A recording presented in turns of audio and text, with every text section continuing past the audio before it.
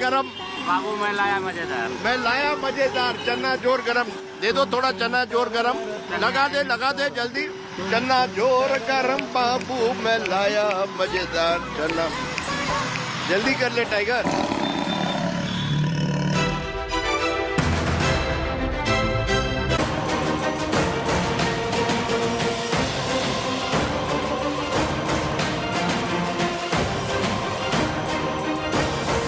Namaskar.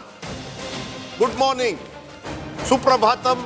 Whichever part of this wonderful country you are in, for one last time in 2024, it's the battle of the states, the big verdict day.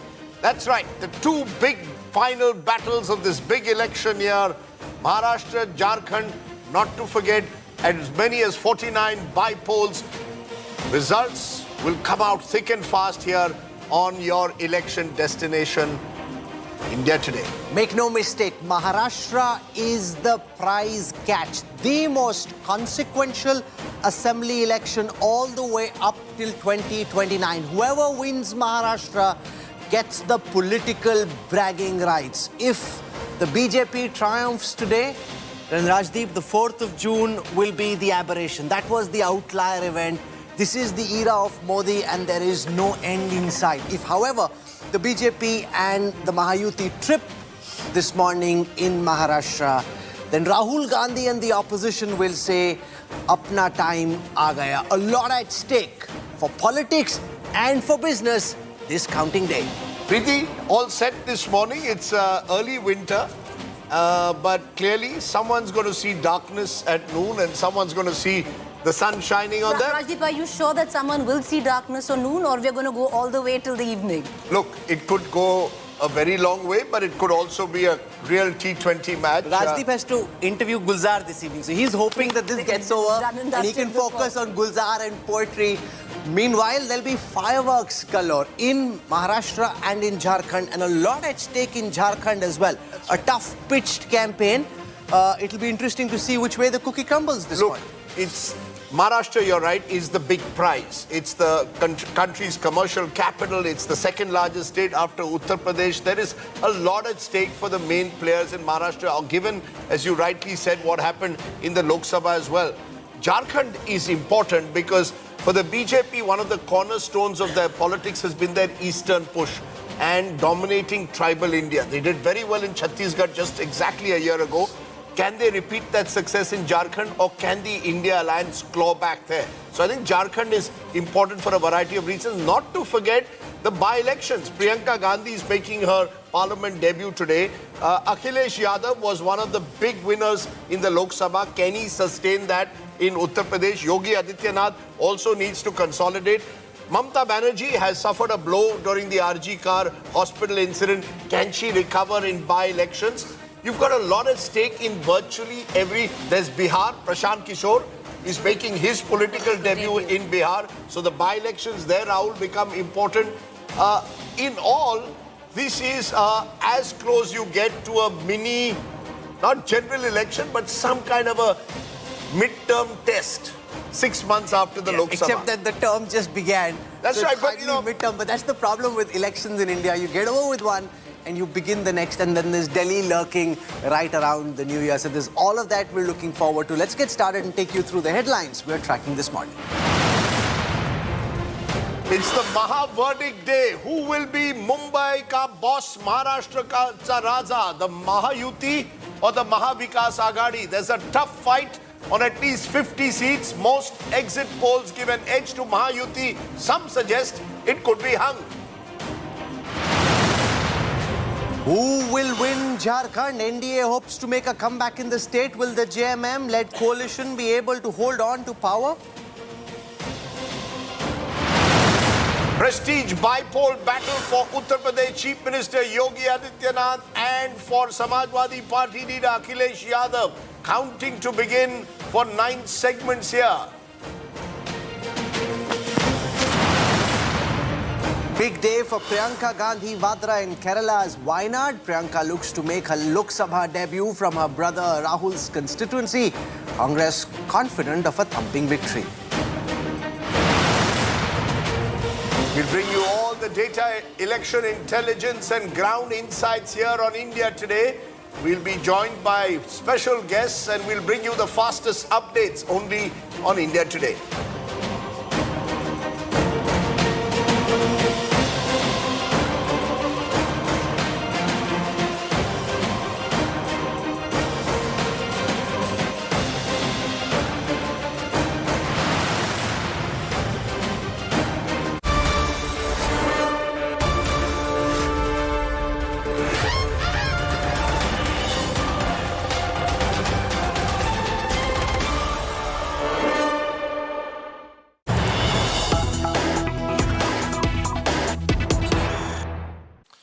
Okay, 55 minutes to go for the electronic voting machines to be opened up for 288 constituencies in Maharashtra, 81 in Jharkhand, not to forget the crucial bypolls across the country. So big verdict day for Maharashtra and Jharkhand. It will decide the fate of several major political figures in both these states. Their future is really at stake in these elections. I made some really exciting changes on the election intelligence dashboard, Rajdeep, and I'm really looking forward to our viewers getting a sample of it.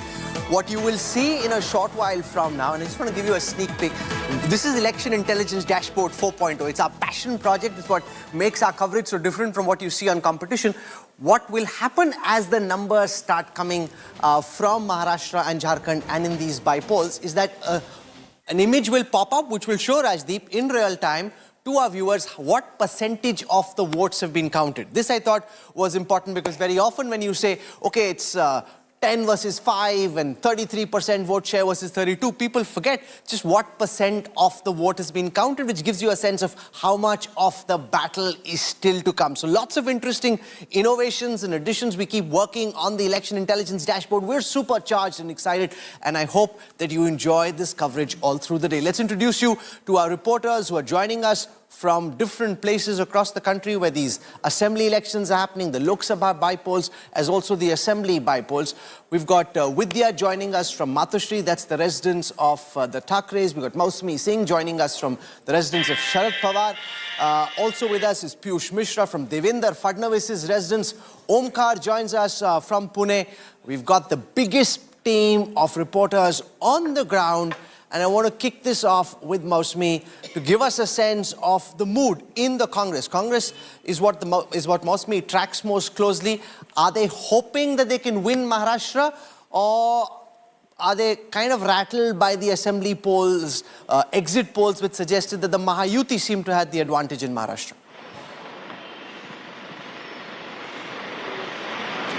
Rahul, Congress would be hoping that after the results it will say "Me theek aahe," and that's what, you know, the MVA would be hoping to wrestle power out of the Mahayuti. But the tempo and the mood in the Congress is a little circumspect. We saw them holding Zoom meetings yesterday, talking to all the candidates, telling them to man the voting centers and make sure that they stay there till the end. So that's about the preparations. Also, we heard about the hotel politics and how Sanjay Raut spun it around and said that we'll have the hotel readied in Mumbai to ensure there's no poaching. So they know that it's going to be, the Congress somewhere is aware, it's going to be a very tight battle. It could be a neck-to-neck fight, and you know, every vote and even the last ball counts. That's why they would be keeping it watching it very closely. Remember that 2 days back, Rahul Gandhi had held a presser in at the AICC, and the Congress mood there didn't look very upbeat in terms of that they were sure of victory. The body language and the rhetoric was different during the Haryana election. So I think somewhere that is looming large over the entire campaign of the Congress, but we'll have to wait and see. Okay, that was Mausami Singh. Rajdeep? You know, the fact is, psychological games have been played in Maharashtra over the last 48 hours. Sharad Pawar had a briefing and said, we are getting 157. He gave an exact number, and he claimed that he had gone seat by seat and done it. You had the others, you had Sanjay Raut claiming we are already getting our MLAs to come to resorts so that So which resort is most in demand?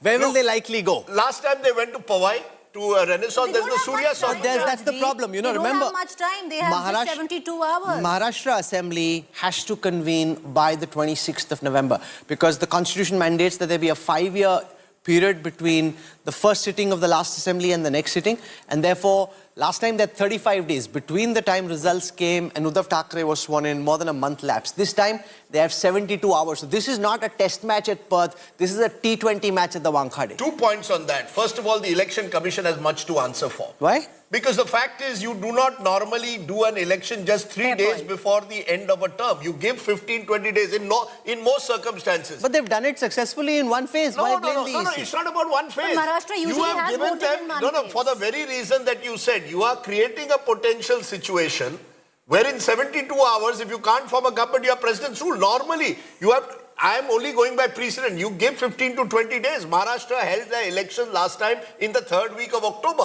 That's the reality. But you wanted to separate Haryana from Maharashtra. This is, of course, election commission, which is otherwise supposed to do... No, but if they get it right, it would be a masterstroke. They won Haryana. If the Mahayuti triumphs in Maharashtra, then it's Chanakya Niti. No, look. But then EC it's about election. How does the EC get into Chanakya Niti? I'm raising questions over the election commission and their calendar. They have much to answer for. Unfortunately, we don't ask. There are certain institutions in this country that are treated as holy cows and not asked the questions that they should be asked. The election commission had much to answer for the way Maharashtra was scheduled. That apart, you said 3 days time, president's rule.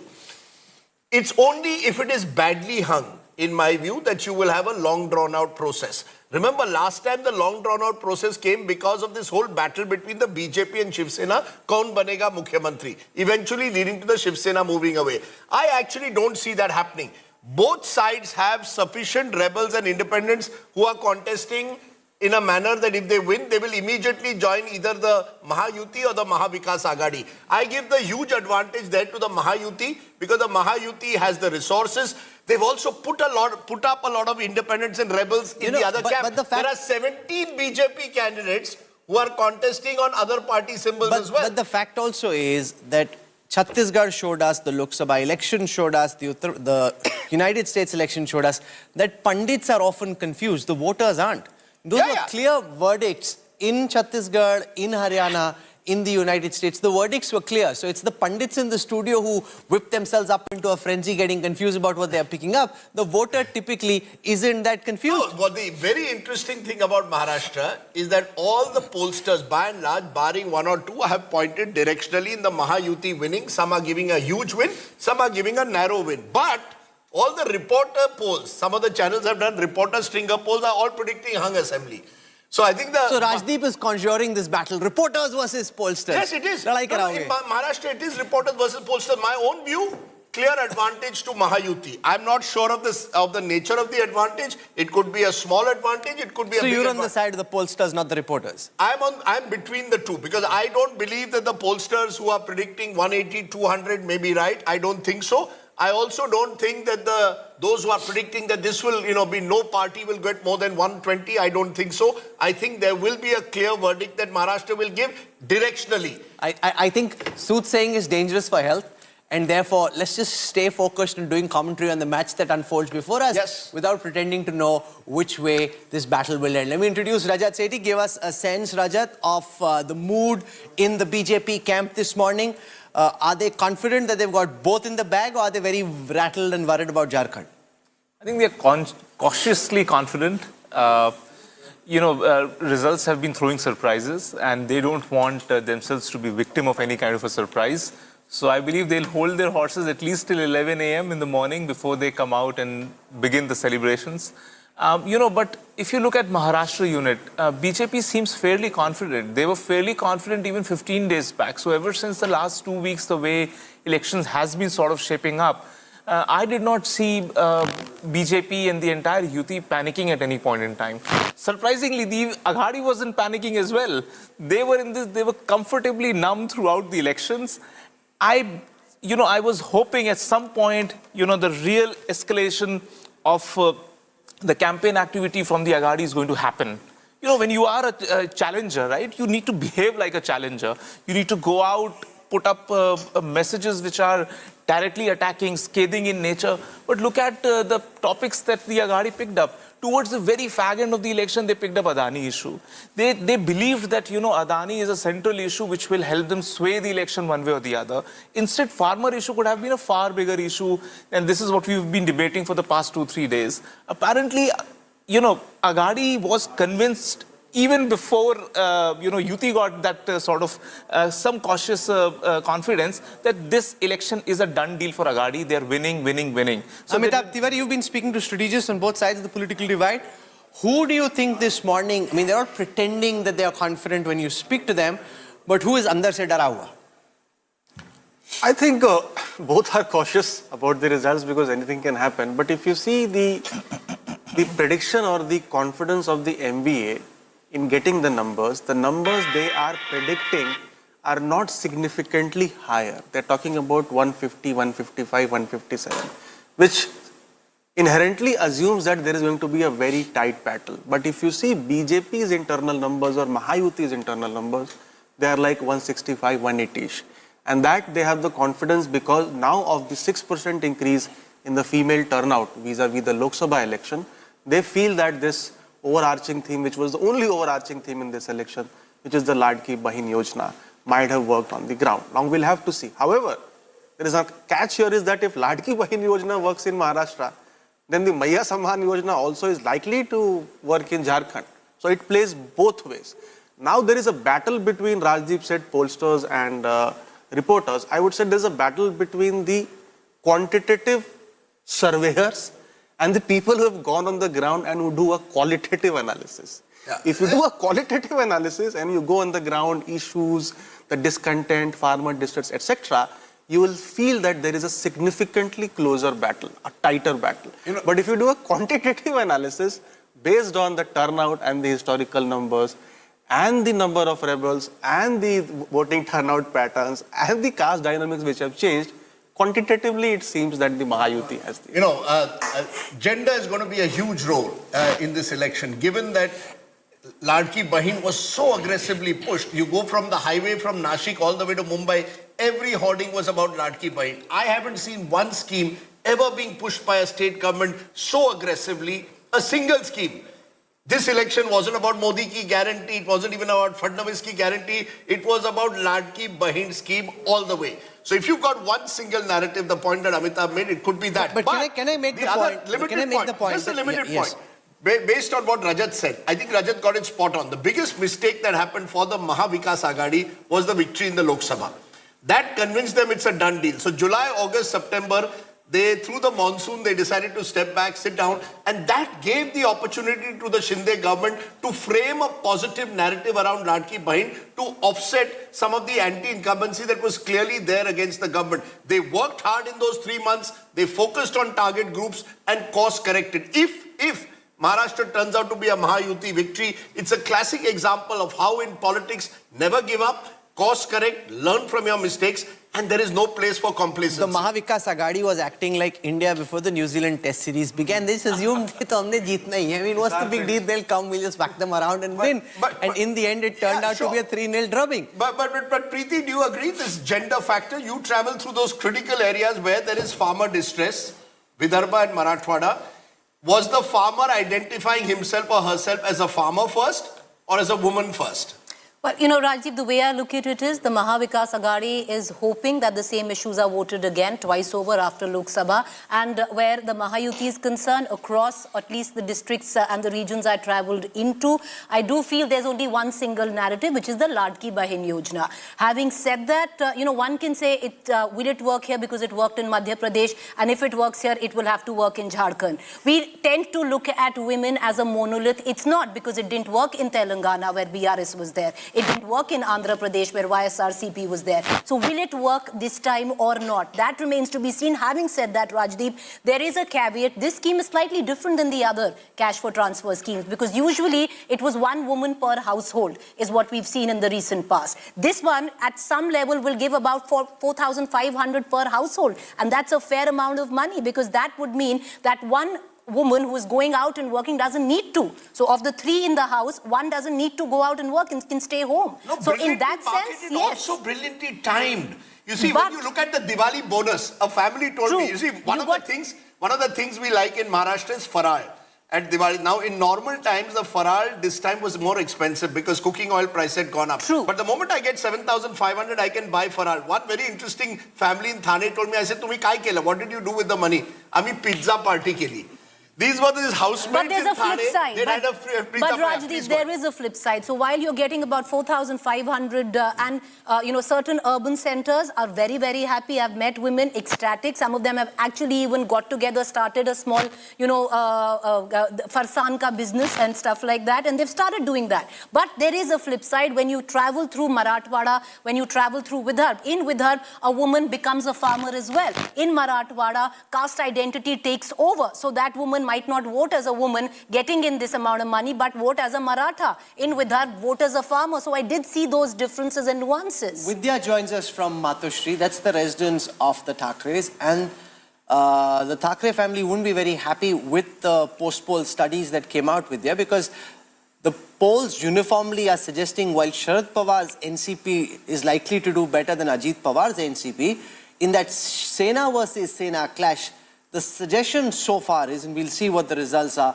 the suggestion so far is that Shinde-Sena may triumph over the Uddhav Thackeray Sena, and that could be deeply problematic. We've got Piyush Mishra joining us from the residence of Deputy Chief Minister Devendra Fadnavis, who would be itching to get rid of that deputy in his title.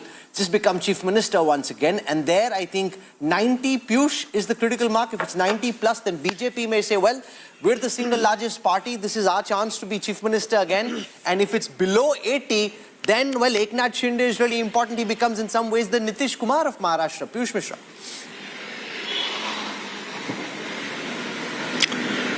Well, absolutely, Rahul, and that's the biggest advantage which BJP has, because it's the only party here in Maharashtra which has fought on the maximum number of seats. 148 is the figure on which BJP has fought, and it is very much hopeful and confident also that it's going to score century, which means above 100 it will have in its kitty. But at the same time, we are also seeing as to how Shinde-Sena has also fought on above 80 seats and Ajit Pawar around 52 seats. So this shows that, BJP, which is confident, has also given a huge share of its pie to Shinde-Sena and also to Ajit Pawar's NCP. I'm right now present in the in front of the residence of Devendra Fadnavis. Remember that on the day of voting, he was there in Nagpur, and the very next day he flew to Mumbai and started holding meetings with various other leaders. We are also speaking with various BJP leaders, Rahul. They are telling us that yes, they are confident of getting more than 100, but as far as the government formation is concerned, they are waiting for results to come. At the same time, Rahul, they are also in touch with various rebel candidates. What I am hearing from my sources is that around 31 seats are there in Mahayuti on which there are rebel candidates. 7 seats are there on which there are candidates of the same party, official candidate and rebel candidate of the same party, and 24 seats are there on which rebels are of different political parties. That is why BJP has started getting in touch with not only rebels of Mahayuti but also of Mahavikas Aghadi, because we know that BJP is expert in forming the government when it comes to forming government in crisis, and that is why they are in touch with various people. Senior leaders of BJP are in Mumbai. Bhupendra Yadav, who was in charge for elections, held a meeting with Devendra Fadnavis. He is keeping a close watch on the developments, and in few hours from now, we will see a picture to get clear. Maximum by 12 p.m. The first picture will come out, and then we will see. So Vidya is with us from Matushri. A lot at stake for the Thackerays, because if Shinde-Sena Vidya does well, then questions will be asked about the future viability of the UBT project itself. If, however, Aditya Thackeray and Uddhav Thackeray are able to triumph in this battle, then maybe on the flip side, some of the Shinde-Sena MLAs may want to come back. Well, in fact, yes, it is a high stake for the Thackeray's. Remember, it's the Thackeray legacy, as they have been saying, is with them. Uddhav Thackeray's legacy, in reality, is what they have been claiming is with the Uddhav Thackeray faction.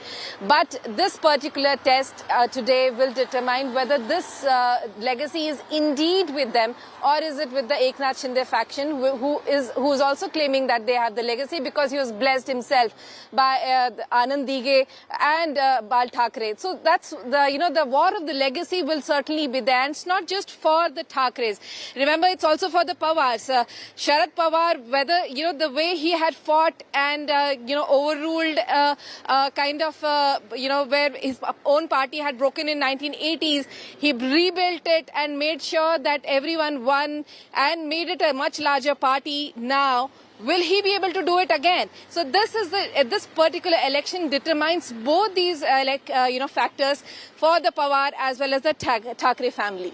Rajdeep, can he build the NCP again, or is he just too old now to have the strength to rebuild his party bottom up? Sharad Pawar first contested an election in 1967. Wow. He first attended a Congress Adhiveshan, their plenary in 1962. He told me this story once, getting emotional. I saw Jawaharlal Nehru in Bhubaneswar, I think 62 or 63.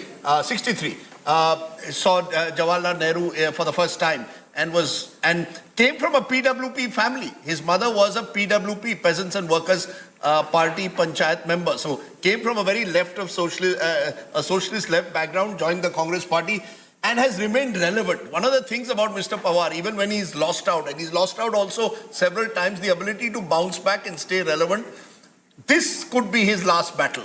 I mean, if he loses badly, certainly it's going to be difficult to come back and he may not have time on his side. But on the other hand, he's one of those who's praying for a hung assembly. Because if it's a hung assembly, he is as relevant as ever, particularly given the fact that on the other side, you've got his old friends of the NCP, Ajit Pawar, his nephew, and several colleagues of his, including a former assistant, Dilip Valse Patil, who very intriguingly said, kuch bhi ho sakta hai after the 23rd. Who says that we can't come together? So all options for Mr. Pawar would open up only if there's a hung assembly. Isn't that the problem with the Mahavikas Aghadi, Rajdeep? Because let's juxtapose Haryana with it. Because there was, so much talk of internal sabotage, getting this much but not, more than that. Similarly here, why would you pray for a hung assembly? You would pray that you get a full mandate. No, that's your plan B. You see, with most of the politicians of Maharashtra today, they have plan A and B.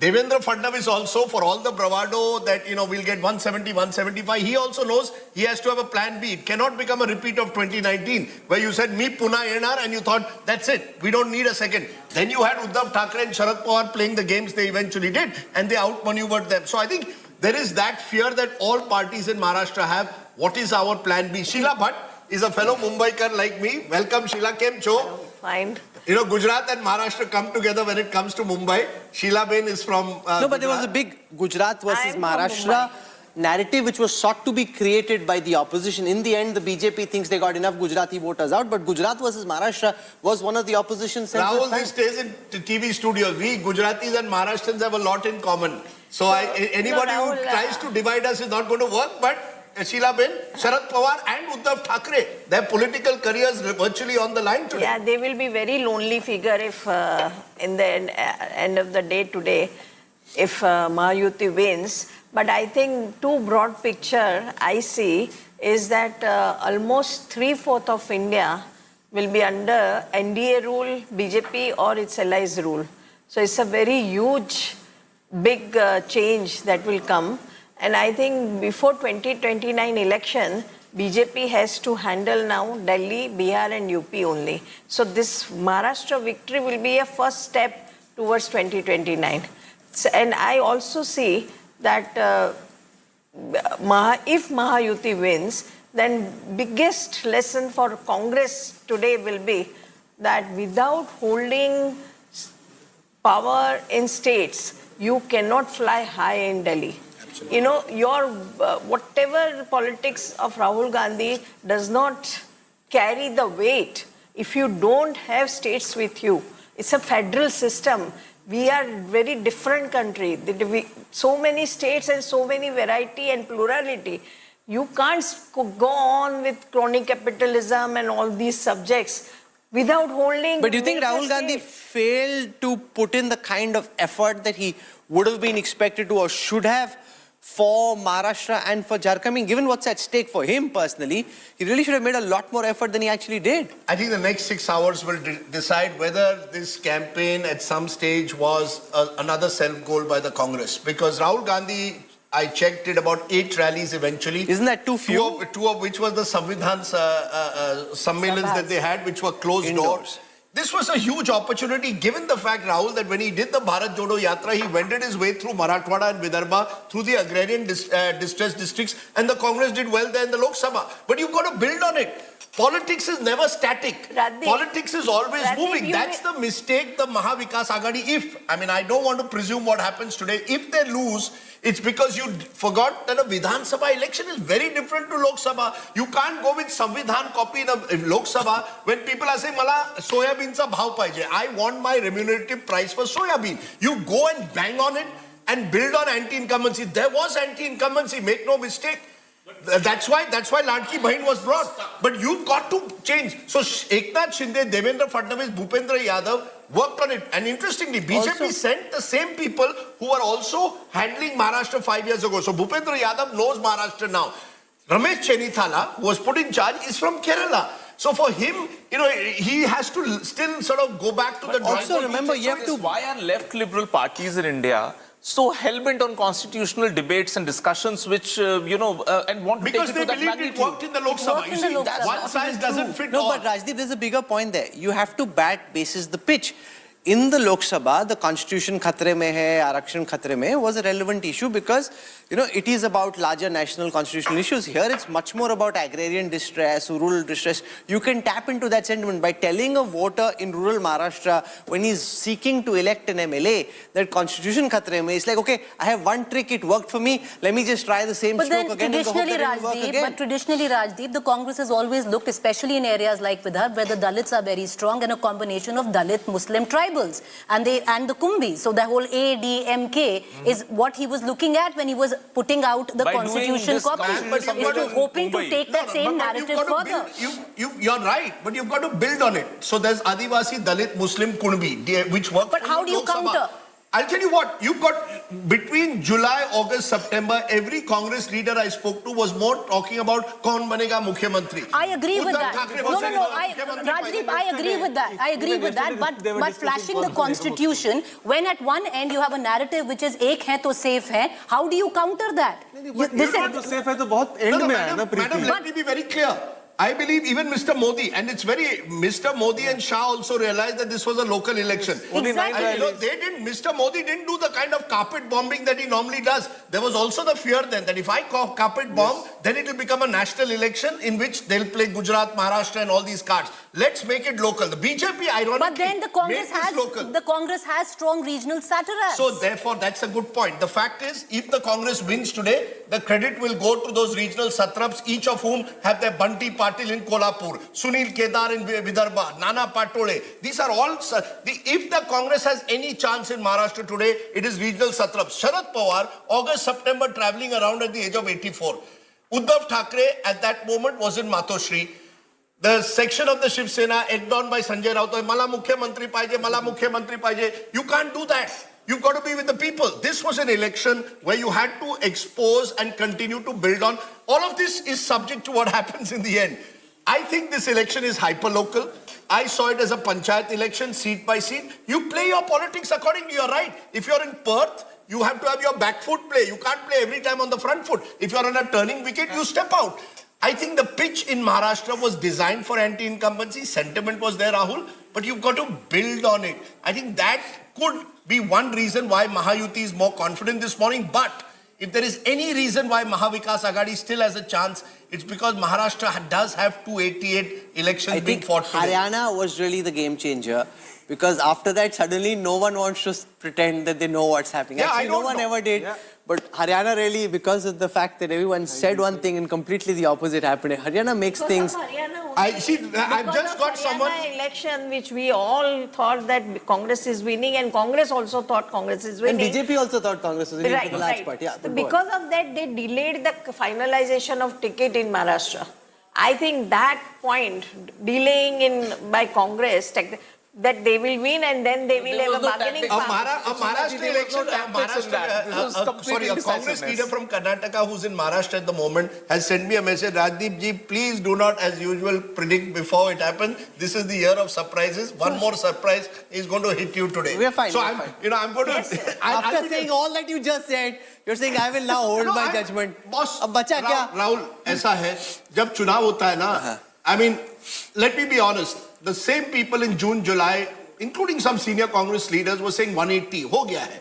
You see, no election हो गया है. Much like what happened with the BJP. हमको 400 पार तो होना ही है, 350 तो आना ही है. It didn't happen, right? Every election has to be fought differently. You made a point today, which is important, saying that look, if Maharashtra is one, or Sheila also said, then 2029 it's a smooth. Nothing is smooth. You could have Delhi 2 months from now, very different. You'd have Bihar next year. No, but nothing turns on it. No, one second, Rajdeep, let's be very clear. No matter who wins in Delhi, national politics doesn't turn on it. There is a whole ecosystem that's been out to build a narrative post the 4th of June, that the Modi era is coming to an end, that the end of this Modi Sarkar is around the corner, that 2029 is when Rahul Gandhi takes over. Haryana, debunked that theory, and if Maharashtra goes the Mahayuti way, then Prime Minister Modi and his supporters will say, hey, it was the 4th of June which was the aberration. And remember what Farid Zakaria said, and this I think is very important for all of viewers to spend a moment thinking about.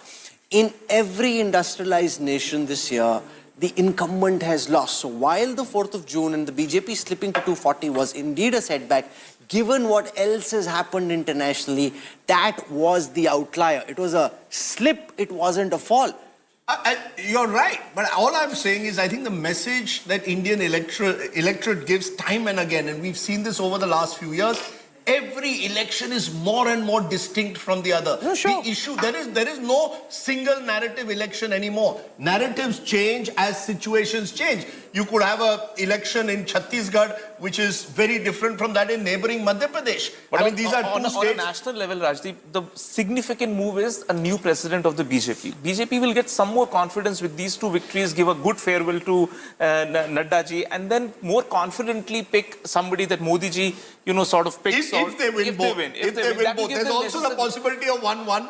There's the possibility of both being hung. These are both states where some polls are saying both could be hung. And the sentiment keeps on changing with every election result. Delhi might be 70 seats only, but it is the capital of the country. Maha Premier League is important. Rahul, to flip around what you said, that if he wins, if, say, the Mahayuti wins, the naysayers of Lok Sabha 2024 will be quiet. But let's say if they lose, that still doesn't mean. All I'm just saying is, it still doesn't mean that the Modi era is over. They could come back and win Bihar. They could come back and win Uttar Pradesh. It cuts both ways. Modi is not going anywhere. Exactly. If the opposition thought after June 4th that Mr. Modi is going to go into the quietly into the distance, they are sadly mistaken. And either way, whatever the result is not a referendum on him. I've always believed that Mr. Modi has been in politics for 50 years. It's like Sharad Pawar. These people who have been in politics for 40, 50 years, they know how to take adversity. They know how to celebrate triumph because they've seen it all. When you've seen it all, then it's easier to and you don't get carried away. I don't think they get carried away. No, but speak to people around the Prime Minister, those who love him and are his well-wishers, they say it's like an era. It's the era of Chandragupta Maurya, for example. Extended for 20 years, the Modi era goes up till 2034. That's the way they're playing it. And therefore, Maharashtra is very important. The problem is always with courtiers. Whether it's courtiers of Rahul Gandhi or courtiers of Narendra Modi. But there's a very big difference. Narendra Modi's courtiers will tell him, you're emperor. Rahul Gandhi's courtiers will say, aapka time aa raha hai. Both of them should But there's a very big difference. Modi and Shah, because they've risen from the ground, know when to push the courtiers back and make the changes. Rahul Gandhi and people around around him were so convinced that the Modi era has ended that they started acting with the kind of hubris which is quite unprecedented. Post the 4th of June, look at the hubris of many in the Congress party who thought, boss, we're just waiting in the wings. But Rahul, let's pad up who's getting what, and they started discussing ministries already. But even if the Mahavikas Agadi wins today, it doesn't mean that the Rahul Gandhi era is back. No, of course. Exactly. What it actually means Era is back, matlab, when did it start? Or that it starts, that the Rahul Gandhi era starts. It's a bit like when they won 3 winter election 2018. I think politics has to be taken with a pause button always. So I think if Mahavikas Agadi wins, look, we've looked at Mahayuti winning. There's the possibility of Mahavikas. If the Mahavikas Agadi wins, Sheila Ben is right, it gives a huge boost to the Congress nationally. It suggests that the organizational atrophy which still exists on the ground has been temporarily sort of given some kind of a reprieve. Haryana's setback is offset, but it doesn't mean you're back. Politics is a continuous process. No, but the question also is, voters are looking at what's happening in Himachal Pradesh, for example, where the current government is on the verge of bankruptcy. The Himachal Bhavan is having to be sold. They're seeing what's happening in Telangana and Karnataka. Look at the factionalism, the infighting, the corruption charges in Karnataka.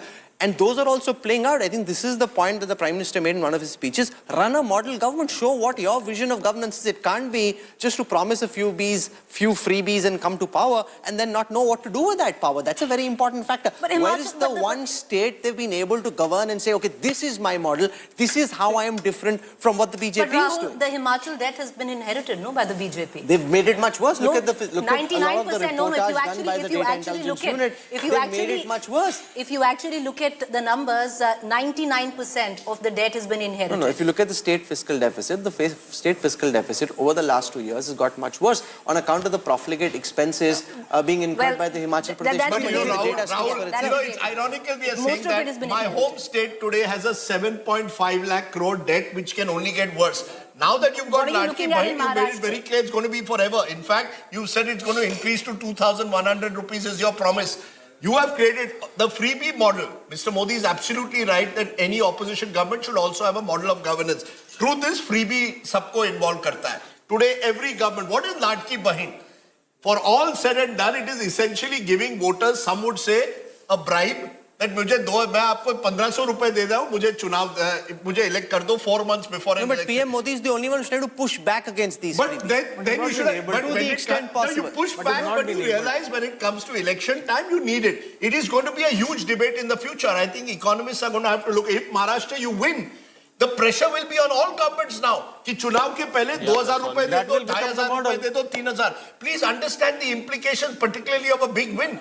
I will then say, 4 months before an election, well delivered through DBT, I give the money, I will get votes. So there are a lot of other implications of this election. No, certainly. Omkar Wable joins us from Baramati. This is where it's Pawar versus Pawar once again.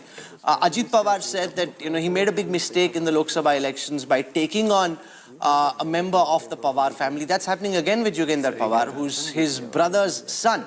So Omkar Wable in Baramati, last time it was Supriya Sule who won that high prestige battle. Ajit Dada Pawar is the local Dada in some ways. Is he confident that he'll be able to go through, or could there be a possibility, Rajdeep, that he actually slips and falters? Is that still in contest, or does he have enough on the ground to ensure that this is a no contest? Ajit Pawar won 1 out of 4 in the Lok Sabha. 1 out of 5 in the Lok Sabha. I think there are 15 to 20 candidates who will win on their own. And that is one of the stories of Maharashtra. An interesting old timer of Maharashtra said, 110 seat तुम्ही लिहून घ्या, तुम्ही लाडकी बहीण करा, काही करा, 110 people are going to win. Whether whoever you do, so those 110 include 15 from Ajit Pawar's camp. So everyone is looking to add on. I've got my 15, Sharad Pawar has his 15, BJP has 25, even Shiv Sena UBT has 10, 12 who will not lose. Rajdeep, I'll tell you a very interesting story. So we were in Sanaswadi and we were coming in, we meet an Ajit Pawar, Sanaswadi, yeah, and we meet an Ajit Pawar candidate. And when I speak with him, and he says, Sahib ka Ashirwad hai. So I said, Sahib mein Ajit Pawar. Then he looked at me, he said, nahi, Sahib ka Ashirwad hai. So there is, if you actually look at it, Sharad Pawar is actually backing some of the candidates that are fighting for Ajit Pawar today. getting the wrath of Sharad Pawar. No, no, no. Okay, so No. people, There seems they to want be... to create this strategic ambivalence when you go in so that at least the NCP's voters No, look, of the across word, the aisle no, come over and Rajat, vote the for word me. on the ground is that there are a few candidates that are being fielded from the Ajit Pawar camp which have the tacit understanding in support of the Sharad Pawar camp. More than tacit understanding, I think Mr. Sharad Pawar is clever enough to realize there are some guys who can win on their own. So therefore, he maintains good relations with them. You see, it is not a bitter fallout. It may be bitter at the top, not in the middle And level, could not be at the useful ground if level. it's a hung assembly. not his style of And politics. Rajdeep, Nawab could Malik is a classic example. Nawab Malik is contesting an election where he told me, आम्ही जिंकलो ना, तर मी कुठे पण जाऊ शकतो. कोण म्हणाला की मी BJP बरोबरच जाईन. So you see, because yes, they call him Sahib, but the fact is they have their relationships, their networks, the sugar cooperatives, the resources, the banks, the schools, colleges. There's a financial connection.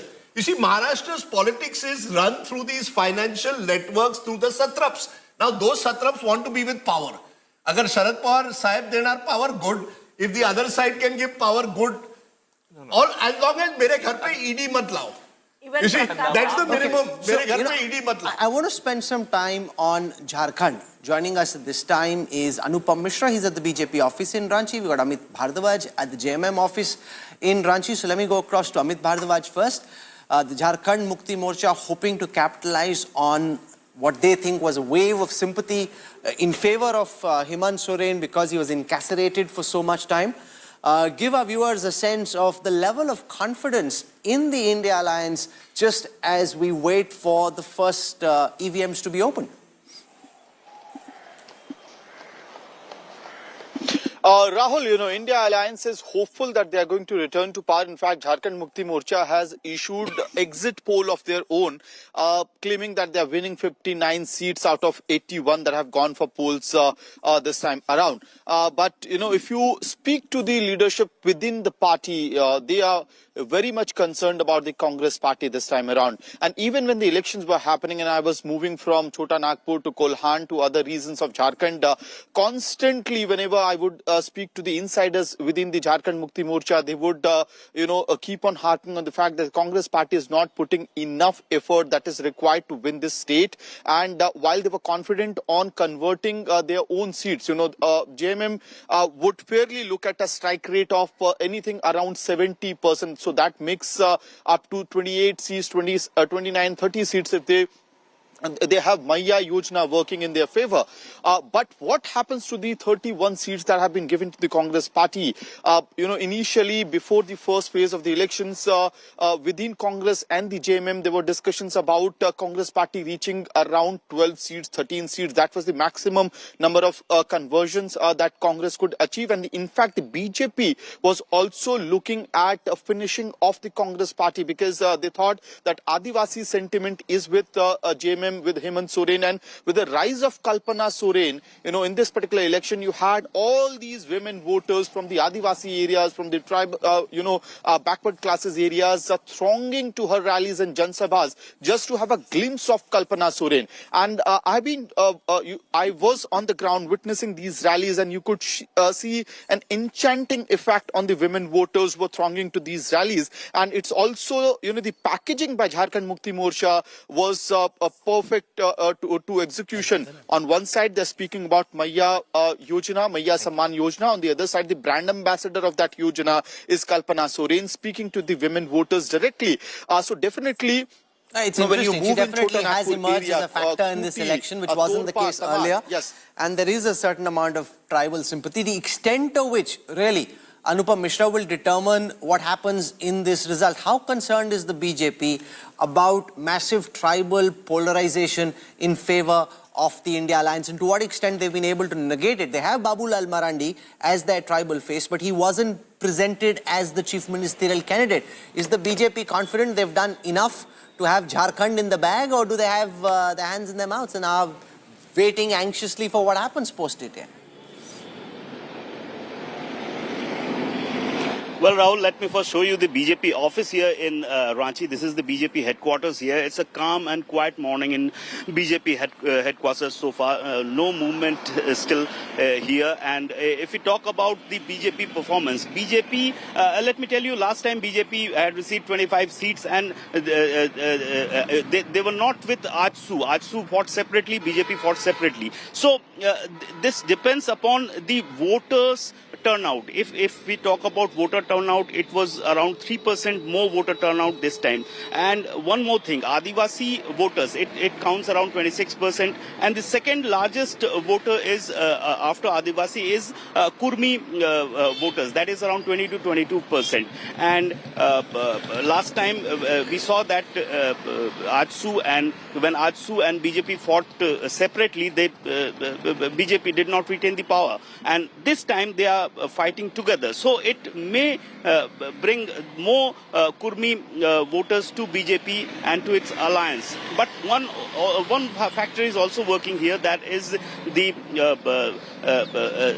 one newcomer, that is Ramdev Mahato, which can be a decisive factor. So there are several important things. Point you make. The Jharkhand Loktantrik Krantikari Morcha, the JLKM, especially amongst the Kurmi voters, the extent of damage that this does to the BJP's prospects will be very important to note, Rajdeep. There are two interesting figures in Jharkhand you should look at. One is Tiger Mahato.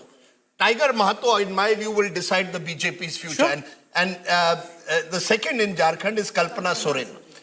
Kalpana Soren has emerged, and again there's a lesson perhaps for some of the Congress campaigners. You want to campaign and you want to have hunger, jao Maidan mein aur 50 rally karo. That's how you fight elections. She's done 84 rallies and she's been at it for 3 months. Now that is what you call a campaign. It's a fight. Every Jharkhandi old friend, arey boss, she has turned, she's more popular today in many ways than Hemant Soren. Hemant Soren has the sympathy factor. She's got that X factor. She's building a bit like what Zarange Patil in Maharashtra had before the Lok Sabha. Zarange Patil, wherever he went, the youth gravitated towards him. I don't think that factor is entirely gone, and it will be one of the X factors playing out in Maharashtra also this time. So we've got jalebis being made. I don't know. Rajdeep will be salivating very soon. I'm not much of a sweets in the morning kind of person. In fact, no sweets at all, in fact. But we've got Aishwarya Paliwal joining us. What kind of a Punjabi say? What kind of a Sikh are you? You don't have sweets? I just... Yeah, aap log itne achhe sweet lassi banate ho Amritsar mein, you don't like sweet? Amritsar is a very problematic place. Rahul Kanwar is this millennial generation. They want to, this is the Virat Kohli generation, want to stay. You made a point today, which is important, saying that, look, if Maharashtra is one, or Sheila also said, then 2029 it's a smooth. Nothing is smooth. Not smooth. You could have Delhi 2 months from now, very different. You'd have Bihar next year. No, but nothing turns on it. No, one second, Rajdeep, let's be very clear. No matter who wins in Delhi, national politics doesn't turn on it. There is a whole ecosystem that's been out to build a narrative post the 4th of June, that the Modi era is coming to an end, that the end of this Modi Sarkar is around the corner, that 2029 is when Rahul Gandhi takes over. Haryana, debunked that theory, and if Maharashtra goes the Mahayuti way, then Prime Minister Modi and his supporters will say, hey, it was the 4th of June which was the aberration. And remember what Farid Zakaria said, and this I think is very important for all of viewers to spend a moment thinking about. In every industrialized nation this year, the incumbent has lost. So while the 4th of June and the BJP slipping to 240 was indeed a setback, given what else has happened internationally, that was the outlier. It was a slip, it wasn't a fall. You're right, but all I'm saying is I think the message that Indian electorate gives time and again, and we've seen this over the last few years, every election is more and more distinct from the other. No, sure. The issue, there is no single narrative election anymore. Narratives change as situations change. You could have an election in Chhattisgarh, which is very different from that in neighboring Madhya Pradesh. But these are two states. On a national level, Rajdeep, the significant move is a new president of the BJP. BJP will get some more confidence with these two victories, give a good farewell to Nadda ji, and then more confidently pick somebody that Modi ji, sort of picks. If they win both. There's also the possibility of 1-1. There's the possibility of both being hung. These are both states when some polls are saying both could be hung. And the sentiment keeps on changing with every election result. Delhi might be 70 seats only, but it is the capital of the country. Maha Premier League is important. Rahul, to flip around what you said, that if he wins, if, say, the Mahayuti wins, the naysayers of Lok Sabha 2024 will be quiet. But let's say if they lose, that still doesn't mean... All I'm just saying is, it still doesn't mean that the Modi era is over. They could come back and win Bihar. They could come back and win Uttar Pradesh. It cuts both ways. Modi is not going anywhere. Exactly. If the opposition thought after June 4th that Mr. Modi is going to go into the quietly into the distance, they are sadly mistaken. And either way, whatever the result is not a referendum on him. I always believed that Mr. Modi has been in politics for 50 years. It's like Sharad Pawar. These people who have been in politics for 40, 50 years, they know how to take adversity. They know how to celebrate triumph because they've seen it all. When you've seen it all, then it's easier to deal with it. And you don't get carried away. I don't think they get carried away. No, but speak to people around the Prime Minister, those who love him and are his well-wishers, they say it's like an era. It's the era of Chandragupta Maurya, for example. Extended for 20 years, the Modi era goes up till 2034. That's the way they're playing it. See, and therefore, Maharashtra is very important. The problem is always with courtiers. Whether it's courtiers of Rahul Gandhi or courtiers of Narendra Modi. But there's a very big difference, Rajiv. Narendra Modi's courtiers will tell him, you're emperor. Rahul Gandhi's courtiers will say, aapka time aa raha hai. Both of them should But there's a very big difference. Modi and Shah, because they've risen from the ground, know when to push the courtiers back and make the changes. Rahul Gandhi and people around him were so convinced that the Modi era has ended that they started acting with the kind of hubris which is quite unprecedented. Post the 4th of June, look at the hubris of many in the Congress party who thought, boss, we're just waiting in the wings. But Rahul, let's pad up who's getting what, and they started discussing ministries already. But even if the Mahavikas Aghadi wins today, it doesn't mean that the Rahul Gandhi era is back. No, of course. Exactly. What it actually means era is back, matlab, when did it start? Or that it starts, that the Rahul Gandhi era starts. It's a bit like when they won 3 winter election 2018. I think politics has to be taken with a pause button always. So I think if Mahavikas Aghadi wins, look, we've looked at Mahayuti winning. There's the possibility of Mahavikas. If the Mahavikas Aghadi wins, Sheila Ben is right, it gives a huge boost to the Congress nationally. It suggests that the organizational atrophy which still exists on the ground has been temporarily sort of given some kind of a reprieve.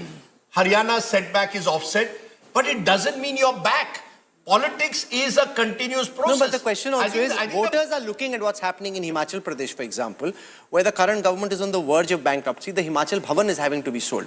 They're seeing what's happening in Telangana and Karnataka. Look at the factionalism, the infighting, the corruption charges in Karnataka. And those are also playing out. I think this is the point that the Prime Minister made in one of his speeches. Run a model government. Show what your vision of governance is. It can't be just to promise a few freebies and come to power and then not know what to do with that power. That's a very important factor. Where is the one state they've been able to govern and say, okay, this is my model. This is how I am different from what the BJP is doing. The Himachal debt has been inherited, by the BJP. They've made it much worse. Look at a lot of the 99%. No, if you actually look at made it much worse. If you actually look at the numbers, 99% of the debt has been inherited. No, if you look at the state fiscal deficit, the state fiscal deficit over the last 2 years has got much worse on account of the profligate expenses being incurred by the Himachal Pradesh. But Rahul, it's ironical we are saying that my home state today has a 7.5 lakh crore. 6, 5, 4, 3, 2, 1.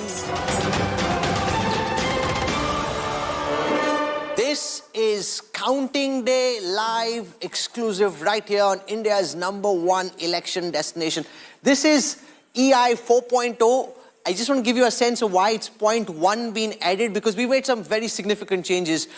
We looked at the American networks. We saw some of the things that they had which weren't present on Indian networks, and we tried to find ways of being able to ensure that we were one step ahead of everyone else. So what you will see this time round, I just want to give you a head start about that, is a count which tells you what percentage of the vote has been counted. And that is important because, so much panditry gets done.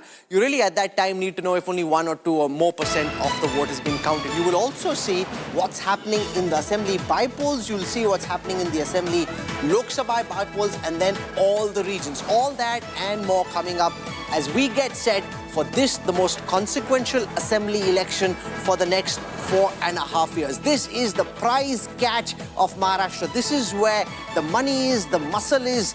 Whoever wins Maharashtra really has huge political bragging rights, Rajdeep. Absolutely. I mean, Maharashtra is as big as it gets. It's a Maha battle. It's a state which has gone through enormous instability. We've had 3 chief ministers in the last 5 years. We've had governments being sworn in at 7 a.m. in the morning. We've had 1 in every 3 MLAs in Maharashtra has switched sides in the last 10 years. I mean, that's the extent of chronic instability that's been built in. So is this a moment where Maharashtra will see stability, or will Maharashtra see more of the same, which is chronic instability?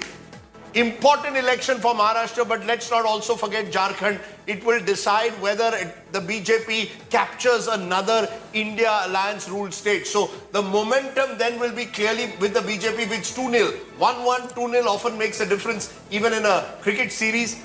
No, but can I contest that to say, you know, of course Jharkhand is important and there's tribal sentiment, it's a mineral-rich state.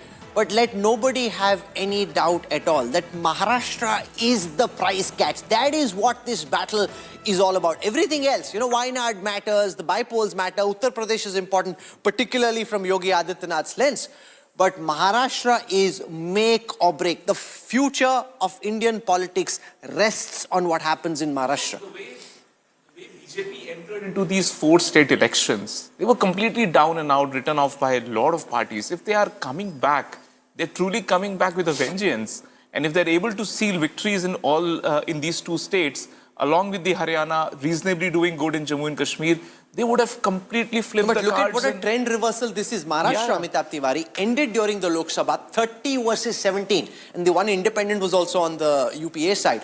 And remember, that's when Prime Minister Modi is on the ticket. Here, Prime Minister Modi is not on the ticket. It's a localized election. So everything which is usually seen as being factors working against the BJP, they're all at play. And if in those circumstances, the Mahayuti is able to pull it back, that would be a phenomenal achievement for Messrs. Modi and Shah. Yeah, because the BJP clearly was on the back foot in this state, and this is one of the states which was responsible for BJP not getting the magical mark of 272. So down and out, they have taken many corrective steps, and they seem to have the edge in the sense that, at least in the terms of sentiment, the edge which Maha Vikas Aghadi had, that has completely evaporated, and it's become a battleground state. And why is it important?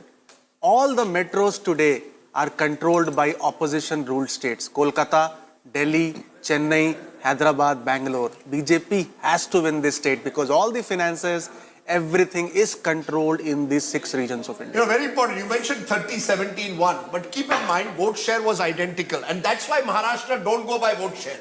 There are 6 elections taking place in Maharashtra. Thane, Konkan, Mumbai, North Maharashtra, Marathwada, Vidarbha, and Western Maharashtra. So there are 6 elections. If you win big in one place, your vote share goes up. But it is also other regions which will matter, which is why it's clear. But I got a lovely little tweet which I think is worth saying. Just switching between India Today and Star Sports India. There's a test match going on. For the 2 most exciting results, Bumrah leading from the front, so is Eknath Shinde. Both seem to be kind of stopgap arrangements. Today could decide whether they become permanent. So if Bumrah wins and leads India to victory at Perth, who knows? He could be the next captain. But for the next 4 hours, India Today is more exciting than the cricket match. I mean, after that, you may want to go. But right now, India Today is... I hope both, it's easy today. You can have 2 TV sets, right? You can live stream India Today somewhere. You can watch Star Sports India. So on the big screen, watch India Today. On the small screen, watch the whatever cricket, you right? want. Whatever's your jam. Okay, here's the thing. I want to go across to Mustafa Sheikh. He joins us from Worli. Worli is where there is a big battle. Adit Thackeray, the incumbent MLA, who won in the Lok Sabha elections, mind you, with an assembly lead of just 6,500 from this assembly constituency. He's up against Rajya Sabha MP, former UPA minister, Eknath Shinde leader, Milind Deora. Mustafa Sheikh in Worli, what's the mood like this morning? Is Aditya Thackeray confident that he's got this in the bag, or is he wary that Milind Deora could end up the giant killer?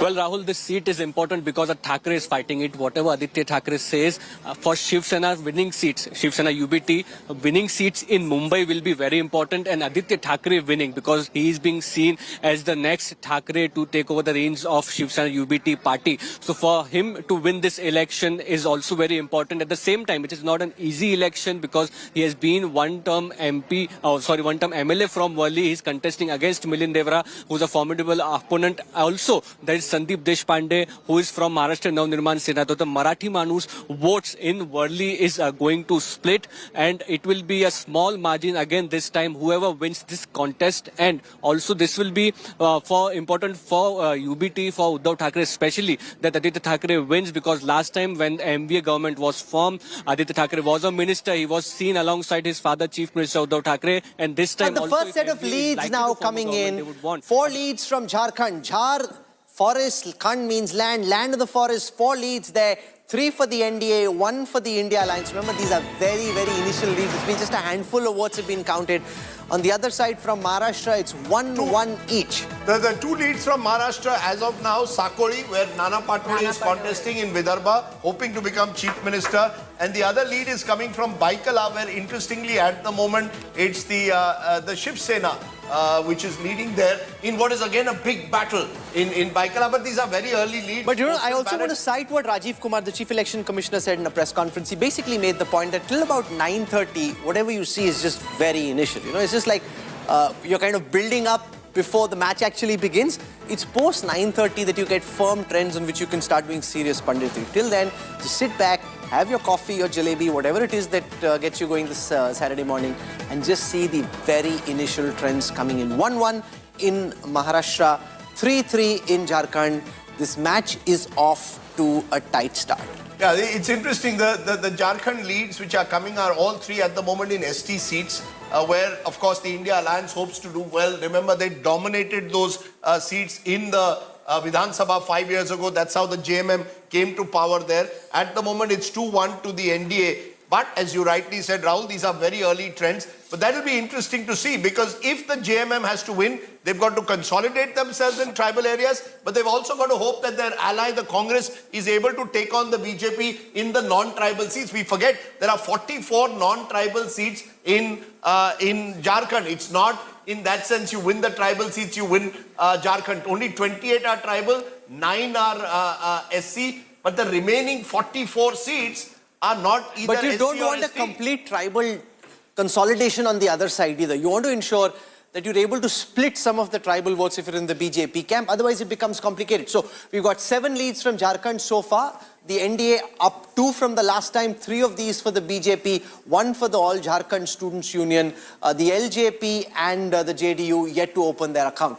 We've got 3 leads at this moment for the India Alliance, all 3 for the JMM. And the interesting thing is that if you speak to people around Omar Abdullah, they tell you about how disappointed they were, Rajdeep, about the Congress not making enough of an effort during the Jammu and Kashmir elections. You speak to people around Shibu Soren, they'll tell you the same thing. Allies constantly disappointed at the fact that Congress didn't make enough of an effort. He wouldn't be very happy with the way ticket distribution in Congress went about. They made some glaring errors in ticket distribution as well. Or if they win, they would be pure lucky. Or Rajat, Congress ceding space to the UBT Shiv Sena in Vidarbha. Congress. You have also got to, if that happens, you'll also have to blame Shiv Sena Exactly. UBT. That's Shiv what I was Sena saying. UBT asked for maximum seats. Mala Shambar paije. They could be the as if you're Achilles heel Sachin in Vidarbha. Tendulkar. You know, Shiv Sena thought they're Sachin Tendulkar. We want 100. 100 what seats? You have got to see, do you have 100 candidates good enough to fight? So you took away some crucial seats in Vidarbha.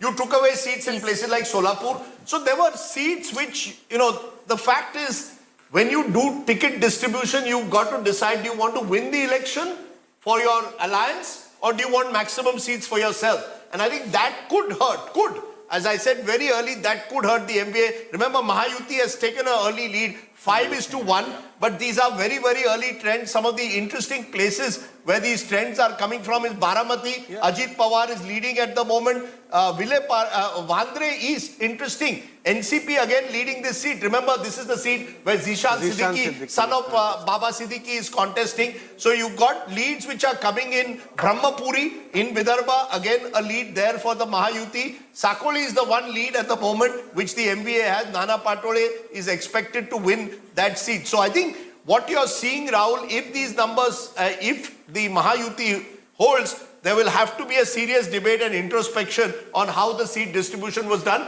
But as I said, that is only when the final numbers come. Please, let's not predict anything or make over-analyze this morning. So these are just postal ballot numbers. So I think That's right, and very early postal ballots. 9:30, the EVMs will not start to be counted. This is the kind of thing where even I might win. I might tell my mother and tell all her students, "Das vote apne You know, mere here's bete ke naam pe dal do." Here's something that we know for sure, and I want to spend a moment on that data. I'll show you the gender-wise turnout for 2024. And what's interesting is, look at the pink line. This line determines the women voters, which has jumped up from 59% in the last assembly elections of 2019 to 65% this time. That's a 6% increase in the percentage of women voters who went out to cast their vote in Maharashtra.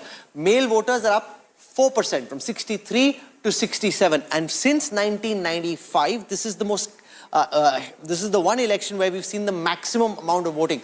But this 6% increase, that could really hold the key to what happens in Maharashtra today.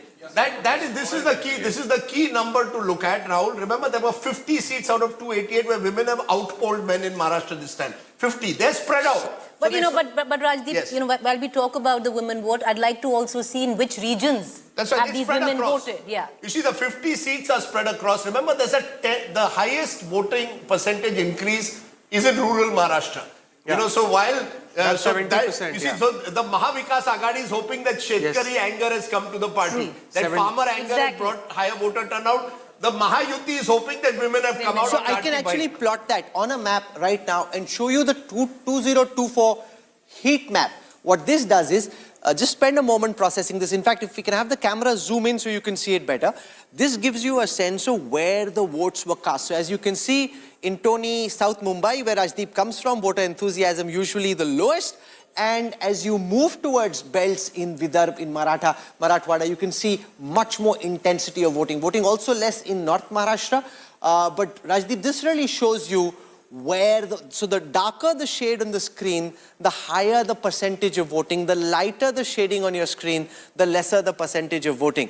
So, you see, traditionally, of course, rural Maharashtra votes much more than urban. So, that's not new. But even in Konkan and Thane, there's lesser voting. Yeah, so, but these are generally so that's what the MVA is holding on to. Remember, Konkan and Thane is where the Shiv Sena Shinde group hopes to dominate. The 39 seats there, including Mr. Shinde's home bastion of Thane, they hope to dominate.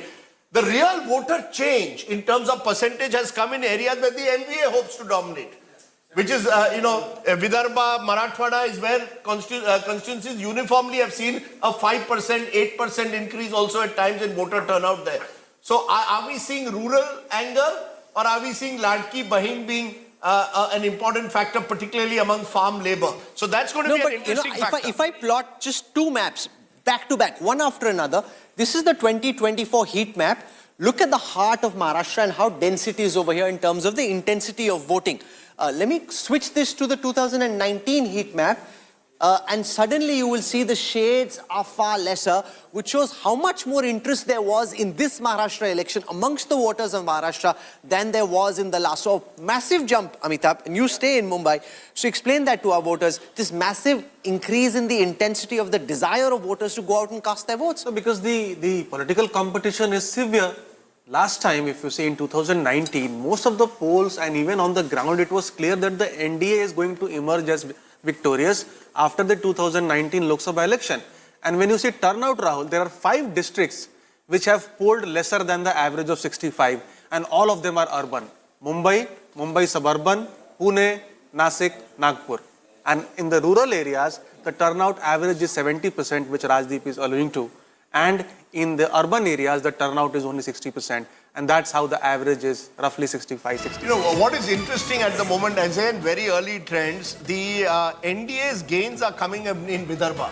A lot of their gains are coming in Vidarbha. Also in reserve constituencies, I give Washim, Murtizapur. These are all constituencies. Rajdeep, I was in Murtizapur, and this is where, the effect of the VBA will come into, question. You're absolutely right. Because I'll tell you because I was there at that point of time, and it was very clear that the VBA was taking a significant chunk from the Aghadi's vote share, and you could see it on ground. And this is a reserved. We are also getting a very early trend for Kulaba, where my mother still votes. And the fact is, at the moment, Rahul Narvekar, Speaker in the Maharashtra Assembly, is winning. He's expected to win that seat. Again, that's one of those seats where there's a huge question mark. Did the Congress again mess up? Didn't have a strong candidate to take on Rahul Narvekar? Did they not prepare for it? But the real story early in Maharashtra is clearly coming from the ST and SC constituencies of Vidarbha at the moment. That's where, whether it's a Melghat, whether it's a Washim,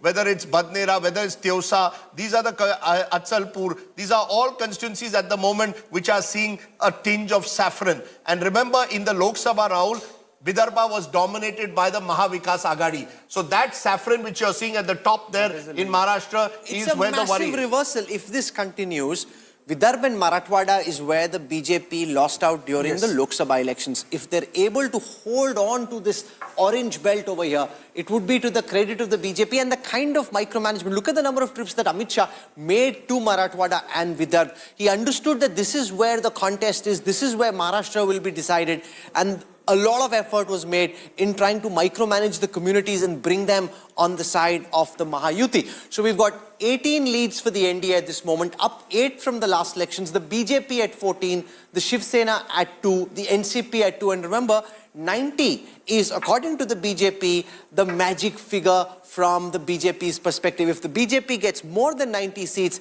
then they'd want their own man. And there's already a massive clamor from within the party, cadre, leaders, that you can't end up as the single largest party and not have your man as chief minister. Rajdeep, how do you think that's likely to play out? 80 and below, the buzz in Maharashtra is they'll be forced to go with Eknath Shinde. If it's 90 plus, they'll say, this has to be a BJP chief minister. Look, the local BJP is determined to have a local, that they want their man. They believe that they sacrifice the chief ministership for Eknath Shinde. It's time to return the favor. But you're right, if the BJP ends up at around 80 and is dependent on both Eknath Shinde and Ajit Pawar to form the government, then Eknath Shinde potentially could remain chief minister. Remember also, there are crucial municipal elections in Maharashtra a few months from now. And many believe keeping Eknath Shinde will keep the Shiv Sena UBT in check and away from Mumbai. So you could even have a scenario, make Eknath Shinde for 6 months and then replace him. Remember, they've gone into this election with his face. He's been one of the favorites, but the local BJP does want Devendra Fadnavis. Fadnavis wants himself. But there is a problem there. If you see, Jarange Patil in his agitation has largely been an anti-Fadnavis, anti-BJP agitation. So could Eknath Shinde emerge in some ways as the Nitish Kumar of Maharashtra? That he becomes very difficult to get rid of. You've got him now. He's a Maratha leader. He's worked incredibly hard, working up till 4 o'clock, 5 o'clock. But just think, if I have got 90 seats, I've got 90. And Shinde ends up with 35. Sure. That's almost three times. Why will I not get the chief ministership? I think if Eknath Shinde crosses 45, 50, so he does remarkably well, and the BJP is at 90, then Eknath Shinde could well say, I've got the highest strike rate. So it's the election, Amitabh Tiwari, where you want to do very well yourself, but you also want to ensure that your friends also don't do too well. Yes. If they do less than very well, that's better for you. Because Eknath Shinde has to maintain that equilibrium. BJP was 2.5 times of Eknath Shinde. So if BJP still is 2.5 times of Eknath Shinde's party, then he could come around and say, what has changed? Why should I not be the chief minister? Because things remain the same. It's only when this ratio deteriorates, as you're pointing out. But his leverage is much lesser after the results come out. No, because if you see, if the mandate is one way, then it is very difficult to replace a sitting chief minister who has enabled you to get that mandate. He is fairly popular. Yeah, so but you saw what happened with Shivraj Singh Chauhan in Madhya Pradesh. I mean, he won the BJP the mandate in the state of Madhya Pradesh. And where did that leave him? So I don't know whether that is a factor really. See, because he was from the party and this... This is an intra-party. Yeah, it's an Who do you think is most likely, Sheila Ben, to be the next BJP president? No, I think Fadnavis. Because President, okay. No, I'm talking of Maharashtra. I don't think there is much of a debate remaining because all the videos of BJP showed Fadnavis along with Modi. So I think they have already given the clue very clearly because videos shown on television on Maharashtra election, BJP videos, shown Fadnavis. So that matter settles. Okay. Let's take a look at the numbers. But BJP president should be, I think, a woman. Because the way Which woman will they make president? Who do you think is most? The way they always, BJP has such a smartness, how they brought Draupadi Murmu like that. I think if Modi wants, he will find somebody. But Yes, because Saroj the way Pandey is there. this You is have, happening, I feel this is a curtain Smriti raiser Irani. to women's reservation, which BJP has already promised. Women call the shots, they decide who's in power, who's not. It will be really historic if BJP gets women president. You know, the Maharashtra story is very interesting. All the results or trends largely are coming at the moment from Vidarbha. Yeah. And that's where you're seeing the domination of the BJP. Remember, BJP won 29 seats there last time out of the 62. If these trends hold, they could go beyond that. If these trends hold. And if that happens, whoever wins, if the BJP holds on to Vidarbha, you can say with relative safety, BJP will be Maharashtra #1 party. That's without a doubt. If they hold and win big there, you can say without a shadow of a doubt, Mahayuti will form the next government.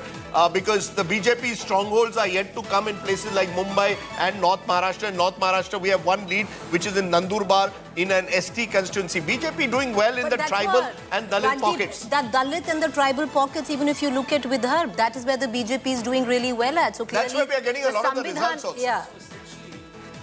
The plank of the Agadi is actually working. But if if the this cotton issue is not an issue, if you know, the other prices of important Agrarian things distress is not an that's issue. what I'm saying. So that is not an issue. Even to an extent, a Maratha reservation issue is not hurting the BJP that much, and BJP is able to decimate Congress party in Vidarbha.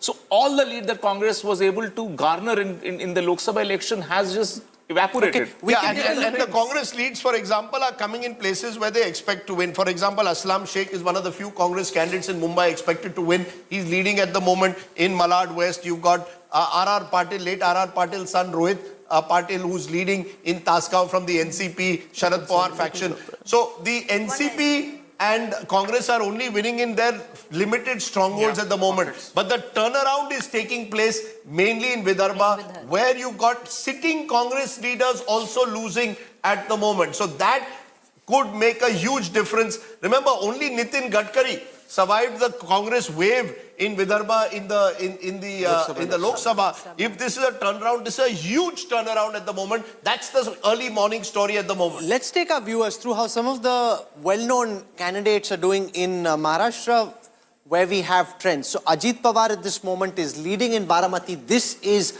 a grudge battle. He's up against his brother, son Yogendra Pawar, who's trailing at this moment. Ajit Pawar currently, who's an incumbent MLA from Baramati, is currently leading. You got Devendra Fadnavis in Nagpur Southwest. He's leading as well. He's up against Praful Gudhade of the Congress, the former chief minister, hoping to get rid of that former tag and be chief minister again. Nana Patole in Sakoli, the Congress's strongman. He left the Congress, came back into the Congress, is the current state party president. He's up against Avinash Brahmankar. He's currently leading in Sakoli. I'll see who else we can pull out results for just at this moment. These are initial trends. Zishan Siddiqui in Bandra East currently leading. We also have a lead for Rahul Narvekar in Kolaba. Rahul Narvekar, the Speaker of the Maharashtra Assembly, up against Hira Navaji Devasai, currently leading in Maharashtra. Rajdeep. You know, I think what you're seeing in Maharashtra is most of the heavyweights are the only ones of the opposition who are holding their own. In all marginal constituencies, BJP ahead. And that, in a sense, could make a huge difference. Remember, many of these are multipolar. Preeti made the point of the Vanchit Bahujan Agadi, for example, playing the role of a spoiler in some parts of Vidarbha. We'll have to wait and see how that plays out. It's interesting, you're now also getting a few others in Ramtek, where there is an important Congress rebel who's contesting. He was hoping to get the ticket, he didn't get it, so he contested as a rebel. So you've got a few rebels also who are now slowly making a bit of an impact in this election. But by and large, when you're 36-6, you sense that the wind could be blowing one way, at least in these early trends, suggesting that the BJP-led alliance could be heading, or the Shinde-led alliance could be heading for a big victory there. By contrast, Jharkhand, where we are seeing also the NDA in Jharkhand as well, is in these early trends winning 10-5. So let's take in up both viewers. these big states, in both the states, advantage NDA this morning. Let's take our viewers through how the prominent leaders are doing in Jharkhand at this moment. Babulal Marandi, who hopes to be chief minister in case the BJP comes to power, up against Nizamuddin Ansari of the JMM. He's currently leading in Dhanwar. Apart from that, I want to give you results for Dumka. It's a tribal reserved seat in Dumka. Basant Soren, the brother of Hemant Soren, up against Sunil Soren, who's a former Lok Sabha MP of the BJP. Basant Soren in Dumka currently on the lead. Let's give our viewers a sense of what's happening in the Chief Minister's constituency of Barahet, where the incumbent Chief Minister is currently leading against his BJP opponent. Let's also take you to Sita Murmu in Jamtara. Jamtara, of course, infamous for all the cyber frauds that happened there. Sita Murmu, the daughter-in-law of Shibu Soren, is currently leading on a BJP ticket against Irfan Ansari of the Congress. After this, who else can I show you? Okay, Kalpana Murmu Soren. On a JMM ticket, the wife of the Chief Minister against Munia Devi of the BJP, Kalpana Soren is currently leading. That's how it looks like in Jharkhand, where the big picture suggests, if I look at the big picture for Jharkhand, we've got 20 leads at this moment out of 81, 14 of those for the NDA, 12 for the BJP, 2 for its alliance partner, the Students' Union. The India Alliance currently leading on 6, down 4 from the last time, 5 for the JMM. And the problem there is that the Congress at this moment has just 1 lead, Rajdeep. One interesting thing is that if you see here also, the leads are coming from Santhal Pargana largely, sure, where there is a turnaround, where the BJP had done very poorly in 2019. You know what we're, one of the battles within a battle in Maharashtra, as we've been saying, is Ajit Pawar versus Sharad Pawar. And you remember, Ajit Pawar is fighting Yogendra Pawar, his nephew. In the Lok Sabha, it was Supriya Sule fighting Sunetra Pawar, Ajit Pawar's wife. At the moment, in that battle of the Pawars in Baramati, advantage Ajit Pawar. Not surprising. He's been a dominant... very weak candidate. Sorry? Yugendra was a very, very weak candidate. You cannot just thrust anybody out there and say that, okay, Pawar Senior is going to bless him and he's going to get all the wickets. But, you know, so therefore we have to see the final margin. Ajit Pawar won by a huge margin last time over a lack of votes. We'll have to see that margin. Interestingly, Sharad Pawar's wife, Pratibha Pawar, whom many believe is the sort of head of the family, actually campaigned for Yogendra for the first time. She stayed away from politics so far, but she came for the final rally. So that battle within a battle that's taking place in Baramati, advantage Ajit Pawar, at least for now. Yes. Too early to say that, caveat must be said that, but I think pure politics of Maharashtra carries lots of human stories. Yeah, sure, but I just want to put a huge caveat. All the Marathi channels are putting it at level pegging. One of them is 51-50. So the local channels are all putting it at 51-50 with 7 or 8 independents and smaller parties. So there are 2 Don't hope against hope. No, I'm giving you what I'm seeing. So I'm also seeing TV9 is saying 68-69 to Yuti and 50 to Agadi. Yeah, so I mean, remember, 68-69 to 50 is not one-sided. The moment it closes, you need to be secure. One party needs to be 140 plus. Then you have a clear government. The moment you go below that, then you are looking for independents and smaller parties and the demands they make. I still think Mahayuti has the advantage even there because they have the resources. They have many more independents who might back them. Some of the smaller parties, Samajwadi Party, MIM, PWP may go with the Mahavikas Agadi. But by and large, independents will go whoever is giving them power. Prakash Ambedkar openly said, Vanchit will also go with whoever gives them power. So I think advantage Mahayuti even at 130. I think Mahavikas Agadi needs 140. That's one of the... So it's not just the lead, which is a huge lead for the Mahayuti, but Mahavikas Agadi is going to have to make a spectacular comeback to actually be in the race in this election. And incidentally, the ECI website does not show a single lead. It hasn't started showing any leads yet. No, but can I just explain why that happened? So we've got... these correspondence stringers at several counting centers. We've got a data agency which provides us these points. The ECI will put up their first set of data at 9:30 a.m. That's the first set of data that comes out from the ECI, which is a reliable indicator of what the Election Commission is saying at that moment. Before that, you've got the very initial leads coming in, which is how they're brought together and presented on India Today at this time. So we've got 47 leads at this moment from Maharashtra. 28 of those for the BJP, 7 for the Sena, 4 for Ajit Pawar's NCP. On the other side, the India Alliance down 12 seats from the last time. The UBT has only 1. The Sharad Pawar NCP has only 1. Congress has 5. It's not at this moment. And if this is Perth, the UPA is off to a disastrous start, a bit like India yesterday. But the only difference was Australia did quite as badly when they started batting too. That's a good point to go to Arshpreet Khadial, spokesperson, Congress, waiting on us. Arshpreet, last time in Haryana, you all were celebrating prematurely. Now it appears you have little reason to celebrate at all this morning so far, because in both the key states, it's the BJP who's ahead. If these results hold, will the Congress accept that all the glow of Lok Sabha is gone and you're back to square one? Well, Rajdeep, let's not judge a book by its cover. It's just 8:30 in the morning and you'll see that we'll be winning with a clear majority. And number two, there was massive anti-incumbency against the ruling regime of the Bharatiya Janata Party and their allies, because we all saw what they have been doing, the Operation Lotuses that have been happening, the misusage of agencies, whether it be the IT, the ED, the CBI, whether it be Mr. Vinod Thackeray, who was caught on camera distributing money to influence voters. This is something that the people have always disliked about the ruling regime, number one. Number two, we've all seen one thing, that the Bharatiya Janata Party has been accustomed to arm twisting people, and we have seen that the Bharatiya Janata Party has been accustomed to being indulged and to being involved in these kind of activities, and therefore there have been many malpractices that have been witnessed in this election. That's two.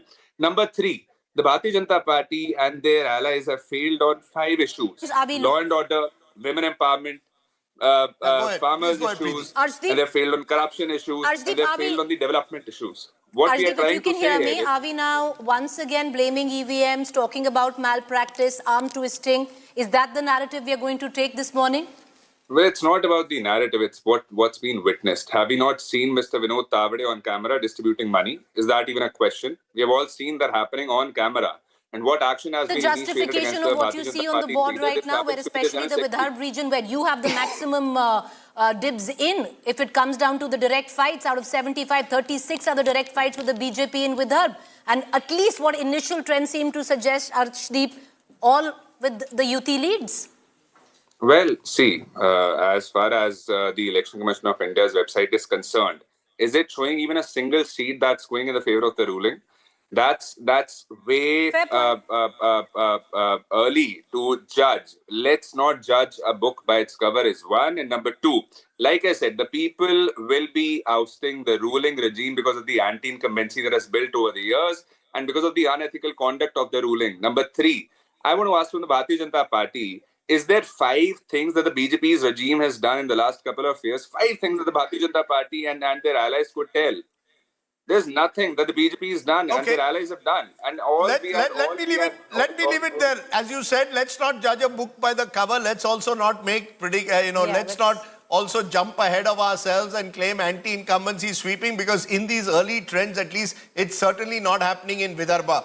And it's often an old saying, Rahul, in Maharashtra, Vidarbha jinkla, Maharashtra jinkta. Because it's 62 seats and it often is a critical barometer as to which way the wind is blowing. These are seats which are rural, these are seats which are tribal, there are large number of SC seats. So it gives you a sense of what is the mood in rural Maharashtra. It's 6 elections still, but Vidarbha clearly at the moment has a tinge of saffron around it. Let's take our viewers through the strike rates for the different alliances in Maharashtra this morning. Of the trends that we have available, the NDA leading on 44 of the 52 seats for which we have trends. That's an 85% strike rate. The India Alliance leading only on 7 out of 52. That's a 13% strike rate. So if this is an exam, at this moment, the India Alliance is failing and the NDA is acing it. Whether this continues still remains to be seen. But in the initial trends, that's what it looks like in Maharashtra. If I were to do the same for you in Jharkhand and give you a sense of the strike rate of the different parties in Jharkhand, you will see there as well, the NDA is off to the better start. In Jharkhand, the strike rate for the NDA at this moment, 71%. Less than the 85 that they have in Maharashtra, but more than the 29 that the India Alliance has. India Alliance currently leading on 10 out of 35. 29% strike rate for the India Alliance, a 71% strike rate for the NDA. Who's most likely, Amitabh Tiwari, in your view, to be Chief Minister if the JMM India Alliance comes back to power in Jharkhand? And on the other side, do you think Babulal Marandi has the brightest chance of being Chief Minister again? I think if India Bloc comes to power, then it is likely to be continuity. It's likely to be Hemant Soren until he wishes to install Kalpana Soren as the Chief Minister. But why would he? If he's out of jail, there's no reason. You see, she has been the star campaigner, and until he wants now to have some sort of a national role, gets the confidence, blah, blah, blah. And in Maharashtra, it is, if the NDA comes to power, then it is, I don't think it is going to be a tribal chief minister from BJP side. It is likely to be an OBC face from BJP side in Jharkhand. Because we're getting also some trends in Marathwada. The first trends in Marathwada are also going the way of the NDA. And remember, Marathwada was the other region where the MVA has placed most of its hopes. This is where Maratha reservation agitation was at its peak. This is where the soybean challenge was there of giving remunerative prices. So if you've got Marathwada and Vidarbha, add the two of them together, that's 106 seats between them, 62 place and 46. You've got 108 seats. If in the 108 seats I'm winning, then if I win in the cities, in the Mumbais, in the Punes, then it's clearly advantage to the Mahayuti. The Mahayuti at the moment is leading in places where the MVA was expected to do well, which is Marathwada and Vidarbha. So that's why the numbers are as stark as you're finding the Mahayuti is so strongly ahead of the MVA, because they're winning in areas, Rahul, where the MVA was supposed to do well. Let's show that to our viewers now. An urban-rural breakup for Maharashtra. Out of the 22 urban seats for which we have trends at this moment, remember there are 115 total urban seats in Maharashtra. We have trends for 22. I define urban seats as a seat which is more than 60% urban population. So here you've got 19 leads for the NDA, up 6 from the last time. India Alliance has 2 initial leads, down 3 from the last time.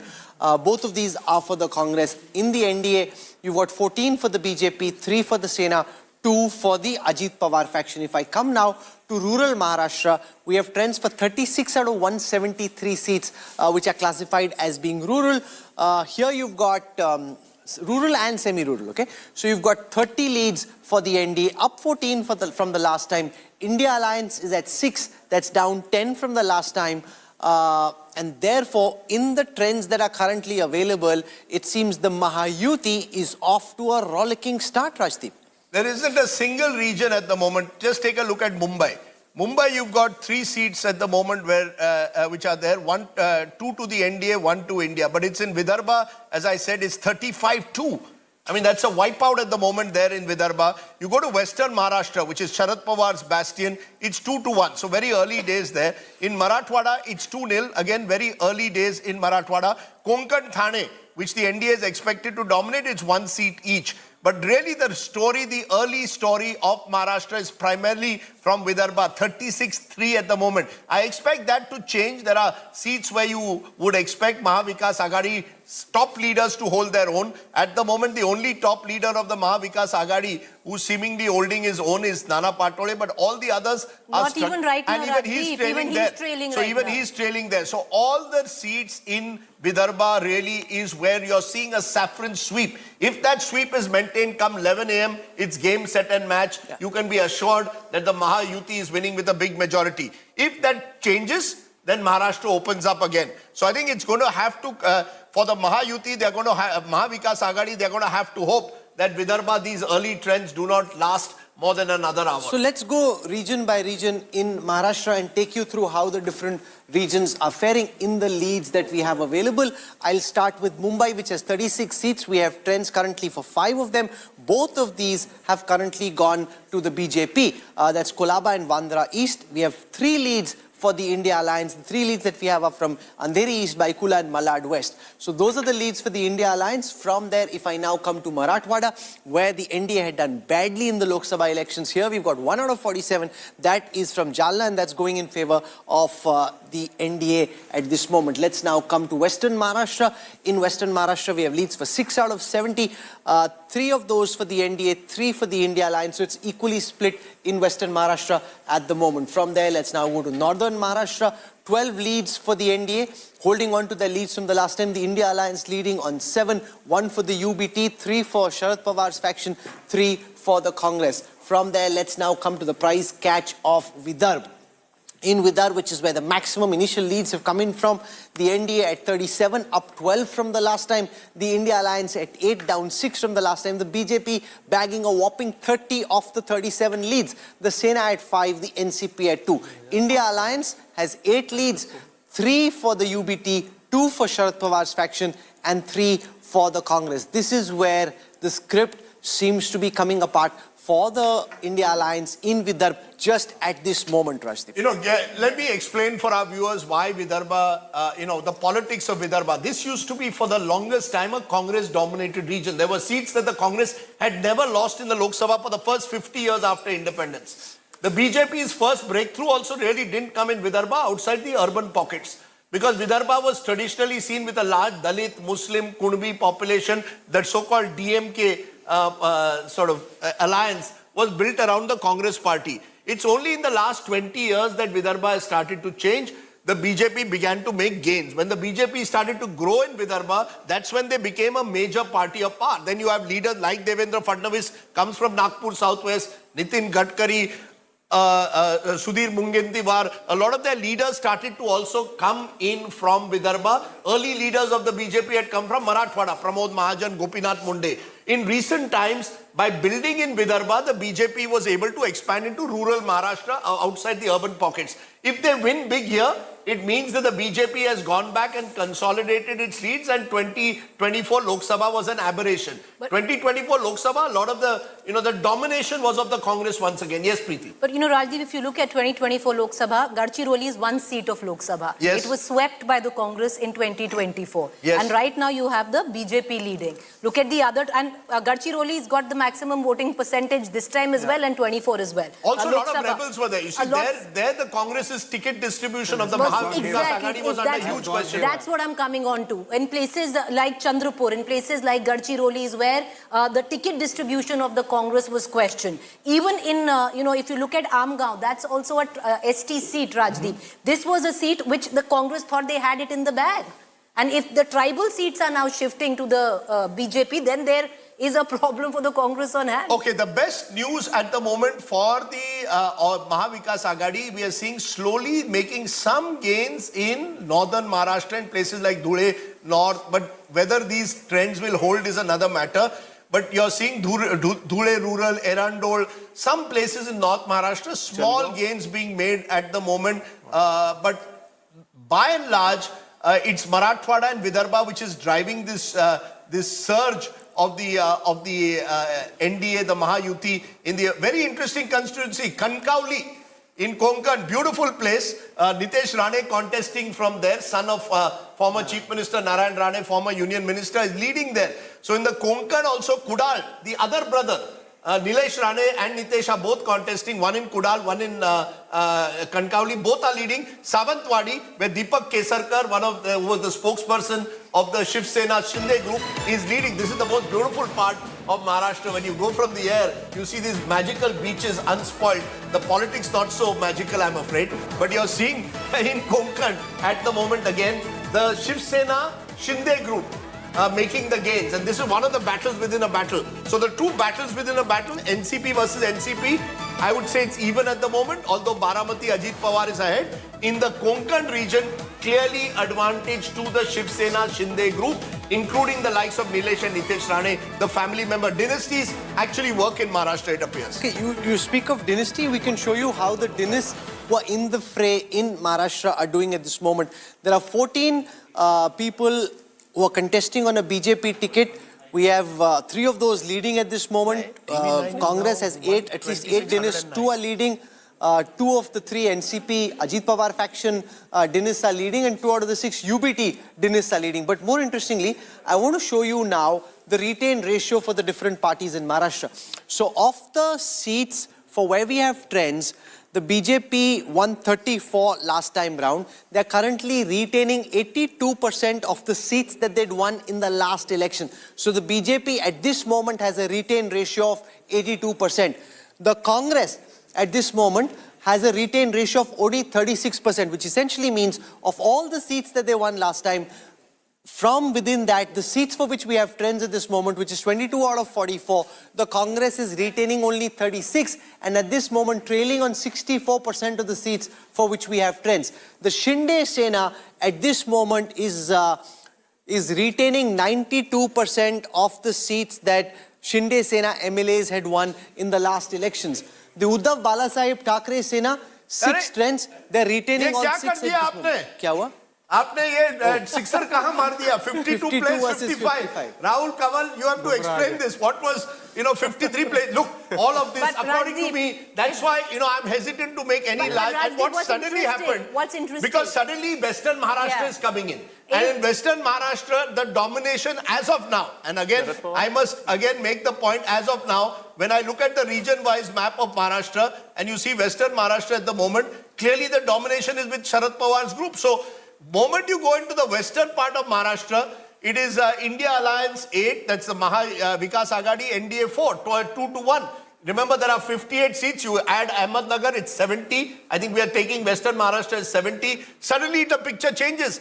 So you're creating a situation, and that's what worries me till 9:30. Yes. Please do not make larger predictions of who's going to win, because it's all turning. But it's so interesting because we've talked about regions and the politics that exist between regions and within regions. Marathwada, we spoke of the Jarange factor. We spoke of how he goes after Devendra Fadnavis. We've also spoken of how he doesn't say a word against Eknath Shinde.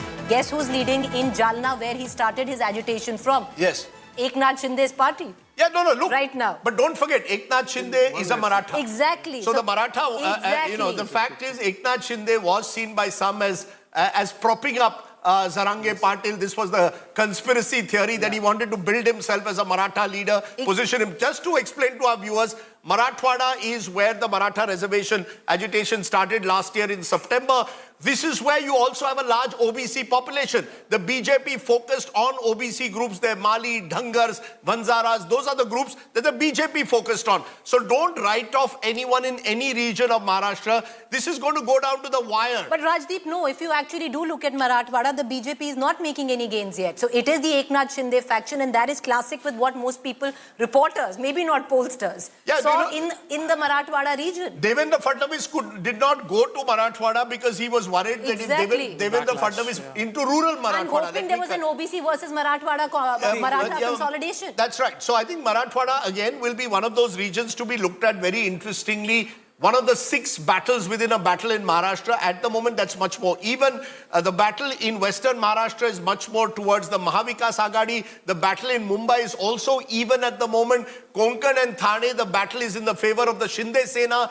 And you've got the battle of Vidarbha, which is heavily weighted in favor of the Mahayuti. The lead that the Mahayuti had is being driven by what you're seeing in Vidarbha at the moment. So it is a mixed picture. Very early trends now. We still don't even have, I want to make it very clear, the first round is also not over. And an average constituency has 15 to 20 rounds in Maharashtra. Remember also multipolar. So you have about 68 seats where you have at least 5 strong candidates in Maharashtra. Given all of that, all these early trends may well get reversed. Either the Mahayuti goes much further ahead, or the MVA, which only a minute ago on this program had actually gone ahead of the Mahayuti for the first time, could also pull off a surprise. Maharashtra is going to be the classic, as of now in these early trends at least, a ding-dong battle that could change in an hour from now, and one side could go ahead. But that's what we are seeing at the moment. When you look at Jharkhand also at the moment, you will see that even in Jharkhand, you've got an election slowly building up there. What was NDA 25, India 10, but you're not yet getting the seats from many of the bastions of the JMM as well. Once you get that, you'll have a clearer idea. At the moment, Aishwarya Paliwal is at the BJP headquarters. Aishwarya, okay, but Preeti, your big takeaway so far in these very early trends that we are getting, what is it that has most surprised you? What is it that stands out? Well, number one, what really surprised me is if we can even play out the Vidarbha region. The sweep of saffron, Rajdeep, because that would technically mean that the agrarian distress, which was spoken so much of, that how soya bean was the political crop, how farmers were not getting compensation, when it came down to the failed crop of soya bean, when they spoke of cotton, when they spoke of inflation, high price, all of that is not a factor because you do see a surge of saffron there. Okay, let me for a moment look at Rahul's wonderful magic wall and look at some of the key candidates. Aditya Thackeray is leading at the moment in Worli. So Aditya Thackeray versus Milind Deora, that battle within a battle, he is leading at the moment. I'm not surprised. Remember, there's MNS's Sandeep Deshpande also. Ajit Pawar, interestingly, is leading there in the battle with Yogendra Pawar. So there are these very fascinating battles within a battle that are taking place in Maharashtra. I'm also going to be looking at which one else should we look at? Devendra Fadnavis, Nagpur Southwest, is against Praful Gudade, and he's a strong candidate. He was doing a very strong campaign, but Devendra Fadnavis has shown a certain domination of this part of he was the youngest mayor of Nagpur as a very, he's been meteoric.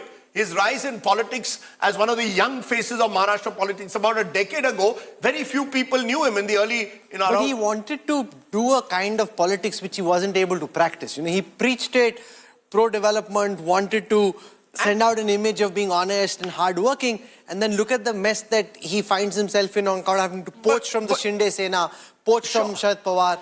Rahul, he was the first Chief Minister of Maharashtra since Vasant Rao Naik in the 1970s to complete a 5-year term, 2014 to 19. He became, he was even being positioned as a future potential national leader of the BJP. Then 2019 comes, he says, "Me Puna Enar, I'll come back." Last minute finds the chair stolen away virtually from him. Decides to hit back, forms a government, perhaps the one big mistake he made, formed that government with Ajit Pawar, lasted just a few days. That setback. Didn't want to be deputy CM. Didn't want to be deputy. Kind of nudged to be deputy CM. And don't forget, even when the Lok Sabha defeat took place, he offered to resign. And then that resignation was taken back. If they win, if the Mahayuti wins, it will be a big day for Devendra Fadnavis. If BJP gets more than 90, there will be a huge demand from below that Devendra Fadnavis come back as Chief Minister of Maharashtra. Vinod Tavade may not like that very much. Well, Vinod Tavade then will not matter. I do think, though, that there is a view, as Amitabh mentioned, that Eknath Shinde's supporters also will feel, look, our candidate was, if the Mahayuti wins, we fought this election under his leadership, why should he not get it? That's post today what plays out. But he doesn't have enough bargaining chips. Politics is about what chips you have on the chessboard. Eknath Shinde, if the BJP is above 90, Rajat simply doesn't have enough chips to be able to drive a hard bargain. It's much, much more complex than that. Who is going to throw what? Like, what sides are they going to pick post the election results? We're just talking about the election results. After that, the dynamics might completely change because everybody has that leverage to go to the... No, but there's too much bad blood between Uddhav Thackeray and Eknath Shinde for Shinde to now come back to the Uddhav Sena. No, that is true. But, politics, especially in Maharashtra, I've seen everything under the sun. It's the art of the possible. That in Maharashtra, you cannot prejudge anything. Everything is kosher in Maharashtra. So, Nana Patole is leading in Sakoli. Interesting again, because Nana Patole was once with the BJP, moved back to the Congress. Again, meteorically, suddenly became Congress president. Represents the Kunbi factor in Maharashtra politics. Rahul Gandhi talks a lot about OBC politics. You've got an OBC leadership in Maharashtra, unlike in Haryana. One of the differences between Haryana and Maharashtra is Congress didn't have an OBC leadership in Haryana. They put all their weight behind the Hudas. The BJP had an OBC leadership. You projected an OBC leader. Here he's hoping that if they win, he can become chief minister. I think that's been part of the problem. They got overconfident, but Nana Patole is leading. They start counting chickens which haven't hatched yet. That's right. I think that's been a huge problem. It happened in Haryana and they were squabbling. I mean, we haven't even seen the results yet. And Sanjay Raut and Patole have been going at each other over which party gets to form the chief minister. Just hold on to your horses. Let the results come. Nitesh Rane is interesting because he was seen as the face of this aggressive anti-Muslim politics that was launched by a section of the BJP in Maharashtra in the last couple of weeks. He's been accused of inflammatory speeches. FIRs were filed against him. The Ranes rule that particular Sindhudurg district. I didn't hear a single voice when I went down Malvan beach speaking against the Ranes. He owns all the land there. But you see, if you're seated in a television studio, you think, the Ranes are terrible. There are all these cases against them. Their politics is polarized. But go out there, he's the Dada of Sindhudurg. And I remember him as, in the 1980s when I started journalism, he was the head of the BST committee in the municipal corporation. He's from Mumbai, originally from Sindhudurg. Bal Thackeray sent him back to the Konkan to build the Shiv Sena in the Konkan. So he's an interesting character. And now he looks at you like this. I asked him a question again about the ED. The moment the interview was over, he said, he threw the mic away. Every time you ask me this question, Kati Thamnar, when will you stop? And he pushed the mic away. Narayan Rane is quite a character, so is his son. Not exactly reputable characters, if I may add. Let's see if we have any more of these. Mumba Devi is a seat we are going to look at very closely. Srijaya Chavan leading. This is the daughter of Ashok Chavan. They suffered a setback, lost Nanded after Ashok Chavan had switched Rahul from BJP to the Congress to the BJP. His daughter is standing from Bhokar, where her grandfather Shankar Rao won, where Ashok Chavan has won. Ashok Chavan interestingly took a position against Battinge to Kattinge, saying it doesn't really work because Nanded does have a Muslim population. He would have been hoping to. And the final one is my home constituency of Kulaba. Rahul Narvekar, speaker, became controversial for the verdict. Lowest voting, just a point of trivia, in the state was in your constituency. You see, in Kulaba, we have other things to do like watch Netflix. At least upper class Kulaba tends to watch Netflix or goes for a nice, evening out. That's the upper class. The Machimar Nagar people still vote. There's only 45. Rahul Narvekar has gotten closer now. Okay, let's show our viewers what's happening in Jharkhand. Rahul Narvekar has been in 3 parties. That's right. He's an epitome of what is happening in Maharashtra. So we have 59 leads in Jharkhand. It's a dead heat at this moment. 21 leads for the JMM, only 5 for the Congress, 3 for the RJD. On the NDA side, we've got 29 leads, up 9 from the last time. 23 of those for the Bharatiya Janata Party, 5 for the All Jharkhand Students Union, the JDU yet to open its account, and the Lok Janshakti Party of Ramvilas Paswan, represented now by his son Chirag, with 1 lead in Jharkhand. It's a dead heat. And okay, here's what I'm excited about. Right here in the corner, you'll now start seeing what percentage of the votes have been counted. This is important because it gives you some perspective and context. Can we just zoom in there? So you can see here, 0.2% of the votes in Jharkhand have been counted. So when you get really excited, do a lot of panditry in your mind or listen to what everyone here is saying. Remember, at this moment in Jharkhand, of all the votes on offer, 0.2% of the votes have been counted. This is a new addition we just made because it gives you context, which I believe is very important. So when you look at these numbers, you know how much of the votes have been counted. 61 leads, 30-30. Jharkhand, Rajdeep, proving to be a very exciting contest.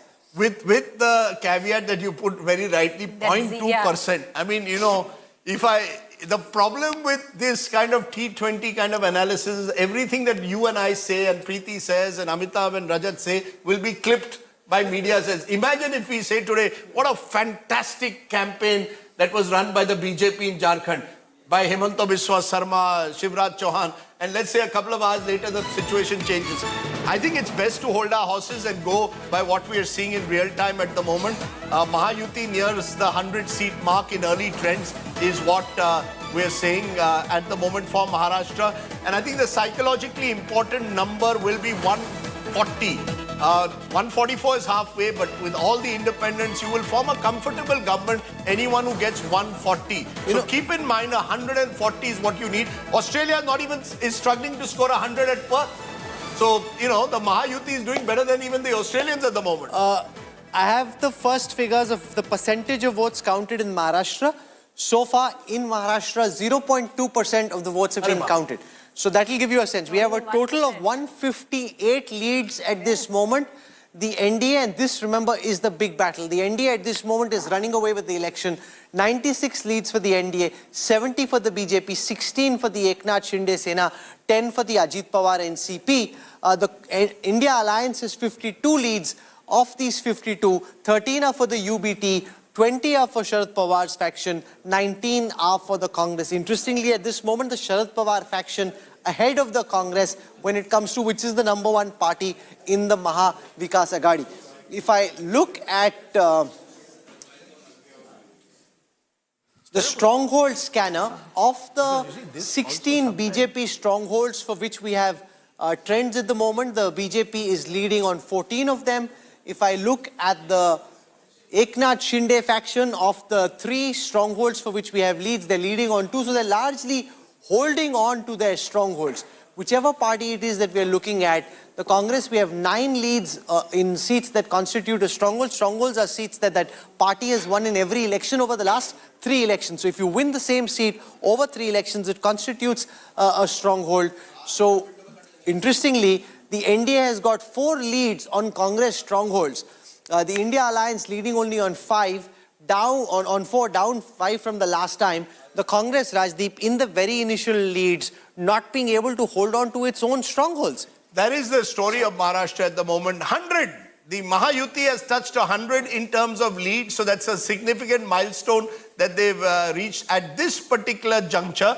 Also in our studio at the moment is the man who knows more about Maharashtra than any of us on this table. Sahil Joshi, our Mumbai Bureau Chief, joins us. Sahil, early trends, only 0.2% of Maharashtra has been counted. But is there something significant that you're already seeing? What I'm seeing, at least on our chart, is saffron in Vidarbha. That is the story at the moment. More than that, I can also see that the Bharatiya Janata Party is leading more number of seats than that of the Mahavikas Aghadi, and they are far ahead than their alliance partners as well.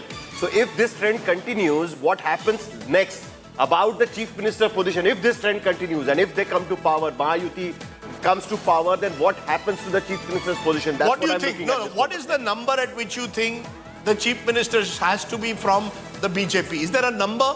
No, so the number has to be, if the BJP crosses 90 mark, then I don't think that the BJP will leave the Chief Minister's position. So what happens to Eknath Shinde then? He becomes a minister again.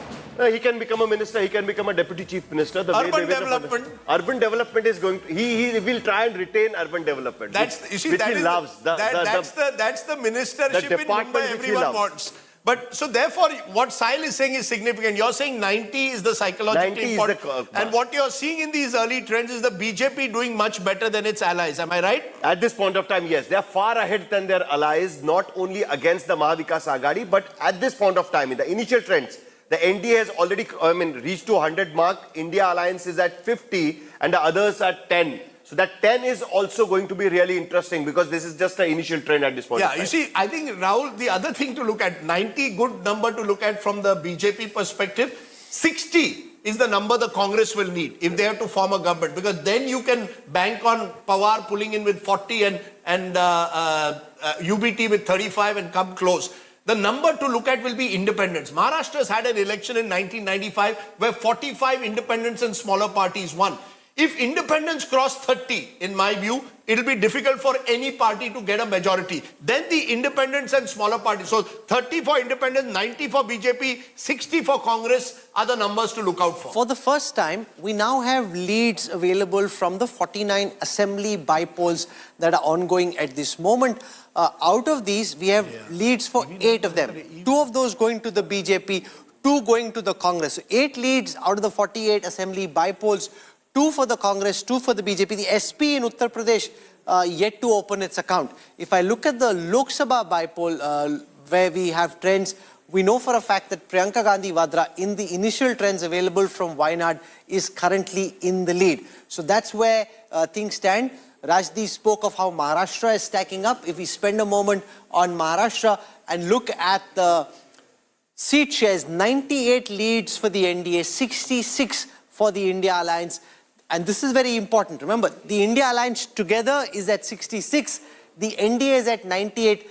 The BJP is at 68. So the BJP by itself at this moment 2 seats more than the rest of the India Alliance. If it holds this way, it would be a formidable showing. And what's happened, Sahil, during the campaign is the fact that in Vidarbha and in Marathwada, the BJP has been able to recover a lot of ground they'd lost during the Lok Sabha elections. Yeah, that clearly could be seen because, the BJP, they immediately understood that the Vidarbha is going to be their major issue, and that's how they tried to manage it, be it a caste combination, be it coming up with the schemes like Ladli Behna and make it happen that advertisements use it so much that it could reach to the people and counter the narrative of Samvidhan which the Mahavikas Aghadi tried to build during Lok Sabha elections. So they managed the elections well at this point of time. They concentrated on the districts like Chandrapur, Ramtek or Gadchiroli, where they were 6-0. I mean, in the Lok Sabha, all the 6 assembly segments Mahavikas Aghadi was leading.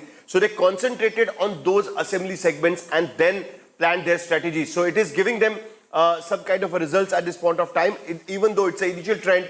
at this point of time, we can see that the BJP is leading on 80 seats almost, and those seats are mainly, if we can look at, are from Vidarbha and the region of Marathwada. You know, there's something interesting I want to show our viewers.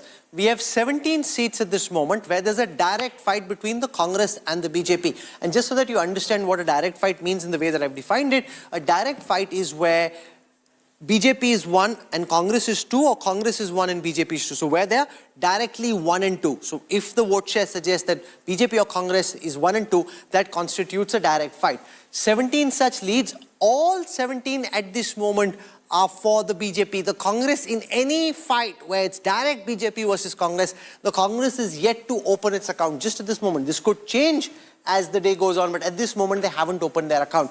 In the two Sena fight, okay, you got Shinde Sena versus the Uddhav Thackeray Sena. We've got 2 leads, both of those for the Shinde Sena. The UBT struggling at this moment. Let's see the Sharad Pawar versus Ajit Pawar faction. Okay, so we've got 2 leads there, both of those for Ajit Pawar, not for Sharad Pawar. Both of those for Ajit Pawar, not for Sharad Pawar. Then I'll see if I can show you some BJP versus UBT, BJP versus Uddhav Thackeray, both of those for the BJP. UBT struggling, both against Sena and against the BJP. Let's look at BJP versus NCP Sharad Pawar. 7 such seats, the BJP leading on 6 of those, NCP just on 1.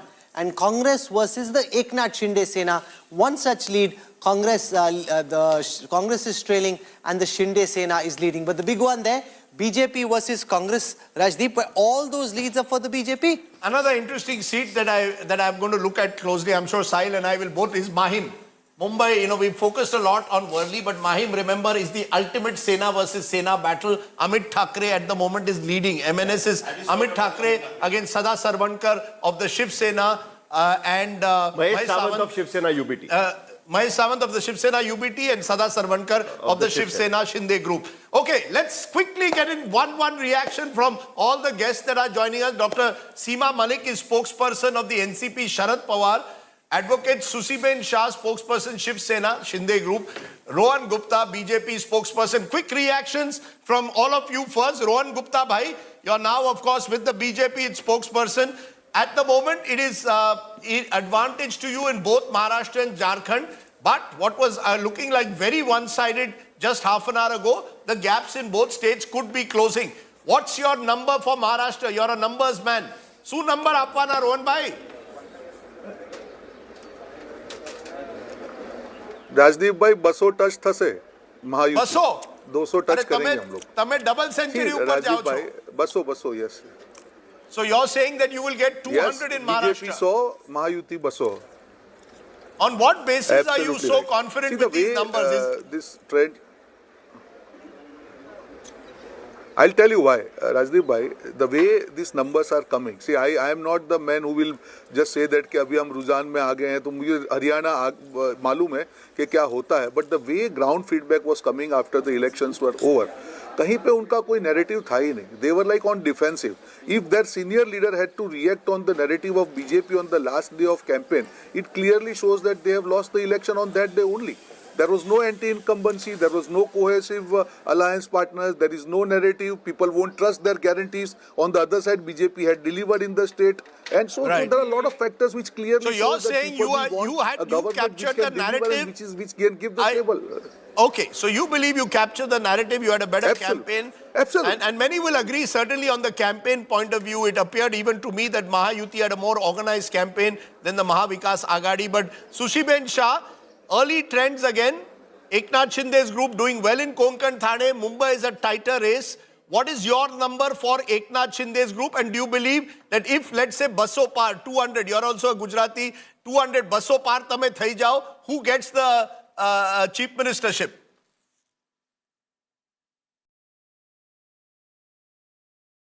Sushiben, you're on mute. How long? You can't be on mute. You're a loud voice. You're on mute, madam. Very good morning.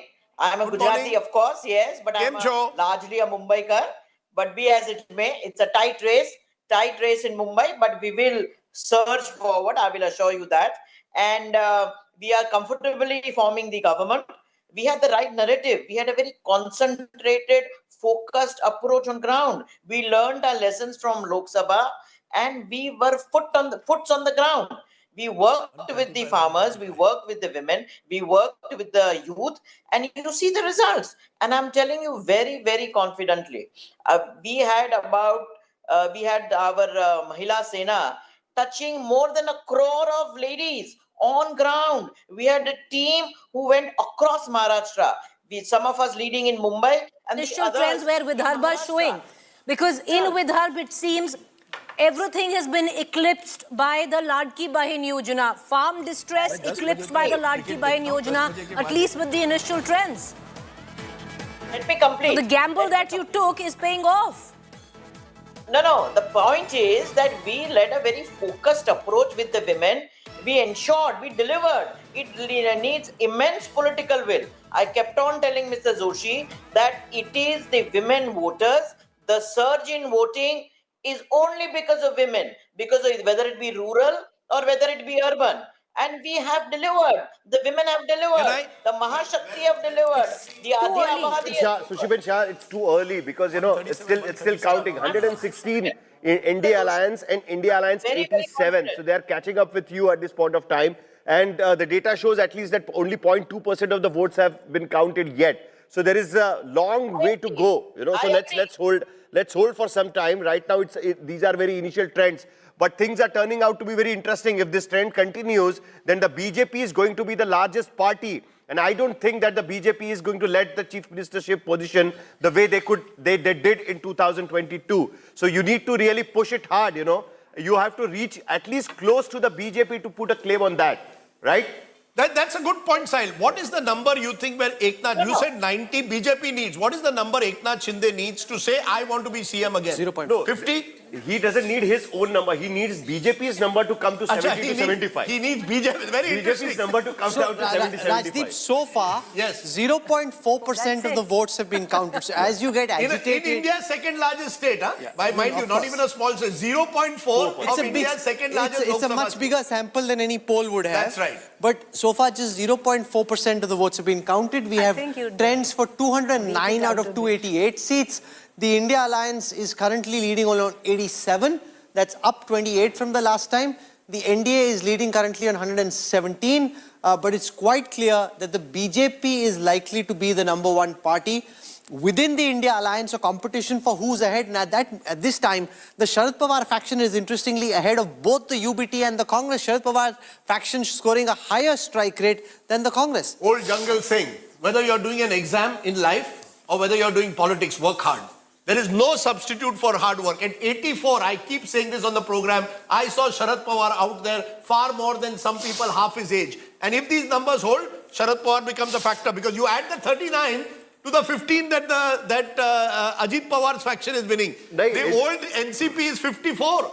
They become the second largest party after the... But Rajdeep, you look at regions. Look at Marathwada, look at Western Maharashtra, and that is where the MVA is doing exceedingly well. Look at Marathwada. Yes, that's right. And that is, see, according to me, Marathwada is going to be the deciding factor because in most of the regions, Maharashtra and Mahavikas Agadi are going to be at neck and neck. Except Vidarbha. But if Vidarbha is swept by the saffron, then how will Marathwada be deciding factor? No, but it will have to be countered. Somewhere it needs to be countered. In the rest of the regions, if you are going to be neck and neck, and if that Vidarbha is swept by the NDA, then Marathwada can be the counter. The NDA only has 9 leads right now in Marathwada where it's concerned, and most of them are coming in from the Shinde-Sena. 0.4% votes are counted yet. Exactly. 0.4%. I think everything should be said only with 0.4% of the votes are counted. Now look at my Sahil and I both are Mumbaikars. I am a Mumbaikar in exile. Sahil is an original Mumbaikar. Look at the numbers at the moment for Mumbai. India Alliance now leading in 12. NDA leading in 9. So when I look at the Mumbai seats, for example, where importantly the India Alliance is leading, Anushakti Nagar. That's where Abu Azmi is contesting, presumably. Anushakti Nagar is Nawab Malik's Sorry, daughter. Sana Malik is contesting. Sorry, Nawab Malik is contesting. His daughter is contesting in the neighboring constituency against Abu. No. Ulta. It's Abu Azmi is contesting in Mankur. In Anushakti Nagar, Nawab Malik's daughter is contesting. Sana Malik is contesting Anushakti Nagar. Against Fahad Ahmad Fahad Ahmad, Faraz Ahmad, who's Swara Bhaskar's husband. He's leading. Malad West, Aslam Sheikh leading. In a lot of the areas where what Sahil and I call the Mamu factor of Mumbai, Maharashtrians and Muslims coming together, which we saw in the Lok Sabha, is giving a slight edge. Very early trends, you said less than 1%, so I don't want to make a larger point.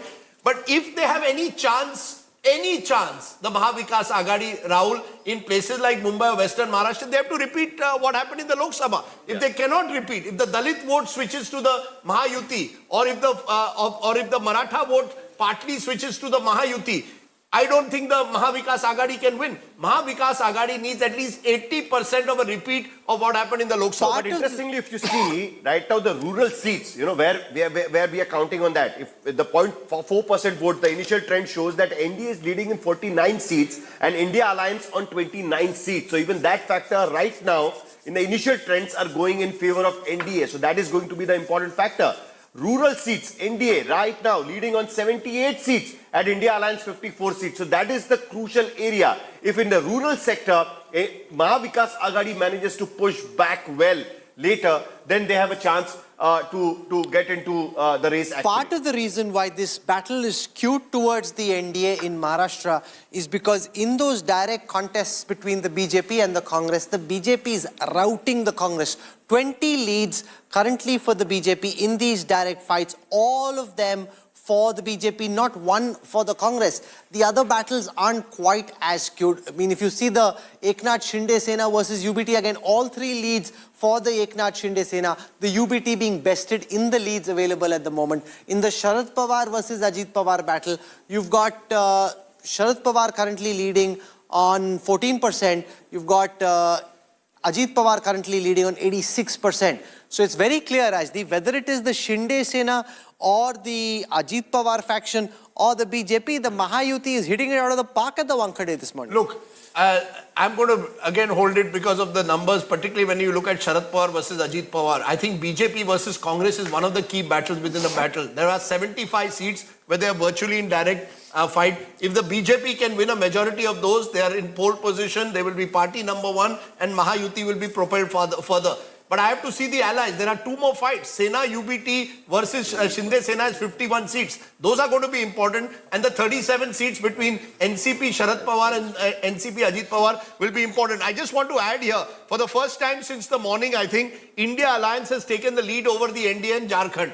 For the first time since the morning, out of 75... India for good number of time, but you're so obsessed with Maharashtra that you're not paying attention to Jharkhand. Yeah, but because we decided Maharashtra is the Maha battle, and therefore the focus was on Maharashtra. So you're seeing 15 minutes they've been leading. So for the first time that we've mentioned it, India Alliance leading NDA in Jharkhand, but clearly there's a strong lead for the Mahayuti building around Vidarbha and slowly spreading into other rural parts of Maharashtra for the Mahayuti. So far, ladies and gentlemen, 0.6%, just 0.5% of the votes have been counted in Maharashtra. We want to go region by region. Marathwada is seeing a pitched battle. Of the 39 leads we have in Marathwada, the NDA is leading on 18, the India Alliance on 20. A pitched battle in Marathwada, UBT leading on 8, Sharad Pawar on 7, the Congress on 5. If from there we come to Western Maharashtra, we have leads currently in Western Maharashtra on 38 seats, the NDA leading on 16, the Congress leading on 22. So in two regions of Maharashtra, you actually got the MVA in front. From there, if we go to Vidarbha, which is where the story of this election is being written at this moment, in Vidarbha, of the 60 leads available, NDA leading on 50. This is where, Rajdeep, the NDA has really run away with the initial leads. You know, there are the Vidarbha story, as we keep reiterating, could well be the story that the Mahayuti takes to victory in Maharashtra. If there is to be any comeback, the Congress in particular, you see, the Congress was the one pushing for the maximum seats in Vidarbha. Now, these are the seats where you're taking on the BJP. The Congress, as of now, is the Kamzor Kadi in Maharashtra.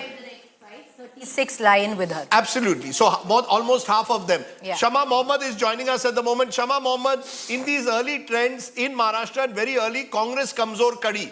It's the direct fights that you're having with the BJP where you're losing out. And therefore, questions will be asked if these results hold. Did you get your strategy wrong? Did you do the same mistake BJP made in Lok Sabha? Count your chickens before they were hatched? Rajdeep, you are a senior journalist, and I just heard Rahul using the word BJP is routing the Congress. You all were there during the Haryana Assembly elections result day.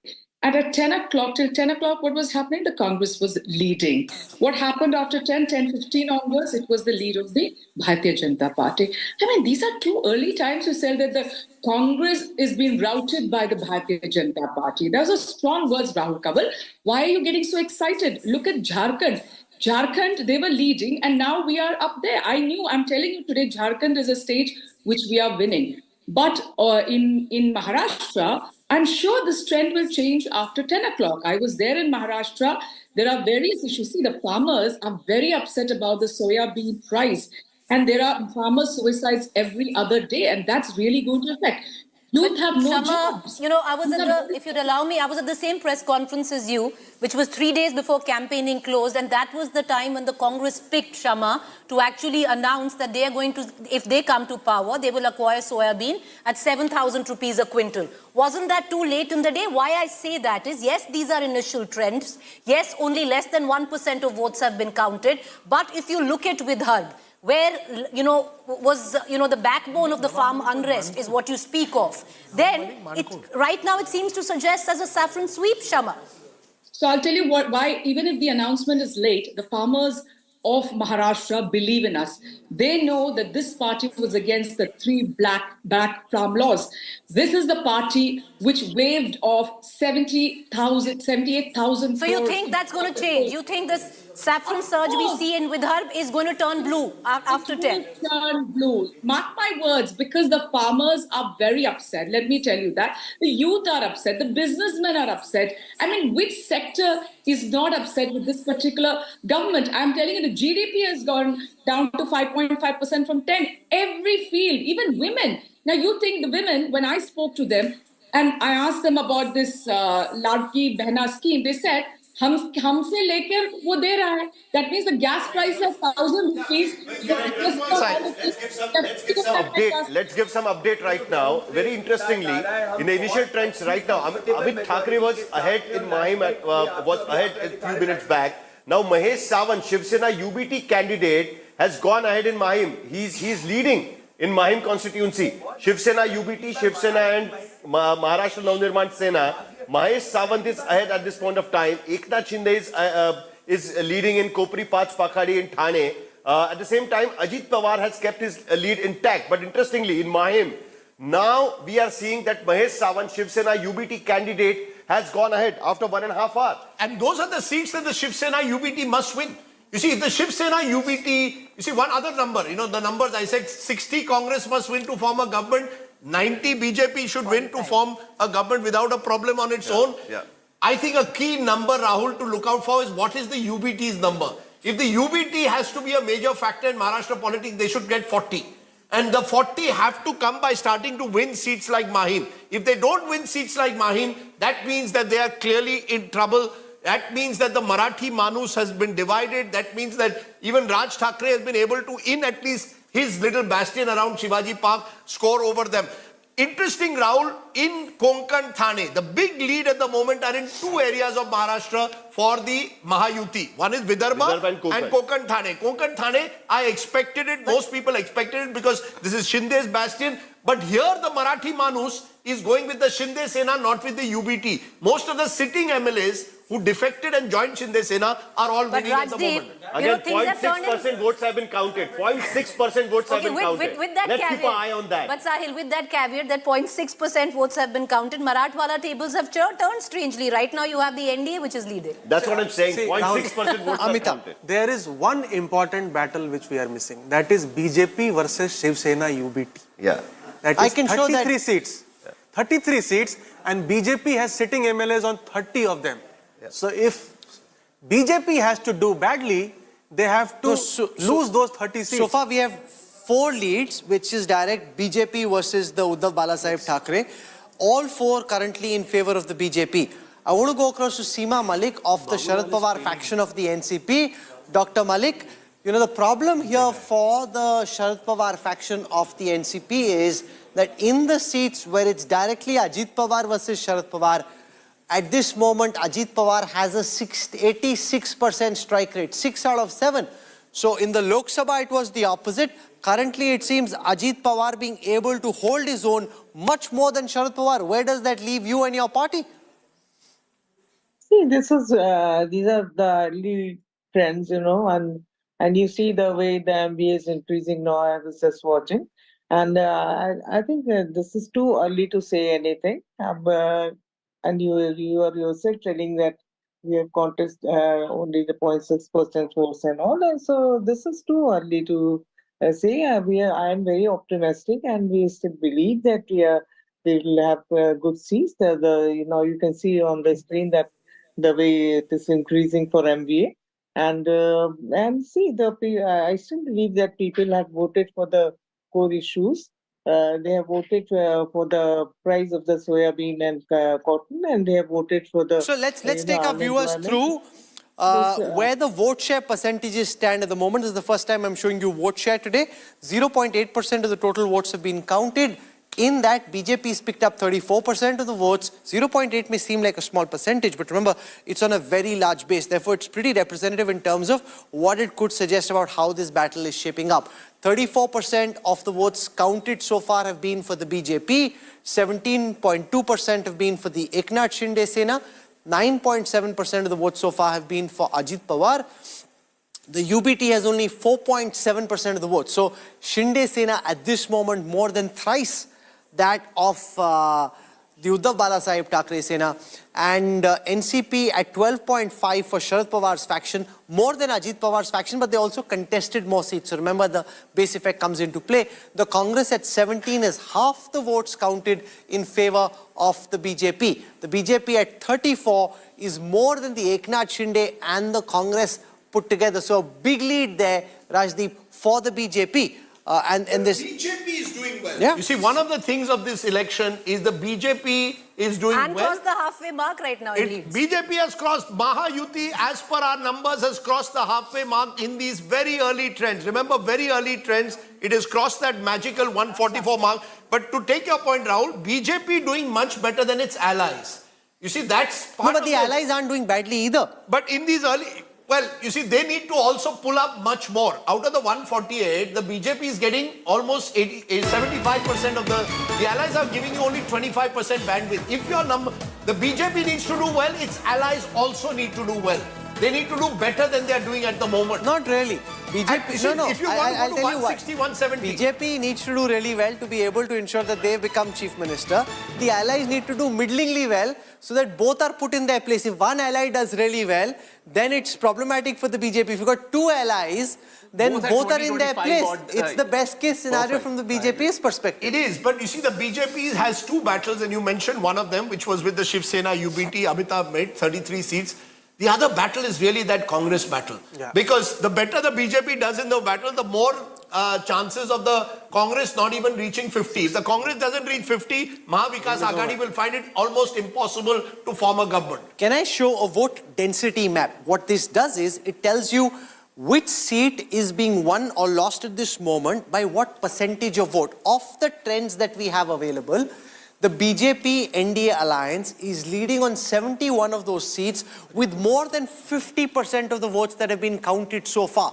So where the BJP NDA is winning, they are winning big. 71 seats so far have a vote share of more than 50%.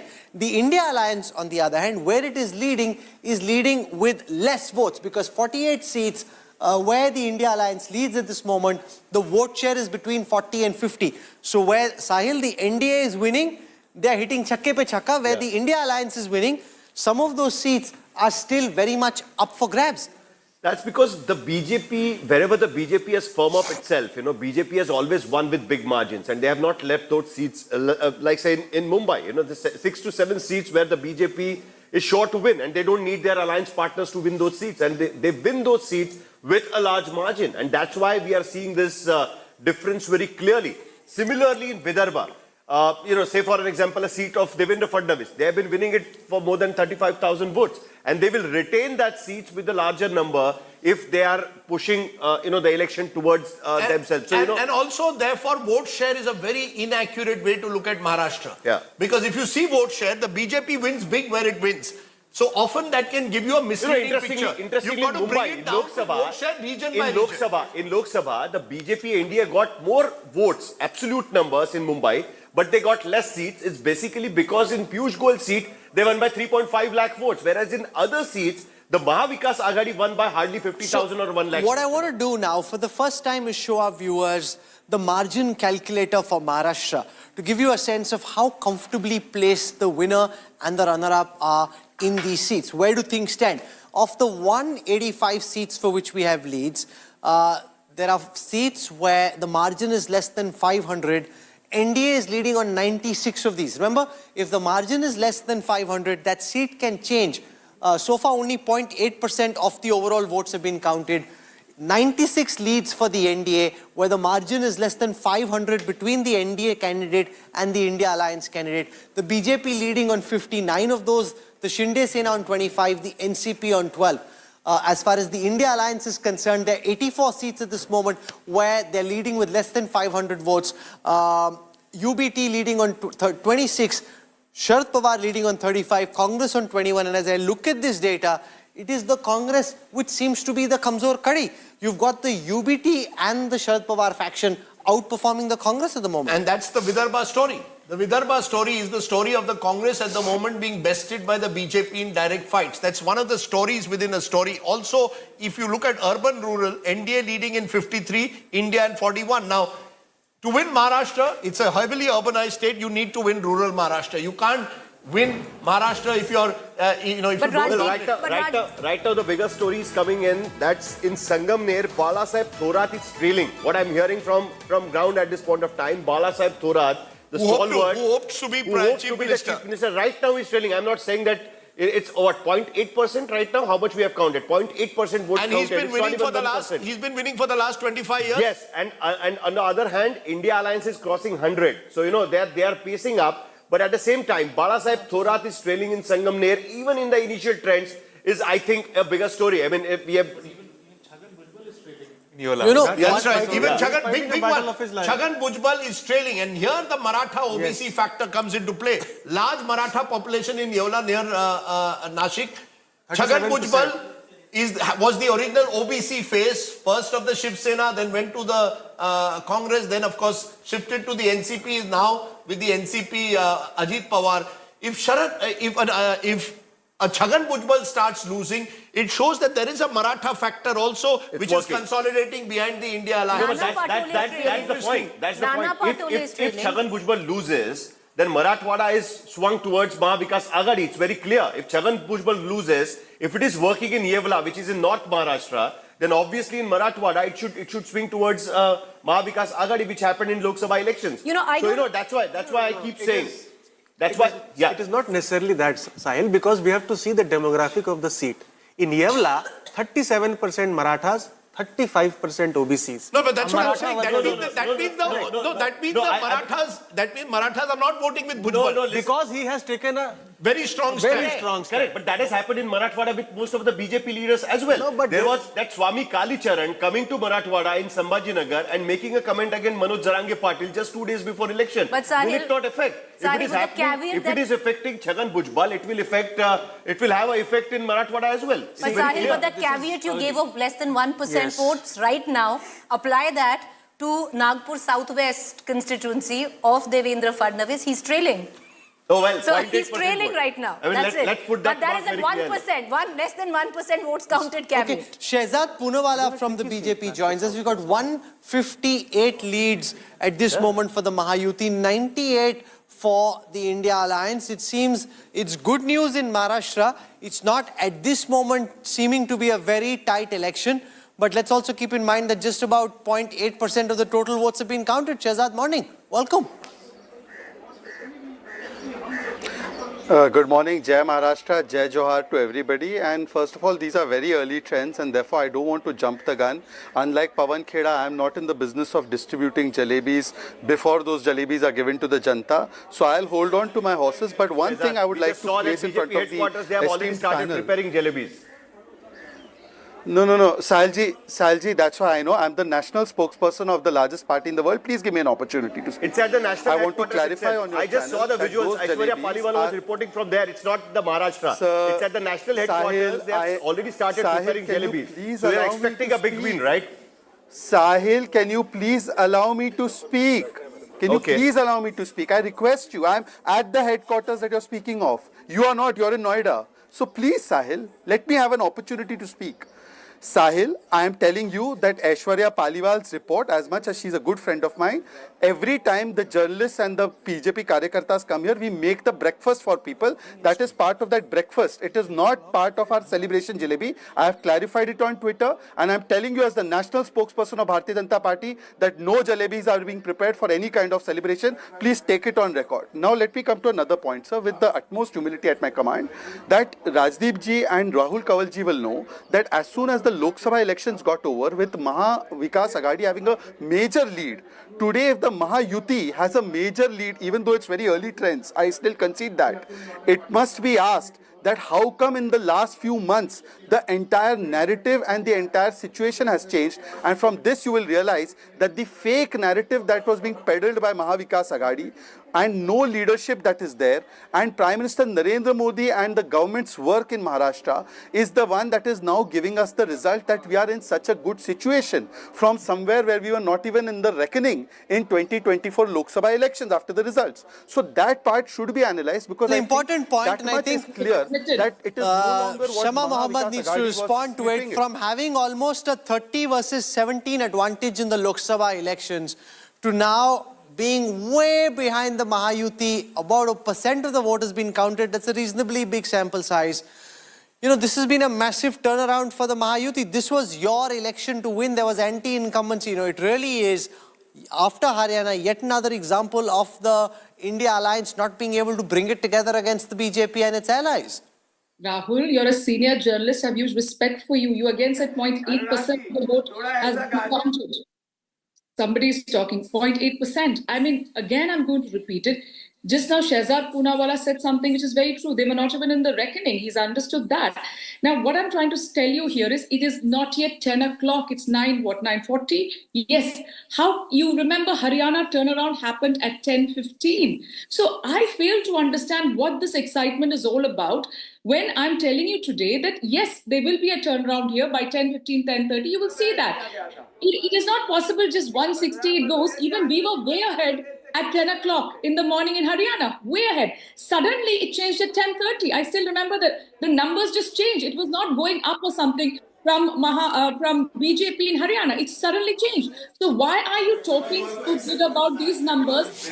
The way Congress had won during Lok Sabha, it is not coming out to be like that. Even if it is 1% vote, even the Election Commission website is showing right now that NDA is leading in 80 assembly segments, whereas Maha Vikas Aghadi is only 40. The reason why this whole fight has come to this level is basically because you couldn't campaign well the way you could have in Vidarbha. And Vidarbha is showing tilting towards NDA at this point of time. Yeah, that's what I'm saying. Again, at this point of time, leads always changed after 10:15. I will not agree to what you all are saying.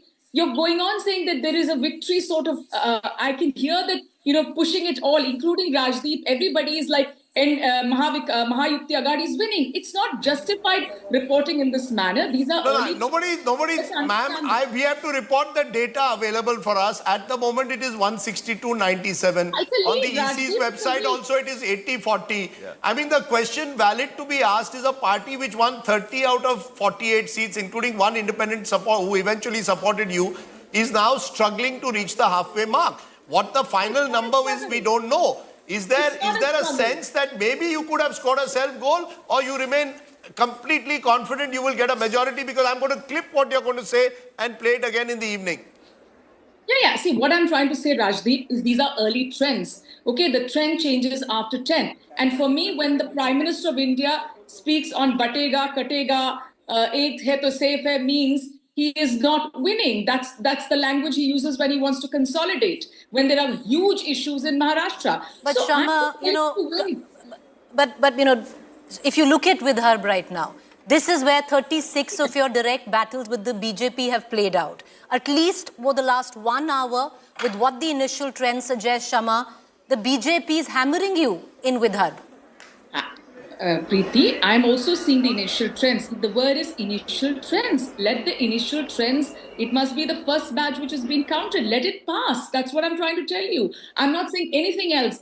I'm just agreeing to you. These are the initial trends. You are a senior journalist. You've done so many of these. By 10:30, the picture will be very clear. The picture abhi bhi baki hai na. Okay, picture abhi bhi baki hai. Shehzad Poonawalla wants to make a point. Shehzad Poonawalla, picture abhi bhi baki hai.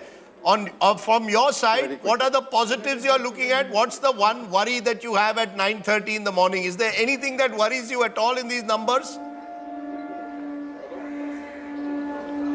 No, Rajdeep, I am not worried. I am very confident that the kind of work we have done in the last 2.5 years in Maharashtra, even though we were denied our own government in 2019 by some sleights of hands, despite that, whatever work we have done, and we have humbly gone before the people, Eknath Shinde-ji, Fadnavis-ji, Ajit Pawar-ji, and obviously the central government, the way it has worked. So we will be rewarded for that. And in Jharkhand, it was a government of JMM. J for Jhol, M for Mafia, and M for Muslim appeasement, to the extent that they wanted to give Ghuspetia cylinders. That will also play out in some time. But Rajdeep, I just want to put two small points in front of you. Rajdeep, just 10 seconds. No, I do not interrupt. Rajdeep, I do not interrupt anybody.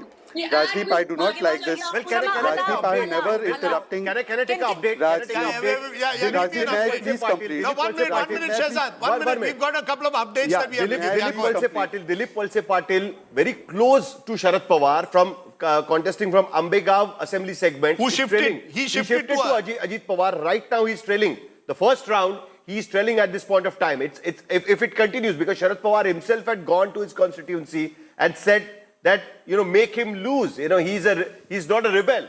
धोखा दिया है, उसे हराओ. सीधा जाके उन्होंने कहा था. It's a very clear mandate which Pawar has asked for right now in the initial day. In a very ambivalent situation that I respect Sahib also, and nobody wanted to confront and bring the wrath of unlike Shiv Sena, in NCP, nobody said anything against Sahib. Let me for a moment get some of the VVIP seats done, because that will give us a sense. You just mentioned Dilip Walse Patil, and that got me going on these VVIP seats in Maharashtra.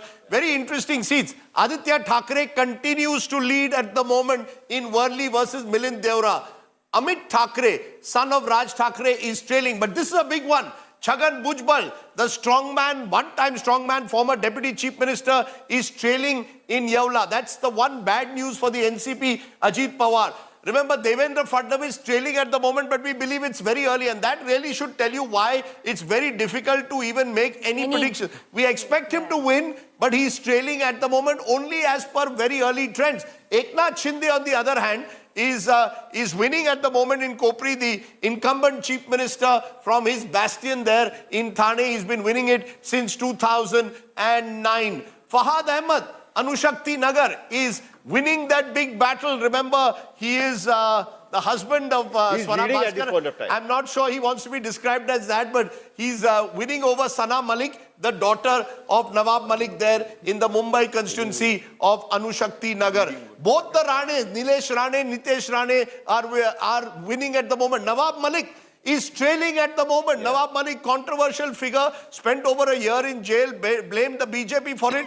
Now is part of the NCP, Ajit Pawar. Abu Asim Azmi is is winning in his bastion there of Mankur. Dheeraj Deshmukh, one of the three Deshmukh who are in, well, two of them in politics, Dheeraj and Amit. You've got also Ritesh Deshmukh, the actor, but he's winning in Latur rural. His brother is, of course, contesting from Latur city. A lot of the Dinis are winning. So you've got a situation in Maharashtra where the family Raj, and remember, Amit Deshmukh is contesting against the daughter-in-law of Shivraj Patil, former Home Minister. One interesting aspect here, if you look at the numbers like Fahad Ahmed, if he's leading at this point of time, it's a very initial trend, but it is leading. Anushakti Nagar is not a Muslim seat, by the way. It has equal Hindu population there.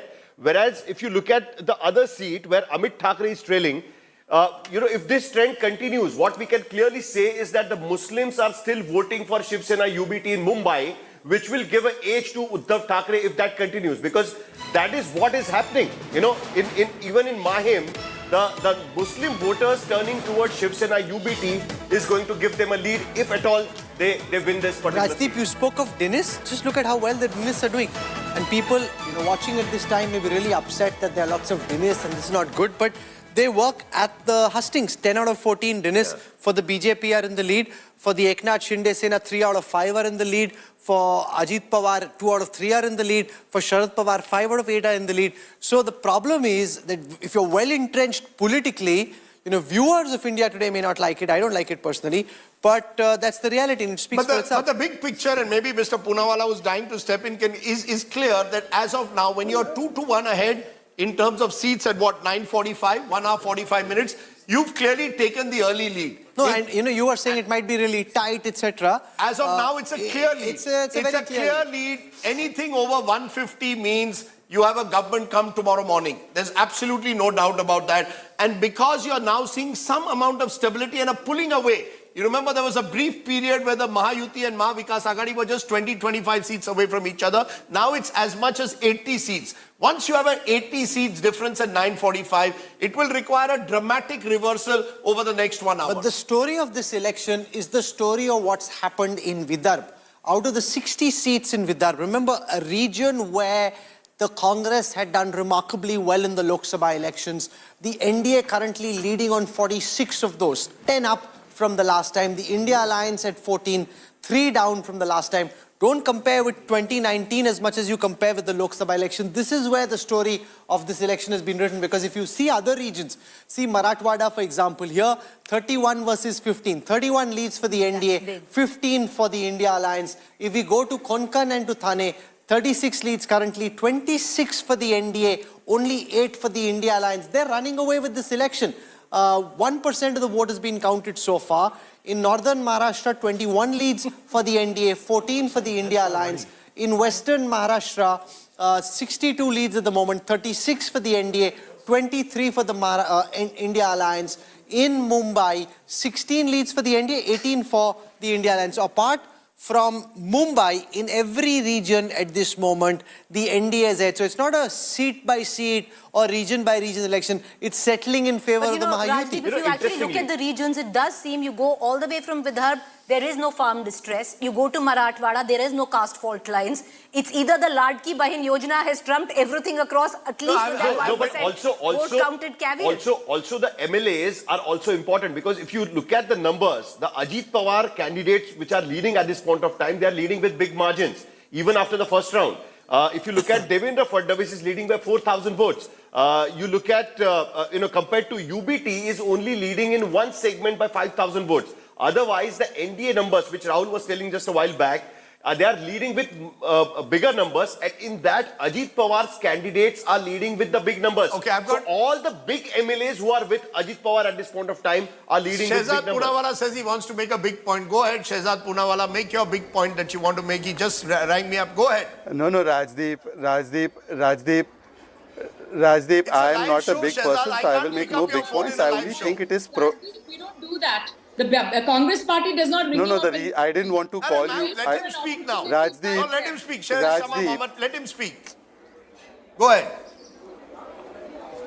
Rajdeep, when I was trying to make a point, I was interrupted. I don't interrupt in debates, and the only reason I called you was to draw your attention that it's only courteous and professional to allow me to complete my point. If you don't want me to complete my point, that's perfectly fine. But let me complete my point. That's basic courtesy and ethics. Now, just having said that, let me complete in 30 seconds without interruptions. All I'm trying to say is that, look, whatever the results come, these are still very early trends, and I'm willing to concede that. There are 2 or 3 big takeaways that we need to take. One, that a काट की हांडी बार बार नहीं चढ़ती. The fake narrative that the Congress dwells up about the constitution doesn't run over and over again. Point 1. Point 2, the Congress is a kamzor kadi. Whether it's Jharkhand or Maharashtra, it is a liability. And point 3, please ask Shama to write and give it to you now that they won't blame EVMs at 4 o'clock, 5 o'clock, 6 o'clock. That's all I wanted to say. I'm not a big person who makes big points. Let Shama Mohammed make all the big points. No. I'm just telling you that I have never in my life sent a message to the anchor to ask me a question. I don't do those sort of things. You've been already doing all these adjustment stuff. But let me tell you... No. Goodness. EVMs and all, we have not even put any blame on that. We were talking about the batteries of the EVM last night, and that was very correct about it. And even Rajdeep Sardesai has kept saying the number of votes polled is not equal to the number of votes counted. Isn't it, Rajdeep? Didn't you say that about the Haryana Yes, election? but there's one trend I'm noticing, which is the gender gap that we saw in this election. It could be reasserting itself, the gender factor. And if that gender factor plays, it's playing across Maharashtra. It appears that it's trumping everyone else, because then you need at least one region for me to see that there's a seat-by-seat fight. I'm not seeing it anywhere. Very interesting update from Marathwada. In Bid, in Parli Assembly segment, Dhananjay Munde, Bid was like a completely OBC versus Maratha fight we saw during Lok Sabha elections. Dhananjay Munde is almost leading by 9,000 votes at this point of time, even in the initial trends. That clearly shows that NCP AP MLAs are doing much better when it comes to the lead, because they have been there since last 4 to 5 terms. And they are getting that traction. And added to that, Sahil, the big picture is the real swing voter in India today is the woman. Yeah. I mean, I've said this now for 10 years, and it's happening today in Maharashtra. If these numbers hold, Rahul, if there is one pan-Maharashtra factor that's coming out, rural, urban, forget my Shetkari identity, forget farmer distress. Me Mahila aahe, mala 1500 rupaye miltat. I am voting for the party, money in hand, versus the promise of 3,000, 1,500 in hand. If these numbers hold, it shows that the Ladki Bahin has worked. Party promise. Even the Congress party weren't sure that a lot was said in the build-up to the elections about the role that independents were likely to play. Of the trends available, look at the collapse of the independent factor. Only 4 independents are in the lead at the moment. The MNS has only 1 lead. So these smaller other parties, shaded here in purple, which we were thinking could have a big role to play post the results, they seem to have collapsed. It's really a bipolar fight between the NDA and the India Alliance, with the independents being reduced to a rump. They haven't done well. I want to show you for the first time how the rebels are doing. If you look at the rebel factor again, in Haryana, this was a very important factor. Of the leads that we have available, 62 rebels of the BJP, only 1 of them is leading. 47 for the Congress, at this moment only 1 leading. In the NCP, Ajit Pawar, only 1 leading. For UBT, none of the rebels are leading. For Sharad Pawar, 1 rebel from Sharad Pawar is leading. But Rahul, might not be leading, but they might be pulling away votes in particular constituencies. Most certainly, but when it comes to how big the independent factor would be, so much scenario mapping was done about how there could be 30 or 40 independents in a tight fight, and that could complicate things. It's the collapse of the rebels and the collapse of the independents in the data so far, Amitabh Tiwari.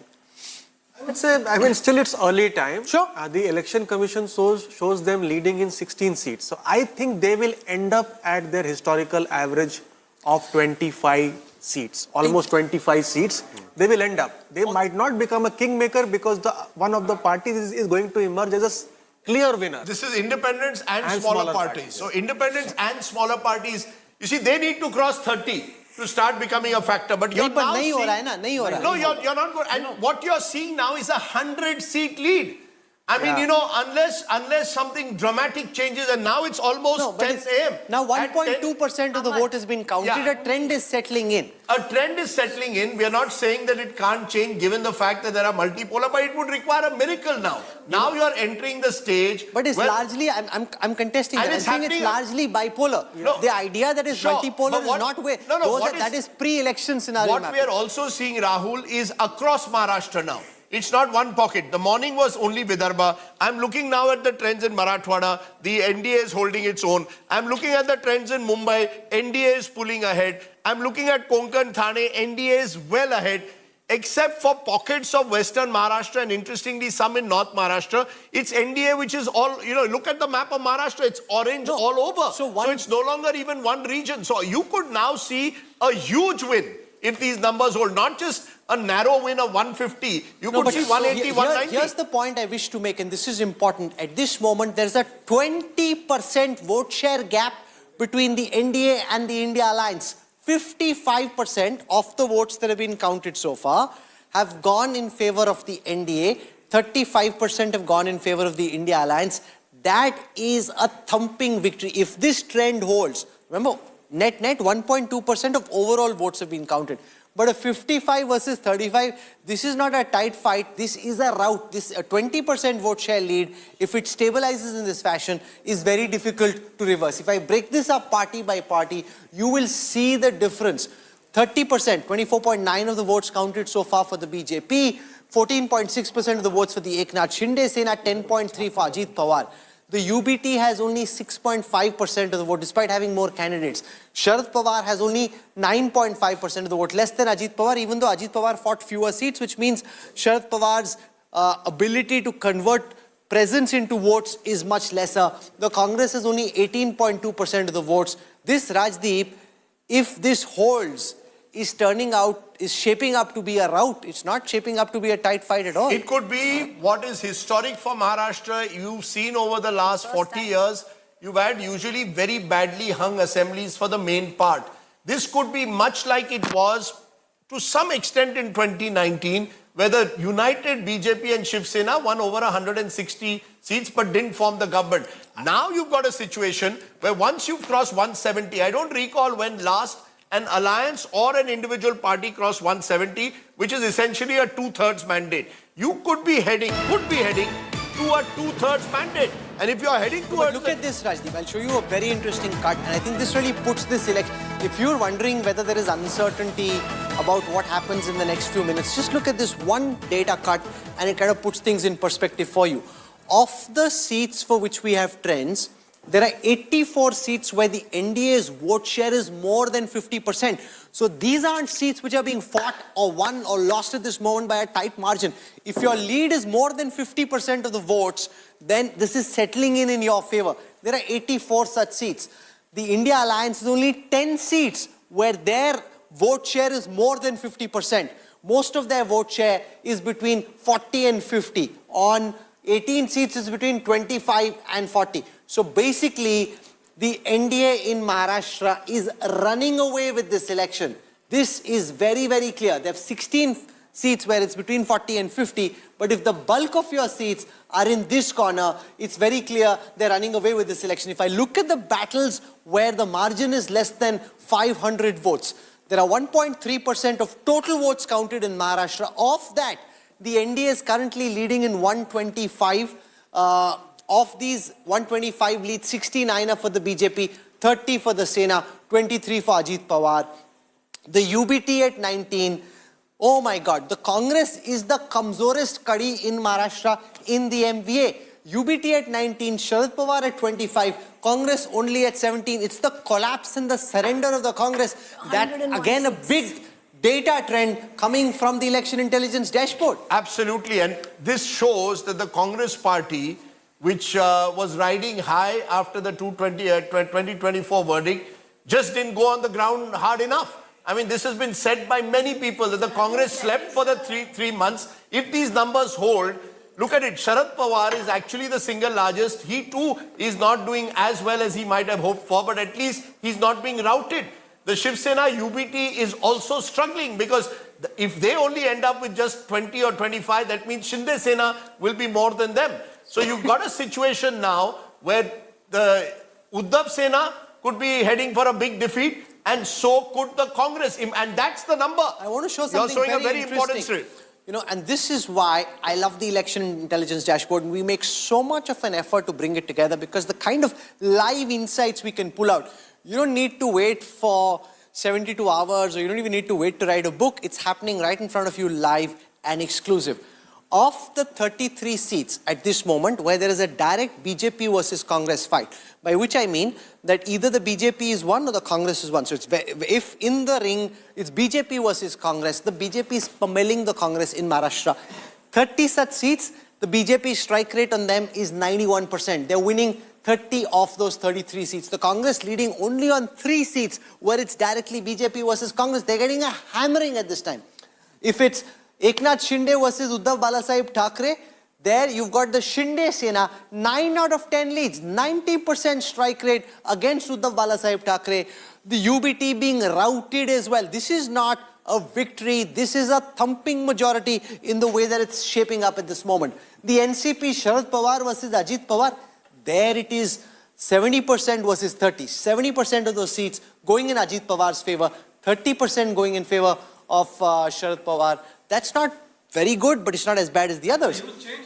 Well, that's again a huge change. It was in comparison to Lok Sabha. in Lok Sabha, Oh, no, of course. Sharad Pawar had swept. You know, but the main reasons are that all the regional satraps were with Ajit Pawar.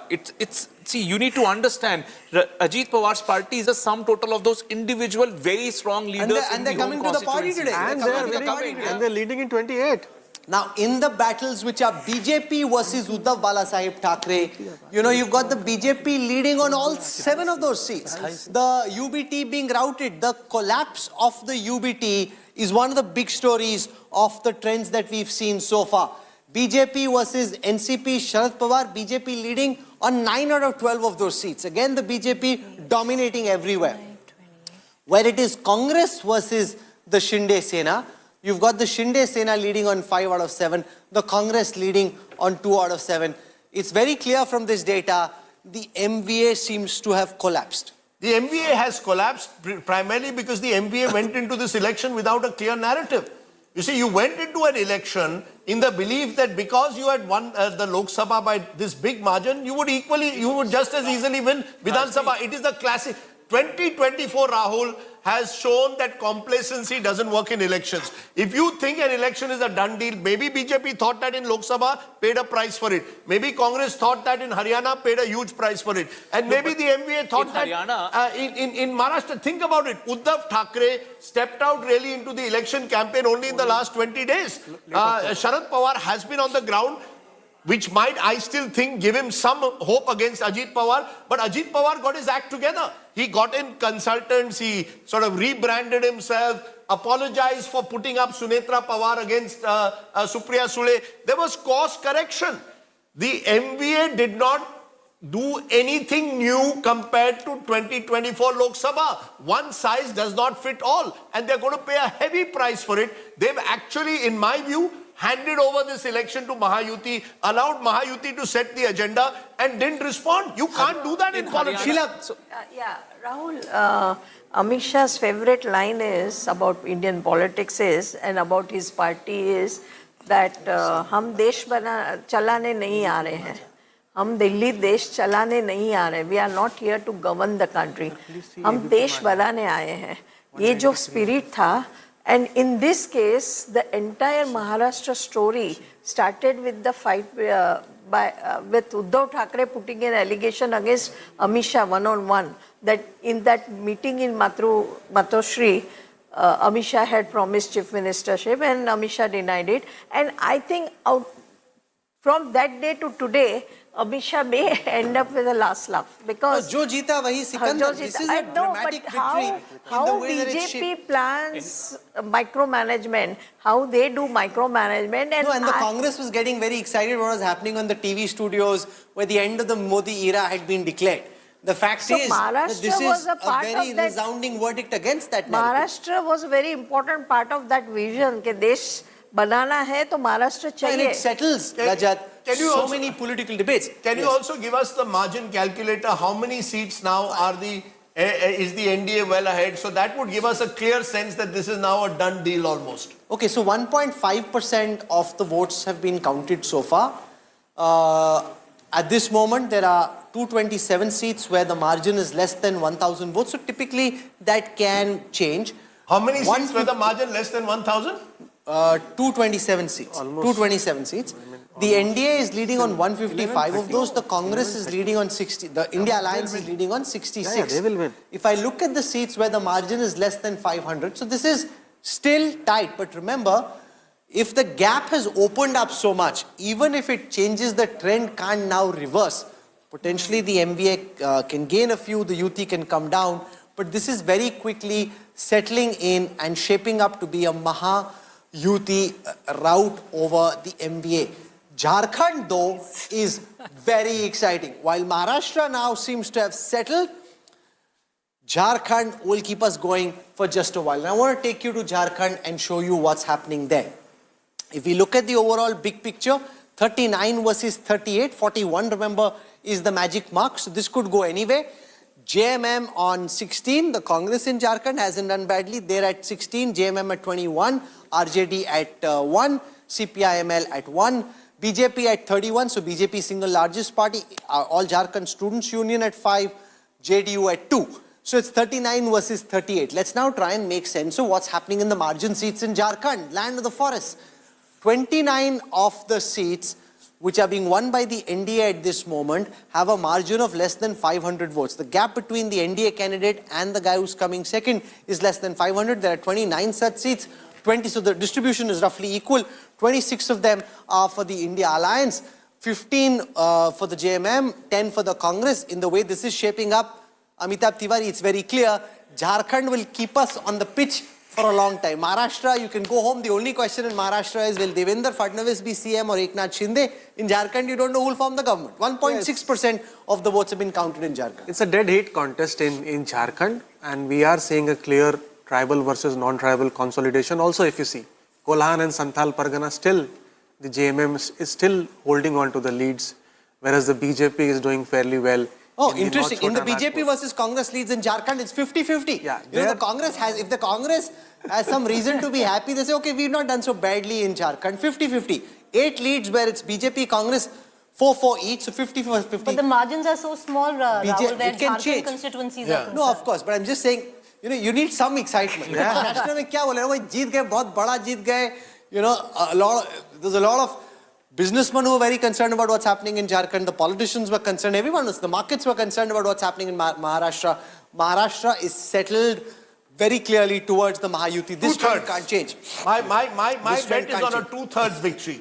And a 2/3 victory. Any radical reversal, it should start happening now. If it doesn't happen over the next 40 minutes. They've got 45 minutes to save themselves. Unlike if anything, so some of your viewers might be saying it's just 1% or 2%. But you know, it's important. It's very important. It's a critical mass. Once it reaches that critical mass, widely distributed, that trend stays. So do not I that see 1%, now, 2% I only. think I see a 2/3 victory. I think we can safely say that the Mahayuti will form the next government. Whether that margin will be 2/3 is the only thing to look out for. Mahayuti is set to script a Maha victory in Maharashtra. Jharkhand is tougher. We've got RP Singh, BJP spokesperson with us. Mahesh Sawan, NCP Sharad Pawar spokesperson with us. And Sushil Vyas, Sena spokesperson. The widest smile. And Supriya Shinde, the Congress's chairperson. The widest smile surely is on the face of RP Singh. And a glum looking, but I'm sure still fighting, defiant Supriya Shinde. Why don't you start, RP Singh? Is the scale of the victory surprising you at all in Maharashtra? Well, it might be surprising for you, but in our office we are serving jalebi for all media friends who have come today. And Sanu bhi bhej deo, akele hi khai ja rahe ho jalebi for tusi. some special sweets. Can you send some to our studio as well? नहीं sir, आना यहीं पड़ेगा जलेबी खाने के लिए. ये jalebi special jalebi है, ये जलेबी नहीं जलेबा है, ये स्पेशल जलेबा है.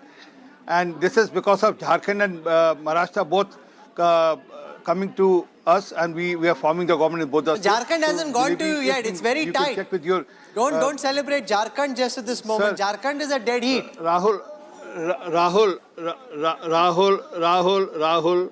Till yesterday, even Maharashtra was tight by a lot of media houses, by a lot of agencies also, survey agencies also. So, but fact is that in both the states, I mean, take my word, the machinery which we have, the party functioning system which we have, no party can match that. The way we work on the Panna Pramukh, the way we work on the booth level, the way we work on the Mandal level, Khand level and the Mandal level, there is no match with any. The system which Amit Shah ji has set up for the organization, no one can break through that. No one can reach that level, I mean, today. But fact is that, yes, the schemes have worked in Maharashtra, the beneficiary schemes have worked in Maharashtra, and also that people look for continuation and also for the double engine government, not for the government which keeps fighting with the center or which is in tug of war with the center. So okay, let me take that to Supriya Shinde. You're spot on. Your welfare schemes seem to have worked in Maharashtra and worked big time. Not just worked, but worked big time. Supriya Shinde, your response to what you just heard from RP Singh. He's saying, look, we've turned over what happened in Maharashtra dramatically, and the numbers suggest that there is no way back now for the Congress in Maharashtra. And certainly the Congress in particular has done badly, as has the Maha Vikas Aghadi in general. Your response, ma'am. So good morning to you and to your viewers and my fellow panelists. And I think BJP has every reason to be happy in Maharashtra. They sound too smug about Jharkhand. Let's wait on that election. I'm reasonably confident that Jharkhand will go our way. But Maharashtra has been very, very deeply disappointing, and I'm not going to mince my words on that. I thought we had a good campaign. I thought we were raising the issues on the ground. But it looks like Maharashtra wanted continuation, as the numbers seem to suggest right now. I do hope the final tally will look a little better for us. But I think BJP fought a good election, and they have every reason to be happy. But to say that, you know, they should only be double-engine governments, you have a double-engine government in Manipur, you have had a double-engine government elsewhere, and we've seen what has happened. So I don't think you can extrapolate what is happening in one election to are you conceding Maharashtra then? BJP has reasons to celebrate. It is disappointing. You're conceding Maharashtra? No, I'm not conceding. Especially with the numbers on board now. What they are. No, I'm not as yet, but if you only let me speak, I'm not conceding Maharashtra, but if the leads are what they are, I'm not a political novice to think that suddenly the tide can change completely. They have a huge lead. I'm not conceding just yet. I don't think anybody should be calling an election at 10:15. I think it will be political stupidity to do that. But yeah, the leads are big, and I think BJP has a reason to celebrate. But do the issues in Maharashtra cease to exist? Do the issues on the ground cease to exist? Absolutely not. No, but if those issues were there, why couldn't you capitalize on it? Supriya Shinde, no, it doesn't. In recent political history, this will constitute one of the biggest botch-ups in terms of campaigning. You were 30 plus 1 versus 17 in the Lok Sabha election when Prime Minister Modi was on the ticket. From there, such a sense of complacency seems to have set into the India alliance that they almost took it for granted. Nana Patole versus Sanjay Raut over who's going to be the next chief minister, which party will the chief minister come from. The BJP's pulled the carpet from right underneath your feet and landed a massive victory, 200 versus 73. Rahul, you will have every right to use the words that you are using. You are at liberty to do that. What is a botch-up? We led a good campaign. Sometimes it clicks, sometimes it does not. When Mr. Modi was on the ticket, we won. When Mr. Modi was not on the ticket, they have won. It also tells you another story, right? I mean, there are various ways to look at an election. You can keep calling it a botch-up. Yes, we could have won this election. We should have won this election. We wanted to win this election. If Maharashtra hasn't gone our way, we are not going to hang up our boots and say, oh, we watched up. No, we did not. We did all we could. You're talking about Nana Patole and Sanjay Raut. Why are you not talking about Fadnavis and, one second, Mr. Ajit Pawar or Mr. Eknath Shinde? I think, let's not extrapolate one position from the other. Maharashtra has been hugely disappointing. I have a lot of faith attached and pinned to Jharkhand just yet, because that's also an important state that went into election. I hope we will retain power there. I'm reasonably confident we will. You don't want to call it a botch-up, but just for the benefit of viewers, what is it that the Congress bought in which was different than Lok Sabha 2024? What was your narrative this time? You were hoping to bank on the farm unrest, but clearly you came to that way too late. You didn't understand what was really going on ground. You were hoping people would re-vote you on the issues that they voted during Lok Sabha 2024.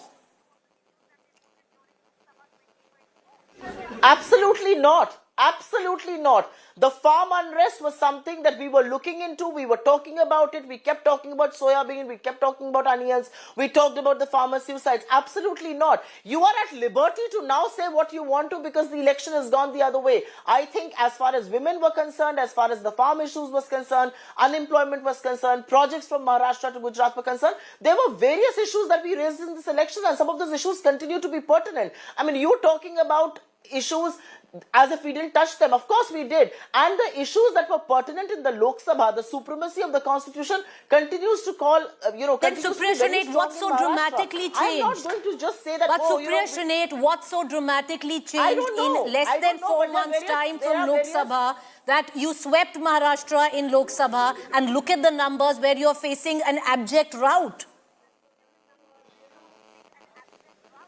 It could be various things. I don't think it's any one reason that either sweeps or makes you lose an election. Various combinations. Perhaps our ticket distribution could have been better. Perhaps we should have, had a more heightened campaign.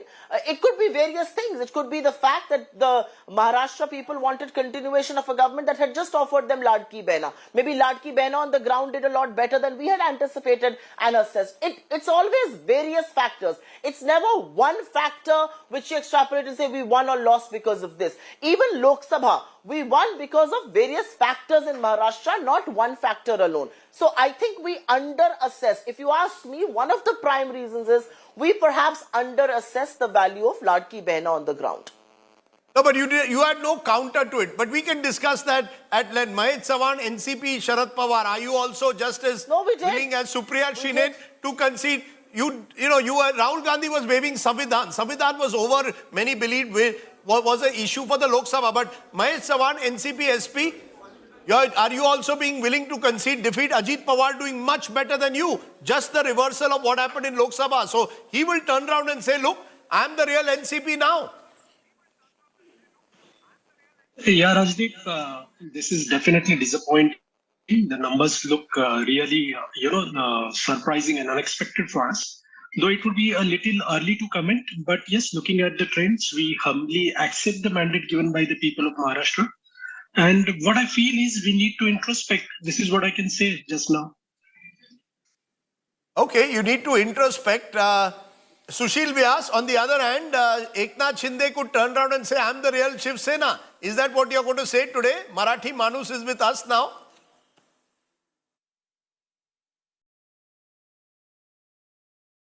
You're on mute, sir. You're on mute, sir.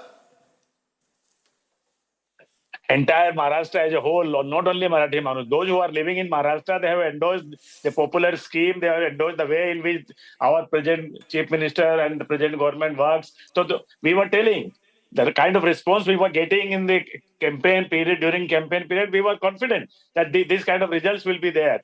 So, and we fought this election under the leadership of Eknath Shinde. So there is another, I may agree with you, this is an endorsement, who is the real leader of Shiv Sena.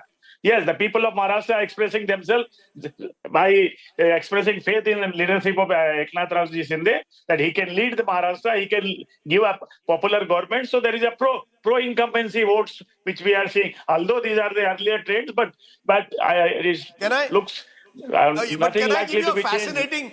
Can I give you a fascinating number? The BJP on its own is already 30 seats ahead of the MVA as a whole.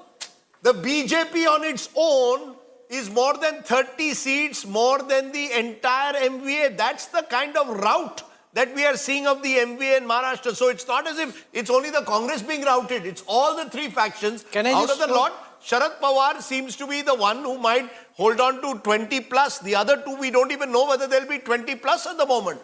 No, because there are victories and then there are decimations. This is a rout of historic proportions, and it is one of the most remarkable turnarounds in Indian politics, because just remember, the mighty NDA was bested by the India Alliance in June. From June to November, this has been the most fascinating turnaround possible. 209 versus 68. The BJP has 83% retail. It was discredited for a fairly long time, for the past 5-6 months, saying that there is no Hindu consolidation possible because the divisions on the caste lines, etc. No, there were people who thought that Katenge doesn't work, etc. In Maharashtra, Maharashtra is not that kind of a state. But it's not worked in Jharkhand. No, Jharkhand, we'll come to Jharkhand. But it's the same, that the narrative played out more in Jharkhand than in Maharashtra. Jharkhand has... It's Ladli Behna. Yeah, it's Ladli Behna. 45 seats on the tribals. There are far fewer seats on... But Rajat, the Katenge narrative started in Jharkhand before it reached Maharashtra. Yes, it was engineered for Jharkhand. Yet it's not seemingly working as it should in Jharkhand. No, it's again one size doesn't fit all, yeah, right? Exactly. What is working in Maharashtra doesn't seem to be working. Let me put it this way. I think the one thing that unites Jharkhand, correct me if I'm wrong, one thing that unites Jharkhand and Maharashtra is it is the power of 49, the women of this country. You get the woman vote. They are the real swing vote. The gender vote is what decides. The Maya scheme.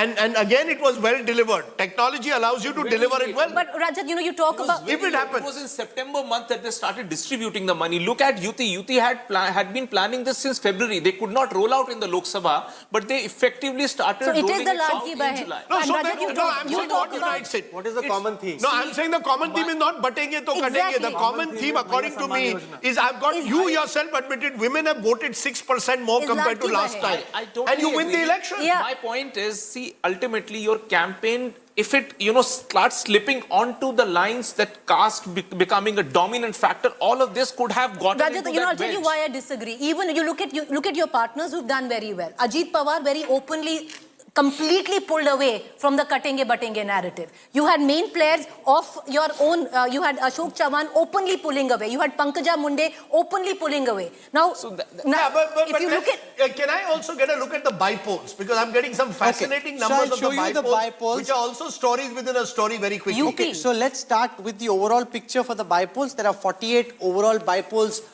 happening at this moment where counting is going on. I'll try and show you what's happening in all those bypolls taken together. We have trends currently for 31 of them. BJP leading on 9, Congress on 4, Samajwadi Party on 2, BSP on 1, Trinamool on 4. If I go state by state and start with Uttar Pradesh, in Uttar Pradesh, of the 9 bypolls, we have trends for 7, BJP on 4, Samajwadi Party on 2, RLD, which is a BJP ally, on 1, so that's 5 for the NDA.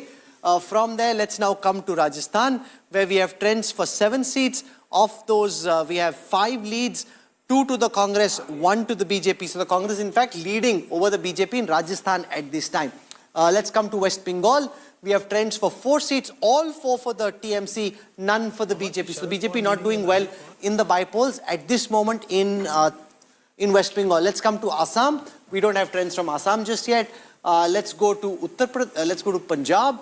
4 seats where elections are happening at this moment in Punjab. We have trends for 3 of them, all 3 going to the Aam Aadmi Party. Barnala, Chhabrewal, Dera Baba Nanak, all 3 going to the Aam Aadmi Party at this moment. We've got 4 seats where bypolls are being held in Bihar. Out of that, it's interesting that you've got the new Prashant Kishore Party potentially... No, they're not winning. BSP is leading on 1. So you've got BJP leading on 1, JDU leading on 1, RJD leading on 1. Okay, so that's as far as Bihar is concerned. Let's now show you the 3 Karnataka bypolls. In the Karnataka bypolls, Congress leading on 1, BJP leading on 1. We have trends for 2. From there, let's now go to the Lok Sabha bypolls and see what's happening in the Lok Sabha bypolls. So Wayanad and Nanded, those are 2 seats where elections are happening. I want to see if we can pull up the... We know for a fact that Priyanka Gandhi Vadra is running away with the election in Wayanad. It's quite a big victory for Priyanka Gandhi Vadra in Wayanad in the way that it's shaping up. So Rajdeep, that's really where the bypolls stand at this moment. The interesting one there was states like Uttar Pradesh, where clearly again the BJP has pulled it back. Big victory for Yogi Adityanath. Obviously, state government, Mamata Banerjee sweeping Bengal, again, not surprising. So you've got all the sort of sitting chief ministers doing very well in bypolls. And the Congress's problem is they'll celebrate Wayanad and not realize the bigger picture. Rahul Gandhi spent a couple of days in Wayanad and spent the same amount of time almost in Maharashtra. But Rajdeep, now you've got to spend, you want to win Maharashtra or you want to win Wayanad, you were going to win Maharashtra is fascinating to the point of infinity. At this point, the BJP is leading on 123 seats by itself. They could be on a halfway mark on their own. Sena is just 3 behind all the MVA put together. What a fantabulous performance this has been by Eknath Shinde's army. 56 leads for Sena.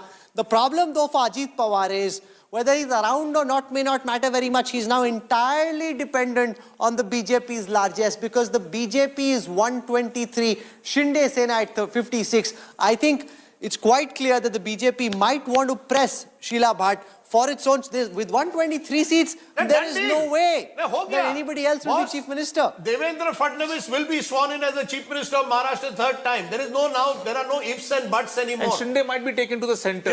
Shinde may be offered something at the centre or he'll take UD minister. I don't think he wants to come to Delhi. But look at Ajit Pawar. You made a very important point. Why do I need Ajit Pawar now? Absolutely. You see, the fact is Ajit Pawar was taken by you because a year ago you felt you needed a 3-party army to stop the Mahavikas Agadi. He may well have you may use him as a minister, You may still make, but you're not dependent on him. This is the perfect scenario for the BJP. You get your chief minister, you're not dependent on Ajit Pawar, and even Eknath Shinde cannot dictate terms to you beyond a point. You may use him because there's a Thane and Mumbai Municipal Corporation election in 2025, so you will need him for that as one of your faces. But I think he will also acknowledge at 123, you don't get it. That's the difference with Bihar. In Bihar, usually they used to be in the same range when Nitish used to be made chief minister. No, but imagine 216 versus 60. This is a rout of historic proportions. This is not a normal election. This is not a wave election. You know that whole this is thing a tsunami. that Yogendra Yadav was saying ki aandhi hai, tufan hai, tsunami hai, and they missed it all. I mean, frankly, there was an aandhi, so you can call tufan, tsunami, call it what you will, a tsunami most likely in Maharashtra, and again everybody missed it. Look at Jharkhand. They have similar tsunamis going the other way. The excitement though is that the India alliance in Jharkhand is very close to the India alliance in Maharashtra, and I don't think that's something they would have expected. I mean, Jharkhand only has 81 seats, but there are 51 there and 59 here. A complete decimation of historic proportions currently underway in Maharashtra. But therefore, let's not also, minimize what's happened in Jharkhand. This is a state where normally you have some element of anti-incumbency every 5 years. If this has come back and they've won 51, Hemant Soren is another of the man of the...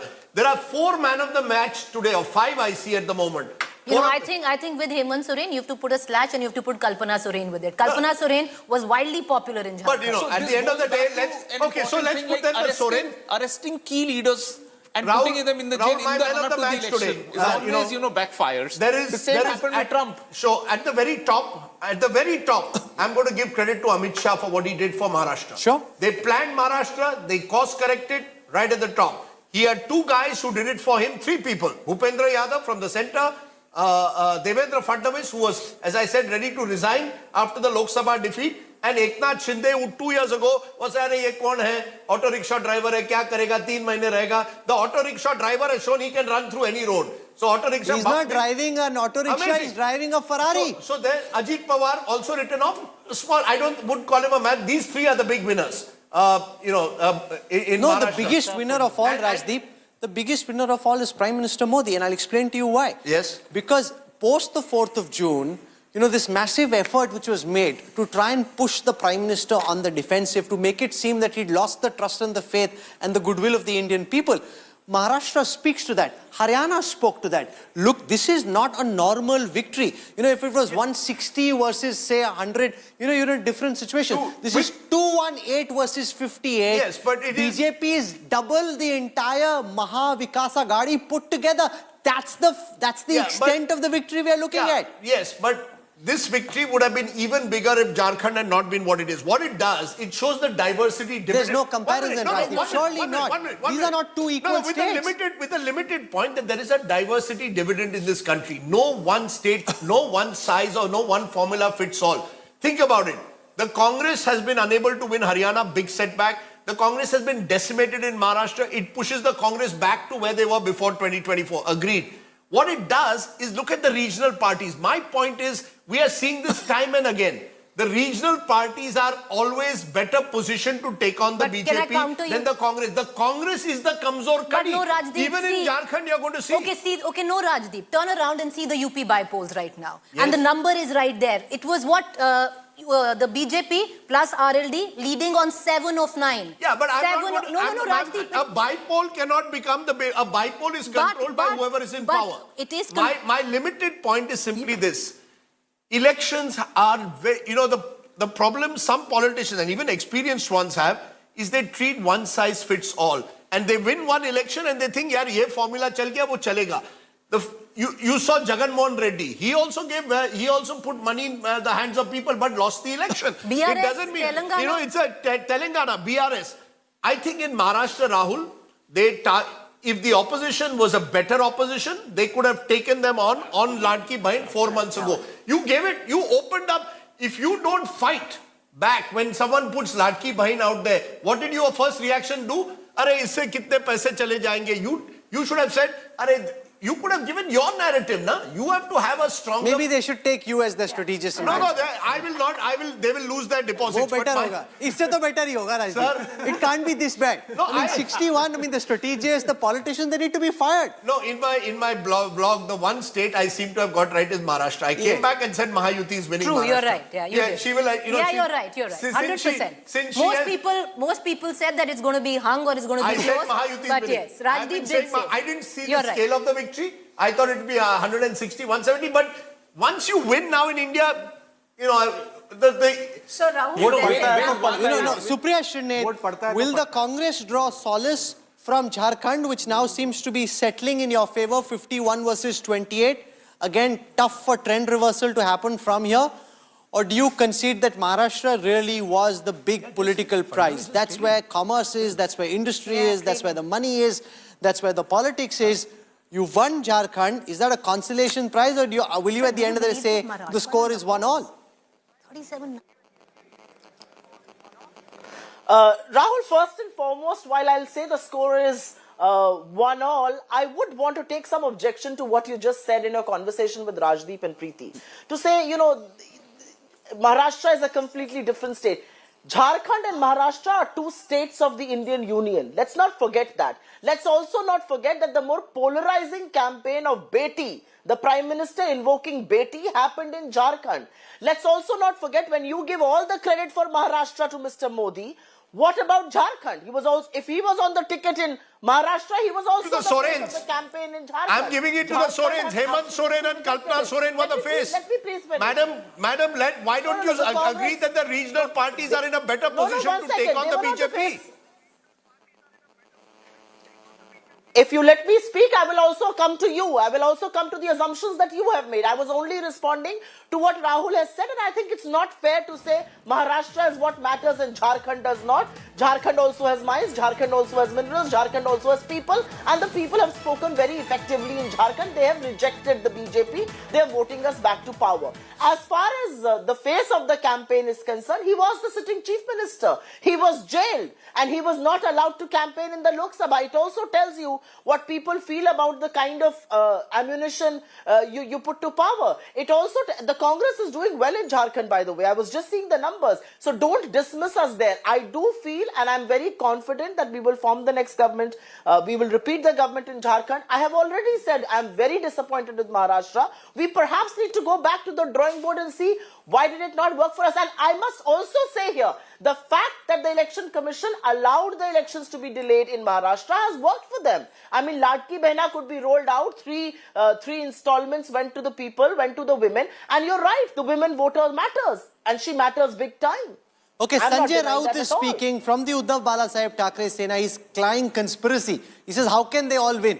Let's listen to Sanjay Raut. पहले गौतम अडानी के खिलाफ एक warrant निकला, arrest warrant, बहुत बड़ा भ्रष्टाचार का आरोप हो गया, ब्राइब का केस है, रिश्वत का केस है 2000 करोड़ का, उसमें भारतीय जनता पार्टी की पूरी पोल खोल गई। गौतम अडानी, बीजेपी, मोदी जी, शाह जी और फडणवीस, शिंदे, ये एक है और उसका ऊपर से ध्यान हटाने के लिए ये पूरा एक कपट कारस्तान हो गया है और उसकी तैयारी पहले से चल रही थी। हमने ये महाराष्ट्र जो गौतम अडानी के जेब में जा रहा है, मुंबई जेब में जा रहे हैं, हमने विरोध किया। ये अडानी राष्ट्र नहीं होने देंगे, तो इसके लिए इस प्रकार के नतीजे महाराष्ट्र के ऊपर लाद गए हैं। ये जनता का कौल हो ही नहीं सकता। महाराष्ट्र की जनता का मन हमें मालूम है, ये हो ही नहीं सकता है। राउत साहब, दिख रहा है कि लाडली बहन जो सरकार की, अरे लाडली भाई, यहाँ लाडले भाई है, लाडले नाना जी है, लाडले दादाजी है, सब कुछ लाडले है ना यहाँ। हमको मालूम है क्या है ये। ये निर्णय जो आया है, ये नतीजा आया है, ये जनता का निर्णय नहीं है, मैं इतना ही कहूंगा। नहीं राउत साहब, लेकिन लोकसभा चुनाव के वक्त आपने जो जनता ने कॉल दिया उसको, उस वक्त भी हमने कहा था मोदी जी हार गए हैं, लेकिन चाहे महाराष्ट्र हो चाहे और स्टेट में गड़बड़ की है। महाराष्ट्र के नतीजे भी उससे ज्यादा आने वाले थे अच्छे। हमारी 4 या 5 सीटें लोगों ने चोरी की है, मैं आपको बता रहा हूँ। नहीं, पर राउत साहब, अब दिख रहा है कि महाराष्ट्र के विधानसभा में विपक्ष के लिए भी कुछ मतलब विपक्ष नेता बनने के यही लिए लोकसभा के 2 चुनाव में 2014-2019 ने मोदी और शाह ने यही किया था कि विपक्ष का नेता कांग्रेस को नहीं मिलना चाहिए। इस बार भी वही स्ट्रेटेजी महाराष्ट्र में की है कि विधानसभा में कोई विपक्ष का नेता नहीं रहेगा। ये हमेशा बीजेपी की स्ट्रेटेजी रहती है। लेकिन आप कह रहे हैं कि कुछ गड़बड़ है। गड़बड़ तो है। गड़बड़ क्या है? मतलब अभी ईवीएम में गड़बड़ है या अरे भाई ठहरो, फंडिंग हुआ है, पूरे नतीजे आने तो हम बाद में बात करेंगे ना, क्यों नहीं करेंगे। पैसा तो ऐसा है कि हर चुनाव क्षेत्र में नोटों की मशीन लगाई थी। अरे शिंदे का एक भी उम्मीदवार सिटिंग एमएलए गिरता नहीं, और शिंदे ये बोल रहे थे हमारा एक भी सिटिंग विधायक गिरेगा नहीं। आपको मालूम होगा तो मैं इस्तीफा दूंगा। ऐसा होता है क्या चुनाव में कभी? हमारा एक भी नहीं गिरेगा। ये कौन सा भरोसा है? ये कौन सा लोकतंत्र है? 200 के ऊपर किसी को चुनाव में नतीजे मिलते हैं क्या? जिस देश में, जिस राज्य में सबसे बड़ी बेईमानी हो गई है, इस राज्य की जनता बेईमान नहीं है। ये नतीजे ऐसे दिए आपने कि आपने राज्य को, जनता को बेईमान ठहराया है। इस राज्य की जनता बेईमान नहीं है। जो नतीजे आ रहे हैं वो महाविकास आघाड़ी को कबूल है नहीं? तो आगे की क्या भूमिका रहेगी महाविकास? नतीजे कबूल नहीं है, मैं मानता हूं जनता को भी नतीजे कबूल नहीं है। जनता को भी ये जनता का निर्णय नहीं हो सकता है। मैं बार बार बोल रहा हूं और मुझे बार बार आप वही सवाल पूछ रहे हैं। लेकिन जो महाविकास आघाड़ी के कुल आंकड़े दिखाई दे रहे हैं, कुल संख्या दिखाई दे रहे हैं, उससे ज्यादा शिंदे गुट के कैसा हो सकता है? आप अपने मन को पूछे, आप पत्रकार है, आप अपने मन को पूछे क्या महाराष्ट्र में संभव है? आप अपने मन को पूछे कि महाराष्ट्र में शिंदे को 60 सीटें मिलती है, संभव है क्या ये? अजीत पवार को 40 सीटें मिलती है, क्या ये संभव है? भारतीय जनता पार्टी को 125 सीटें मिलती है, क्या संभव है?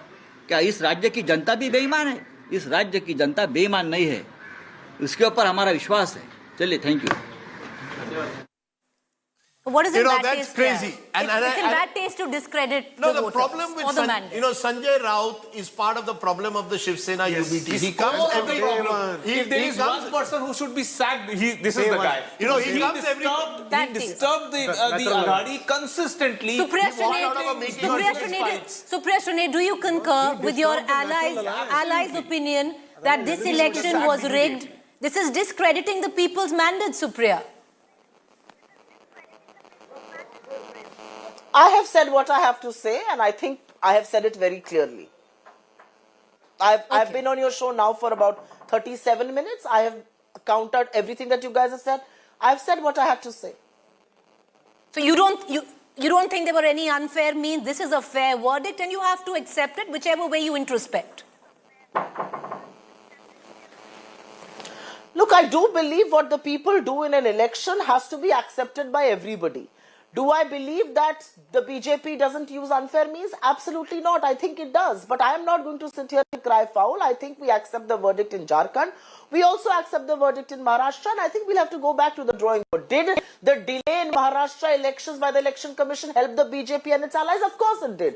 But so when a Sanjay Raut says Adani is so when a Sanjay Raut ma'am says Adani is a ladli bhai of the BJP, are you going to, or ladka bhai of the BJP, are you going to say that's unfortunate, that's regrettable? Because the moment you start making these statements, it appears like you are sore losers, and that you instead of introspecting, you're finding reasons for your massive defeat.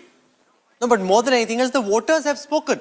Is this the moment for him to... Yes, go ahead. No. Can I finish? Can I please finish? In the last 40 minutes, I have introspected very, very loudly with all of you. I have not been defiant, and I have said the BJP has reasons to celebrate in Maharashtra, just like they have reasons to introspect in Jharkhand. And for me, two states equally matter. But as far as the point about Mr. Adani is concerned, Mr. Adani is very close to the BJP. Mr. Adani was toppling a democratically elected government, as was said by one of their allies, Ajit Pawar. Mr. Adani is being protected by Indian government and at Mr. Modi's behest. Are we going to deny that? Just because they are winning Maharashtra, does the Adani factor cease to exist? Does the indictment against him go away because they are winning Maharashtra? Does Mr. Adani's alleged unfair practices cease to exist? I mean, let's get real here. Are you saying that Mr. Adani's wife while was the case because in the BJP courts and its allies will in be dealt Maharashtra? with in What the do you courts, the fact of the matter, Tom Vadakan, is that the Congress made it one of the key parts of their campaign that business was being moved out of Maharashtra to Gujarat. They tried to build this Maharashtra versus Gujarat narrative. When it's 215 versus 60 and the Shinde Sena roughly equal to the entire MVA put together, I think the voters of Maharashtra have let the country know where they stand on the Maharashtra versus Gujarat issue and if they think of that as an issue at all.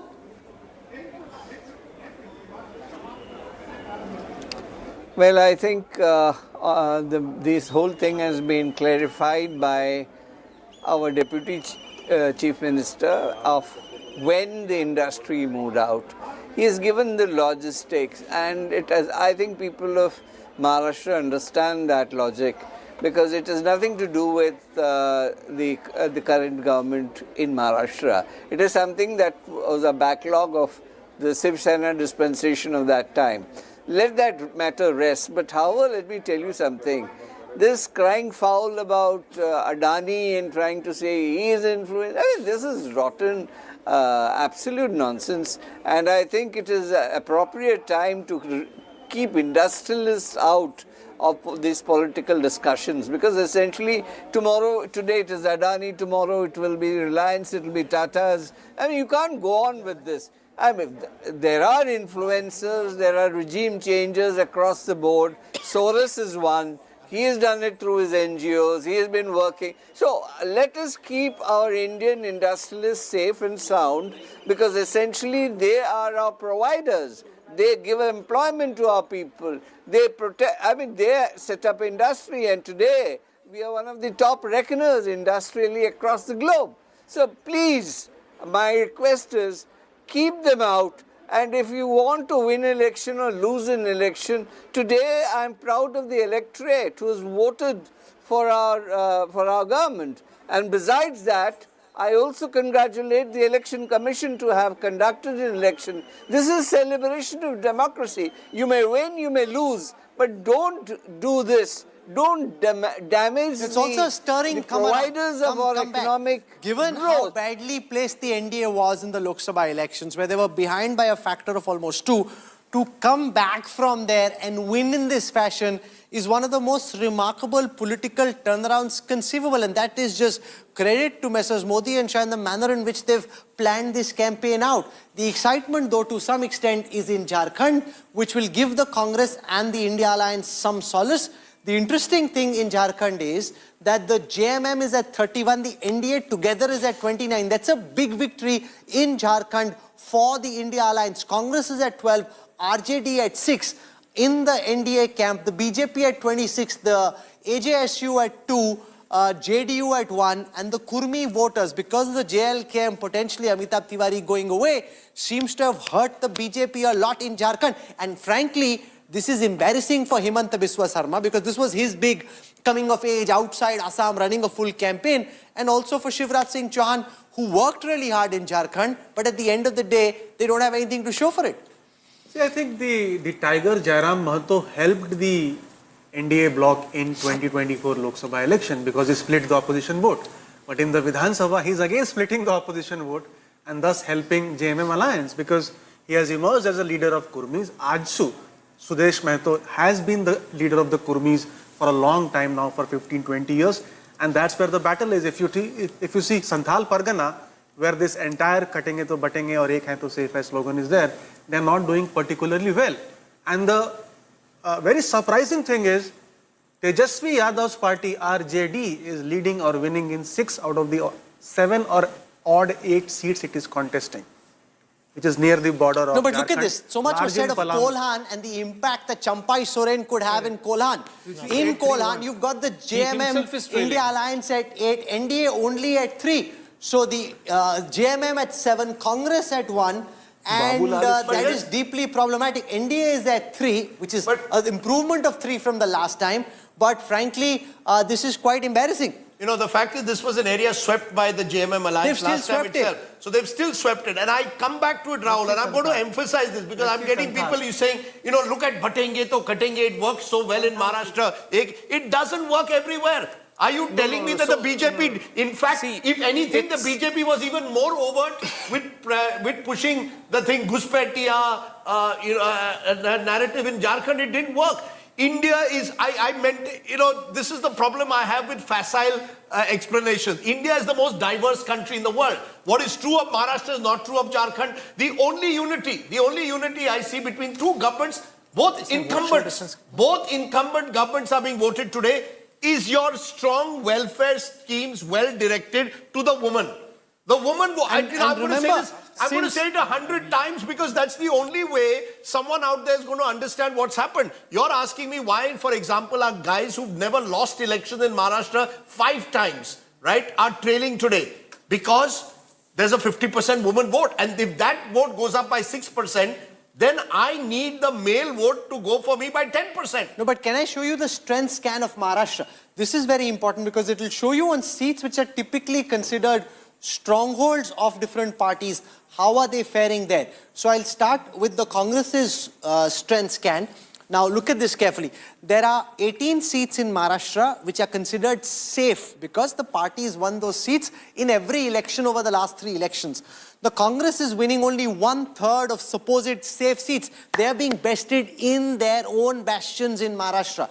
Now there are 13 seats which the Congress considered relatively safe. Relatively safe because the Congress won them twice out of 3 elections in Maharashtra. The Congress is currently leading on only 2 of those.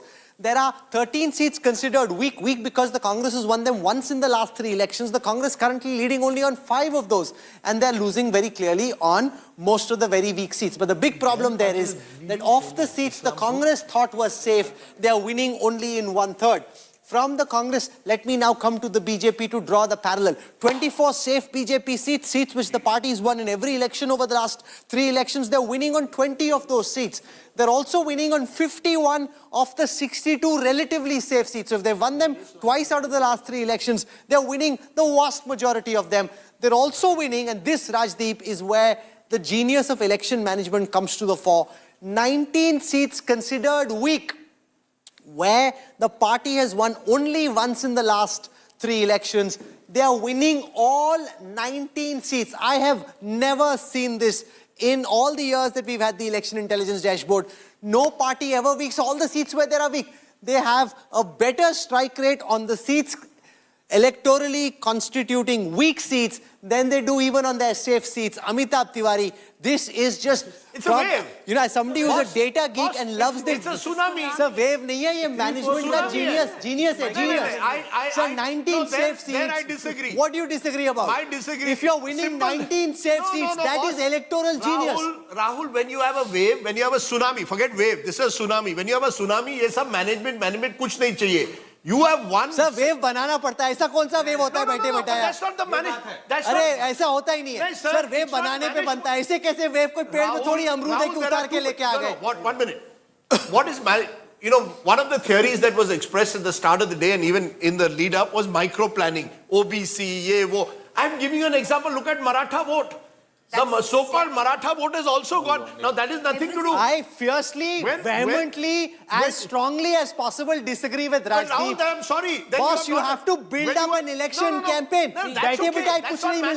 That's not management. The fact is, when you get a cross-class, cross-caste, it didn't exist in Maharashtra. 2024, June the 4th is evidence of where Maharashtra stood. You had as clear as possible a vote from the voters of Maharashtra. From there to here, it would have taken immense electoral effort to make it happen. It didn't happen on its own. Rahul, sometimes you have what you call a referenda election. You take a single point and people are able to bang it. Campaigns are designed like that. So it's a victory, not a management of campaign design. You vote, you designed the best possible. No, that's it. But you delivered it, you marketed it, and you convinced the women. Campaigning. You see, I disagree with you. No, I'll tell this you cannot only be Ladki Behan. They have won everywhere where it is possible to win. It's a combination of all factors. I'm sorry.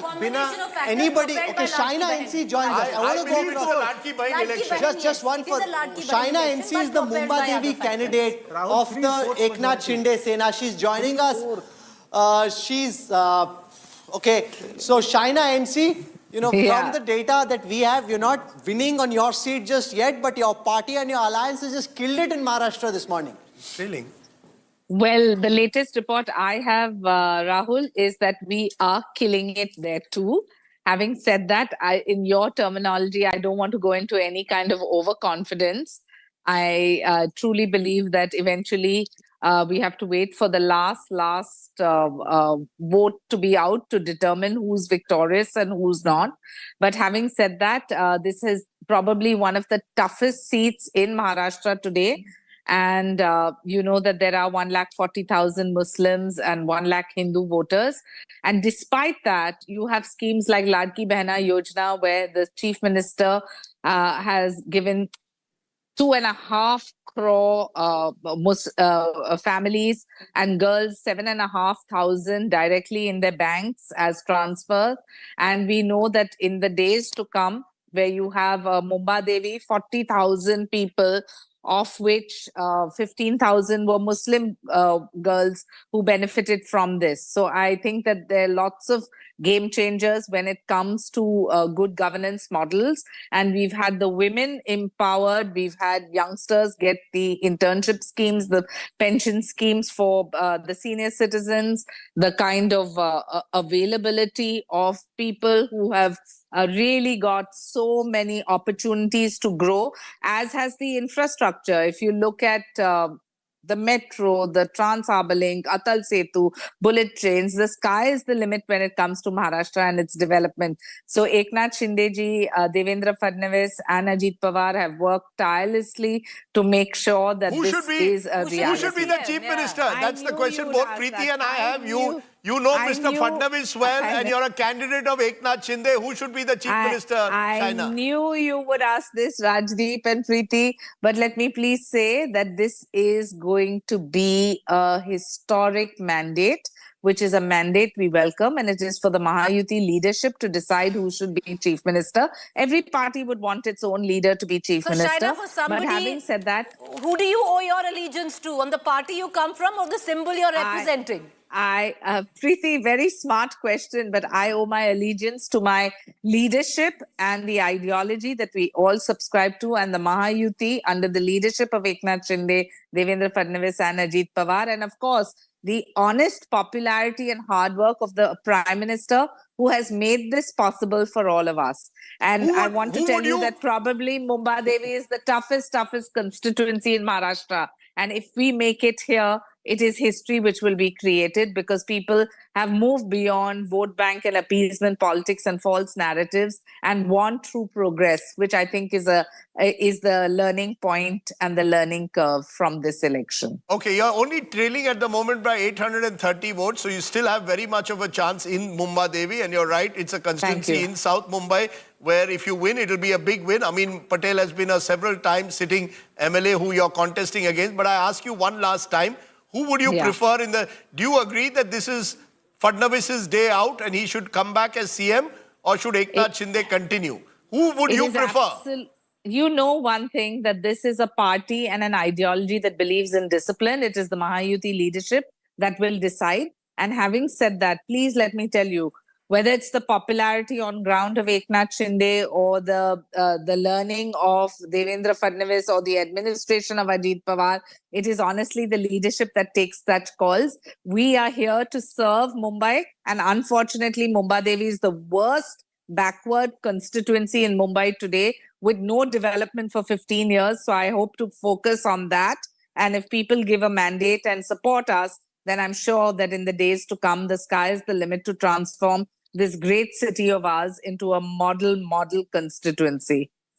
Okay, we'll wish you well. We'll see how that goes. It's quite a battle that you're having there at the moment. Yeah. But we are seeing at the moment, for example, former Chief Minister Preeti and all of us, Prithviraj Chavan is trailing in Karaj South. So you've got heavyweights of the Congress trailing. The only few who are surviving this sort of tsunami which is taking place in Maharashtra are the likes of Jayant Patil of the NCP. He seems to be winning at the moment. Chhagan Bhujbal is on the other side, one of the few heavyweights of the Mahayuti who's losing at the moment. But by and large, across Maharashtra, we are seeing a phenomenon, a kind of tsunami of unprecedented proportions. And it will be interesting to see now whether the BJP can edge towards the halfway mark on its own. Rajdeep, you see, because if the BJP was last when you showed us was 123. If the BJP comes close to a halfway mark, that's game, set, match, everything. They're 20 short of a halfway mark. That's right. That's not mathematically You know, possible. Shaina NC was with us.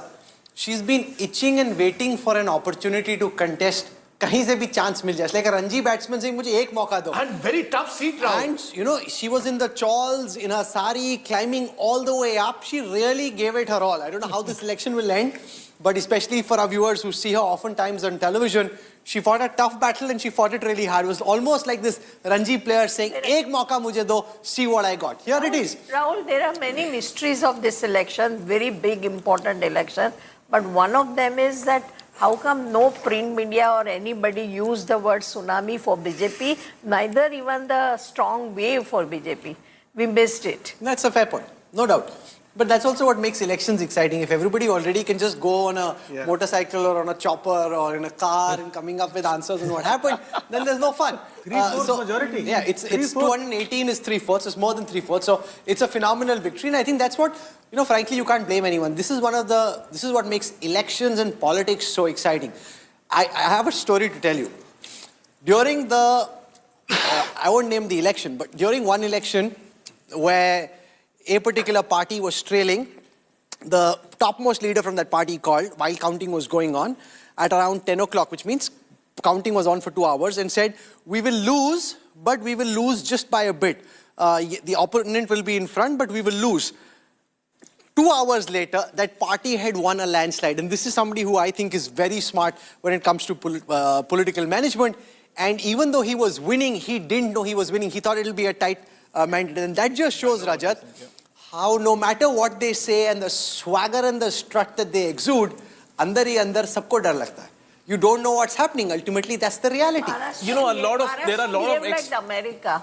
You know, no, America was much tighter. This is a sweep. This is a sweep of historical proportions. Conservative nationalist class that BJP is Can I just show so that this is in context for our viewers? I just want to show you where the historical data stands in Maharashtra. So if you look at where things stand and compare with the past, the NDA has a 51% vote share at this moment. The India Alliance is a 35%. In the Lok Sabha elections, it was 43.9 versus 43.3, a 0.6% gap. That's now a 16% gap. You know, Rajdeep, for Rahul Gandhi and the kind of politics that he ran, you know, very strongly pitched against one corporate group, trying to make this an anti-Adani election. So, this kind of a verdict where you've got India at 55, Congress at only 21, not even the #1 party, and the Sena is at the exact same number at this time as the India Alliance. It's a very strong rejection of Rahul Gandhi's brand of politics.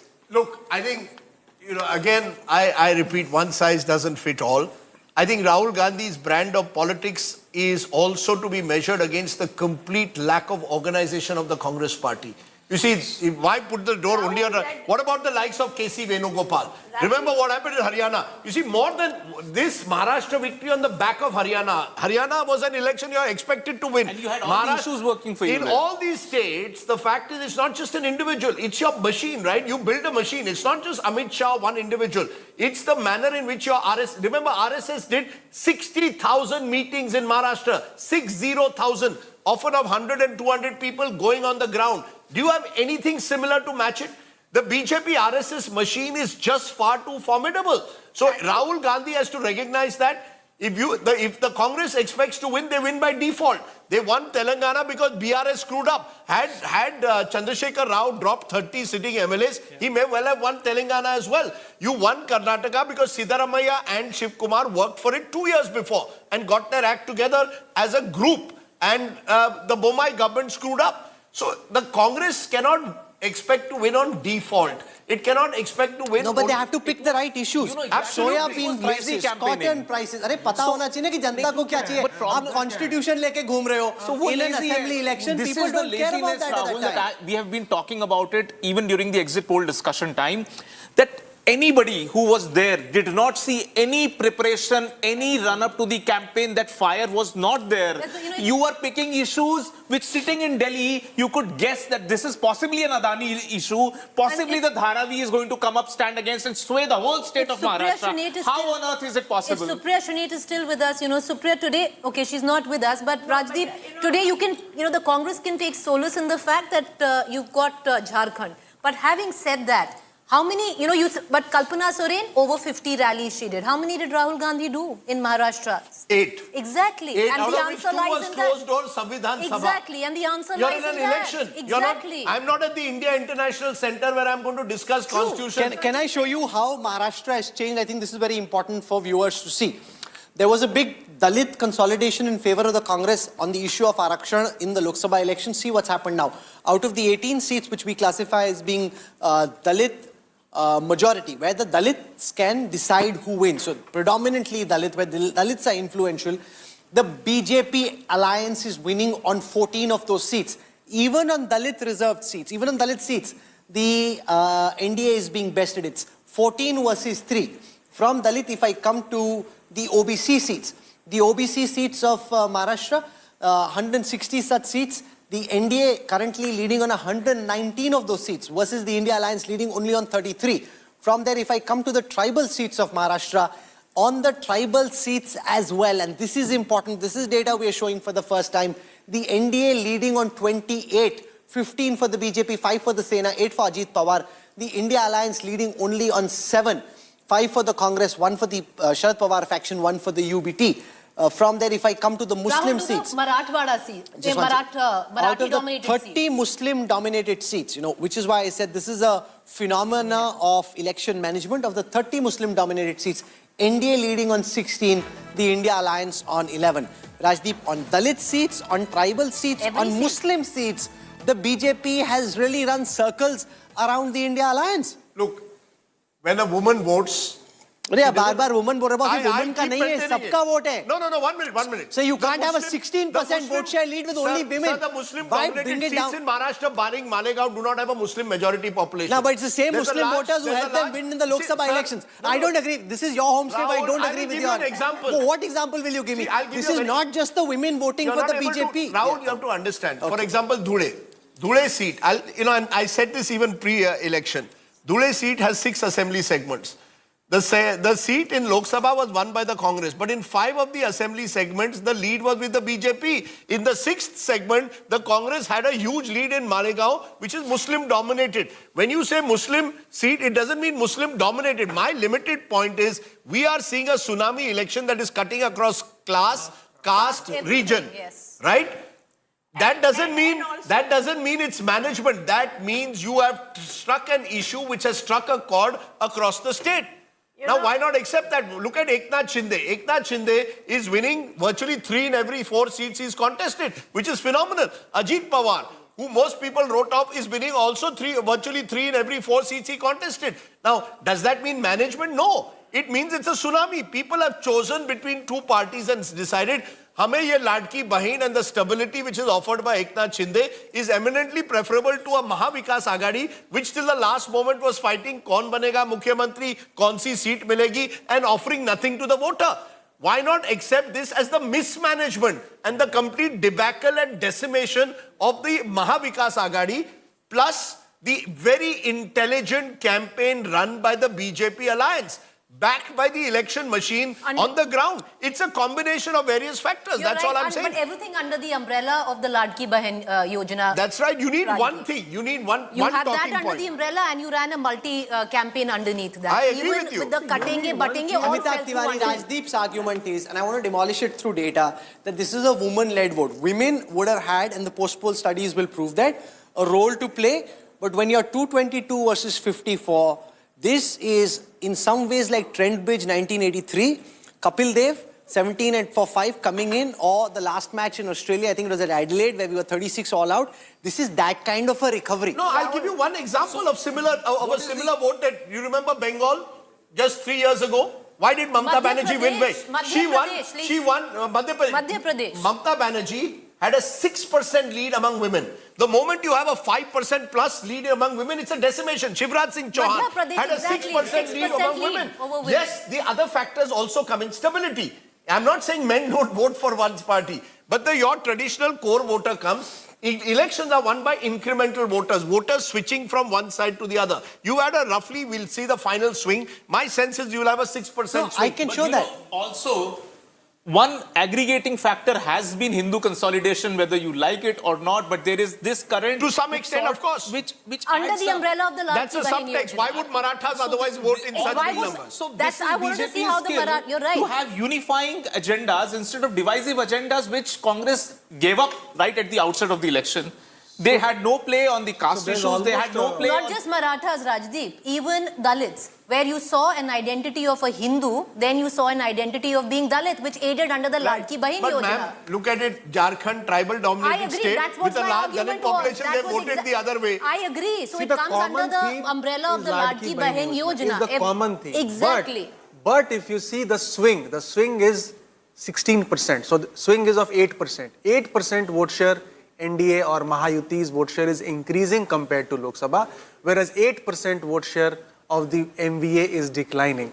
And that all this 16% swing cannot come just from women. So it has to come from OBC. There is a severe OBC polarization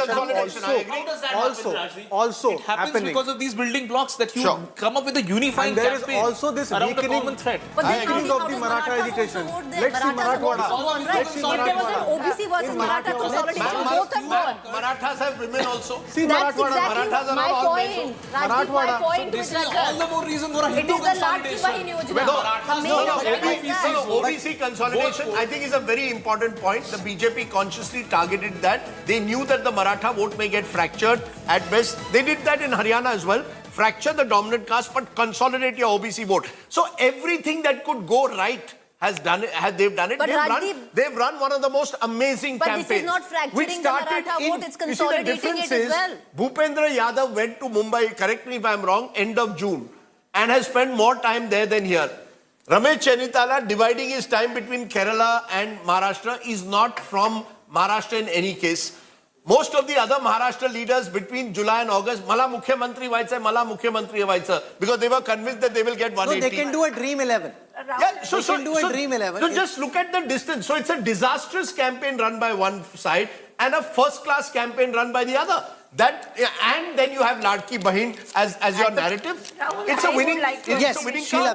I would like to agree with you that there is no one reason. Right. I think since 2002 onwards and more so since 2014, in India there are two big blocks. One is secular liberal minorities and such one group, and one group is nationalist conservative group. Nationalist conservatives solidly supports Modi. This group has got a Modi as an efficient leader for them, who is able to deliver to them. They weren't that enthusiastic in the Lok just Sabha a minute, elections. I'm not coming to the different point. I feel today, just take a pause and think about secular liberal people, how they must be feeling a great betrayal by Congress. Is it a joke? Are you kidding? When Modi and other machinery is fighting so seriously, and this is not fight of a freebie and Revdi, no. This is a fight of an idea, after all, at the end of the day. And I think really Congress is taking them for granted and not working hard enough. This is the message. But the Congress never works hard enough. No, you can't say that. Where do they hardly work? No, but if you look at the effort. In Telangana and Karnataka, but I'm saying look at Maharashtra. Because of this, where did they work hard? Because of this, Maratha reservation issue and Adani issue will now fade away. Because but you make an important point. When you make that the fulcrum of your campaign, see, Adani this, Adani that, and this is the kind of verdict that comes out at the end of it. Culture, they are talking of religion, politics, society, marriages, and he is talking of Adani. Lazy campaign. But let me tell you, it's not that it's not going to fade away. No, it's you not. See, Rahul Gandhi is determined. Rahul Gandhi believes that this is a long fight. That's in his mind, that this is a fight. I'm ready to fight this. This is an ideological war. The problem is, how do you fight an ideological war with a party which is not ideological? You see, congressmen after this defeat will happily, even though some of those who win, will happily switch over to the other side. And you have to keep your troops motivated see- if it's a long haul. No, it would also lead to the decimation of the Uddhav Balasaheb Thackeray Sena. Look at the current tally. If you look at the UBT, NCP also. the UBT has 17 MLAs. You know, getting 12 on the other side, how tough is that going to be for Eknath Shinde? With this kind of a verdict, do they come, and then where does that leave Uddhav Balasaheb Thackeray? That's a question he'll need to ponder over. Similarly, with Sharad Pawar, there are only 12 MLAs, getting 8 of them on that side, or 7. How tough is that? And where does that leave them? So Charanjit Singh Sapra joins us from the Congress. We've got Tuhin Sinha from the BJP. Tuhin, one of the most remarkable, historic turnarounds conceivable between June and November. This is like Kapil Dev coming in at 17 for 5, or what happened at Adelaide the last time. You know, when you thought all was lost and gone, to be able to snatch a famous victory from the jaws of defeat. Well, absolutely, Rahul. This is historic. This is unprecedented. But like I have been sticking my neck out in the last 2 weeks, in the last 3 weeks, anybody who has traveled on the ground would not be surprised with this victory. But yes, नहीं मैंने आपको कहा था, मैं परसों से कह रहा हूँ 160 मिनिमम, 180 से ऊपर संभवतः, लेकिन हाँ 220 की कल्पना हमने नहीं की थी. और यही होता है जब भगवान देता है तो छप्पड़ फाड़ के देता है. देखिए आज पिछले 3 सालों से इन लोगों ने केवल एक बात कहा कि हम लोग गद्दार हैं. आज इसका फैसला हमेशा हमेशा के लिए हो गया. आज कांग्रेस की जो तुष्टीकरण की नीति थी, जिस प्रकार से पिछले 2 हफ्तों में केवल उन्होंने मुस्लिम रिजर्वेशन की बात की, केवल उन्होंने उलेमा का साथ लिया, आज उसका फैसला हो गया. जो बिटकॉइन स्कैम कर रहे थे, काला धन एकत्र करने के लिए, आज उनका किस्सा हमेशा के लिए खत्म हो गया. देखिए why this victory is very important for us. Maharashtra is a very crucial growth enabler. It is a very crucial engine in the Viksit Bharat journey, in the Viksit Bharat story of us. And the $1 trillion economy goal which we have set, that will only get precipitated from here. And Maharashtra and Uttar Pradesh are going to be very big enablers in the larger journey of the nation. Charanjit Sapra, the irony is the entire India alliance put together stands at the same level as just the Eknath Shinde Sena. I mean, I think that's the irony of the verdict in Maharashtra. You know, you are clamoring about who will be your chief minister, which party will he come from. You know, you can now spend the next 5 years playing political dream 11 because it's the youthi that's come to power and has, you know, given you a political thrashing. Yes, Rahul, it is, very difficult to understand the figures which are coming out. And if these figures turn out to be the actual results, then really the entire Mahavikas Aghadi needs a serious introspection. I feel as of now, I can say that the freebies thing have worked with the NDA or the Mahayuti. The kind of Ladki Behan Yojana, it has worked in Maharashtra also, and it worked in Jharkhand in favor of India Gathbandhan also. So the freebies are working. This is one conclusion. Secondly, polarization factor. The BJP tried to, do a desperate polarization, which they have probably succeeded. And the results are coming accordingly. The war slogan like "Batenge to Katenge" or maybe "Ek hai to safe hai." These slogans have somehow no, but do you accept, Charanjit Sapra, that this is also a rejection of your Maharashtra versus Gujarat? You know, Adani, the whole focus was this anti-cop, in an industrialized state like Maharashtra, the issues that your leaders took up, have frankly been rejected by the voters of Maharashtra. That's how Eknath Shinde is a breakaway faction of the Shiv Sena. They alone are equal to your entire strength. See, Rahul, I told you and I'll repeat again that when polarization plays, the other factors, they mellow down. That is one thing. Secondly, money has also worked. Note for vote has also worked for Shinde Sena or for the Mahayuti. You see, when 150 crores have been caught by the election commission or by the police, the maximum money which is confiscated is from the leaders of Mahayuti, whether it was Shadol, whether it was Pune, whether it was in Marathwada or whether it was in Kolhapur. I can give you names also. So, and we have seen the Vinod Tawde issue also. This issue was not brought up by Congress party. This issue was brought in front by the PVA, Hitendra Thakur and his team. So the note for vote and the note jihad has also worked in Maharashtra. This is the thing which we can, go towards conclusion. But let us wait. Let us see till 1 o'clock what happens, and then maybe post-poll introspection is required. Okay, Aishwarya Paliwal joins us from the BJP headquarters. They had some garma garam jalebis which were in the pan in the morning. I want to see what's happening there right now. Aishwarya, I'm told that the Prime Minister will be coming to the BJP headquarters. This is the best way for the Bharatiya Janata Party to end this election here. Winning in Haryana, winning in Maharashtra. They haven't won in Jharkhand. But the fact is that Maharashtra was the big political prize and they won in style there.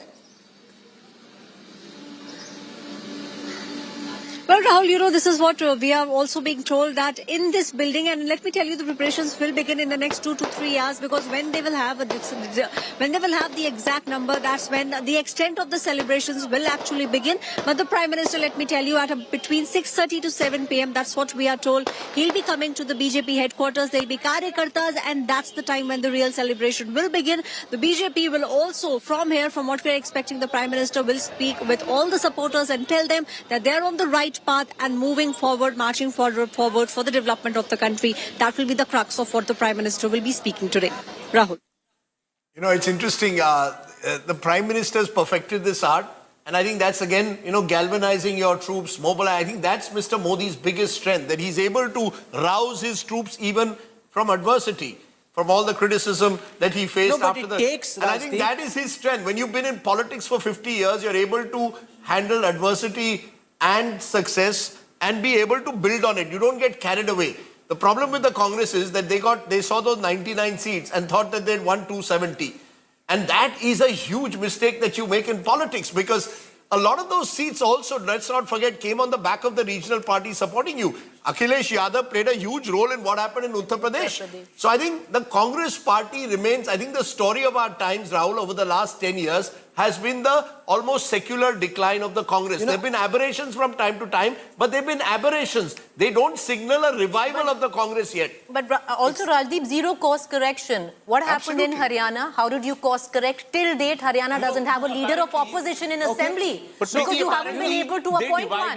They divided the entire state of Maharashtra into 10 different parts and had one Congress leader come in and become in charge. Honestly, none of them actually ended up going there. They were all sitting in Narman Point in the 5-star hotels. Nobody got onto the ground to micromanage the elections they were sent for. One of the big grudge battles in this election was Eknath Shinde versus Uddhav Thackeray. We have 40 seats where Shinde Sena or UBT is 1 and 2. Out of those, on 31 seats, you've got the Eknath Shinde Sena winning. The UBT is winning only on 9 of those 40 seats. I want to introduce Priyanka Chaturvedi, Member of Parliament of the Rajya Sabha of the Uddhav Thackeray Sena, Deputy Leader of the Shiv Sena UBT.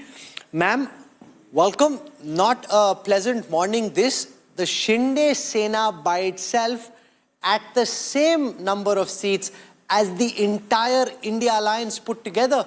What do you think went so dramatically wrong in this election, ma'am?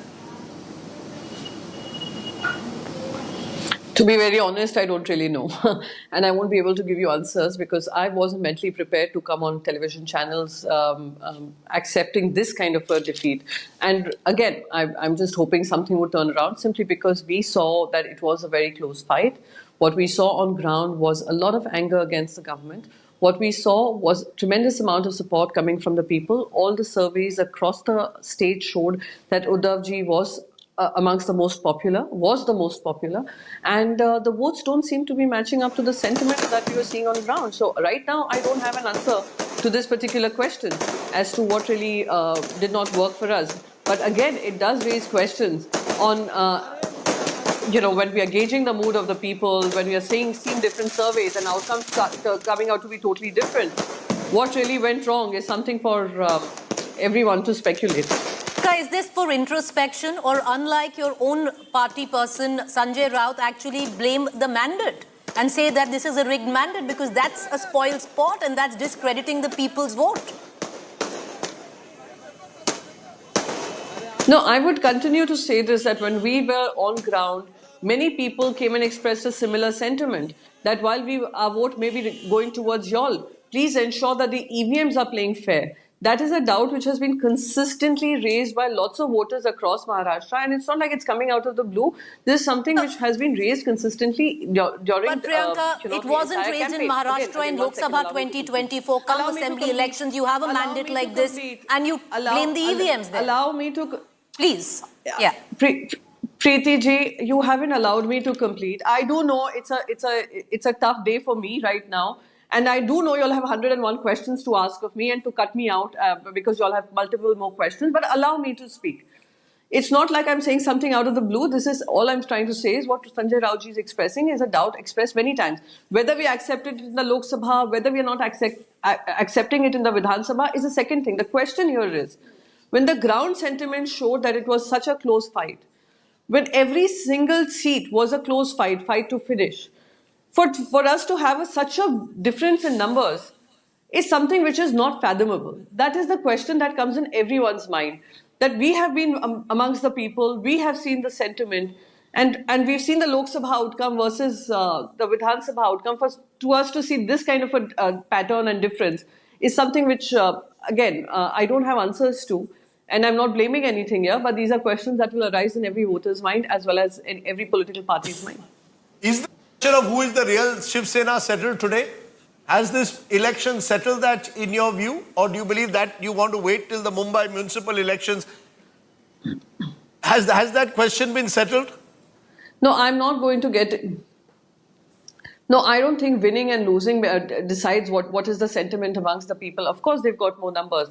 But do they believe the legacy is with them? Is something which is up for a debate. Simply because the Election Commission handed over the party symbol and name, which we are still fighting in the Supreme Court. Unfortunate that the Supreme Court still couldn't take a call as to whether what Election Commission did was the right thing to do or not to do. And that's a fight we will keep fighting. The second thing being Lok Sabha, we did better than them.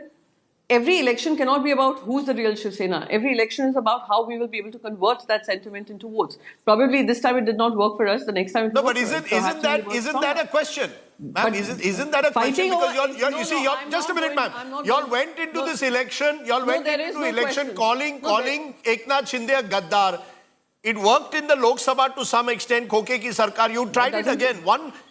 The formula didn't work in the Vidhan Sabha. Is there a recognition of that? That he's no, you can't just call him a Gaddar time and again and win.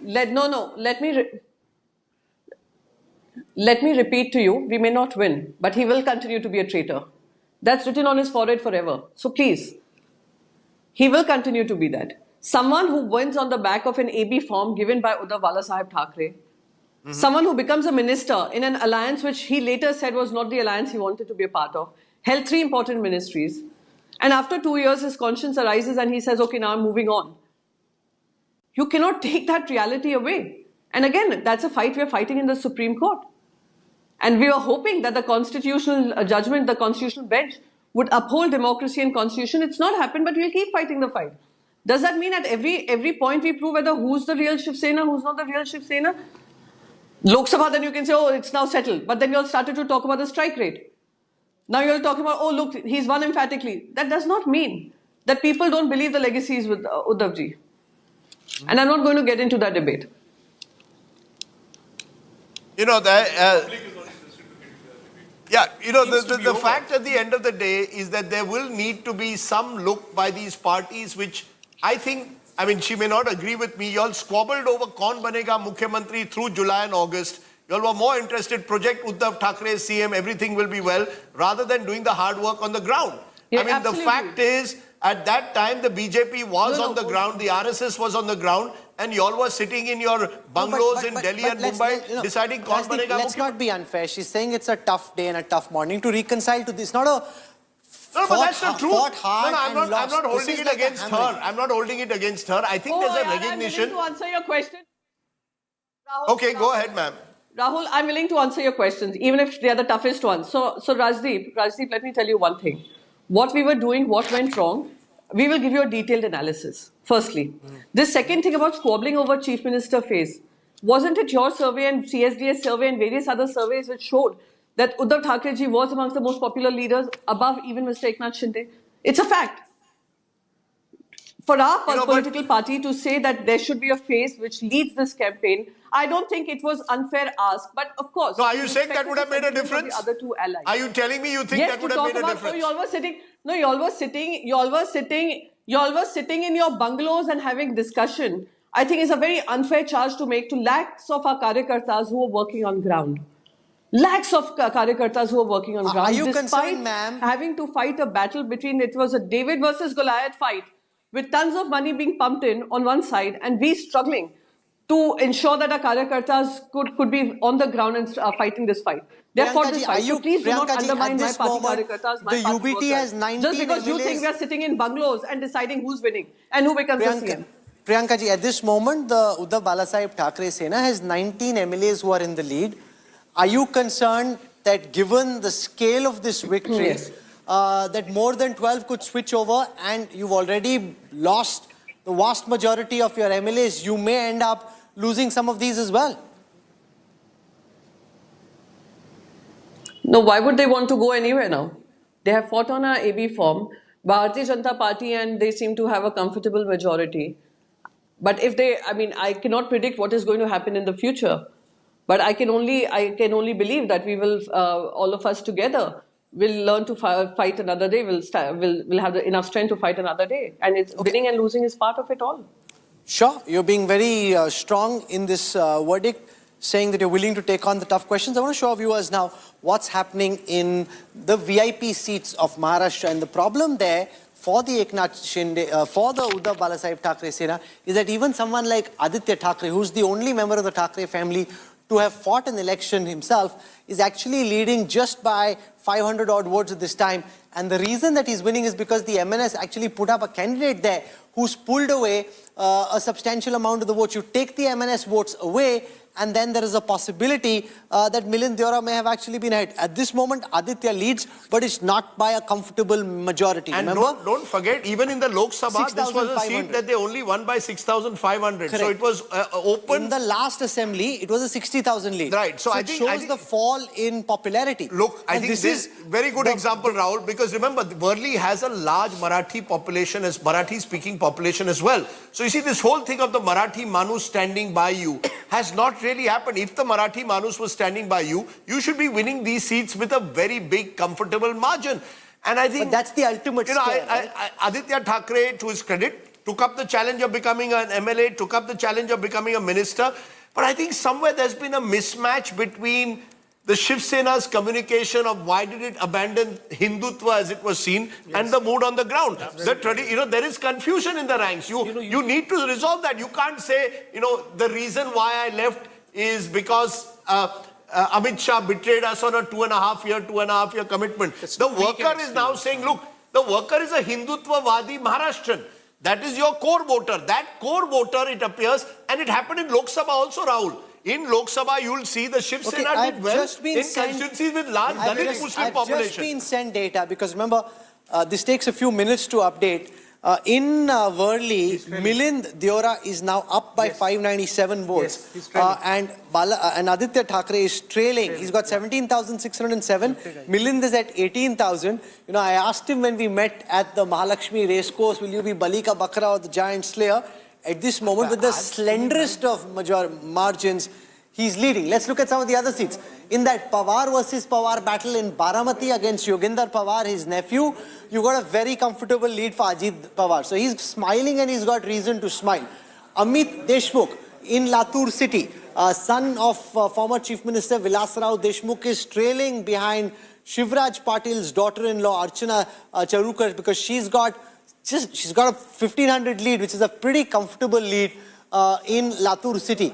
Amit Thackeray, Raj Thackeray's son in Mahim, is currently trailing. Chhagan Bhujbal of the NCP in Yevla is currently leading. Devendra Fadnavis, most likely to be Chief Minister of Maharashtra. Remember, if the BJP has 120 plus, it's very difficult for someone else to become Chief Minister. He's the man who is now odds-on favourite to be the next Chief Minister, leading with a big majority, with a big margin in Nagpur Southwest, Devendra Fadnavis. Eknath Shinde in his seat, leading quite comfortably. I want to look at Fahad Ahmed. Fahad Ahmed of the Sharad Pawar faction of the NCP, husband of Swara Bhaskar, is currently leading in Anushakti Nagar in Maharashtra. So if I look at Nana Patole in Sakoli, he's leading, Nitesh Rane is leading, Nilesh Rane is leading, the sons of Narayan Rane. Milind Deora is now in a, that's a very tough, exciting election there. Milind Deora leading against Aditya Thackeray by just 500 No, but it's huge, right? In the context, I mean, if Aditya Thackeray loses in a constituency with a substantial Marathi-speaking vote, there is, of course, it's cosmopolitan. Let me be fair. Worli has other large communities which are non-Maharashtrian as well. But it would be huge if, if the former chief minister's son, the scion of the Thackeray family, loses to Milind Deora. This would be Milind Deora's biggest victory. And look at how life changes. He lost 2 consecutive elections from South Mumbai as a Congress candidate. Switches over to the BJP, Eknath Shinde faction, gets Rajya Sabha, and now could be one of the giant slayers. We don't know where it will go. He wasn't very enthusiastic about fighting. He wasn't. Originally. They had a friendship. Yeah, but look. And if this is the way it turns out, it will be a big victory. We don't know yet. When I look at those 54, these 54 who are winning actually deserve a huge credit because they're winning in the face of this tsunami. And they include some a few heavyweights, but by and large, most of the candidates of the NCP, Shiv Sena, UBT and Congress who even are powerful. Prithviraj Chavan there, for example, former chief minister, is trailing. Now when a former chief minister trails... But that's a tsunami, no, Rajdeep? Once it starts kicking in, then it washes everything in its way. Yes, but when it's a tsunami of this kind, it also shows just how weak the MBA was. I don't think, I thought the Mahayuti would win, but if you would ask me 220, no way. I would have said 170 was my number, 220 is way above. But good luck to them. I think what they've done is run a very, very effective campaign. But Aditya Thackeray versus Milind Deora, Rahul, will, I think, become a major election victory for Milind because it will revive his political career also. It will be the hallmark of the Shinde versus Uddhav Thackeray faction battle, Rajdeep. It will go down in the annals of... If you can tell me in Amit Thackeray's constituency, I think Amit Thackeray is trailing. Trailing Latur City. I think there you've got, ironically, the Uddhav Thackeray group winning. Again, remember, there's a third candidate there.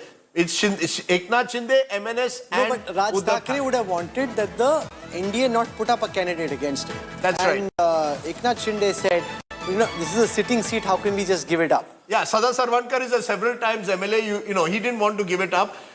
I think Raj Thackeray, again, has, is really not a factor in Maharashtra politics. He's only leading in 1 seat. He had lots of posters, seemingly a lot of resources. We have the first images of Devendra Fadnavis. I just spoke to him on the phone. Mumbai, what's he saying? He's coming this evening on the show. He's very excited, very happy.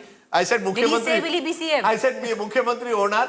He's, on the phone, he just said... There he is. The big boss. He is most likely going to be Chief Minister of Maharashtra. It will be very difficult with this kind of a verdict. No way. For it's done. Eknath Shinde to be Chief Minister again. You're watching the next Chief Minister of Maharashtra on screen, and he will therefore now become a 3-time Chief Minister, Rahul. 1 term of 5 years, 1 term of 3 days or 4 days, or was it a week? But the shortest surviving Chief Minister of Maharashtra, only the second in 40 years to complete 5 years. And this time, with this kind of majority, you would expect him to comfortably complete another 5 years. And thereby he becomes a leader for the future. That's what, he's got a long runway in front of him. Chief Minister again, most likely. He's looking confident. He has that Don-like feel to him right now. He's there talking on the phone. He knows he's being recorded. He loves it. And what a day it is, because there's so much said about it. He takes himself very seriously. No, he's a serious politician. Youngest ever mayor of Nagpur. Comes from a family. His father was also an MLA. Nitin Gadkari claims he brought him into politics. I recall Devendra Fadnavis, Rahul, very interestingly, between 2009 and 14, made his reputation by targeting Ajit Pawar on the irrigation scam. He made his reputation as taking on as an anti-corruption crusader. Then became the leader of the BJP party president. Came in from the outside. He was junior, let's say, to a Gopinath Munde and others. Gopinath Munde tragically passed away in that accident. I believe Gopinath Munde would have been Chief Minister of Maharashtra in 2014. Sometimes, that's the way life takes you. Suddenly, from just being another face in the BJP, you become Chief Minister. Then very effective. You see, he's a CEO-style Chief Minister. And I believe, this may be wrong, that Maharashtra needs that. When you're the country's financial powerhouse, you need a Chief Minister who says 10 a.m. means 10 a.m. Devendra Fadnavis has... With Eknath Shinde, it could mean anything. 10 could mean 12, it could mean 7. Let me give Mr. He's Shinde one hardworking, credit. but he the doesn't- Chief Minister converted CM to common man. And it broke the accessibility. You see, today if I wanted to meet the Thackerays, very difficult for an average citizen. Eknath Shinde's doors were open. Now for the Shiv Sainik, that's what you want, right? Suddenly you have access to the so-called... So I think from a variety, Devendra Fadnavis, I think suits the kind of politician BJP wants. Strong RSS background, comes from Nagpur. What better way that, to have your... In the next year, the 100th year of the RSS, you'll have a Nagpur Brahman. You'll have a Nagpur Deshastha Brahman, if I may call him. I'll break it down even further. Comes down from Nagpur, becomes the Chief Minister. It's been tough for a Brahmin. Remember, he couldn't go into if any RSS person is watching, he'll say Rajdeep is being unfair because we've grown much beyond just the Brahmins. One minute. Devendra Fadnavis could not go into rural Marathwada because the Maratha factor was so strong. Brahman, it's not that. My point is, it's not easy for a Brahman to rule Maharashtra. Yes. It was used by his opponents also. So for Devendra Fadnavis to achieve what he has is a great credit to him. I think he is a potential CEO-style Chief Minister. His critics say he has played, and he will have to look at that, a lot of jod-tod politics, and it cost him. But I think, you live and learn. If he learns from that, he made a lot of enemies as a result across party lines. I think this time, with this kind of victory, he will hopefully learn. Is there a remote possibility that he might not be the CM? What is the possibility? Why? I don't know. I'm just exploring. No, I don't think so. I think Rajat, you're right. Let's not. I think Rajat has a point. The more you keep saying, then they'll spring a surprise at the last moment. Yeah, let's see what happens. No, 1 minute. The only surprise that can be is Eknath Shinde stays on. There can be no third person. Now you can't tell me that BJP will pull out. Shivraj Singh Chauhan won the election in Madhya Pradesh. This is not the same. Shivraj Singh Chauhan had already been Chief Minister for over 15 years. BJP said generational change. You can't say generational change. I'm not saying anything. I'm saying let them announce. We are saying with so much conviction. Let the people. You see, I'm on a roll. I got one state right. I've got everything wrong in 2024. This is the first time I've got an election right. Not on a roll, but yes, you got it right. I said Mahayuti. I came back. Yeah. I said I didn't expect 220. I thought 170. But my point is, Devendra Fadnavis, if he doesn't become Chief Minister now, what do you do? If with such a big change, you can't. Let them decide. Let the students. The one person who will remain Up Mukhyamantri is our friend Ajit Pawar for the 6th time. Do you think he still will? But he was reconciled to it. Yeah. He was reconciled to it. He knew his position, and they've punched hard. And they won a disproportionately high number of seats. Yeah, so we have to see what they do with him. We have to see what they do with him. Anil Antony joins us. Anil Antony is now a leader of the Bharatiya Janata Party. This is a massive victory. Winning in this fashion, would you accept that this is beyond your wildest imagination, that while you were hoping to win, 216 is just Happy New Year, come a little early for the BJP? Thank you. No, we were expecting a win, and we were very sure that our alliance, it is a very formidable alliance that we had created in the state, and we are very sure of a victory. It was only a question of margin, and now the numbers are as per our expectations. This is a clear thumbs up by the people of Maharashtra that a lot has changed after 2024, where in the Lok Sabha elections, this was one of the few states where the India alliance, this new alliance, had done slightly better than the NDA. But within 5 months, things have drastically changed. Within 5 months now, we are getting our biggest ever margin in the state, where we didn't do as well as we expected in 24. And this is a big thumbs up for our Prime Minister's vision of Vikasit Bharat, the desire of people to have a double-engine government, and also the work we have done as a coalition in the last few years, where there was a large amount of developmental work. Our opposition. You come from the state of Kerala. To create narrations. Kerala now has a new MP, Priyanka Gandhi Vadra. Yes. Anil, romping home in style in Wayanad. How do you see PGV's entry into the Lok Sabha, which starts Monday, impacting what will happen in the Lok Sabha? She's going to be a player in the state that you come from. No, this election itself, this is, I believe, one of the reasons why across India the Congress party is getting dismissed by the people, because this election in Wayanad itself was an election that was forced to the people of Wayanad, where, and yes, Priyanka is winning by a fairly good margin, but you look at 2019 and 24 numbers of Mr. Rahul Gandhi and his victory in Wayanad, Priyanka Gandhi's margin will be lesser. So it is not, comparatively, when compared to the last two elections, the Gandhi family and the Congress is doing slightly worse than the last two times also. Priyanka Gandhi, yes, it was not that long ago that she was the face of the Congress in UP. She was supposed to be the person who was supposed to fight the UP Chief Minister and BJP in UP, and now suddenly she is also in Wayanad. Let's pivot for a moment to Jharkhand, having a fight with one of her more one piece of bad news for the BJP comes. You've got the India Alliance at 49, the NDA at 30. Where do you think Jharkhand went wrong? Why could you not put up a good fight in Jharkhand like you have in Maharashtra? No. See, right now I would say it is too early for us to analyze the results of what went wrong or right. There are still 4 or 5 rounds of counting left in many constituencies also. The difference is around 10 seats, so we are still optimistic that things could change. And at the same time, like, we are putting a good fight there in Jharkhand also, where by vote share we are the largest party in the state at this moment. But yes, numerically we are we hope that we can have a last minute surge. We are not writing anything off. At this moment, the Bharatiya Janata Party is very happy with the results across India. In Maharashtra, we are having a record performance. The bypolls in UP, Assam, many states we are doing very well. Kerala also, at this moment when I speak, there is a bypoll happening in Palakkad where we are slightly ahead after 9 rounds. So things are good for the Bharatiya Janata Party today. This is a thumbs up for the party across India, where there is a desire by the people to have double engine governments everywhere. Anil Antony, there was a slogan that was used in this election which became contentious. Ek hai to safe hai, batenge to katenge. Now, you could argue that in UP, Yogi Adityanath has won. You've done remarkably, spectacularly well in Maharashtra, and not so well in Jharkhand.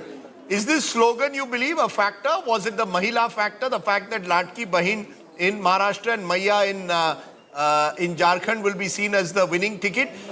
Do you believe the sloganeering of the BJP won you the election? Was there Hindu consolidation in your view? See, it's a combination of many factors. We wouldn't say Hindu consolidation. Our leaders did say ek hai to safe hai.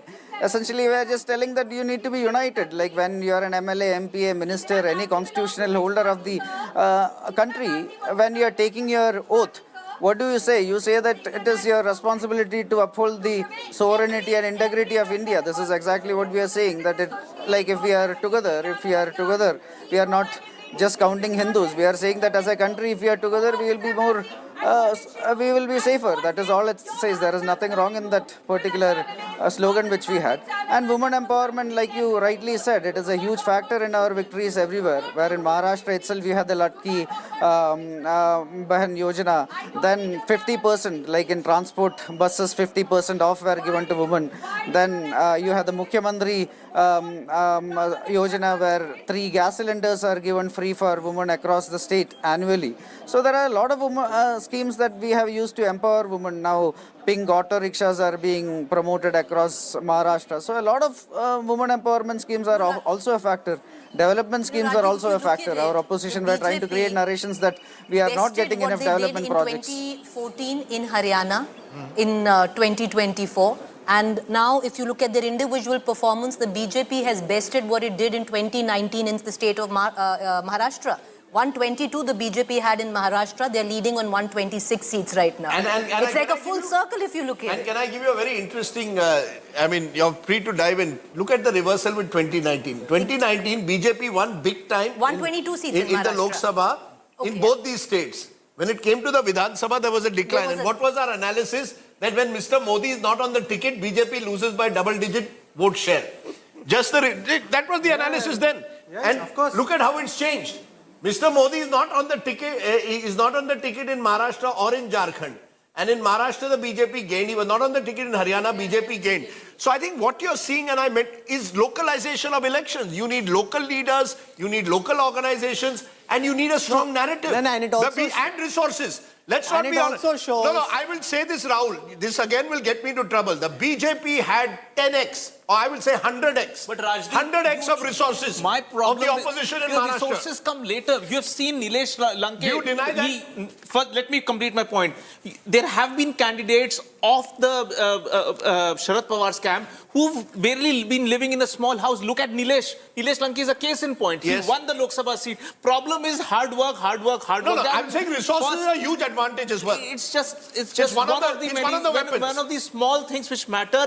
Narrative has to be good. Problem with the Congress party, they just did not have the narrative, and it's so alarming. You've been repeating this. In this case, if you look at it, resources matter, but does the Congress really use their resources? Haryana, you had people, you had helicopters at their disposal. Yeah, of course. You had the top leaders sitting in hotels. I am not holding the Congress party, Preeti, Rajat, is a party that needs to go back to the drawing board and start finding how do you win elections. You cannot sit in, 24 Janpad, 10 Janpad and 24 Akbar Road. You can't sit in 24 Akbar Road and 10 Janpad and have people who are completely cut off from the grassroots. You will be surprised, Rahul. There was a Congress leader who was apparently had a major role to play in Maharashtra. He was ringing up journalists of Maharashtra to find out the names of constituencies 1 month ago. He did not know the caste demographics of those constituencies 1 month ago. No, but what did they learn from Haryana? What has changed in Haryana? No, but then how can someone sitting in Delhi, then how do you, on what basis is that person being put in charge of a particular area? What did the Congress do? 3 weeks ago, they told Ashok Gehlot, you're in charge of Mumbai. Exactly. They put some, how? You can't run. You see, what is someone? He's a very successful. Gehlot was put in charge of the Jat belt in Haryana. After you lost the Maharashtra election, suddenly the Congress said, okay, we need people on the ground to manage things. You can't do it like that. Indian elections, Rahul, don't work like that. This is, if this was a business house which was working in this manner, it would have shut a long time ago. They would have sacked their CEO. Right? Look at what Tata's did. Tata's was an old company. A legacy brand. Congress is is a great legacy brand. But Tata's reinvented themselves, got a Chandrasekharan, got the best guys to be CEOs of the various Tata companies. Congress still will say, ये मेरा आदमी है, ये उसका आदमी है, अच्छा उसको कैसे नीचे करना है, ऐसे नहीं होता है. The Congress has a lot of talent. Congress rewards non-performance. Congress rewards non-performance. Mediocrity. General Secretary organization of the Congress has lost how many elections? You disrespect your voters because it's not that they were not people willing to vote for the Congress. Debacle is not the story of this election. Frankly, it is the BJP's comeback in Maharashtra, which, ladies and gentlemen, will go down in history as one of the most remarkable modern-day comebacks. Comeback because this was in Madhya Pradesh or Gujarat where they romped home during the Lok Sabha election, so they already were starting from a high base. This was Maharashtra where they were starting from a deficit. 30 versus 17, that's the quantum of deficit they started from. From there, to be able to decimate the opposition and to reduce the Congress to a rump, that is one of the most phenomenal tsunamis we've seen being created. Rajdeep made the point earlier that it was a tsunami. I don't agree because there was a tsunami that existed. They've literally, man by man, woman by woman, by putting effort on the ground, they've built this tsunami. It wasn't a tsunami that came from the Arabian Sea. This is a tsunami that was man-made. I want to show you how the gains and losses fare when it comes to votes for the BJP. The BJP's biggest gains have come from northern Maharashtra, where it's picked up 7% votes, from Vidarbha, where it's picked up 6% votes, from Mumbai, where it's picked up 4% votes.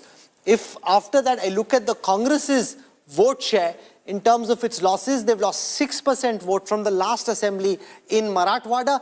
They've lost 10% vote in Western Maharashtra. They've lost 4% vote in Vidarbha. They've lost 4% vote in the north. So they have losses everywhere and no gains in any cycle. This is a complete collapse. It's been said in the past, 4th of June was the aberration. From there on, Haryana and Maharashtra show just how empty the Congress's nest at this moment is and how corroded it is and how much effort it will take to try and revive it. Consistently, their underlying message was caste census repeatedly. What is RSS in these 60,000 or 18,000 meetings doing? It is essentially carrying forward that message that we have to stay united, no matter what color you want to give it. But this is a central message. We cannot be divided on the lines of caste. This has ensured that, there is unity, largely speaking, plus good amount of tinkering in the strategies. And just to give you a historical arc as to why today is such a big day. Rahul, till 1995, the BJP had never had even a cent of power in Maharashtra. It was a Congress-dominated state. All the battles would take place intra-Congress. 95 was the first time they got an opportunity. By 99, 2004 and 2009, Congress NCP coming together won 3 elections in a row. This was even when Atal Bihari Vajpayee ji was the Prime Minister of the country in 99. Congress, NCP came together and won. So this is a Congress-dominated state for about 60 years. In the last 10 years, barring the 2024 Lok Sabha elections, the BJP has emerged as the party number one. It's a dramatic transformation of a kind. I'm not saying that it's like Madhya Pradesh or Gujarat, which is a BJP dominant state, but BJP is a number one. And this victory gives the BJP the platform now over the next 5 years to try and make it a BJP dominant state. Remember, large RSS presence. RSS plus BJP in a state like Maharashtra gives the, you know what one NCP leader has said? NCP Congress built its foundation on the sugar cooperatives of Western Maharashtra. Now they'll be worried कि आमच्या साखर कारखान्याचं काय होणार? Devendra Fadnavis, even in his first term, started chipping away at those dominant places where the Congress was. Who's the cooperative minister of India? It's Amit Shah. So they will now use this They know where the power of Maharashtra comes from. That's right. That's the power they're taking back from the Congress. That's right. And you've got Ajit Pawar with you. Now you can break a part of the NCP. The interesting thing, Sheila Ben, is that Amit Shah hasn't done a single interview since the Lok Sabha elections. I have a feeling we'll soon be seeing an interview because this is when he needs to speak. Look at the victory that they've got, a victory which is beyond the wildest imagination of even those within the BJP, a victory that they've strung together, a tsunami they've literally created. I think because of 240 seats, I think they were very serious this time. They really kept everything under the carpet and misled the print and all TV media also. But more importantly, they were very sure of what they were doing about the OBC and other issues. And I think, as I said, I mean, if you, Radip, you see how Yogi was used, how Ek Hai To Safe Hai, Prime Minister himself said those things. So they were really determined to do something. And they let the numbers speak. But more, I just want to add one line on this controversy about Congress. It's very easy today to speak in a very typical secular liberal rant against Congress. But I just want to tell... Okay, your mic is... I just hold that for a second. I think your mic just slipped. Till then, look at the power map of Maharashtra. About 26% of the votes have been counted in Maharashtra so far. Here you see the 2019 power map of Maharashtra. The saffron denotes the NDA. The blue denotes the India Alliance. Just see how the map has changed. This is a very big sweep because the entire hinterland of Maharashtra now has a saffron edge. There's some pockets where you've got the India Alliance, where they've picked up some seats in concentrated pockets, Rajdeep. That is the interesting analysis here. There are concentrated pockets where the India Alliance has done well, but by and large, if you look at the map of Maharashtra, it's been changed quite dramatically. You know, when you have a tsunami, it changes the landscape of a state completely. I think the biggest change that I actually see is Western Maharashtra. You see, if there was one region where the BJP used to always find it a bridge too far, it was Western Maharashtra because it was dominated by either the Congress or the NCP. Now when I look at the numbers and we can see them, that's where I believe the biggest shift has taken place in Maharashtra politics. Look at region-wise, I look at Western Maharashtra, 53-11. 53-11 in Western Maharashtra. Who would have ever thought, even at the, you know, that the Congress would be, even in the worst times, even when Indira Gandhi was swept away in 1977, the few seats that they would hold on to was in Western Maharashtra, you know, because you had the Patils, the Pawars, the families. This time, you're seeing a decimation of the Congress even there. Because 20 seats were NCP SP versus NCP Ajit Pawar. And Ajit Pawar is holding on to it. So this is also lost also of Sharad Pawar here. Sure. Also of Sharad Pawar. So Sharad Pawar has lost out to Ajit Pawar in Western Maharashtra, and in Mumbai, Konkan, Eknath Shinde has completely demolished Uddhav Thackeray. The reason for that also is that yes. see, Sharad Pawar was only getting leftover candidates. All the prominent leaders of the NCP, 42 to 44, they sided with Ajit Pawar. They were all regionally very strong. Yes. Now, he was, Sharad Pawar, when he wanted to contest 80 odd seats in this election, he didn't have any faces. So he had to get whatever was left over in each of the constituency. All these leftovers, if you get, they do not have the equal amount of strength that these very strong regional incumbents had. You know, you speak of how an incumbent has got the top hand during assembly bypolls, right? Which is what we are seeing in Uttar Pradesh. Look at in Gujarat, Congress is leading in Vav, Banaskantha. And no, but can I explain to that? Can I explain to that? The seat of Banaskantha is held by Geniben Thakur. and she's Those are images from the residents of Eknath Shinde's residence. They are celebrating. The laddus have come out this morning, and with good reason. I just want to show you on the Sena versus Sena seats. 76% of the wins are for Eknath Shinde's party. 29 out of 38 seats where 1 and 2 were either of the Senas. You've got 29 leads for the Eknath Shinde Sena and 9 only for the UBT. And let me give you another example. On the screen, you're seeing Shrikant Shinde. Shrikant Shinde, at the age of 35, is already a 3-time MP. Was an trained orthopedic. While his exams were on, contested his first election. Now he's a 3-time MP. But he undertook a 2-month yatra.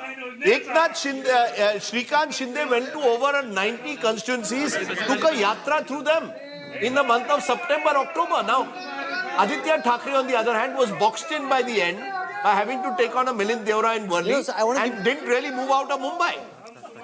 I just want to give our viewers this story. He'll be the first Thackeray to lose an election. During the campaign, if he loses, Shrikant Shinde called us home. So we reached home after interviewing Ajit Pawar at 9 o'clock. We were at Varsha. He wasn't there. So I was a little irked, like, where is this guy? He said, I was working till 6 a.m. in the morning and I slept over at Thane. So that is really a reflection of the kind of work ethic they have. Krishna Hegde from the Shiv Sena joins us. Celebrations galore and with good reason. But are you concerned now that somebody from the BJP could become chief minister given how close the BJP is to the victory mark all by itself? 127 leads. 127 leads for the BJP. They are happy. The question then is, will the pre-election arrangement of Eknath Shinde being chief minister continue, or will they make their own man? 127 is too close to 145 for anybody else apart from a BJP leader to be chief minister. Rajat, what's your reading of the BJP's mind? See, there is definitely a very strong case for Fadnavis, but I think BJP will look at much longer term goals as well. How do we utilize him in grooming him as the next big leader of the party? What role fits into the larger equation? So all of these questions only BJP has the answers to. Would they want to change the current setup in the state, continue to keep him at a junior position? That is not going to happen for sure. But will he become the chief minister? That is something which only the BJP leadership will be able to tell at this stage. I still think that the best way to describe it is Devendra Fadnavis is the front runner now. Now I don't think Eknath Shinde is the front runner. This morning, I thought with 160, 170, where the BJP will be, say, around 100, Eknath Shinde could well have been the front runner. Now, unless the only calculation, Rahul, I can see is that there is a major municipal corporation election in Maharashtra within the next 6 months, where one of the primary battles will be between the two Senas. Do you want to once again use Eknath Shinde's clout as chief minister to try and decimate Uddhav Thackeray and the Senas once and for all? Or do you believe Devendra Fadnavis deserves his time? From talking to people in Maharashtra on the phone and getting their messages, I don't see how Fadnavis can be stopped at a moment like this. This is his big victory, as much as it is of Eknath Shinde. But I don't see any change because BJP's style is not like that. So they will continue with Eknath Shinde. And gave this landslide victory. Interestingly, it is Aditya Thackeray who is trailing from work. People are showing his the way he has worked for 5 years. जिस तरीके से unavailable रहे, from the starting you were saying, unavailable and not accessible MLA. I think he is on the verge of losing his seat. So I think people in last 2.5 years, the way Eknath Shinde has worked, the way he has carried forward the legacy of Balasaheb Thackeray, the way Mahayuti has worked under his leadership, and the way Mahavikas Agadi or the Ubhata Netas, leaders, जो सिर्फ गाली गलोच और आलोचना, उसके सिवा उनको 2.5 साल में कुछ जमा नहीं करने के लिए, उसमें से एक नाम था आदित्य ठाकरे का भी। लोगों ने उनको उनकी जगह जो है ये दिखाने का काम इस इलेक्शन में किया है। सर कौन बनेगा मुख्यमंत्री सर? मुख्यमंत्री को लेकर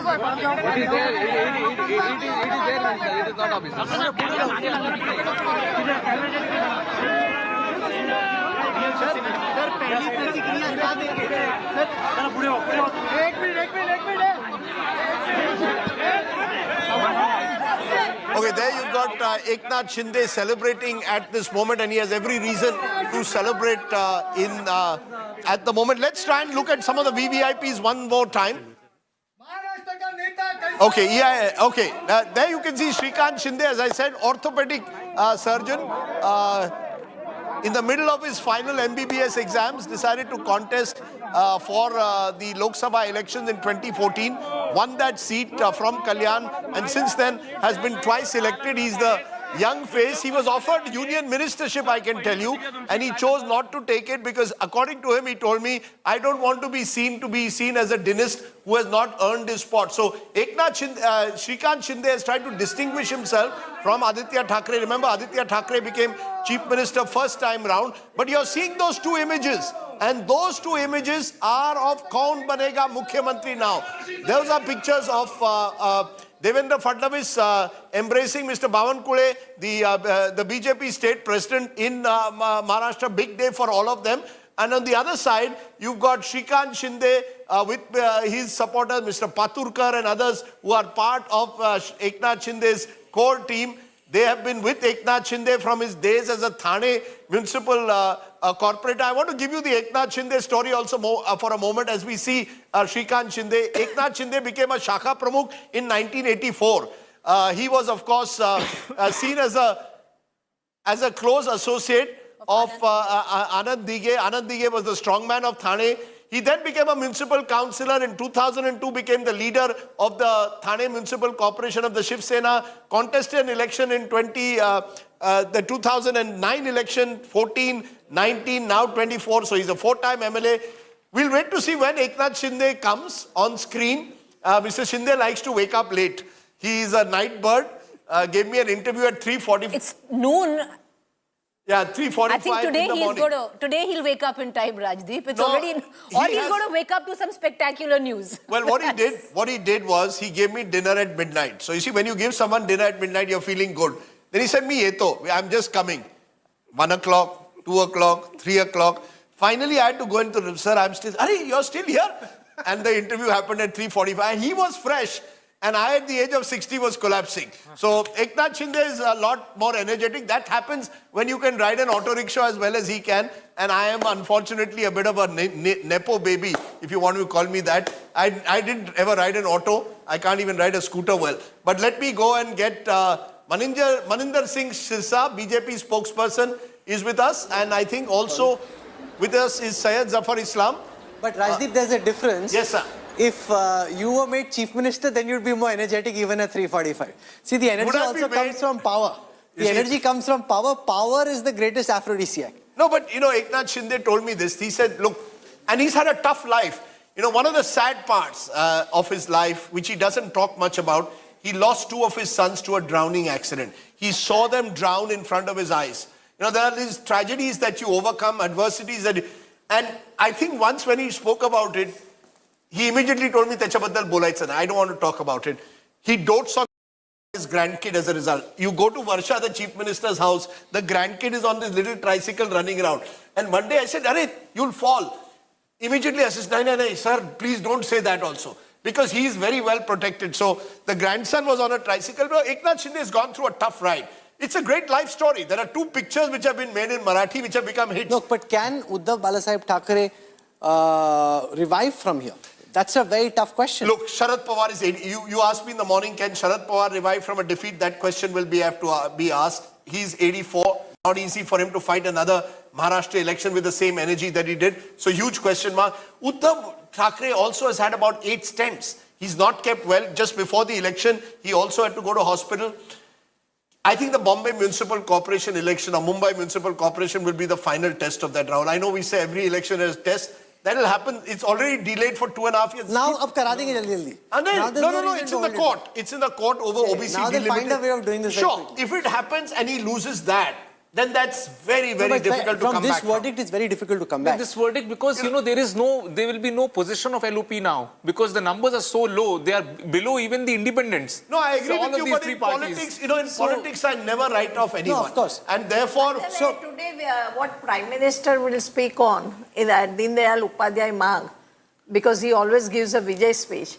I think that is, in that, I feel he will also speak, ek hai to safe hai. Because that caste census issue of Congress will be taken up now, even now. Despite Jharkhand, you're saying? Yeah, because 100%. Bihar is coming. That is nothing. Bihar is coming.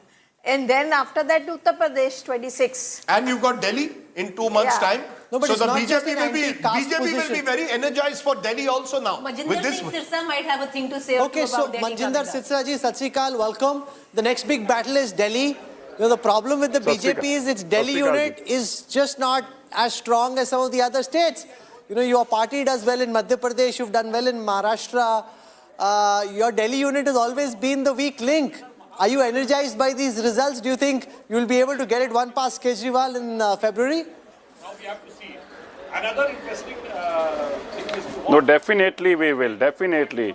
There is no chance of Arvind Kejriwal in Delhi, and as you are saying, the clean sweep in Maharashtra, this was also consumption by a few TV channels also, and obviously opposition was always saying कि महाराष्ट्र में तो इनका सुपड़ा साफ हो जाएगा, and so was for Haryana also. And you have seen that how we have won with 2/3 of majority in Maharashtra. It clearly gives an indication that how people support our Narendra Modi ji, the most known person on this earth as a politician. And this is the reason that the love and affection for the Prime Minister, and he has continuously been working for the poor and the downtrodden, and that's the single reason that people like him. And but as far as Majinderji, Delhi if you look at it, people are well aware let's now. look at Jharkhand. A tsunami in Maharashtra, look at Jharkhand, because very similar to what happened in Delhi. You had Hemant Soren, who went to jail, many say, coming back at the back of a sympathy wave along with his wife Kalpana Soren. Similarly, exactly the same thing happened in Delhi, and you know Delhi very well. Because the BJP unit, weaker, similar circumstances where Mr. Arvind Kejriwal is coming in, he's already started his campaign. Even 2 months now, Arvind Kejriwal has done over 35 sabhas. So very similar in terms of what happened in Jharkhand. No, you cannot compare two different states. That's Jharkhand. There are various other reasons for Jharkhand that we'll discuss later. But now if we're talking about Delhi, the Arvind Kejriwal, in every election, if you have seen, मैं अगले election में आपको यमुना जी में डुबकी लगवाऊंगा. मैं तो 2 कमरे में घर में रहने वाला आदमी हूँ. मैं तो गरीब लोगों का मसीहा हूँ. और अब आप देखें कि is living in such a luxurious house that he has failed even a billionaires of this earth. So Delhi के लोग अब समझ चुके हैं अरविंद केजरीवाल ने दिल्ली को गंदा कर दिया. दिल्ली की हवा गंदी है, दिल्ली का पानी गंदा है, दिल्ली की यमुना गंदी है, दिल्ली की सड़कें गंदी हैं, दिल्ली में कूड़े के पहाड़ बन चुके हैं. और ऐसे में अरविंद केजरीवाल का जादू नहीं चलने वाला. ये फ्रॉड जो बातें करते थे, बार-बार झूठे वादे लेके आते थे. Maharashtra लाडकी बहन योजना. Promises will fall flat. The Revdi seems to be working. No, that's whether right. It's but in, there is no whether such... it's in Maharashtra No, but here we'll bring that or Yojana maybe in Delhi now. We'll bring this in Delhi, na? No, we'll bring this You're in also Delhi. promising Arvind Revdi in Kejriwal Delhi, hasn't brought in Delhi. वो कहते रहते हैं कि मैं लाऊंगा. Sir आप ये सब टीवी पे तो बोलते हो, वोटर को कन्विंस नहीं कर पाते आप दिल्ली के. जो एक धर्म के नाम पर दी जाती हैं, जो धर्म विशेष को दी जाती हैं, वो रेवड़ी हैं. जो धर्म विशेष के नाम पर एक मस्जिद के मौलानों को दिया जाती है तनख्वाह, वो रेवड़ी नहीं कर पाते हो दिल्ली के. That's the problem with the Delhi BJP. No, but you've already seen Arvind Kejriwal move ahead by announcing various promises. So there's the whole first mover advantage. ਉਹਨੂੰ ਬੋਲ ਰਹੇ ਹੋ ਨਾ ਸਿਰਸਾ ਜੀ ਤੁਸੀਂ ਦੱਸੋ. Go on. He's in the government. He can't do that because he has only one state. He is only one state. You need to understand. Arvind Kejriwal के पास दिल्ली ही दिल्ली है, तो उसको तो वहीं सब कुछ करना है. But for us, we got entire India. We got a big canvas with us. And at the same time, Delhi में अभी आप देखें, जो उन्होंने झूठा वादा किया था कि मैं अपनी बेटी बहन बेटियों को पेंशन दूंगा, आज तक उन्होंने शुरू नहीं की, क्योंकि वो कर ही नहीं सकते. उन्होंने दिल्ली के खजाना खाली कर चुके हैं. और हमारा ये वादा है, हम आएंगे दिल्ली के लिए, दिल्ली का विकास भी और दिल्ली की उन बहनों के लिए भी हम ही चिंता करेंगे. That is the reason the people gonna Delhi gonna vote for BJP this time, and you will see a clean sweep. I must write down my words. Clean sweep means clean sweep this time. Okay, the fact is that the BJP in Delhi will be enthused. Amitabh Tiwari, but as Rajat Sethi will acknowledge, hopefully, there are very serious structural defects with the BJP in Delhi, which is why so far they haven't been able to win. I mean, there's really no reason that they shouldn't, but they haven't been, in Kejriwal in every election in the assembly context has beaten them. Yeah, I mean, yes, there are structural problems with the Delhi BJP unit. I would say it's one of the weakest units of BJP in entire India. However, this victory does give them But that irritates Modi and Shah a lot because it's under their nose and that guy comes and keeps beating them. Most of the attempts of the state unit of BJP are very cosmetic in nature. They will do a cosmetic dharna here and there. There is no genuine outreach to the public between. The face is also later. Let your Karyakartas build. See, RSS was not built with a face. It was built with the hard work of a regular Swayam Sevak. You need to have the attitude of Seva. That Seva Bhav is missing because between the two elections, why is it missing? How can it be there in Gujarat and in Madhya Pradesh but be missing over here? Maharashtra, Haryana. True. So I think most of the BJP leadership is well off that way. They're not like, among the masses to that extent where you see, an auto wala coming in and, making it a fight for the BJP on the grassroots. And Arvind Kejriwal continue to, sway that sentiment among the local and but it does make Delhi very exciting. Yeah. See, here's the deal. If hadn't been, if from here the BJP can't win in Delhi, then they'll never win Delhi. Forget it. I mean, with 222 for the Mahayuti in Maharashtra, you feel energized and charged up. Rahul, you're making a blunder. No, I'm not making a blunder. You are Haryana not. Every election is different no, to the other. Of course. But I'm saying it gives them confidence. Yes, you see, we in television, I'll give you an example now. You see, while you said it gives momentum to the BJP, rightly so, there I agree with you. It also demoralizes the Congress. You see, you need a strong Congress is bad news for Kejriwal in Delhi. Ajit Pawar because it takes away some of his votes. Yeah. With Praful Patel, those are the images of Ajit Pawar smiling with good reason. Sunil Thackeray out of 59 seats. So you've got Sunil Thackeray in the middle, the NCP president. You've got state president. You've got Praful Patel, who of course was the person who pushed Ajit. Some believe, Sharad Pawar believes, pushed Ajit Pawar out of the NCP. His wife wants him to be CM. His wife wants him to be CM. Now, that's not happening. Now, he's not going to be CM. But it's a big revival after what happened in the Lok Sabha. Also celebrating with them is our other old friend, Rahul. You interviewed him at the conclave, Naresh Arora. He was with Ashok Gehlot and DK Shiv Kumar in the past. Didn't work out quite well with Gehlot. Worked with Shiv Kumar. Now he was with Ajit Pawar. He made Ajit Pawar wear pink and to try and soften his image and smile. He's smiling. He certainly has every reason to smile. Sunetra is, of course, now a Rajya Sabha MP. She's the daughter of Padam Singh Patil, who was sister of Padam Singh Patil, who was an old Maharashtra minister. Now, there are two questions when I see those pictures. As you rightly asked, what happens to Sharad Pawar and who's the real NCP? For now, Ajit Pawar has consolidated his position, but I think the NCP will go through more churning. And therefore, because they're all joined at the hip. True. And in some way, they will have to come back together again, I think, to revive their fortunes. It's a strange thing to say, but in the next 2-3 years, I don't rule that out. Some clamor not immediately, though. Not 2-3 years. They will just enjoy the power for some time. Of course, they'll enjoy power. Some clamor has started for who becomes next CM. Sunetra Pawar is saying Ajit Pawar should be CM. She's the wife of Ajit Pawar. Eknath Shinde, MP Naresh Maske has said that CM should be Eknath Shinde.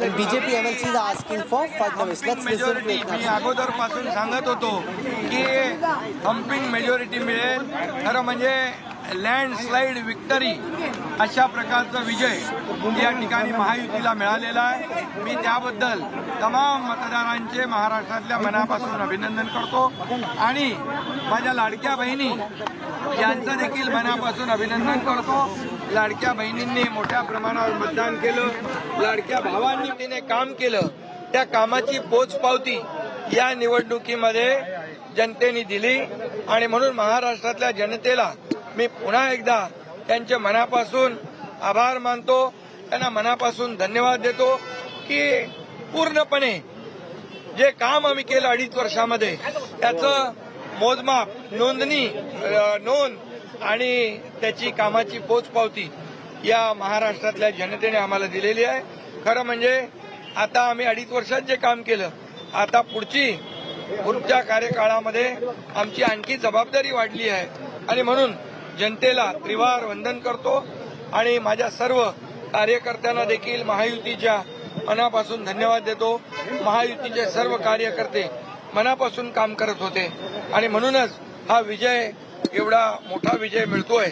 मी माझ्या ठाणे मतदारसंघातल्या कोपरीपाट मकाळी मतदारसंघातले देखील मतदारांना धन्यवाद देतो की खूप मोठ्या लीडने मार्जिनने त्यांनी मला विजयी करण्याचं काम करतायत आणि त्यामुळे मी पुन्हा एकदा सगळ्यांना मनापासून खूप खूप शुभेच्छा. मनापासून सगळ्यांचं सर्व मतदारांचं मनापासून अभिनंदन. आज मैं महाराष्ट्र के तमाम मतदाताओं को बहुत बहुत धन्यवाद देता हूँ, उनका अभिनंदन करता हूँ, क्योंकि ये विक्ट्री जो है ये लैंडस्लाइड विक्ट्री है.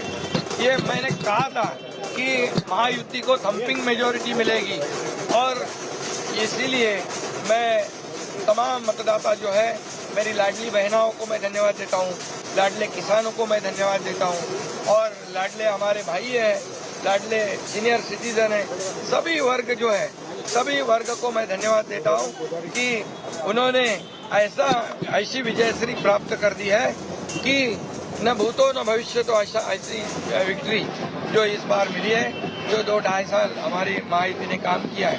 ये महायुति ने जो काम किया है उसके काम के ऊपर ये जनता ने शिक्कामोर्तब किया है, काम को तवज्जो दिया है, प्राथमिकता दी है और इसीलिए महायुति को इतनी बड़ी जीत हासिल की है. इसलिए मैं महायुति के पूरे महाराष्ट्र की जनता को तो आई हूँ, उनका स्वागत करता हूँ, लेकिन महायुति के सभी कार्यकर्ताओं को भी धन्यवाद देता हूँ. उन्होंने जो काम किया है बहुत ही बढ़िया काम किया है और इस चुनाव में हमारे महायुति को जिताया है, इसलिए मैं बहुत बहुत उनका आभारी हूँ. हाँ सर, ले रहे. We are joined at this time by Dr. Shrikant Shinde, son of Chief Minister Eknath Shinde, Member of Parliament of the Shinde Sena from Kalyan. Thank you very much, Dr. Shinde, for joining us. Your first reaction on one of the most historic victories for your alliance in Maharashtra in recent decades. I will thank all the voters and Janta of Maharashtra who preferred only development rather than the fake narrative. मैं सभी को बहुत बहुत धन्यवाद अदा करता हूँ, सभी का बहुत बहुत तहे दिल से अभिनंदन करता हूँ, सभी महायुति के कार्यकर्ताओं का धन्यवाद अदा करता हूँ कि इतनी बड़ी जीत जो है उन्होंने हासिल मतलब हमें दिलाई. मैं माननीय मुख्यमंत्री एकनाथ जी शिंदे साहब के तपश्चर्या को, जो 2.25 साल उन्होंने जिस तरीके से न थकते हुए काम किया, उनके साथ दोनों उप मुख्यमंत्री महोदय काम कर रहे थे पूरे जान से, खाली डेवलपमेंट को तवज्जो किया, डेवलपमेंट की राजनीति हम लोग ने की और लोगों ने भी डेवलपमेंट को ही प्राधान्य दिया. सर, आप 56 पे हैं, पूरी महाविकास आघाड़ी 55 पे, which is a phenomenal achievement. Quite unimaginable, frankly, before the results came out. But are you concerned that because the BJP is at 125, अब बीजेपी के भीतर सब बोल रहे हैं कि बीजेपी का ही अगला सीएम होगा? See, we are not at all concerned. We have fought the elections under the leadership of Eknath ji Shinde Sahab, and it is ये सब लीडर्स जो है ऊपर के, मैं एक सादा कार्यकर्ता हूँ, ऊपर के नेता बैठेंगे, जैसे अमित भाई ने कहा था कि सभी लोग बैठ के डिसाइड करेंगे कि क्या करने वाले हैं. कभी भी राहुल जी यहाँ पर मुख्यमंत्री कौन बनेगा इसके लिए होड़ और रेस नहीं थी. महाविकास आघाड़ी जैसे रोज लोग उठकर कहते थे वहां पर कि महाविकास आघाड़ी में नाना पटोले जी को बनना चाहिए, उद्धव जी को बनना चाहिए, इसको बनना चाहिए, उसको बनना चाहिए. हम लोग ने कभी कहा नहीं. हम लोग ने सिर्फ लोगों को कहा कि 2.25 साल में हम लोग ने जो काम किया वो काम हमें आगे लेके जाना है. बट श्रीकांत, आपने अभी राजदीप यार, आपने अभी कहा कि एकनाथ शिंदे के नेतृत्व में, तो क्या आप मानते हैं ये कहीं ना कहीं कि कंटिन्यूटी के लिए एकनाथ शिंदे को रहना चाहिए या नहीं? पार्टी कार्यकर्ता होने के नाते, आपने कहा आप कार्यकर्ता है, कार्यकर्ता का क्या मूड है? चीफ मिनिस्टर के नेतृत्व में तो होता है सब कुछ, और मुझे लगता है कि सभी लोग मिलकर यहाँ पर डिसाइड करेंगे, क्योंकि ये कभी भी कुर्सी किसको मिलेगी इसकी लड़ाई नहीं हम लोग ने लड़ी, ना कि शिंदे साहब ने भी नहीं लड़ी. हम कार्यकर्ता, अगर आप पूछोगे कार्यकर्ता को क्या लगता है, तो ऑब्वियस है कार्यकर्ता को तो अभी भारतीय जनता पार्टी के कार्यकर्ता कार्यकर्ता को लगेगा उनका नेता बड़े पोजीशन पे पहुंचे, हमारे कार्यकर्ता को लगेगा हमारा नेता जो है बड़ी पोजीशन पे पहुंचे। तो ये जो है ये कार्यकर्ता का लगना ये स्वाभाविक है कार्यकर्ता करके, लेकिन जब हम अलायंस में लड़ते हैं तो एक साथ मिलकर निर्णय यहाँ पर होते हैं। तो मुझे लगता है कि कुछ दिन में आपको, कुछ समय में आपको पता चल जाएगा। कुछ दिन आप मुझे आप अच्छा समय, क्योंकि 26 तक सरकार बननी है, प्रेसिडेंट रूल, तो आपको नहीं, बट आप मुझे कह रहे हैं अगर आप होते तो आपको कह रहा है कार्यकर्ता शिवसेना के चाहते एकनाथ शिंदे रहे, बीजेपी चाहती है फडणवीस जी, लेकिन ये बड़े आराम से सुलझा जाएगा, कोई प्रॉब्लम कोई टेंशन नहीं होगी। सर मुझे लगता है क्योंकि उसकी लड़ाई नहीं थी सर, चीफ मिनिस्टर पोस्ट की कभी यहाँ पर लड़ाई नहीं थी। यहाँ पर सभी लोग जो है काम कर रहे थे और जिस तरीके से सभी नेता बैठेंगे, बात करेंगे, डिसाइड करेंगे क्या करना है और लोगों को क्या चाहिए। ओके, तो Shrikant Shinde, congratulations once again. Is this beyond your expectations doctor Shinde कि आप 56 पे हो गए, पूरा एमवीए 55 पे? You should talk to Rajdeep ji, मैंने उनको क्या नंबर बोला था। नहीं, बट देखिए ना, आप मुझ पर ये मत करिए, मैं आपने मुझे कहा था आपकी बड़ी बात होती थी ना, पर्सनल बात भी तो होती थी। नहीं, आपकी बात मुझ आंकड़ा है 50 to 60 रहेगा, आज वैसे ही दिखाई दे रहा है। पर आप मानते हैं, मैंने भी कहा था आपको कि आपकी महायुति जीत रही है। सर आपका भी बहुत बहुत धन्यवाद, आपने जिस तरीके से एनालिसिस किया, वो एनालिसिस भी 100% हुआ। हाँ चलो, पर मेरा 220 का नंबर नहीं था, 220 सबके 220 तो कहाँ से कहाँ पर यह seat. No but it raise, लोगों को डेवलपमेंट की राजनीति चाहिए सर, लोगों को रोज गाली गलौज, आलोचना, टीका टिप्पणी ये नहीं चाहिए सर। लोगों को जो उनके लिए काम करे, लोगों को क्या चाहिए ये सरकार को करना जरूरी है। 2.5 साल में आपने देखा कि किस तरीके से महाविकास आघाड़ी की सरकार ने परफॉर्म किया और 2.25 साल में आपने देखा महायुति की सरकार ने किस तरीके से परफॉर्म किया। क्या अब आप बाकी जो यूबीटी के एमएलएज हैं 18 हैं इस वक्त, क्या आप उनको इनवाइट करेंगे कि अब ज्यादा तो बचा नहीं वहां पे, यहाँ पे आ जाओ? अरे वो उनका सवाल है मुझे लगता है, और कुछ उसी तरीके से आने वाले समय में आपको देखने के लिए मिल सकता है, क्योंकि लोगों का विश्वास तो खो दिया है उन्होंने। वन फाइनल क्वेश्चन श्रीकांत, क्या ये हो सकता है कि शिवसेना एक साथ सब आ जाए एक बार फिर? इतने कम एमएलए उनके भी बचे हैं, आदित्य ठाकरे खुद पीछे चल रहे हैं, क्या आप समझते हैं एक बार फिर शिवसेना एक साथ आ सकती है? राजदीप जी, उन्होंने उनका मार्ग जो है ना, उन्होंने चुन लिया है, उस मार्ग से उनको कोई भटका नहीं सकता। उन्होंने उनका मार्ग जो है चुन लिया, इसलिए उस मार्ग पर वो चले और जहां उनको पहुंचना था वो पहुंच गए। तो उस मार्ग से उनको आप भी नहीं और मैं भी नहीं और कोई नहीं वापस बुला सकता। Okay, Shrikant Shinde, the orthopaedic surgeon turned politician, good luck to you and to your party. कौन बनेगा मुख्यमंत्री, अब अगला डिबेट होगा, वो अगले 48। What a big victory this is, regardless of how this goes. 57 for the Eknath Shinde Sena, 53 for all of MVA. This is beyond their wildest imagination as well. Thank you, sir. Thank you for joining us. Each of the MLAs who've defected have won. So you know, it's very interesting. All those who broke away with him, the 40-odd so-called gaddars, whether you like it or not, I mean, I have my problems of the kind of politics that was waged and the allegations of money changing hands, but they won the election. People reward the original sin was done by Uddhav Thackeray. It will haunt him perpetually because this is Gaddari. Original Gaddari was done by him. Sorry, say that again. Original Gaddari was done by Uddhav Thackeray. Triggered by Sanjay Raut. Sanjay Raut is a character, and I can't even fathom how he is still in the job of being a spokesperson and completely destroying whatever credibility Uddhav Thackeray had left. My point is, in 2019, the resounding mandate was for BJP, Shiv Sena to together carry on. We wouldn't have seen the mess that we saw over the past 5 years. Yes. I think the original sin, therefore, once you conduct, you cannot accuse others repeatedly of the same thing. And I think this should settle that affair. Uddhav Thackeray should also, because of health reasons, in all likelihood, he will retire. Aditya Thackeray, if he's serious, he will have to rebuild the party, work hard, and ensure that, there is something more than this Gaddari thing that he wants to perpetually sell. For the past 4 months, these so-called Gaddars have gone to the ground and have worked really hard and have won the minds and hearts of the people. No, before that, he'll need to win his own election. There is a larger point here, which is that in Indian politics, one check can be encashed only once. Whether it is, say, Arakshan khatre mein hai, Constitution khatre mein hai, You try and present the same check in an assembly context, it doesn't necessarily work. I mean, there were other checks which the Mahavikas Aghadi could have tried to present to the voters, the check of soybean prices, cotton prices, there were other things to be said. They presented the same old check which worked for them last time and it bounced at the hustings this time round. That is the reality. You can't present the same check again and again. Those are images from Baramati in Maharashtra, the Ghanti of Ajit Pawar ringing loud. And they've come out. The problem though is with 124 for the BJP, 56 for the Eknath Shinde Sena, this is a kind of verdict which is not Ajit Pawar's ideal 37, right? Because now they don't really need them.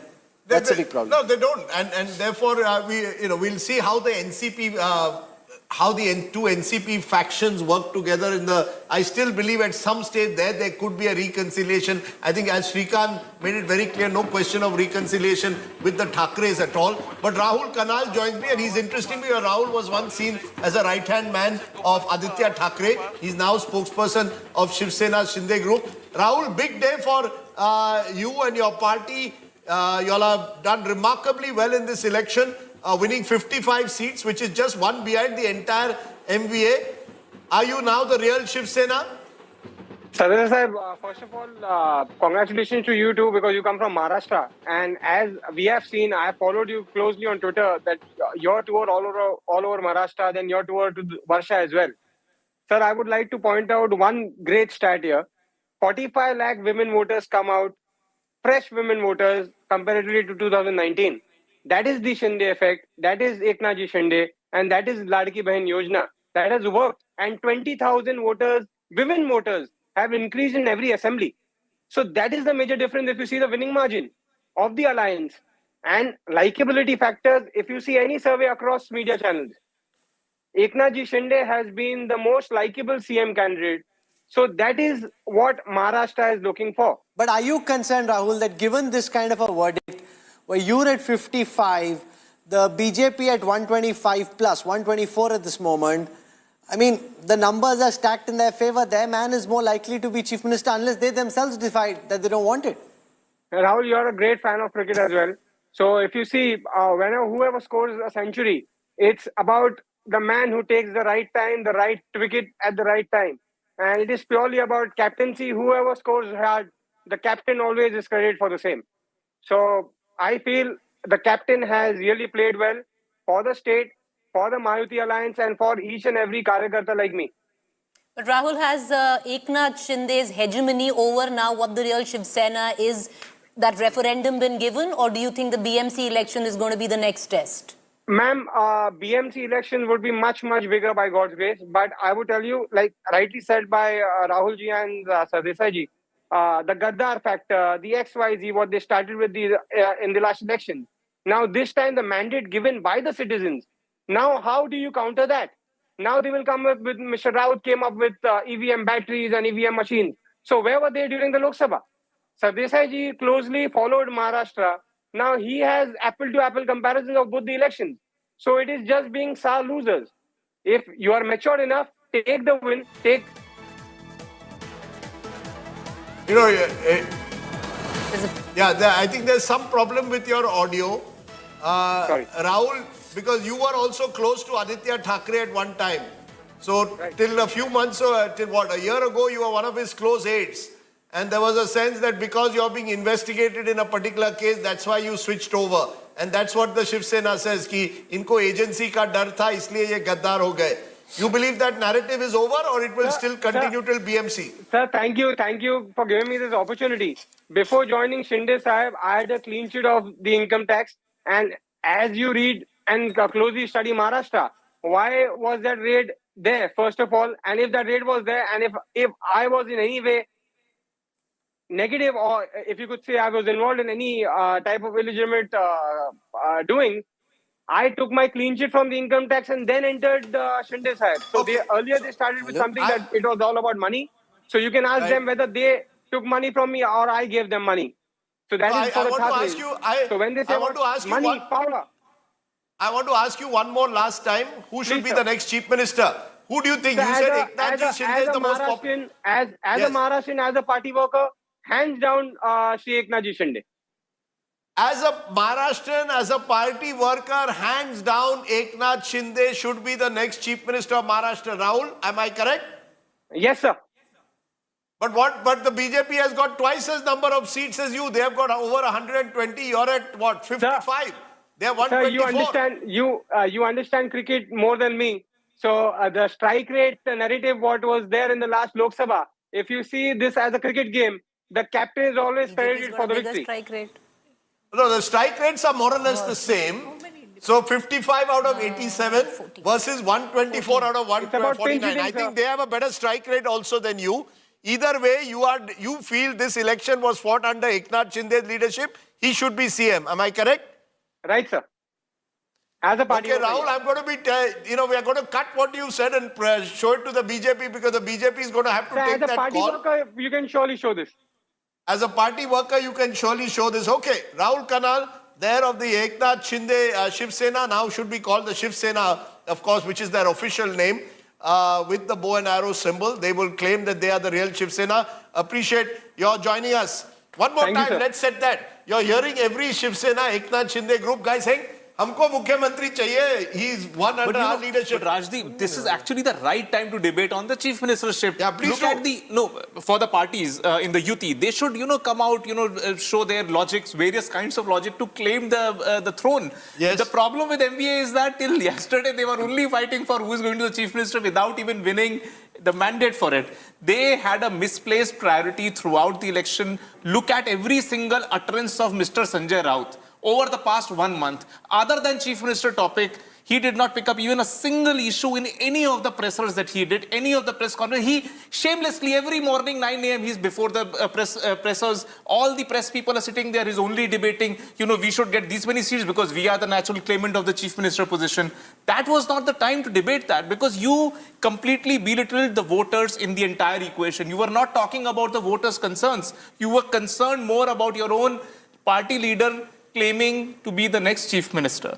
That was one of the biggest mistakes that he did, and he led the entire Mahavikas Aghadi completely on a wrong trajectory, only fighting about chief ministership when, there was nothing in hand left. And there was a fight yesterday, before the results were announced, that who will be the chief minister, Nana Patole or Uddhav Thackeray, between the Shiv Sena and Congress. So, they were celebrating even before the victory. Forget that. They've now, I don't know whether Nana Patole, I must check. He's leading. He's leading. Okay, so he's one of the few candidates who's surviving this tsunami. He could well end up then as the leader of the opposition. There is a BJP rebel there. I don't think he's going to be the leader of opposition. Shiv Sena UBT is getting more than Congress. He's doing better than Congress. So we'll have to see the final numbers. We'll have to see. Number one party. UBT is the number one party. Let's put it this way. But you need to have the numbers in the state also. No, you'll be okay. You can get your 10%. You need 10% of that. Who has 28? But Rajdeep. As a grouping, they will announce that. But Rajdeep, something that was said, right? That Sharad Pawar worked through it all. How the NCP Sharad Pawar of the entire Mahavikas Aghadi grouping was the one who was most prepared on the ground. They've done terribly. They've done terribly, yes. Lower than others. Way lower than others. Maharashtra Vikas Aghadi will survive. It just shows that the leaders went with Ajit Pawar. The local leaders all went with Ajit Pawar. And Sharad Pawar, who was able to get the sympathy in Lok Sabha. Development, रस्ते, पाणी, वीज, Vande Bharat, metro म्हणजे अप्रत्यक्ष लाभाचं राजकारण आणि प्रत्यक्ष लाभाचं राजकारण म्हणजे लाडकी बहीण, शेतकरी सन्मान निधी, शून्य बिल या दोन्हीचा बॅलन्स एकनाथजी शिंदे, देवेंद्रजी फडणवीस आणि अजितजी दादा या तिघांनी केल्यामुळे our alliance has benefited from our welfare and development schemes coming together under the leadership of Eknathji Shinde and Devendra Fadnavis. जी नैसर्गिक युती होती ती शरद पवार साहेबांनी उद्धवजींनी 19 ला तोडली. In 2019, we had an alliance with Shiv Sena which was broken by Sharad Pawar and by Uddhav Thackeray. रोज सकाळी राज्याचं राजकारण कलुषित होणारं वक्तव्य भांडूपवरनं यायचं. When he says that every day there would be a statement made from Bhandu, that's a reference to Sanjay Raut. Sanjay Raut would make a statement every morning on the state of Maharashtra politics. Bhajap बरोबर आणल्यामुळे एकनाथ शिंदे साहेबांना बाळासाहेबांच्या विचारांची मतं ही बीजेपीच्या बरोबर मिळाली. Eknath Shinde has got the votes of those who believe in Bal Thackre's ideology along with that of the BJP. 4 पैकी 4 जागा NDA पुढे, उत्तर प्रदेशमध्ये 9 पैकी 6 जागा भाजप पुढे आणि तसंच राजस्थानमध्ये 4 जागांवर भाजप पुढे. त्यामुळे देशातल्या या सगळ्या निवडणुकांमधलं चित्र हे सांगतं. Across the country, the BJP today has done well. We have won 4 seats in Rajasthan, 6 out of 9 in आपला विश्वास दाखवलेला आहे. In Uttar Pradesh, the public of the state has stood by us. पुढचा प्रश्न असणार मुख्यमंत्री पदाचं काय, तर एकनाथ शिंदेजी, देवेंद्र फडणवीस, अजितदादा पवार आणि भाजपचं केंद्रीय नेतृत्व याबाबतचा निर्णय. Your next question will be who will be the chief minister. That will be decided by Eknath ji Shinde, Devendra Fadnavis, Ajit Pawar along with the BJP leadership in Delhi. Maharashtra में मतदाताओं ने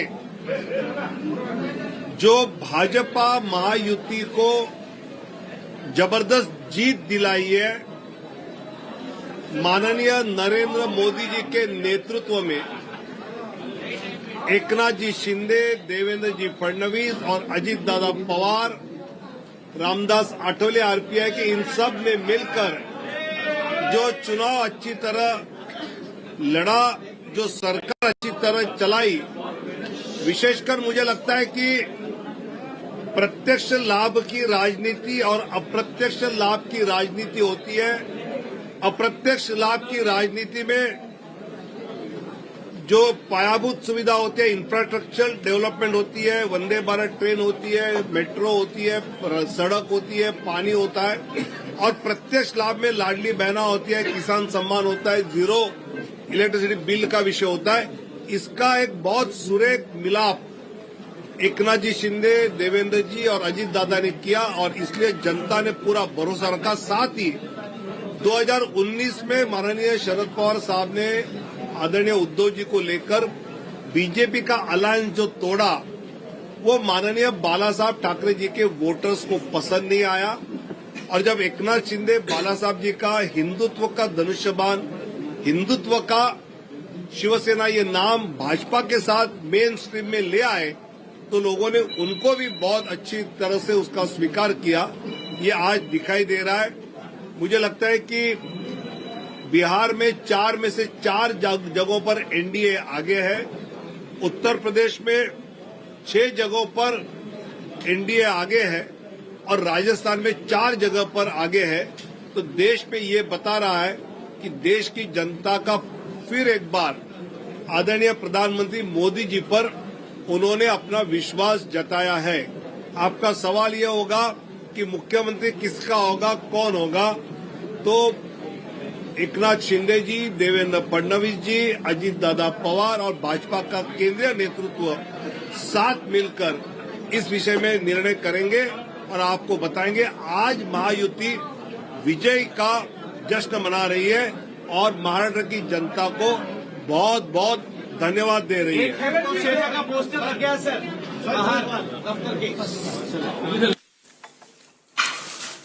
So Vinod Taude is still leaving that question of kaun banega Mukhyamantri open, saying that question will be decided in the next few days here in Delhi or in Mumbai with the support of all the leaders. Will sit together and take a call on that. Ki kaun banega Mukhyamantri, that question will be decided, he claims, in the next 48 hours. So interesting how that's playing out at the moment. As you can see, images there of Devendra Fadnavis with Mr. Bawankule, the leader of the BJP. They are embracing each other. And also Eknath Shinde. That question still remains unresolved. Kaun banega Mukhyamantri is still a question that will have to be answered in the next few days by... Rajdeep, like you say, that, yes. Front runner Devendra Fadnavis, but for the Bharatiya Janata Party, keeping the dynamics going as they are. Eknath Shinde acceptable, Eknath Shinde Maratha face, you don't antagonize a lot of people where Maharashtra is concerned, because Devendra Fadnavis was a polarizing figure during the campaign in Maharashtra. And even Mr. Bhavan Kule, Yes, OBC face yes, of the party, exactly. state BJP president.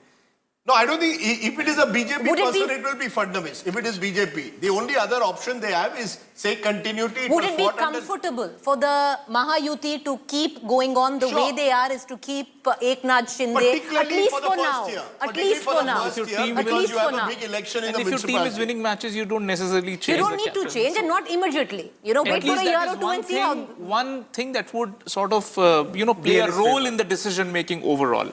Again, I mean, nothing is sure as of now. But then Fadnavis might need to be accommodated as BJP national president. You never know, because this is a fantastic victory, correct? He has scripted this. Yeah, that's also a possibility that if you decide on Mr. Eknath Shinde, Taude, then Mr. Taude needs to. but that is also a possibility. You bring back Devendra Fadnavis, but then you want, then you look at your politics of OBC politics. You've been pushing that. Do you have an OBC face? Do you, as Sheila say, have a woman face? These are all questions the BJP will have to answer. They'll have to look at social engineering, arithmetic. Remember, Devendra Fadnavis will be a high-profile BJP president. Do you want a high-profile BJP president? All these questions will be answered. I think the immediate challenge for them is local workers of the BJP will want their own chief minister. No doubt about that. Right. Just as the Shiv Sainiks are saying we want Eknath Shinde, you've got the BJP members who are saying we want And the Fadnavis. posters are being put around the entire city of Mumbai. Rajat, how would Nitin Gadkari be looking at this? For somebody who did the maximum sabhas, over 70 Okay, sabhas. then you've got another of the heroes of the moment. You can see Bhupendra Yadav, Union Minister, who was put in charge of this campaign. And Bhupendra Yadav has spent a lot of time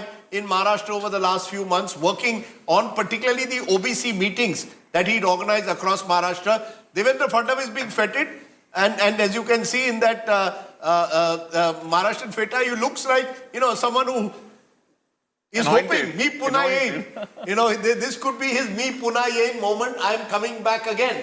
And finally, if Rajdeep is wishing for the BJP to do something, I would be feeling bad for the guy.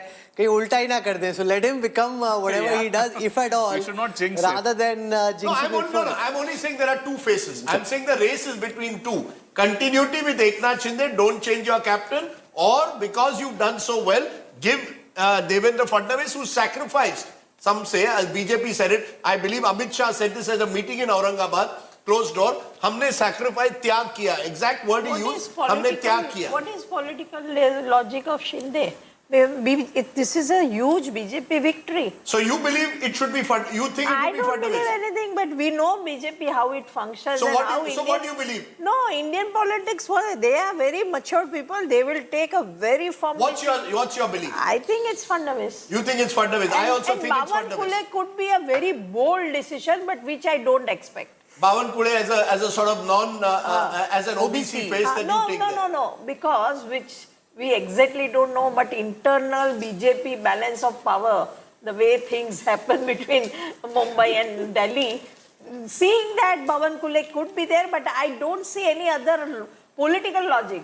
Because this time, even Congress party is, when they win the election, then they are very mature.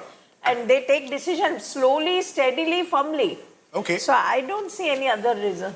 Why? Zafar Islam joins us from the BJP. Zafar bhai, many congratulations. This is a historic verdict in favor of your party.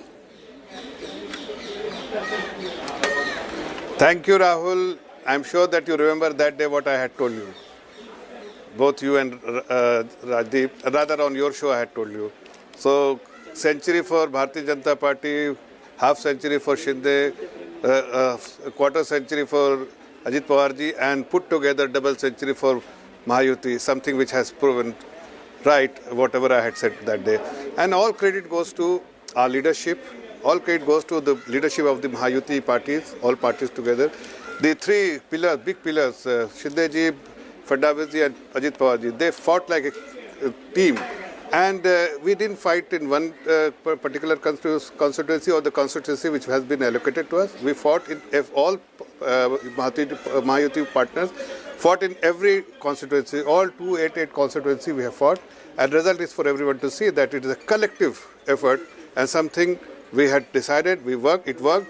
And today I'm sure that everybody will acknowledge the leadership we have, the Bharatiya Janata Party has, the Honorable Prime Minister's guidance, the Home Minister's strategy, which has really worked in favor of Mahayuti partners. So, Zafar bhai, कौन बनेगा मुख्यमंत्री? Zafar bhai, कौन बनेगा मुख्यमंत्री is the next big question. I know that this was the... I know, Rajdeep, that's why I only jumped the gun and say, because I knew that you will ask this question, but let me tell you very honestly, we are not authorized to speak anything about this because it is something which is to be decided by our leadership. But let me tell you, whether it's Fadnavis ji or for that matter Bhavan Kode ji or for that matter any other party leader, even though it's a massive victory, it's a landslide victory for all of us Mahayuti partners and particularly Bharatiya Janata Party, we played a pivotal role in this for this victory. But the position is merely responsibility. So if Fadnavis ji has been made Chief Minister and then subsequently Deputy Chief Minister, but he fought like a tiger, and see, the result is for the Bharatiya Janata Party. So what would you prefer? Sir, Shiv Sena Karyakartas coming on the program are saying it should be Eknath Shinde. What are you saying as a BJP Karyakarta? Say whether it's Eknath Shinde ji, whether it's Fadnavis ji, for that matter XYZ, whatever to be decided by our leadership, it is acceptable to us. Everyone will accept what one name will come out after the discussion of three leadership, our leadership, Mahayuti party leadership, put together, whichever name will come, it will be acceptable to everyone, irrespective of but there is party, whether it's the only downside on this big day for you is Jharkhand.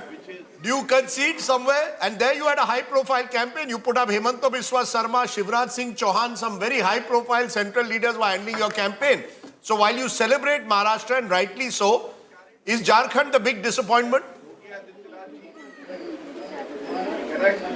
Well, it is disappointment. Yes, we are disappointed with the outcome in Jharkhand because we were expecting that we will cross 50 plus seats in Jharkhand, but this is definitely a disappointment, and we will definitely introspect what went wrong in Jharkhand because the traction which we had with the voters and the kind of feelers we had from the booth level Karyakartas was very, very encouraging, very positive. In fact, we were not expecting, even though I had gone short on various channels, including your channel Aaj Tak in the morning, that at 8 o'clock that we will make double century. But in heart to heart, we felt that maybe we are closer to 175 or maybe 180. Dr. Islam, considering... But in Jharkhand, we were absolutely damn sure that we will get a 80 plus. But Dr. Islam, considering the success of Ladki Bahin Yojana in the state of Maharashtra, going ahead for the BJP, will now, call it what you may, freebies, Revdi, Yojanas, welfare schemes, be the calling card, keeping in mind that the central leadership has been averse to it? Is Delhi coming up now and you're facing off with the king of Revdi? No.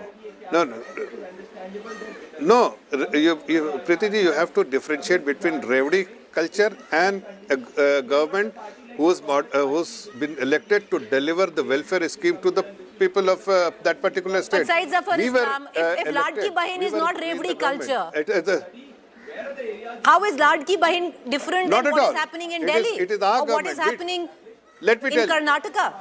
No, let me tell you. If we didn't promise before the election, we delivered while we are in the government. It is our governance model where we have to deliver few welfare schemes to the most deserving section of the society. And more importantly, you have to understand that we have done the budgetary provision and allocation for this scheme, unlike many political parties who made the announcement, but they didn't do any maths behind that. Whether it will work or not work, you have to understand the finances. We have the pros Islam, and cons. That is what each political party says, but the question now, going ahead, you have an election in 2 months. Will the same model that was applied in Maharashtra be reapplied in the national capital? Because you are facing off with what I said is somebody who's, who made the mold. Not at all, Preeti ji. We were in the government, and it doesn't matter whether it's 2 months before the election or it's 2 days before the election. We were elected for the entire five years, and once we are in the government, it is our responsibility, and it is at our discretion. We'll decide when to launch which welfare scheme. And certainly, every decision which we have made, we have understood the financing, the pros and cons, and of course they've taken the budgetary allocation, made the budgetary allocation before making such announcement. Unlike Congress party, they made the announcement today, they said that they have no funds. Sir, but sir, you see, that's the problem. That's not true, sir. Sir, in Maharashtra, that's not true. Sir, you have a 7.5 lakh crore debt and climbing. You're a man of finance. You know it's a problem. Why not acknowledge that? No, I said that every decision has been made understanding the constraint we have within the government. And the allocation, once the budgetary provision is made, then it is part of the budget. It is not the statement which has been made without providing any budgetary support. That is the differentiating factor which you need to understand. Unlike the Congress parties where they have made announcement without doing any maths. And that is something which that is why they are suffering. And we know exactly how to raise resources to service what the commitment we have made. And we are not overly concerned because we know we have done maths behind this. Unlike the other political parties who have made announcement without doing anything. So there is and Maharashtra is a progressive state. We know exactly how to resource 7.5 lakh crore is not a big amount considering Maharashtra and its credit rating. Definitely, Maharashtra is in a much better position to raise resources compared to many other states who have made huge commitment without ability to raise resources. So that you have to understand. The fact that the Congress and in particular Rahul Gandhi made this anti-India ink and in particular anti-Adani such a major issue of his campaign. Are you reading this also, in your view at least, as the rejection of the kind of politics that Rahul Gandhi was trying to do on the issue of the rehabilitation of the slums of Dharavi and the kind of divide that they were trying to create on the Maharashtra and Gujarat issue?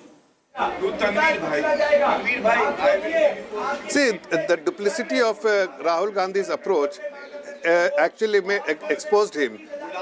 All the state government who actually did transaction or the projects with Adani Group were either of his government or the opposition parties or part of the Indie government, Indie bloc. So they were criticized. They welcomed red carpet for Adani ji for doing business because at the end of the day every government needs to create jobs and they need investors to invest in that state. But that time they didn't make any noise. In fact, let me tell you, they accepted 100 crore as donation from Adani ji by Revanth Reddy accepted it. Why Rahul Gandhi is not making hue and cry that why Revanth Reddy has accepted 100 crore, signed MOU of several thousand crore? Because Rahul Gandhi has given green signal to Revanth Reddy to do transaction with or do projects with Adani Group. But for political reason, he wants to target Adani Group. That is something which was not acceptable to people of India. Your stand is actually contradicts your whatever stand you take publicly contradicts what you stand privately. And people are not fooled. People understand those hypocrisy, and that's why they have been Congress party. Rahul Gandhi has been explored, and they were carrying constitution in hand, something which actually didn't relate with anyone, because everybody knows that the state election constitution is talking about constitution has no relevance. So something their campaign was wrong, their approach was wrong, their strategy was wrong. So just stay with us, Zafar Bhai. I appreciate you joining us. I'm joined at this time by a special guest. His name is Robin Sharma. He is like a mini PK of sorts. I don't know if he like that or not like that, but he does what Prashant Kishore did earlier. He runs Showtime Consultancy, and the man is on a roll. He's on a roll because the last campaign he ran was for TDP. He ran a very successful campaign for Chandrababu Naidu, hit that ball out of the park at Vizag, and has now hit the ball out of the park at the Wankhede as well. Robin, welcome. Fantastic victory for your team, and in particular, the Eknath Shinde faction of the Shiv Sena, 54. That's the exact number at this time of the MVA. Is this better than what you would have expected? No, it's online what we expected, and I think it should get better from here. What do you know about these numbers which we can't see on the screen right now? Why do you think it's going to get better? Well, I think because I have been sharing the numbers with you asked me and everyone who has been in touch with me, we have been sharing the numbers, and if you can recollect, we have been telling this either it will be a decisive victory because we could not pick the trends where this could be hung or it could be in between tight election. If our numbers, I always said that if our numbers are right, then we'll cross 175 or 180. If our numbers are wrong, we'll be below 100. Your numbers to me the other day when I spoke to you were 175. This has gone well beyond that. So Yes. you had predicted a wave, it's become a tsunami. Yes, What absolutely. was it the Ladki Bahin in your view that made the difference, particularly for Eknath Shinde winning the kind of strike rate that he has, or was there something else beyond that? No, I think the entire credit and most of it goes to Ladki Bahin, but that worked in our favor. But apart from that, the Mahayuti alliance has been well prepared. Coordination was very smooth.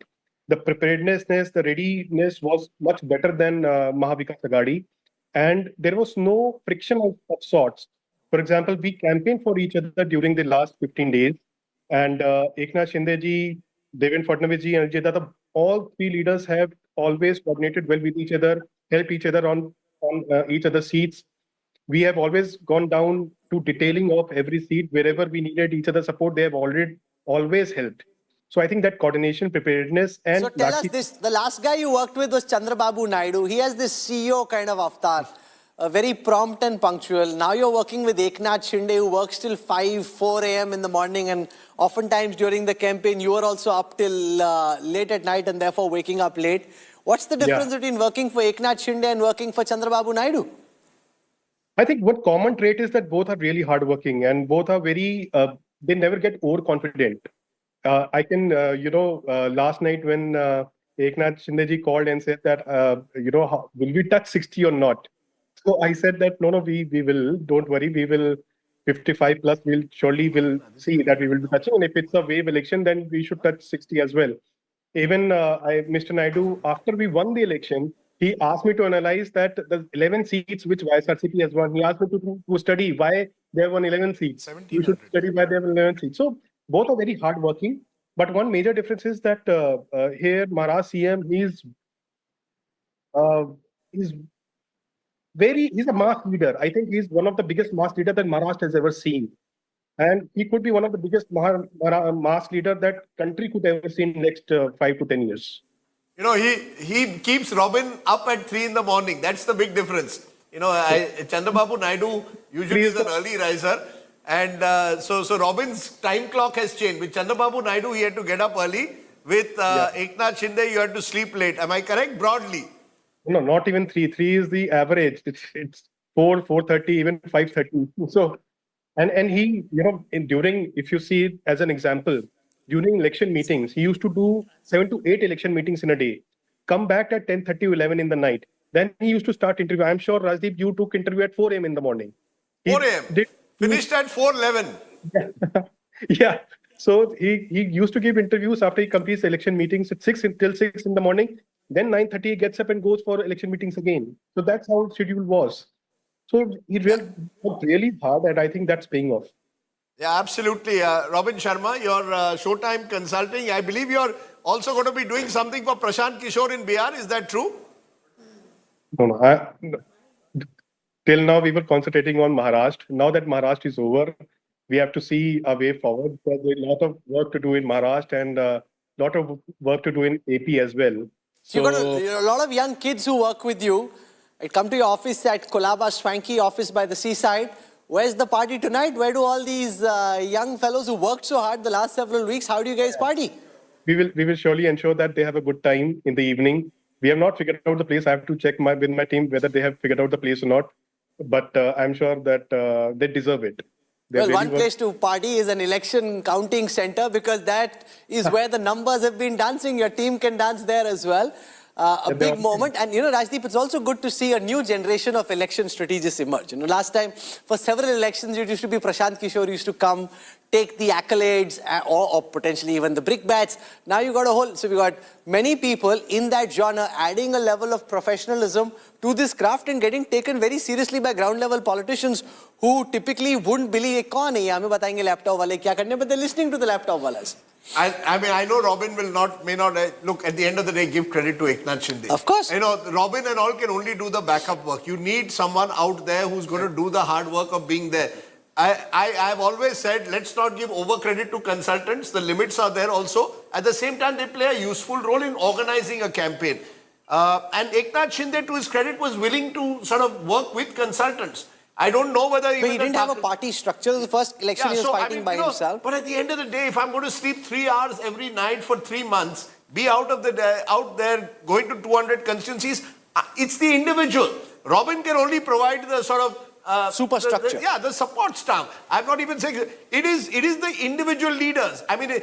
I don't think Prashant Kishore made Mamata Banerjee win. Mamata Banerjee won that election. I don't think Prime Minister Modi won 2014 because of Prashant Kishore. Prime Minister Modi won that election. The backup comes from the consultants, and the good consultants like Robin recognize that, and I think work effectively with different leaders. I agree and disagree with you. I disagree with you to the extent that no matter what an anchor may know, unless the election intelligence dashboard fires, you'll be misfiring on it, right? So a lot of example, the DMAs, the daily moving averages, the polling that they were doing, telling the politicians where to concentrate their firepower, that is very precise and important information. You could be campaigning randomly based on your gut and your hunch, as politicians back in the day used to. Here you're looking at 7-day, 15-day, 21-day daily moving averages for each seat, giving you a very good sense of where you're faring badly and where you're faring well. Rahul, so where should you concentrate your effort and what seats can you, take for granted? I'll give you an example. Prashant Kishore worked with Mamata Banerjee in Goa.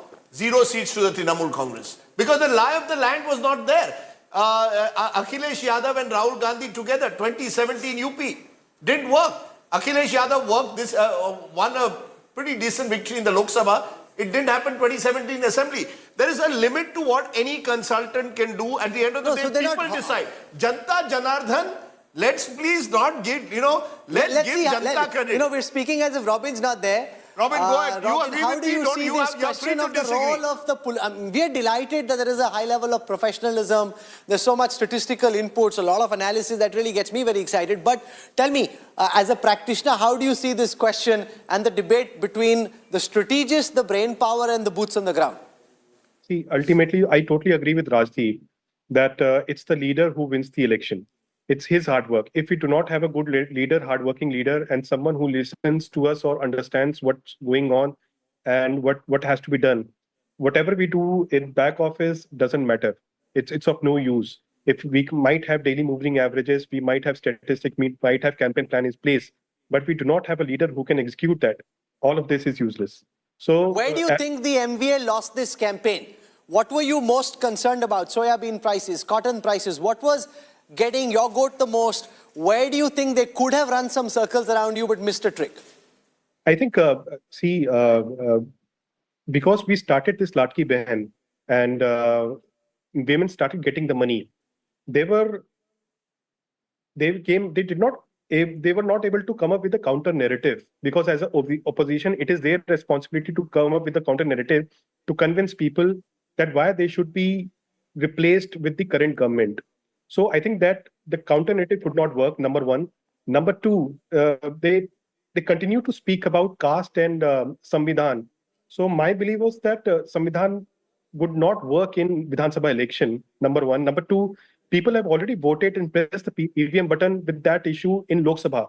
There is no reason for people to press the button again on the same issue. So number three, they could not counter Latki Behna effectively. They had... No, so if I were to ask you this, Robin, since you look at the data as closely as you do, to what extent do you think this election turned on the Latki Behna issue? And to what extent do you think it's an overall mobilization, including on factors like Batenge to Katenge, which has landed you this historic victory?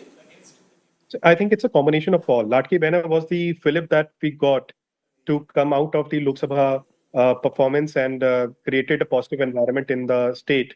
and all these, and the last push was given by Batting and Cutting. If you look at even turnaround and voter turnout in Mumbai, especially in North Indian dominated seats, it has increased. So we believe that it has at least helped consolidate North Indian votes in Mumbai region. It has helped consolidate votes, Hindu votes in remaining Mumbai region, rest of the Maharashtra region.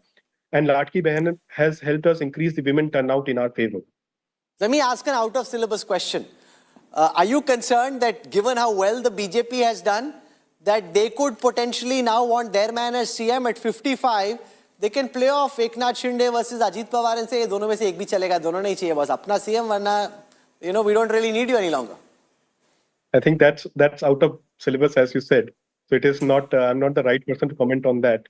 But Robin, did it help you that you got an extra month? Because usually Maharashtra would have gone with Haryana. So you were speaking of Ladki Bahen making an impact. That extra month from Haryana to here, how much do you think that in terms of traction and what you spoke of, Katenge Batenge?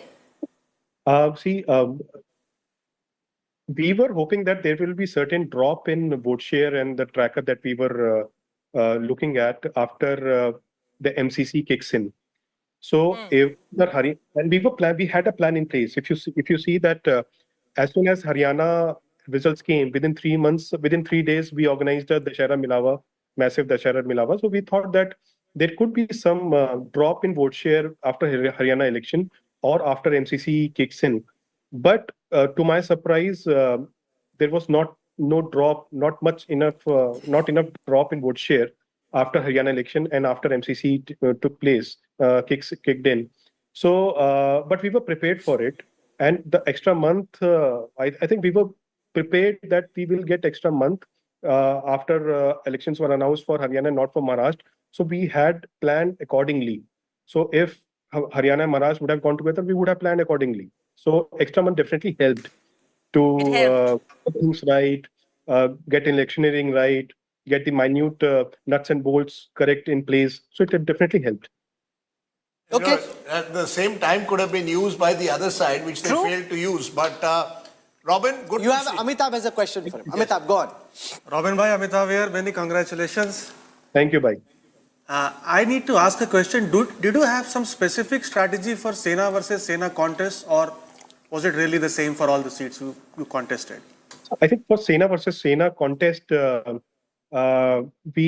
one thing I can tell now that we utilized that confusion of CM face that they were having, Maharashtra Agadi, because there are two factors that helped, I think. One is that Katenge Batenge was able to break certain core Uddhav Thackeray, Uddhav Sena votes in favor of us.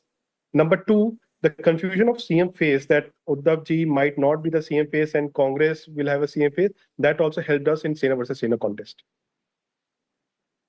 That's interesting to look at this Sena versus Sena contest, because there's going to be a final round of that, I guess, in the municipal election. So Robin is not going to go away from the Eknath Shinde camp in a hurry. No, but I can show that. You have a municipal election also, Robin, in a few months. In the Sena versus Sena contest, there were 38 seats where it's 1 and 2, Sena versus UBT, right? 26 of those have gone in favor of Eknath Shinde.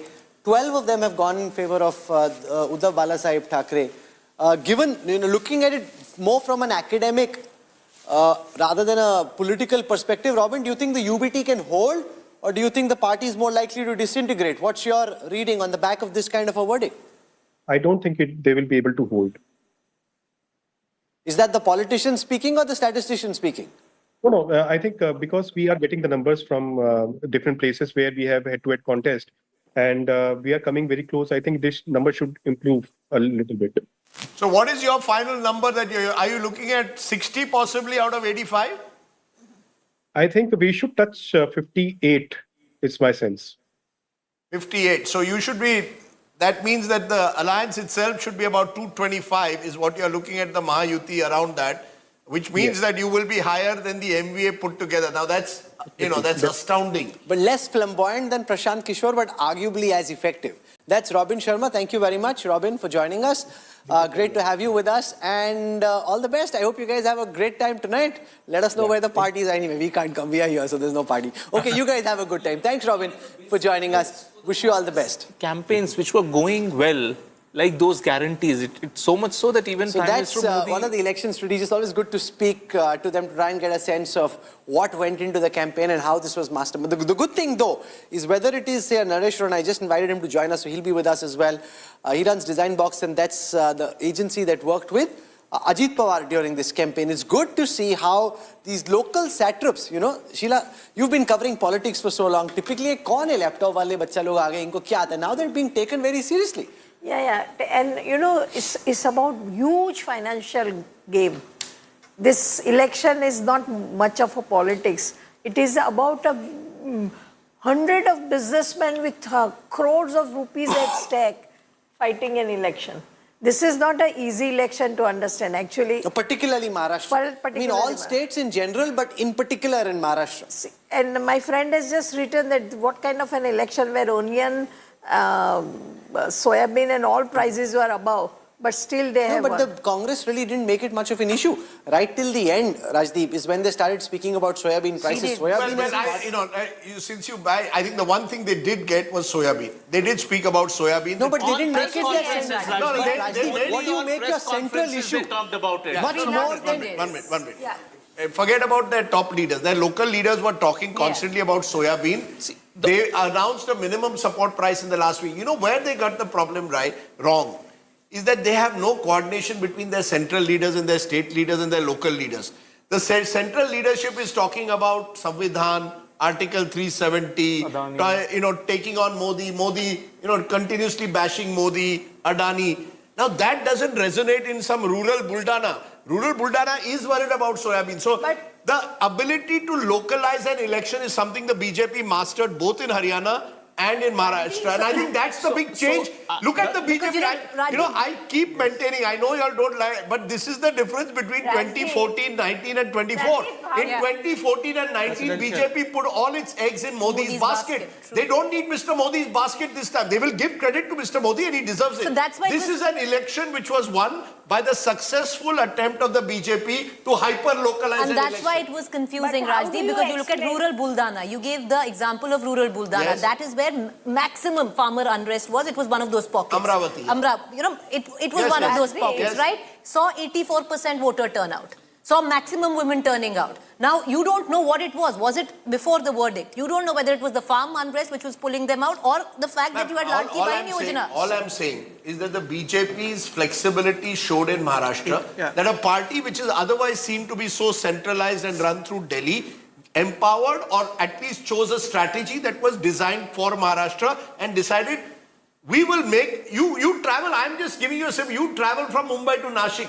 Every hoarding had Eknath Shinde, some and had Ladki Bahin. and Ladki Bahin. It didn't have Prime Minister Modi. 5 years ago, 10 years ago, their hoardings were about Modi. Even the general election was Modi ji ki guarantee. They realized it didn't work. You see, people don't like this to be said.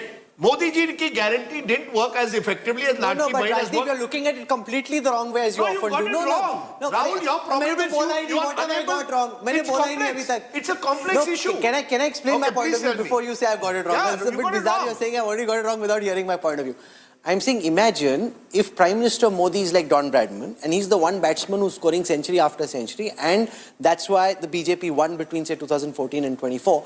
Now you still have that Don Bradman who's still the Don Bradman that he was, and even without having him you have enough Kohlis and Rohit Sharmas and the others to be able to win. That shows how mighty the political machine has become. Wrong. I'll tell you why wrong. Wrong. This is the fact. Simple. You went with Don Bradman into the Lok Sabha election. You got 17, they got 30. Please understand, same state, same constituency. In a year when every incumbent lost across the world, how can you look at data in such a half-baked fashion? Rahul, please. You see, the problem is you all think Farid Zakaria knows more than Indians know about politics of our country. I'm saying it's a fact. I denied. No, 1 minute. I'm giving you hard facts. Which incumbent has won? No, sir. Hard facts is, 1 minute. Here also incumbent has won 3/4. Please. This is an assembly. I'm saying you said this is a year. Forget about an incumbent. Both the incumbents have won today. My limited point is this. You went into a Lok Sabha with Prime Minister Modi and Modi ki guarantee. In Maharashtra, you got 17, they got 30. Because 31. the election was playing on what? Onion export ban didn't affected you with the North Maharashtra farmers. Elections got localized. Not because the Congress tried it or NBA. Wo fluke mein, luck by chance mein ho gaya. Nothing that the Congress did. Plus, you ran a narrative on Samvidhan which got the Dalits energized Especially and in bring the Vidarbha. Muslims and came together. So what the happens then? You decide course correct. Let's give credit to the BJP. You course correct. Decide, yeah, local election pe, local factor pe chalna hai. What does the Congress do? Just the opposite. Misread the verdict. And think that the verdict is about national issues. हमने मोदी को हराया है, हम संविधान खतरे में है, and you make it about national issues. And you get it wrong. And look at the verdict. I'm just saying, one size doesn't fit all. The BJP has been clever and flexible enough to realize that. The Congress has not. That's all I'm saying. Also, and you saw it in Haryana as well. How many meetings? You contrast the number of meetings Prime Minister Modi did in 2014 and 19 with 24. Much less. He realized that Mr. Modi himself cannot. You were 5-5. Yet you got a mandate more than 2014. You were 5-5 in Lok Sabha. You have won the Vidhan Sabha. Why? Because you localized it. You decided Jat factor ko kaise divide karna hai. But OBC. isn't it the strength I'm of giving it leadership, credit. Rajiv bhai? I am saying it shows that the BJP is a election machine. Now you're making Congress the is point not. I'm making. Finally, after that long argument, you've No, come to the because same you point said Don I made. Bradman. Don I Bradman said could not play on this without pitch. having Don isn't it Bradman the score a strength of century, leadership? if you win Sir, even then, Sir, it's an even bigger achievement. Sir, Don Bradman could not score a century in Maharashtra and Lok Sabha and in Haryana and Lok Sabha. The change, you brought in new players, you changed the pitch, and you were able to Change win the narrative. in Maharashtra. That's all. But You changed the narrative. narrative. I am giving credit. This, And so quickly. This belief that one size fits all, one leader fits all, is the But same no one is mistake the saying that. BJP made in I'm Lok Sabha. Isn't it the strength of the leadership of the BJP, including Of course Prime it is. Minister Modi, Absolutely. to realize that this is a tricky pitch That and I agree. need other batsmen to play? 101%. That's number one. Number 101% agree. Number two, we tend to overanalyze any election result. Even in Lok Sabha, BJP's tally was more than India Alliance combined. What we are talking about here, that Shiv In Vidhan Sena's Sabha tally seats. in not in Vidhan Sabha seats, pan-India level, I'm saying. Yeah, no, I'm talking about Maharashtra. So it is, see, Sir, when you go to any war, you have to do a SWOT analysis. BJP does a SWOT analysis perfectly. Yes, but you see, Whereas my limited point, sir, is while you get SWOT, you got your SWOT analysis wrong for Maharashtra Lok Sabha. Absolutely. You course corrected. So, You changed. That's all I'm saying. I'm saying, therefore, Rajdeep- Don Bradman can also get out. Don Bradman of cannot course Don always score Bradman. 100. He didn't score 100 in 2024 Lok Sabha. He has scored 100 But by I think you're changing missing the pitch. point. The point is that But- even without Bradman scoring a century, if you have enough gas in the tank to win, that shows what a formidable rewiring of the basic absolutely. nature of It's Indian like politics Don has Bradman didn't happened. even get a chance to bat. Only the openers won the match for the But team. yeah, The problem is Congress. This is an important thing. There were a few things which were working for Congress party since the Lok Sabha election. It was these guarantee cards which actually even Images rattled from the Prime Devendra Minister. Fadnavis's No, residence. I'm telling you, it is important to No, understand that's an why. important picture. Because you've got Pankaja Munde there, who was seen for a long time as a critic of... Bhupender Yadav I'll there. give you another example of the Critic of flexibility. Batenge. I'll give you another example of a flexibility. Pankaja Munde lost the elections in Lok Sabha by a small margin. The general belief was Pankaja Munde has been pushed to the margins, and there was a feeling that the OBC leaders within the BJP have not been given that due. What happens in the Vidhan Sabha? She gets an MLC seat, so she feels a little that the party is recognizing her, and they give her a helicopter.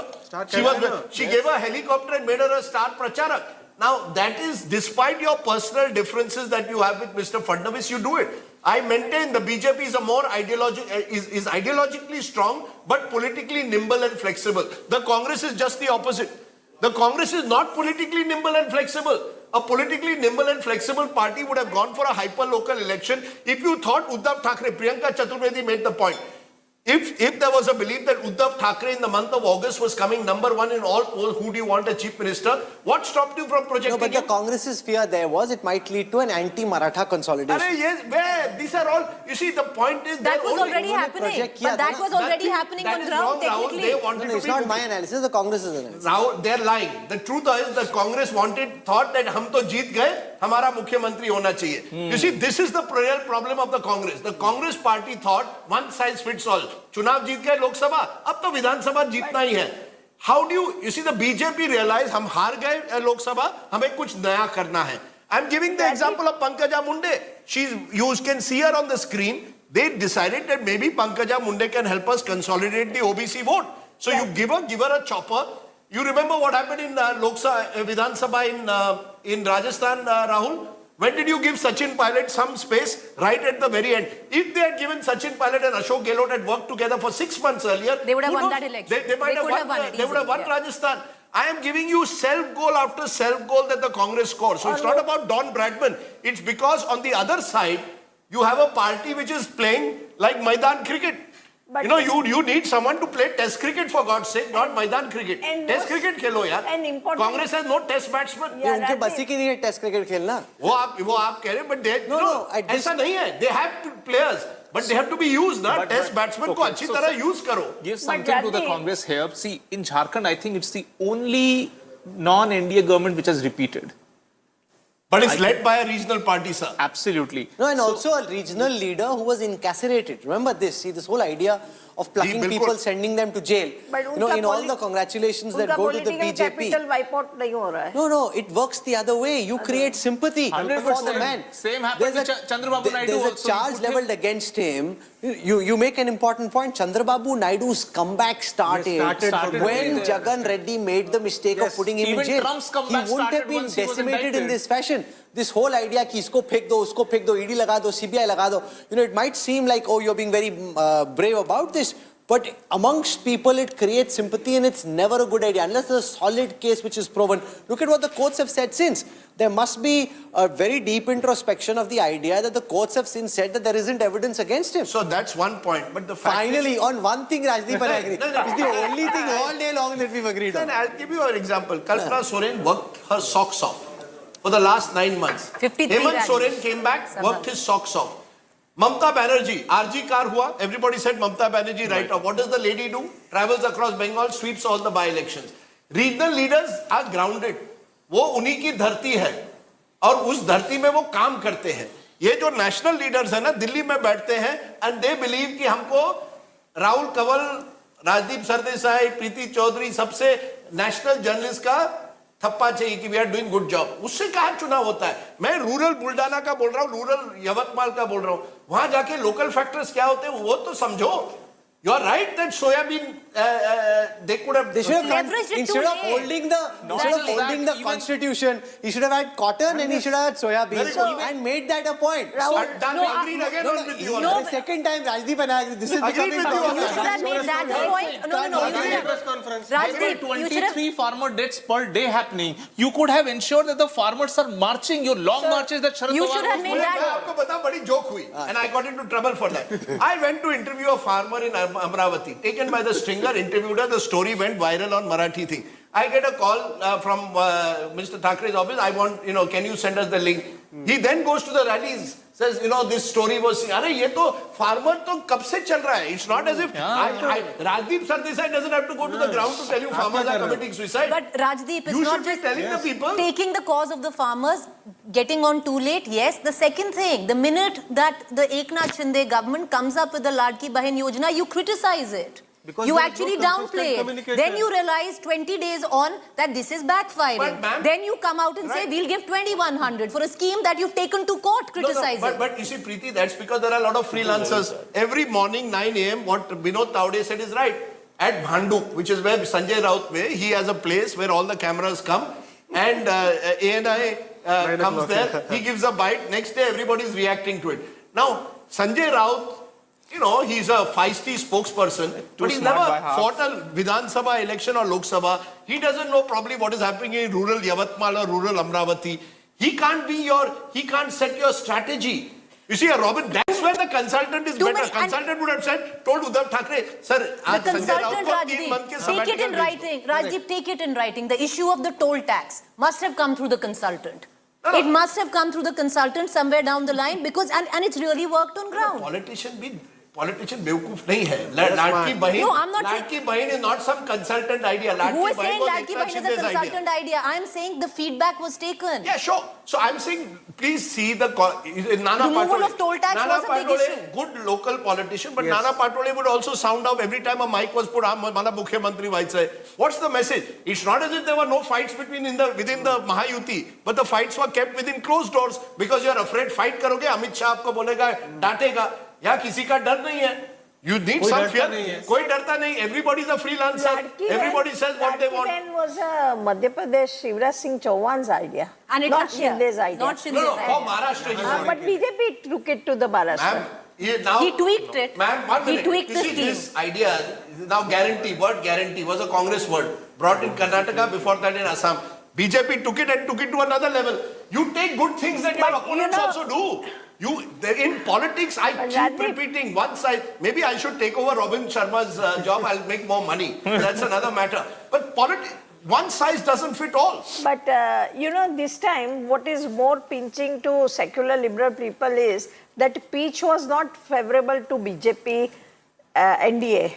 Like my friend who is a staunch secular liberal, he is writing to me, probably the first ever election won by a ruling party with potato, onion and tomato prices of over rupees 50 a kilo.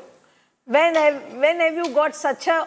So what stopped the MVA from going around Maharashtra, as Rahul rightly says, with a potato in one hand, onion in one hand, and say, देखो inflation कैसे बढ़ी? You don't do that, na? You have to do it. Okay. Adani का press conference कर रहे हो ना? We are joined at this time live by the IT cell chief of the Bharatiya Janata Party. Amit Malviya joins us now on India Today. Mr. Malviya, welcome. A historic victory this. This was Adelaide when India last toured. Or 17-5 Kapil Dev in the 1983 World Cup. During the Lok Sabha elections, you were down and out. अरे इतना serious क्यों लग रहे हो? हंसो, इतनी बड़ी जीत हुई है. Why are you giving us your most serious look?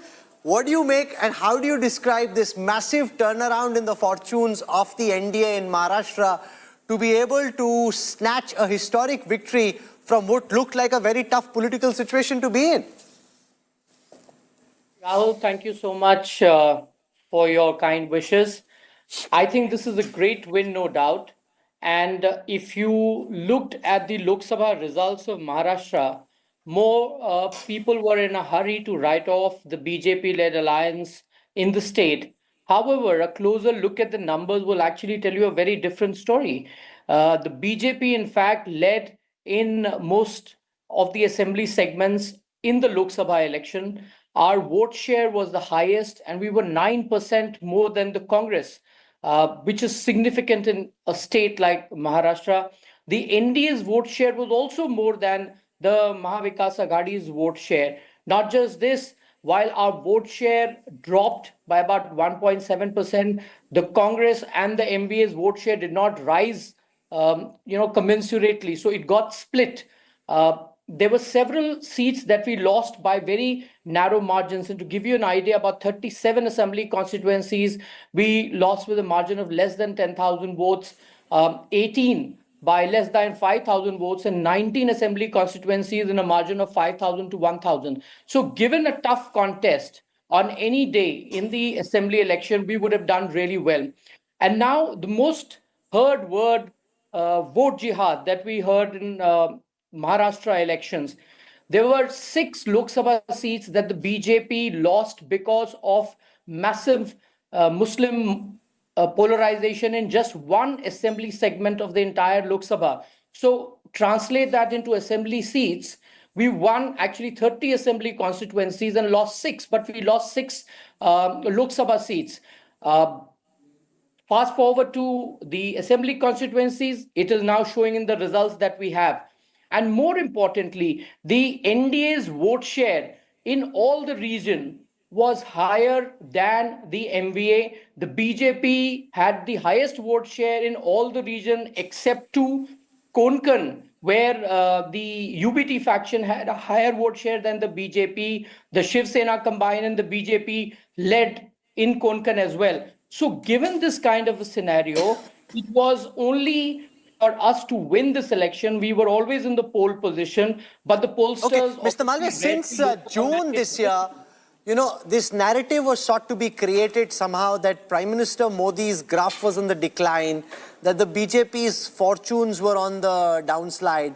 Given what happened in Maharashtra and before that in Haryana, do you think it really kind of puts a damn squib on that entire effort to somehow say that the Modi era was coming to an end, and this starts speaking about that almost in past tense?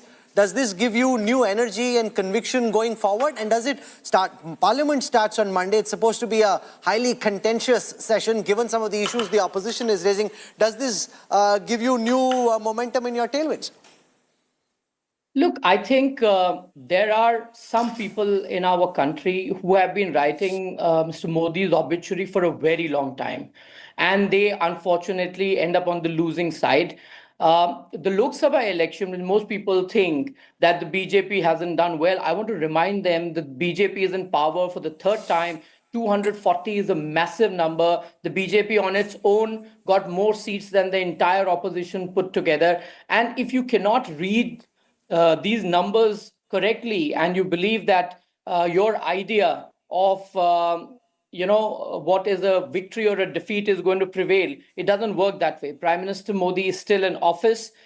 We've won Haryana massively. You know how everybody was absolutely certain that it is the Congress that is going to be winning Haryana. Unfortunately, the people had other view. In Maharashtra, I heard a lot of people who were very reticent after the drubbing in Haryana to come out and openly support the Congress-led alliance. So they made up a narrative saying, oh, it's a localized election and candidates are important. I even heard Rajdeep on one of your programs say that he has access to somebody who's followed Maharashtra election for the longest time, and he's put up a list of 174 candidates where the symbol doesn't matter, only the candidates matter. Not 174. No, correction. You see, you must be specific. In my blog, I said the Mahayuti is ahead. I said 110 candidates who have not lost an election for the last 3 elections, and therefore the local journalists believe they will win. That has not been proved. It's a tsunami, agreed. I said Mahayuti will win, but I want to ask you this, Mr. Malviya. You put numbers which are absolutely right. 1 minute, sir. 1 minute, sir. You must hear. 1 minute. All your numbers are absolutely right about Lok Sabha. I just wanted to ask you one thing. There is a 6% vote share swing. What do you attribute the swing to? Do you attribute it to Ladki Bahin? Do you attribute it to Ek Hai To Safe Hai, a Hindu consolidation?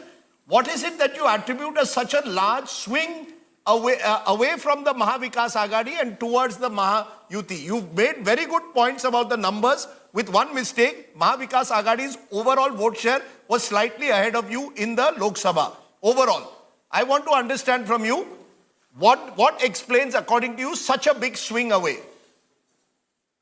First of all, the NDA's vote share was 43.91%. This is 0.37% more than Mahavikas Aghadi, which was 43.54%. So before you fact check me, check your own facts. I'll check. Secondly, I have to make the point that I was making before Rajdeep interjected, and I don't like to be spoken over. So let me make my point, and if you have something to follow up with, please come up with.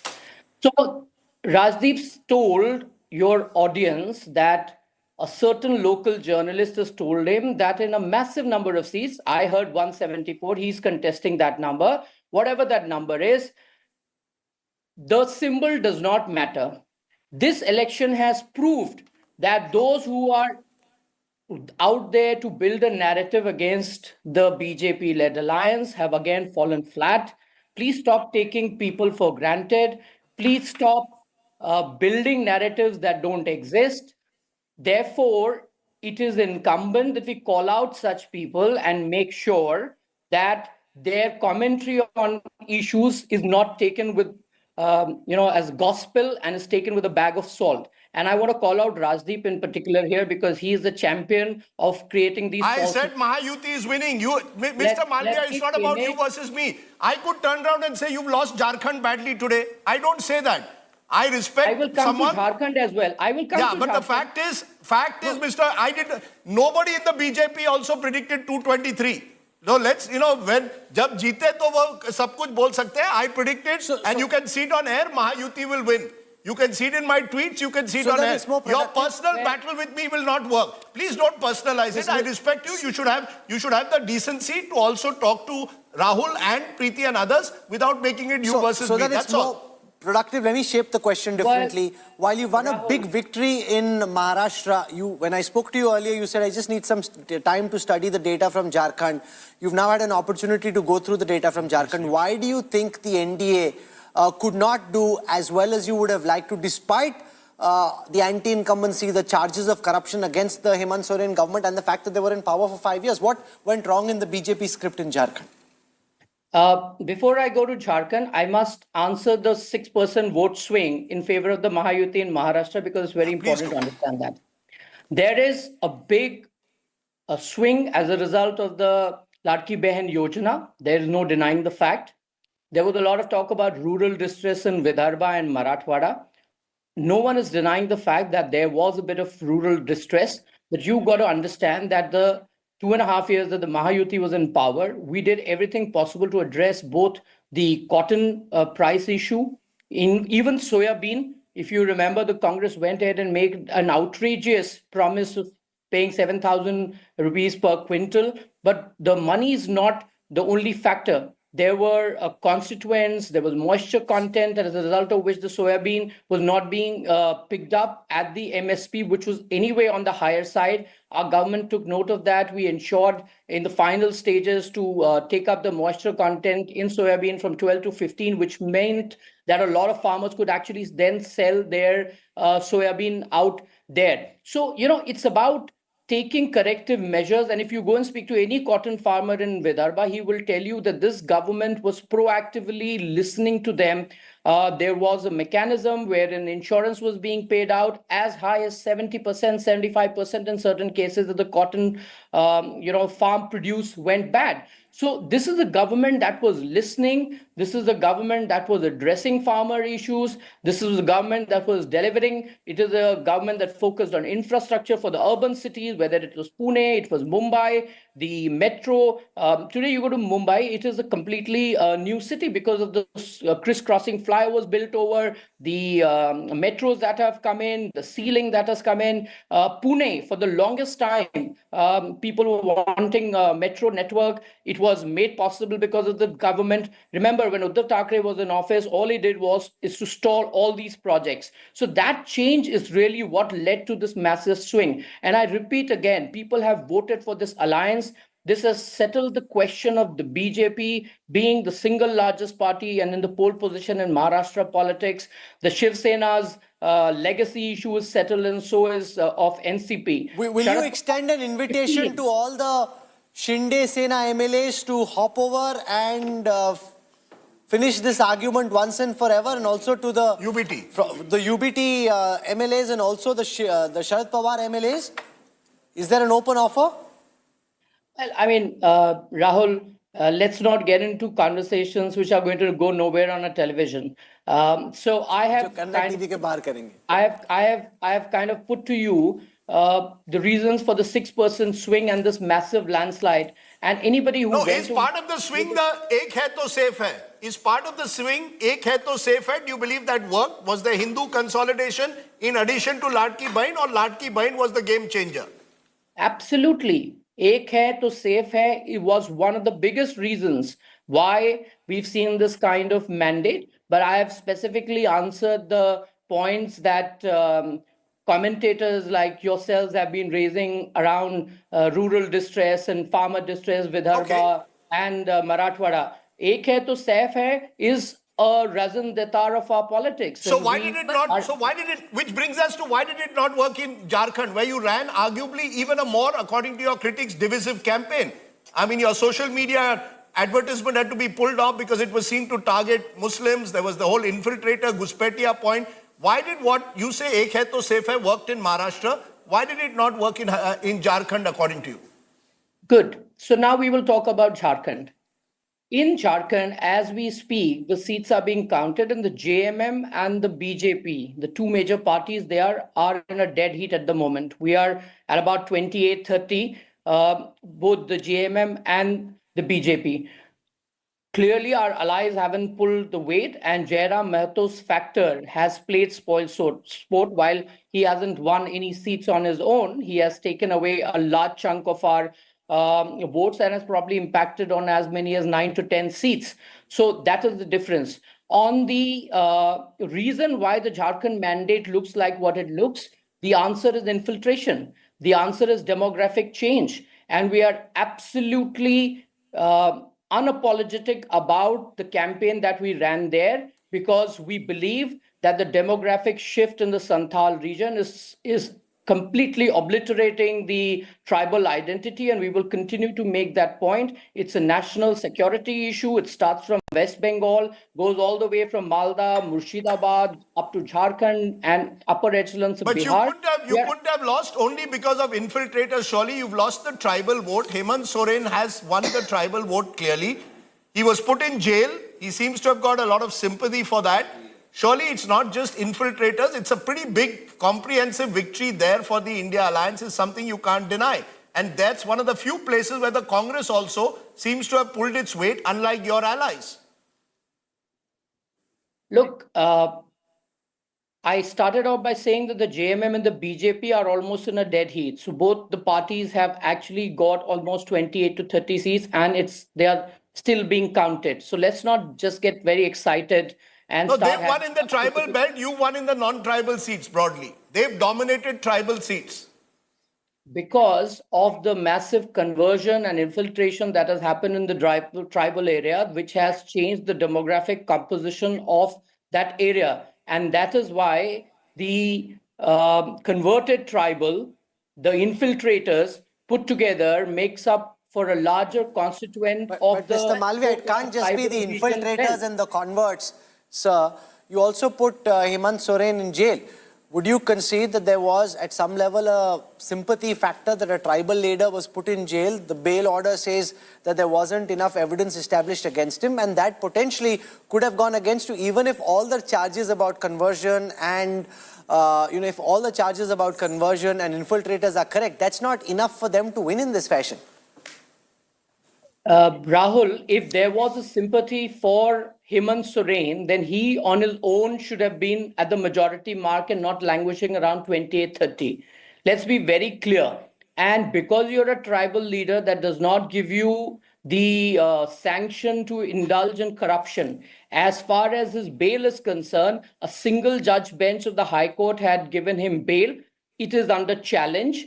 And there is always the Supreme Court to go to. So it's not as if, winning an election or getting a bail, a temporary relief, and implies that you are kosher. And there are tribal leaders in our party also. Babulal Marandi is a very tall tribal leader. Arjun Munda is a very tall tribal leader.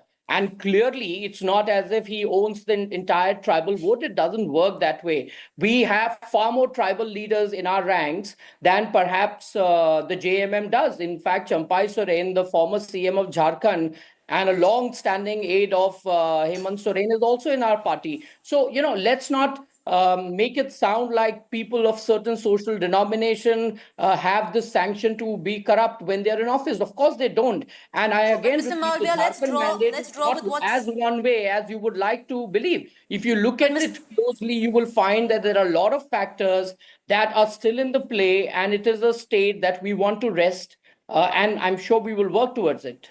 But Mr. Malviya, draw with what's happened in Jharkhand. Now what you're going to be facing off where the national capital is concerned. Similar play out. You had a leader in jail. You might not say that there was a sympathy factor. Kalpana Soren did milk it in a lot of ways, and she was one of the star performers there as well. Similar thing in Delhi. You've had an Arvind Kejriwal who's been in jail, who's going to be fighting an election. Let me add a question to it. When it comes down to, call it freebies, reveries, yojanas, welfare schemes, you yourself say that the Ladki Bahin Yojana has worked wonders where Maharashtra is concerned. This is something which intrinsically the centre has been against. Prime Minister Modi has been against giving out these schemes. Is that going to change now, going forward, in a Delhi, in a Bihar? Look, we have to be pragmatic to the realities of India's politics. While we believe that we must provide support to everyone who needs it, we also have to understand that there is a certain constituent that needs greater state support, and we will do what is the right thing to do. But as far as Delhi is concerned, it's too premature to comment on it because much water has flown in the Yamuna, and that too unclean water, which hasn't been attended to by the Kejriwal government. So we'll come to Delhi when we come to it. Right now, we are looking at Maharashtra and Jharkhand elections, and I think we've done phenomenally well. Amit, what will you tell those from your opposition who say it's 1-1 today? What will you tell them? If they turn around tomorrow, today and Congress says 1-all, what will you tell them? I would ask them to go to the Congress headquarters and see for themselves whether it is 1-1 or is it 2-0. It's as simple as that. And if anybody thinks this is 1-1, well, good luck to them. This is exactly how Congress behaved after winning 99 seats in Lok Sabha. They thought they had won a full mandate, and you see what's happened in Haryana, Maharashtra. What did you make of Rahul Gandhi's campaign in the manner in which he was brandishing the constitution, speaking of reservation, even though this was a local election, and targeting one particular corporate house and building this whole Maharashtra versus Gujarat narrative? You know, how do you see that having played out in your lens at the hustings? Look, I have said this publicly, and I've said this several times, that George Soros and his henchmen cannot help Rahul Gandhi and the Congress win elections in India. This is a script out of George Soros's playbook. We saw this play out in the American election. We saw exactly similar thing being said by Rahul Gandhi. Now, I don't understand why Rahul Gandhi would do bidding of a geriatric investor based out of the US, unless he thinks that he can somehow help him win elections. It's not going to happen. Rahul Gandhi can target whichever corporate group he wants. The corporate group will defend itself. But I have a larger concern around his politics, because if you're going to target the entrepreneurs of the country, if you're going to target big businesses who create employment and job opportunities, then there is a problem. There's a problem with that mindset. And the last but big businessmen are not allowed to get caught in, not every big businessman gets caught in bribery, serious bribery charges. So, I mean, when you say that, you're right.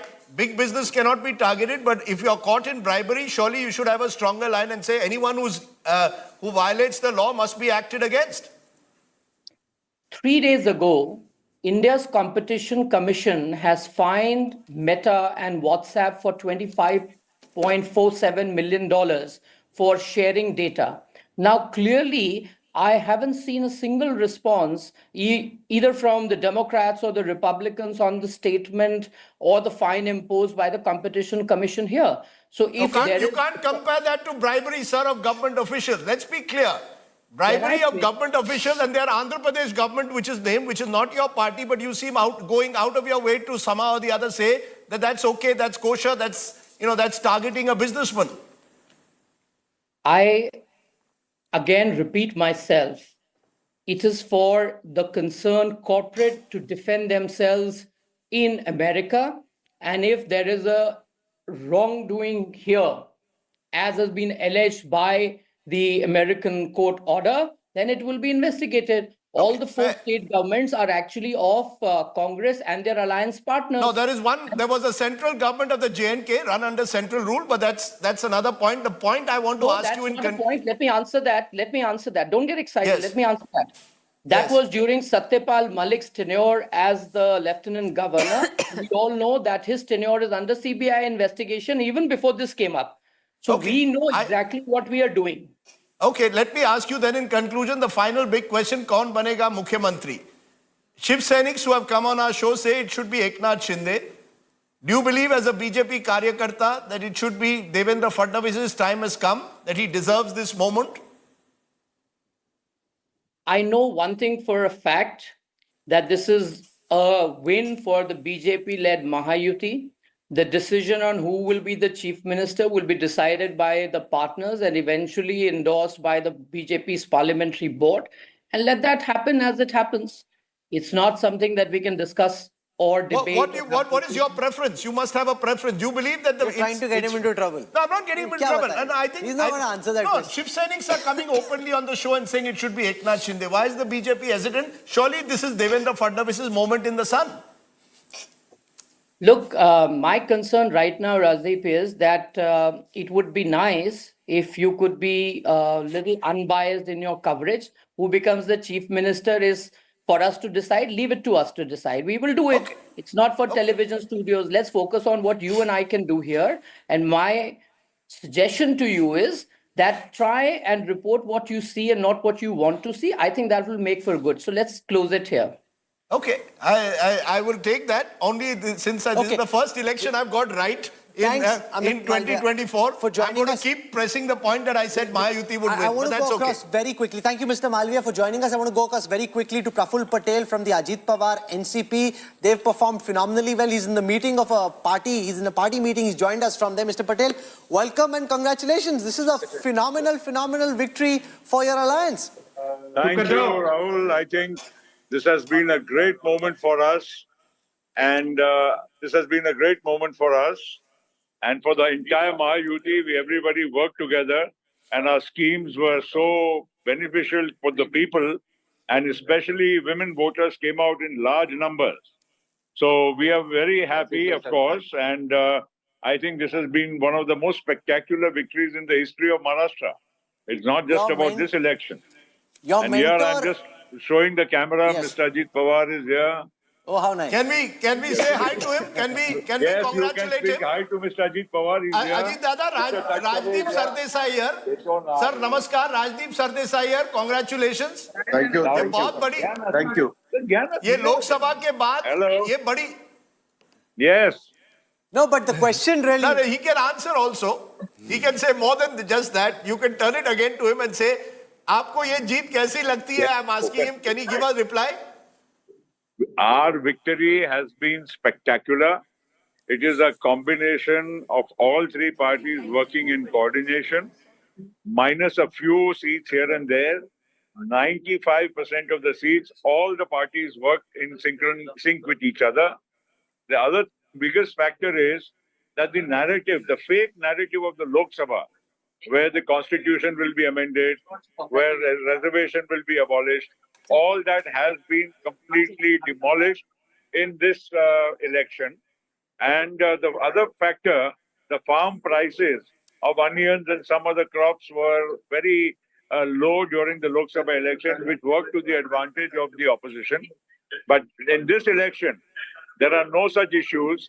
The real issue is only of good schemes, good development. In fact, Maharashtra has taken the lead in investment in industry, and also the infrastructure development of Mumbai and the entire state has been something unprecedented. Praful Bhai, the NCP Sharad Pawar is at 12 seats. Our Ladki Bahin scheme has been a runaway success. Women, irrespective of caste, creed or religion, have voted across the line overwhelmingly for the Mahayuti. So and that is why a lot of the surprises which you see are in your moment, there in the in your seats. moment of And triumph, even where some of the Congress Patel. or NCP leaders are winning, it's with very slender margins. It's not really a victory even for the few seats that the opposition has won. In your moment of victory, is there a little bit of sadness? Your guru, your political guru, Sharad Pawar, is only 12 seats, winning 12 seats. Is there an element of sadness there or not? Would you like to see a grand reconciliation or not? Well, I would not want to say anything at this stage except the fact that we wish all of us were together at one time. That's gone past the deadline. Now it's too late. We are fighting separately and we have won convincingly. And the fact of the matter is that the Mahavikas Aghadi is in total shambles. And that is, I would say, something which all three parties who are lost will really have to now worry how to even get their act together. Is there a bit of remorse in the sense that you're at 39 seats at the moment, the BJP at 124. They're so close to the majority mark that they don't really need too much of the NCP of Ajit Pawar and yourself. They are so close to the majority mark that they're pretty comfortable even by themselves. Let me assure you that we have, even before the election, all of us decided to work unitedly, irrespective of how many seats we are winning or they are winning. And the fact of the matter is that we have all decided that no matter what the number, we will all be forming the government together.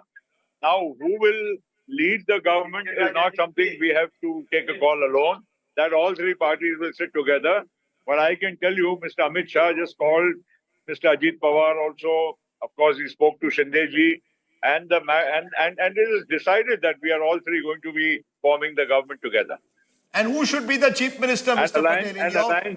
Alliances are there to stay. Alliances are not meant to be just use and throw, okay? And Who should be the chief minister? Who should be the chief minister? Who should be the chief minister? Well, again, that is one question that only three parties, when they sit together, can answer. Your Nobody choice. can take a call Your without choice. sitting together. Your choice. You must have a preference. Anyway, I think we are very close to it. You'll hear it by tomorrow or day after, because we have to form the government by 26. So you will see a new, a formation in the government.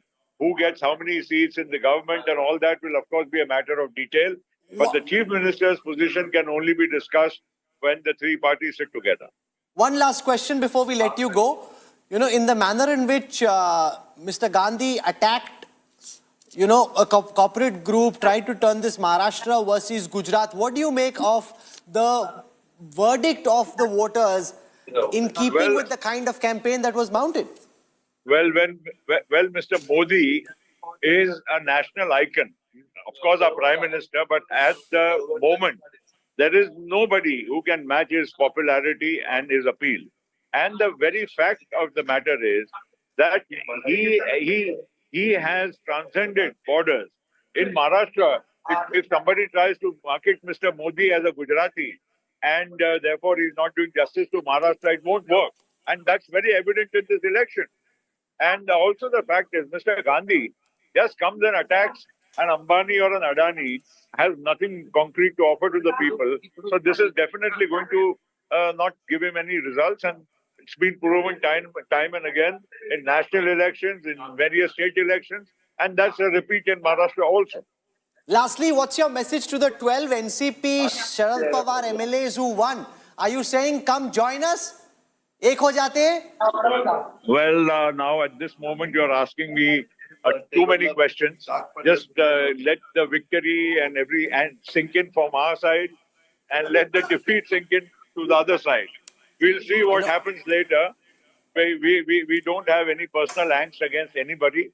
The fact of the matter is that we decided to go consciously as a party in alliance with the Mahayuti, the BJP, and I think it's a vindication. The Lok Sabha was an aberration.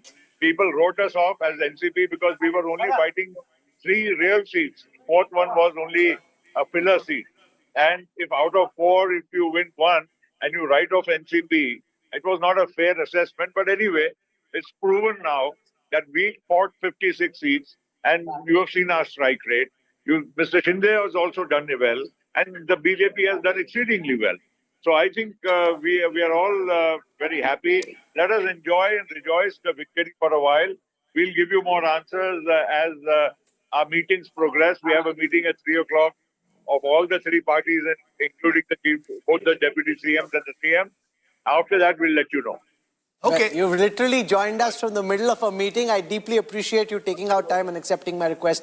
Thank you very much, Mr. Patel, for joining us. Enjoy the party, the political party. Just one very interesting micro detail, Nala Sopara, which made the headlines 3 days ago because that is where the allegations were made of cash for votes and money being in the hotel. Rajan Naik of the BJP is leading over Kshitij Thakur. Now, Kshitij Thakur is one of those MLAs who's been heavyweight MLAs who's been winning 3 elections. So both he and his father, the BVA, the Bahujan Vikas Aghadi, who've dominated the politics of Vasai Virar and areas, are losing. So what this election has shown, when there's a tsunami, even heavyweights have started losing of a kind, as I said, who've not lost 3 elections and more. So Thorat is the biggest example of that. 35 years, Thorat hasn't lost an election and he's trailing. So, the man who hoped to be the chief minister if there was a Congress government Prithviraj Chavan is trailing. Prithviraj Chavan, less surprising. He's had a tough time, but when Balasaheb Thorat starts losing in Sangamner, you know that this is a landslide election. These are constituencies and leaders who've not lost for years and years on end. So it's a combination, Rahul, of various factors led by, I think, by Ladli Bain and variety of other factors coming together. Can I just make a cricketing analogy to say that at the time when you played one innings each, the MVA had an innings lead. They're starting from 30 versus 17, so they start with an innings lead and yet find a way of botching this up. So it's not just the victory; it wasn't even Stevens at the end of the Lok Sabha elections. With one caveat, which I think Amit Malviya made, and I think that's right, that while the numbers look 30-17, in Vidhan Sabha segments it was very close. In vote share it was close. The BJP built on what they had lost in 2024. The Congress squandered it. I'm joined at this time, live and exclusive, and for the first time since this verdict came out, by one of the key architects of this victory on the Ajit Pawar side. We just heard from Praful Patel. I'm now joined by his chief strategist. We've got Naresh Aroja joining us. Naresh Arora runs Design Box. Before this, Naresh worked with Ashok Gehlot. He's worked with Congress campaigns, comes from Punjab, ran some campaigns for independent candidates in 2017 by himself, ran for the MLA candidate. And from there has now set this up, worked with Ajit Pawar and was in some ways responsible for the image makeover of Ajit Pawar, getting him to don pink, smile, reach out to women, give interviews to people like us who otherwise would have had no hope of getting an interview with Ajit Pawar, but basically open him up to the public, open him up to the media. So we've got Naresh Arora now joining us on this broadcast. Naresh bhai, welcome. You've got quite a phenomenal strike rate for... actually, you're wearing pink yourself. You get your client to wear pink and you're wearing pink yourself. This is a big victory. 39 out of 59 odd seats for the NCP Ajit Pawar faction. You struck gold in Maharashtra.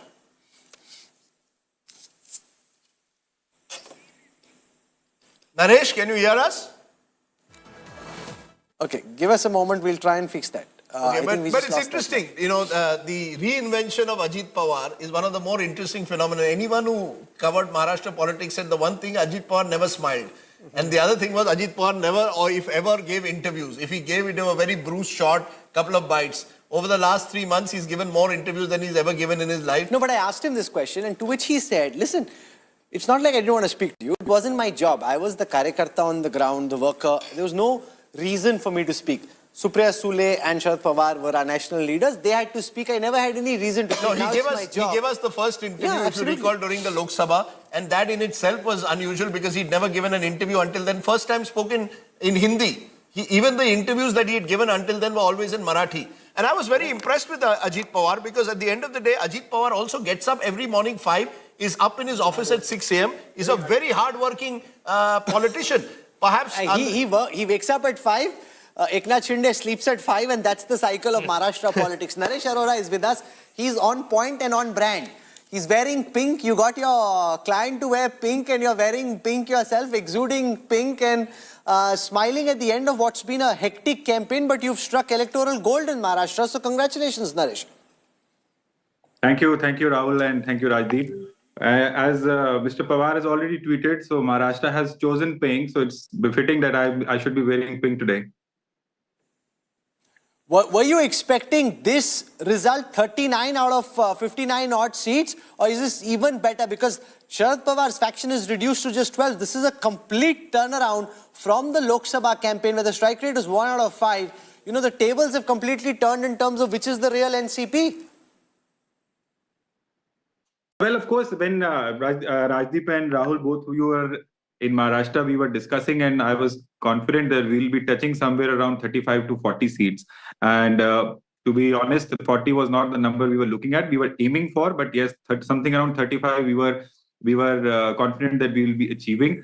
And we were contesting 57 seats on our symbol. And out of that, we should be around 40. But my numbers are suggesting that there is one seat where we are marginally trailing. So I think we should be touching 40. What, according to you, changed between Lok Sabha and Vidhan Sabha? Quite apart from you joining hands with Ajit Pawar, I'm sure that had some impact. But what, according to you, was the major factor that changed between Lok Sabha and Vidhan Sabha so much? See, apart from whatever the government schemes and the campaign and the projection, etc., there was one thing which Ajit Pawar had to understand about the change of his role from an administrator, which everyone vouches for him from opposition to the people who are in power, he had to take on the role of a vote getter as well. He was a person who was reluctant for media. He never used to speak to media. He was never going out for public meetings and the interactions that a vote getter should be doing or a party president should be doing. So first of all, it was the change required for him to understand that he has a bigger and a different role now. Once he understood that that is his role, of course, you could see everything changing on the ground, from Jan Samman Yatra to the adoring of the pink color and getting to the women folk fair to see that they connect with him, whatever he's wanting to communicate. And mind you, Rajdeep understands Marathi more than anyone else, that he is a very good orator as well. So that those oratory skills were not being utilized as the way they should have been for a leader who's wanting to have votes for his party in his name or on his symbol. But why, may I ask you why pink? May I ask you why pink? And is it true that you asked him to smile more?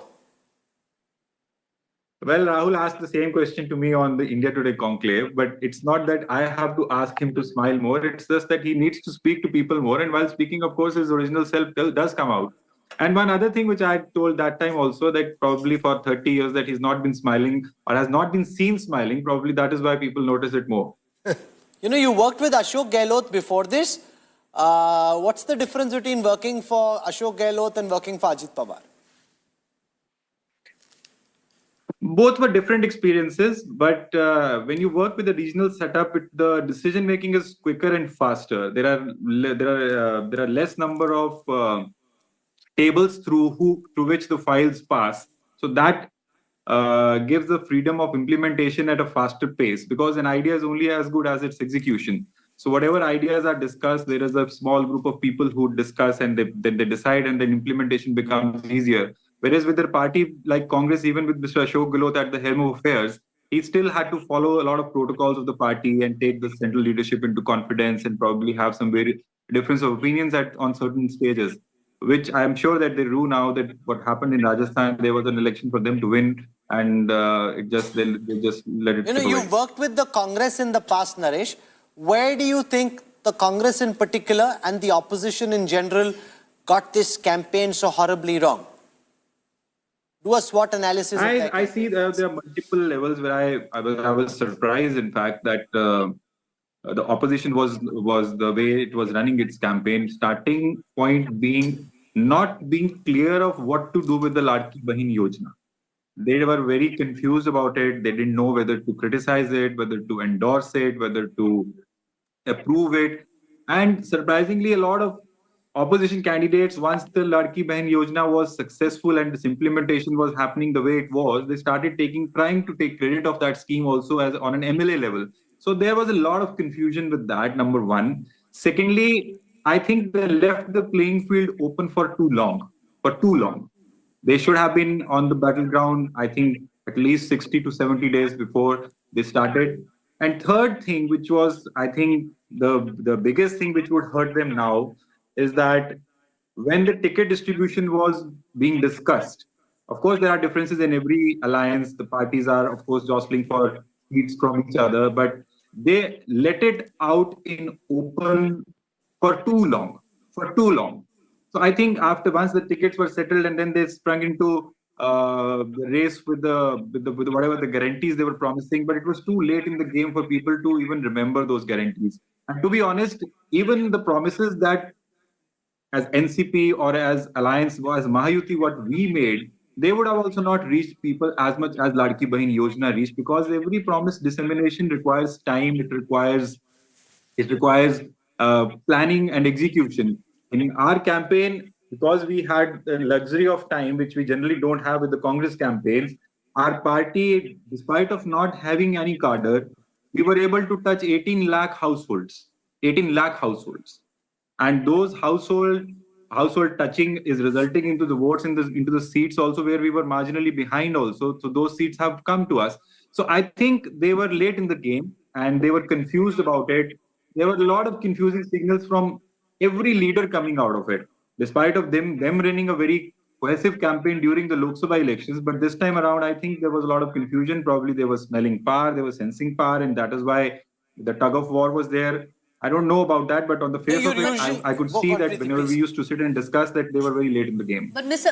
Arora, how do you stem the confusion in your own department? Because messaging was key, especially on certain key areas.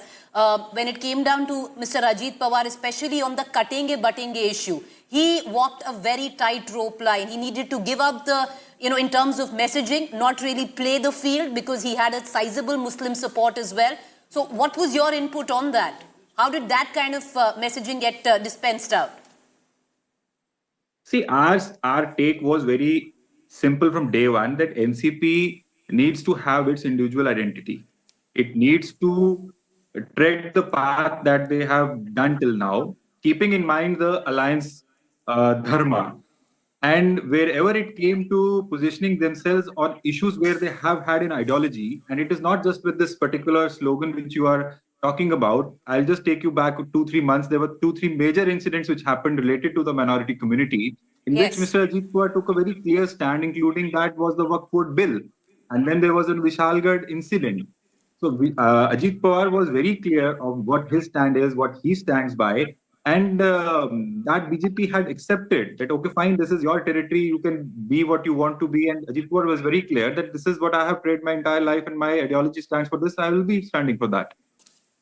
Interesting Naresh Arora, you... I have a couple of more questions. Yes, go, please. No, so you're usually an astute observer of national politics. What impact does this 1-1 scoreline, Maharashtra, massive victory for the NDA, India Alliance winning big in Jharkhand, what impact does this have in the immediate on the discourse in national politics?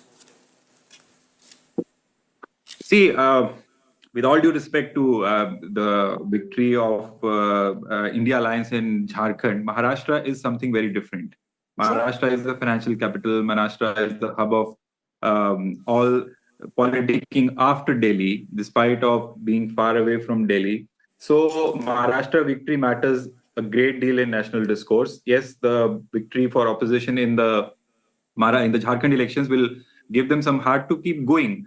But other than that, I see that the NDA government at center getting more confident about their performance or their next years in power, because the verdict in 24 was not that sounding as they would have liked. So I think that Maharashtra victory will give them a lot of heart and confidence to go forward. And next step, I think they would be focusing very, very prominently on Delhi.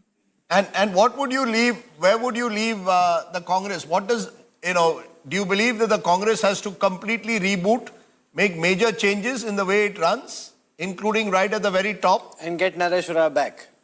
Yeah, he used to be with the Congress. Now it's a bit of a dagger's drawn situation. He's got a problem. Are you willing to go back and pad up for the Congress again? And if so, how would you do it? What would you do? If you had one piece of advice to the Congress, what would it be? I can't advise Congress party anymore because, first of all, I'm not officially working with them. Secondly, Rajdeep, you have known that I have been very vocal about the requirements Congress party needs to look into. The small victories here and there give them a misconception that they are on the right path. The path is still not right.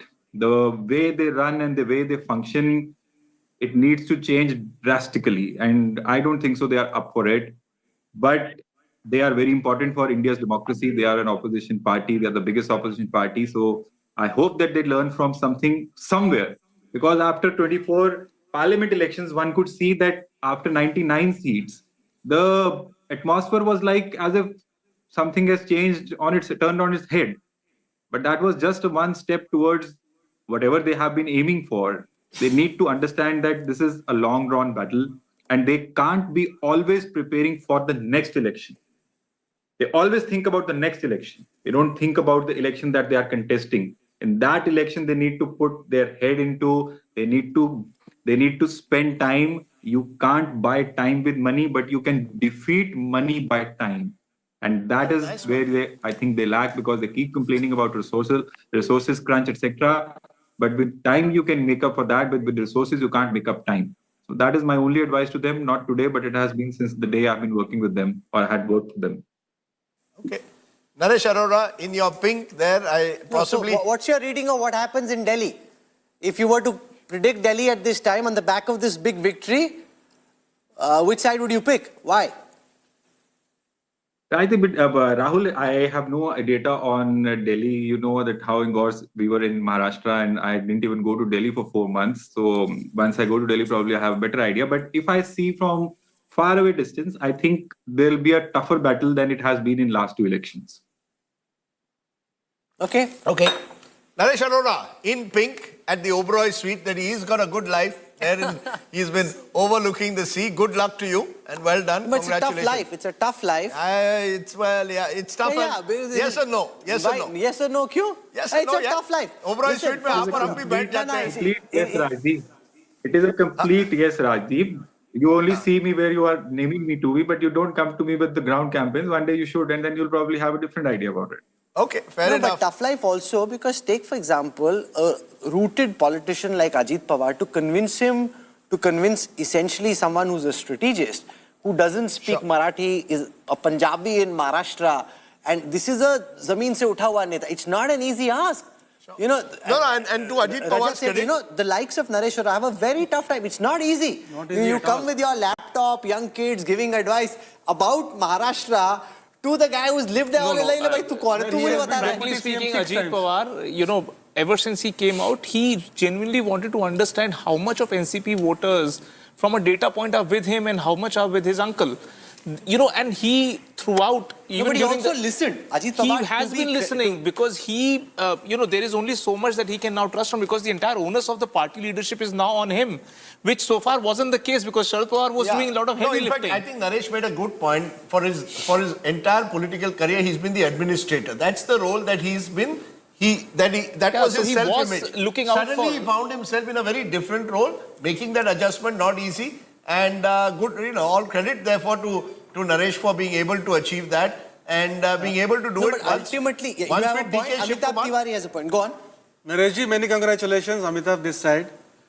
Can you elaborate on the specific strategy? Did you have some specific strategy for the Sharad Pawar contest, or it was same for all the seats you had?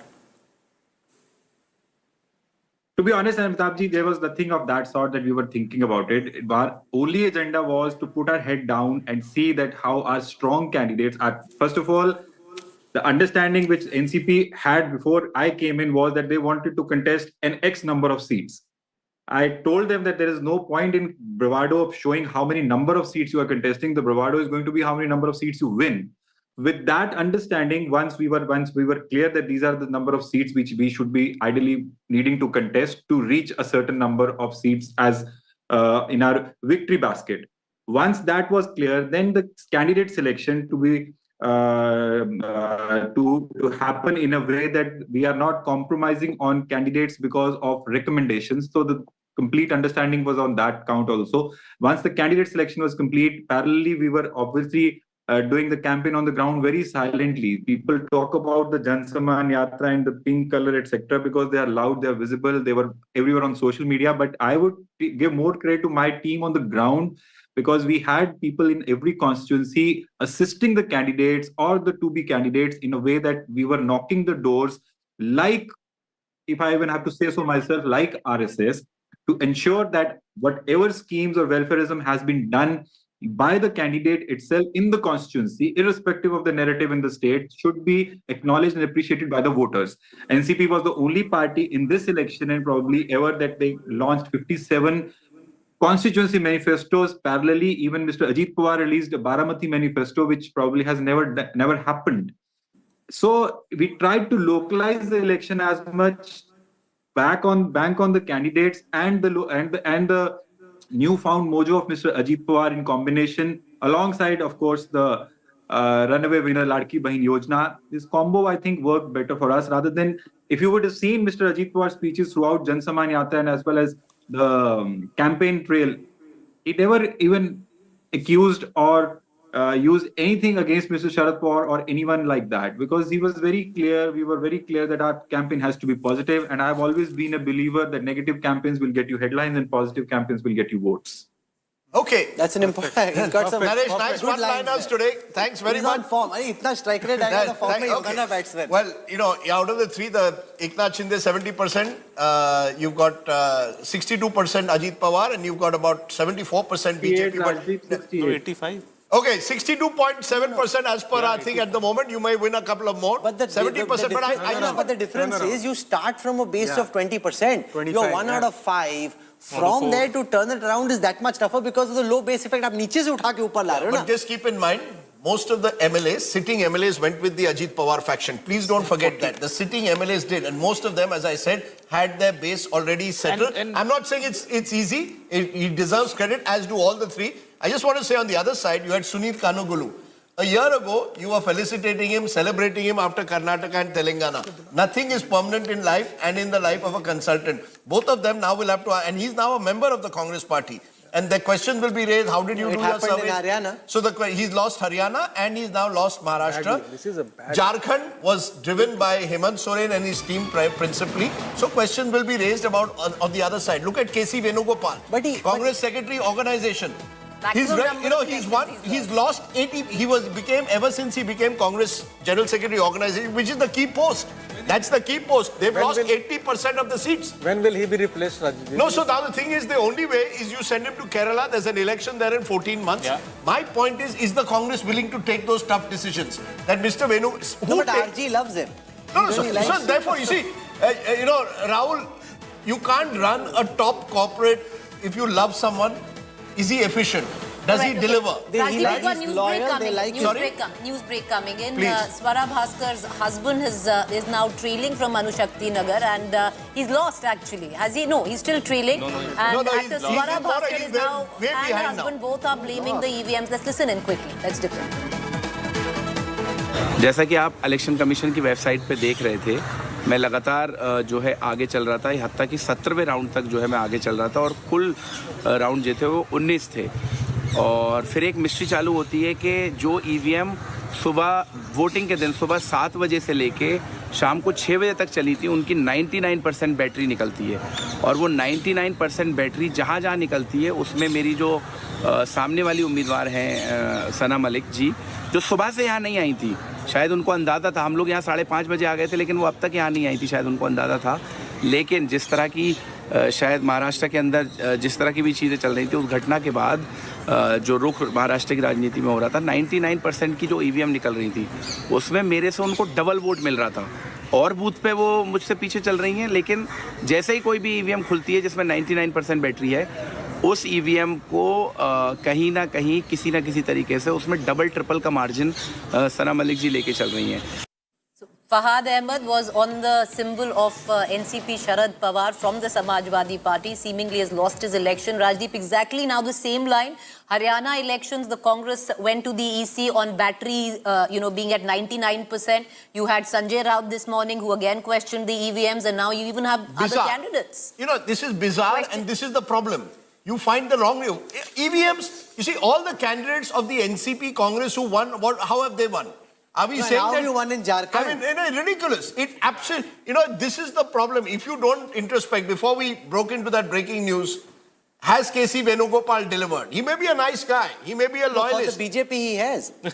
Where? For the BJP, For the BJP, yes, okay. No, but it's true. No, but the truth is, look, and you can't blame one person, but there is something systemically wrong. Have you got the right people at the right place? Have you got the right general secretaries? Have you got the system in place where you can make sure... No, but Rahul Gandhi's been talking about changing the structure, having a separate political secretary, having somebody in charge of the north, having somebody in charge of the south. Rajdeep, where has been the stock-taking post-Haryana? In Haryana, you are still not being able to pick a leader of opposition because the infighting is still going on. Yeah, Mr. Huda is still very much around. Mr. Huda is still very much around. In fact, I got a message from Mr. Huda the other day, strangely enough. He was watching one of our programs and he said, "Ye dahi misal aap kha rahe ho, kahan milta hai?" So maine kaha, uske liye aapko Mumbai aana padega. I said, "Where are you?" He's in Chandigarh. So basically, he's still around. He's not gone. Nobody goes away anywhere in Congress. That's okay. My point is, where is your accountability, introspection? What's the analysis that you do? A, B, C, D cost us the election. This is how we are going to change it. Unless you do that, Delhi at the moment, Devendra Prasad Yadav, their leader for Delhi, is on a yatra, Padayatra. Good luck to him. The question is, how are you going to take that yatra forward? What's your agenda? But that yatra was supposed to be Rahul Gandhi and Priyanka Gandhi's yatra. So they haven't come on that yatra where Delhi is concerned, and I don't see them coming as well. No, so you practically left the field where Delhi is concerned. You can't flit in and out. Priyanka Gandhi did 4 meetings. You know, there were but four... she's won big, okay? She's won in style. Listen, this is the first victory she's won. Her last look, but be fair to her. Yeah, sure. Her last campaign was in Uttar Pradesh when she ran the campaign as General Secretary. The party did poorly there. What's her margin? From her, she's 4 lakhs plus. I mean, 4 lakhs 60 when I last saw. I mean, we can check that. But the fact is, for her to win, you know, she'll be entering parliament in her individual capacity. Over Rahul Gandhi. Yeah, in her individual capacity. This is her first, it's a big day for her. It's her first electoral victory. Good luck to her. And, you know, it's credit anyone who wins any election. But you've lost the big prize. It's like saying, you know, आप हमको आज आपको consolation prize दे रहे हैं, आप वायनाड जीते हैं. You've lost the big prize. Yes, you've done well in Jharkhand, and I think we need to emphasize that. I mean, you can't ignore what's happened in Jharkhand. It's now 2-1. It's a comprehensive. Please understand, Hemanta Biswa Sarma, who calls himself Mini Chanakya. थोड़ा हवा निकल गई. नहीं, थोड़ा नहीं. हम लोग ही media में कहते हैं ना, Hemanta Biswa Sarma, king. He's lost. Shivraj Singh Chauhan spent much of the life. I sometimes wonder some of the ministers whether they spend far too much time. You know, Bhupendra Yadav in Maharashtra, all very good. But you're a minister in the government of India. Shivraj Singh Chauhan, charge of Jharkhand every weekend in Jharkhand. You've lost. Jharkhand is a big defeat. If this was a sole election day, the India Alliance could claim huge brownie points. It's been drowned by the tsunami in Maharashtra. No, but I would hope after Maharashtra, Bhupendra Yadav maybe will look at the environment in Delhi, the air. No, it shows, Preeti, it shows that you can win elections. It's not as if anyone is invincible. The BJP is not invincible. Far from. You've got, you know, even you've got Hema, you have to work at an election, plan it out, have a charismatic face. Hemant Soren and Kalpana Soren were charismatic faces. Uddhav Thackeray spent most of his time in the last 3 months sulking, some believe because he was not being made chief minister.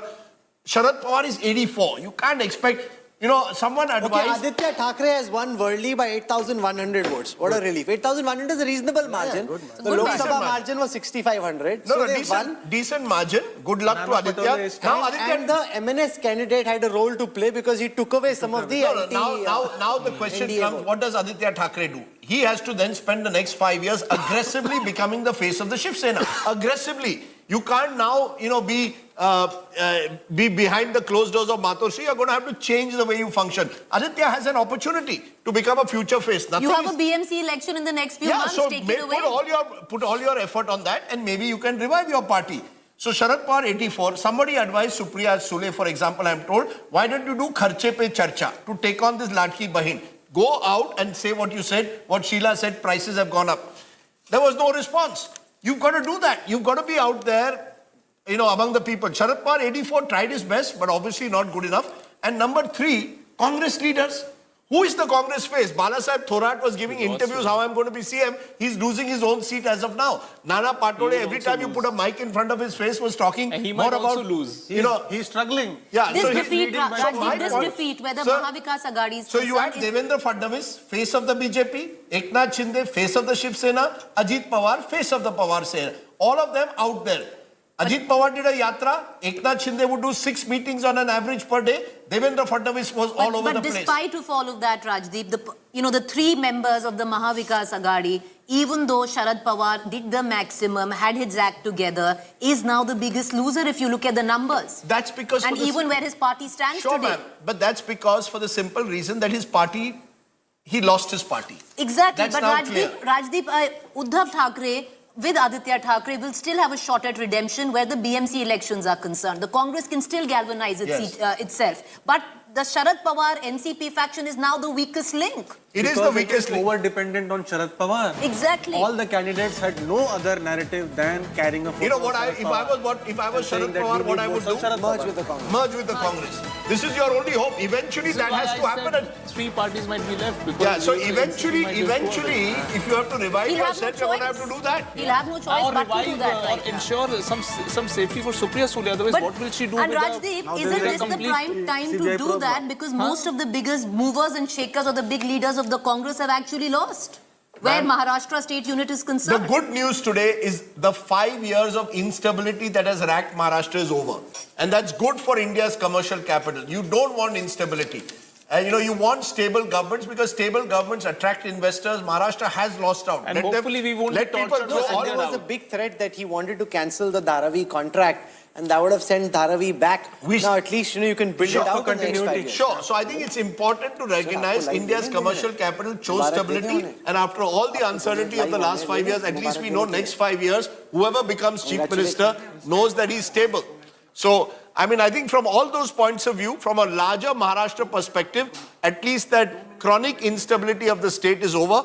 And you know, good luck to that. I mean, I've called my book The Election That Surprised India. Every election this year has surprised us. Today is the scale of the victory. To some extent, Jharkhand has surprised us. We thought the BJP would win Jharkhand. So every election is surprised. Image is now out of Hemant Soren. You know, everybody has this image, and I'm sorry, I might be sounding stereotypical, but you have this image of this tribal leader like Shibu Soren. He's quite different. He's listening to music, he's got his laptop on, drives a Mercedes, tracking everything. So he's a very different kind of tribal leader, but to be fair to him, he's won, and he's won in style. 55 versus 25.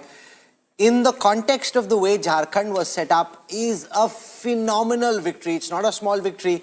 And the hero of that victory really is the man on your screen right now. The first image that we've seen of him, Hemant Soren, winning Jharkhand in style. And his party, and I'll show that to you on the election intelligence dashboard. If you go and look at the numbers from Jharkhand, this is not by any stretch of imagination a small victory. In Jharkhand, 55 seats for the India Alliance, 33 of them for the JMM alone. Now remember, the JMM by itself is more than the NDA alliance put together. That is a huge victory. 22 seats for the BJP, the JMM at 33 seats by itself, the Congress at 16. You know, the narratives can change, theories can change. It's not Kamzor Kadi. Everybody thinks Congress will be Kamzor Kadi in Jharkhand. Congress is not the Kamzor Kadi in Jharkhand. They have maintained what they had won in 2019 election. Everybody thought yehi round honge. Correct. Rajdeep, what do you make of that? Everybody is convinced that Congress will be the Kamzor Kadi in Jharkhand. It's not the Kamzor Kadi. You know, but we thought of that in Uttar Pradesh. My point, and this is again controversial, Congress gets pulled up by the regional party. Yes. You see, where the regional party is strong, the Congress gets pulled up. You remember 2011 in Bengal? The Congress had its best ever performance in 30 years, pulled up because they were with Mamata Banerjee. You remember Uttar Pradesh 2024 Lok Sabha, Congress got pulled up by Samajwadi Party. I maintain, Rahul, it's a controversial thing to say, barring Karnataka, to some extent Himachal, show me in direct fights Congress, BJP, when does the Congress best them? No, does it happen? Karnataka they did last. I gave you two examples. Himachal. Just two. Himachal, and Himachal also very small. The margin was very small. was very small. Karnataka was a little... Vote percentage. Vote percent, but by and large, you need imagine if Congress and JDS were together. They'd have a better chance always in Karnataka versus the BJP. The BJP has found traditionally much more difficult to defeat regional parties that are well entrenched, whether it's Mamata, whether it's a Hemant Soren now, whether it's a DMK. Even in these Jharkhand numbers, look at this. The BJP is 10% above the JMM in terms of vote share. The BJP is 33.3, the JMM is 23.3, a 10% gap. The Congress hasn't done badly in... No, that gap is because BJP contested all seats. No, but I'm saying Congress is 16%, which is not bad by Congress's stand. I mean, 16% where they were expected to be completely decimated. And come seats contest here, Congress. And remember, the thing is here, this is the JLKM factor. Rest is 16%. Has done very well. Basically, the BJP has been done in by Tiger Mato. You know, that is one of the subtext stories of this election. A bit like MNS in 2009 in Maharashtra, which helped the Congress party. Something similar has happened in Jharkhand as well, which they tried to deal with Amitabh Tiwari, but simply in the end couldn't. It seems that they have pulled down, especially Ajsu, if you see, is down to 3.8%. They were 8.2% last time. And in seats where there is a good amount of Kurmi population, including Kolhan and South Chota Nagpur, it seems that they have damaged the prospects of BJP, including my seat, which is Bokaro. The Congress party is ahead, primarily due to the JLKM doing very well and bagging around 10 to 12,000 votes. In general, though, it shows perhaps, as I said, that politics is about arithmetic and chemistry. The chemistry that you've got in Jharkhand with the Sorens getting the sympathy after Hemant Soren's incarceration, Champai Soren leaving him, deserting them. There was a sense that the Hemant Soren got the benefit of that, Kalpana Soren's campaign. Plus, you get a third factor which comes in and takes away your vote. But you've got to try it. It might happen luck by chance.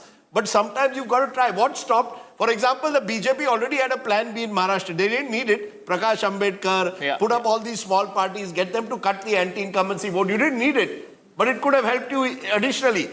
Politics, I just failed to see whether the Congress realizes how elections have to be fought in India against a party as powerful as the BJP. And if they don't realize that, they will continue to suffer setbacks like they have in Maharashtra. But they've got Jharkhand, so they've got at least some consolation, more than a consolation prize, I would say. Jharkhand is not a consolation prize, it's a big victory. Wayanad, you could call a consolation prize for Priyanka Gandhi. Wayanad was a given, right? I think 6 out of 9 was the UP by-election figure. 7 out of 9 is what... So, for Akhilesh Yadav, it's also a reminder that you still have a long road before what happens in 2027 UP. Mamta Banerjee recovers from the blow. Rajdeep, what's also interesting is look at Bihar. You have Prashant Kishore, who made his political debut. He's not doing so badly. What is he getting? Well, he's number 3. And getting a substantial But he's getting substantial seats from where he started. But what it means, Amitabh, is come next year, when Bihar is going to be the big election in November, if Prashant Kishore still campaigns furiously, is he going to take more votes of the anti-BJP JDU vote and thereby damage the RJD? That is what is already happening on 3 out of 4 seats. On 2 seats, their candidates are bagging almost 30,000 votes. So what does the RJD then do in such a situation? If you were sort of advising the RJD, would you tell them go and embrace Prashant Kishore, try and work out a deal with them? First of all, you don't have to take them lightly. That's the first rule. You're saying Prashant Kishore could be a factor in Bihar 2025? Could be a factor. If he continues to do like this, The other thing, Rajdeep, look at Punjab. 4 bypolls. Everybody thought that the Aam Aadmi Party was receding in Punjab and the Congress was on a surge. But right now, the Aam Aadmi Party seemingly well ahead in 3 out of 4. And the one Congress. One Congress, okay. So that's a state where both the BJP and Akalis have struggled in recent times. India is distinct. Every state is distinct to the other. My home state of Maharashtra has chosen one way, which I think really shows that stability. I think one of the factors we also lost out on was stability. Ladki Bahin, Ek hai to safe hai, but just the feeling that we want a stable government in Maharashtra does make a difference. And they've chosen a stable government. Mahavikas Aghadi was seen as too chaotic. And I think over a period of time, if you see per capita income, you see overall position of Maharashtra in development indices, it has really gone down. And it is largely because that there is lack of stability and collectively, and this is how our citizens choose people. They do that decision in a very decentralized manner, but net they elect stability on an aggregate. Nanded was also going for bypolls, Rajdeep. I think what BJP is leading. But the thing is, with 125 odd seats, the BJP can now run Maharashtra the way that Maharashtra needs to be run in their lens. They're not dependent on the allies for survival. So if there's a BJP chief minister, there's no excuse for corruption or for misgovernance. They better deliver. Absolutely, and I think, it is going to reduce the number of ministership for the alliance partners. They won't get as many as they've got earlier. So you will see a more tighter ship being run. Now that you have 50,000 crore of additional burden on your exchequer, you will have to do certain things to actually meet that extra expense. You have to account for that. Moreover, you've promised much more than 1,500. You said much more things, I think 3,000 or something. 2,100. So you'll have to account for those additional amounts year over year. So something miraculous has to be done to bring the development story back into the state of Maharashtra. The task is cut out, be it Fadnavis or Shinde, whosoever becomes the chief minister, the task is cut out to bring the trajectory of development back into Maharashtra, ensure that there is stable, development-focused governance over the next 5 years. And one point, Amit Malviya, when he said, we've done a lot for rural Maharashtra, that's not true. This government did a lot for urban Maharashtra, and in general, all governments in recent times have done much more for urban Maharashtra than rural. You go to a Yavatmal, there's just one private factory. No, but you can't say that. No, 1 second. No, how can you decide? Look at, here we have the mood of rural Maharashtra as evinced in the largest poll that is ever possible. Beyond that is your opinion. No, it's not my opinion. In rural, I'll show you the data. In rural Maharashtra. Out of the 173 seats, let the data speak for itself. Everything else is just political. I'll counter it. 138 seats for the NDA in rural Maharashtra. The India Alliance only with 29 seats. If people in rural Maharashtra were as unhappy with this government as you're saying that they were, this wouldn't be the way it is. BJP having 70 seats in rural Maharashtra Maharashtra. Sena at 33, NCP at 33. The Congress is 9, the Sharad Pawar faction is 9, UBT is 10. This is where, sir, the problem comes with statistics. I will throw you statistics at you which show exactly the opposite in terms of the regional economic inequalities of Maharashtra. Look at the amount of monies that are spent in the Nashik, Mumbai, Pune corridor. 75%. Forget about an election. An election cannot decide on economic inequalities that exist on the ground. Go to a Yavatmal and you will find just one private factory run by Raymonds and that's it. MIDC has become a land bank. MIDC does not invest in rural Maharashtra anymore. You don't have deindustrialization and you actually have industrialization concentrated only and it's not now. It's over 40 years. I will throw you some figures. Bloomberg did a great article on this to show the stark regional inequalities. My takeaway from Maharashtra was go beyond the bright lights of Mumbai and Pune. I agree. Some parts of Maharashtra have statistics. Surjit Balla. You can't speak for the voters of rural Maharashtra. The voters have spoken for themselves. The question is, who one second. Rajdeep, you can't theorize outside the data. The data theorizes itself. Who do voters of rural Maharashtra think will do better for them over the last 5 years, over the next 5 years? So Maharashtra today, just a minute, sir. Let me throw you data. You're a data man. You run business today as well. Maharashtra has slipped in per capita income among large states today. Maharashtra ranks 6th, where it used to rank 1. 2 more points suggesting has dropped from 2nd to 6th just in the last decade. Services, which contributed over half the state's output, are buoyant, but industrial growth has declined. You've got to look at the numbers. That's the numbers. Maharashtra is a state. No, Rajdeep, the question before voters in rural Maharashtra was, who do you think is best suited to address your problems over the next 5 years? They've spoken for themselves and they've spoken very loudly. I raised another point. I said, what is the challenge for any government? Of course. When I see governments showcasing Coastal Road, Atal Setu, Samriddhi Express, all very well. Then I suggest they all travel to Gadchiroli, travel to Yavatmal, travel to Amravati and see the other Maharashtra. That's all I'm saying. Okay. If they don't, one day or the other they will pay a price. One Congress leader speaking out against this tirade against EVM. Santosh Lad speaking to Nagarjun Dwarkanath this time, saying that, you shouldn't be questioning EVMs in this fashion. Let's take a look. Okay, no, in fact, he's questioning EVMs, saying, how can someone have this margin after 10 years of anti-incumbency? Even if you don't hear them, you know what they're going to say. Let's listen to Santosh Lad, the Labour Minister of Karnataka. The alliance is leading. In Maharashtra, you are decimated completely. I don't know, boss. See, I'm not trying to make an issue out of it. But certainly, I think all the analysts in the whole of India, I don't know what is the mechanism why we have lost so much. The reason is, even in MP, when you see Madhya Pradesh, the ruling government has got 8% of increase of vote share. It is surprising. Even if Congress gets, I would like to know what is the reason. I'm not trying to, straight away blame, but always I'm trying to put there is a doubt, element of doubt. The reason is, could be there is a chance of tampering. The reason is, in the parliament election, same Modi ji comes and he does not get some mandate there. After 6 months, the same ruling government, which definitely runs with an anti-incumbency, does get so much huge of majority, is always a question mark. Even if Congress would have won, there has to be reasoning why it has won with such thumping majority. There has to be a reason, there has to be a disaster. And employment issue in Maharashtra is highest. Employment issue, especially IIT Mumbai, 38% of youngsters are not getting the job. In whole of Maharashtra, unemployment was a big issue. Highest farmer suicide was an issue there. I don't know for what people have voted. What is the reason there? Let us admit that if we are making a political allegation, I'm interested to ask the other political party, BJP friends, what is the reason that you have got 2024? Will anybody put the right hand on the left out of their chest and say, consciously they were aware that they are going to get such landslide victory? No. In the ground, nobody felt this. I'm not trying to make a blame game, but I would like to understand, as a political, anybody who is an analyst of politics, they should come back to and say, how could they get this mandate? I feel there must be a chance that the same EVM machines which was there in MP, they have bought it here, or something must be beyond this, because at any given point of time, in this modern world of politics, any political party which has ruled 10 years and getting back this mandate, I personally doubt.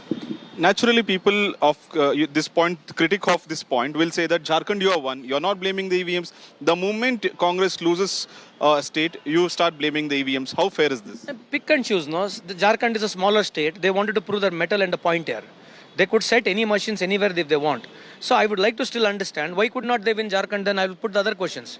When you showed that Jharkhand chief minister was one of the most corrupt, you put him behind bars for no reason, then why did they lose there? And why did they win Mumbai? What is the reason then? There is the same technical question I can ask them. Then why did they lose Jharkhand and why did they win only Maharashtra? Why? What is the reason? Have they got any reason for that? This is a loser's lament. You can't lose in Maharashtra, win Jharkhand and say EVMs were fine in Jharkhand but they were not in Maharashtra. That's just terrible. Yeah, I want to go to Ranchi. Ghulam Ahmed Mir, the unheralded Congress in charge of Jharkhand, is speaking. Last time RPN Singh did this job with some success. He's now of course in the BJP. Let's listen to Ghulam Mir.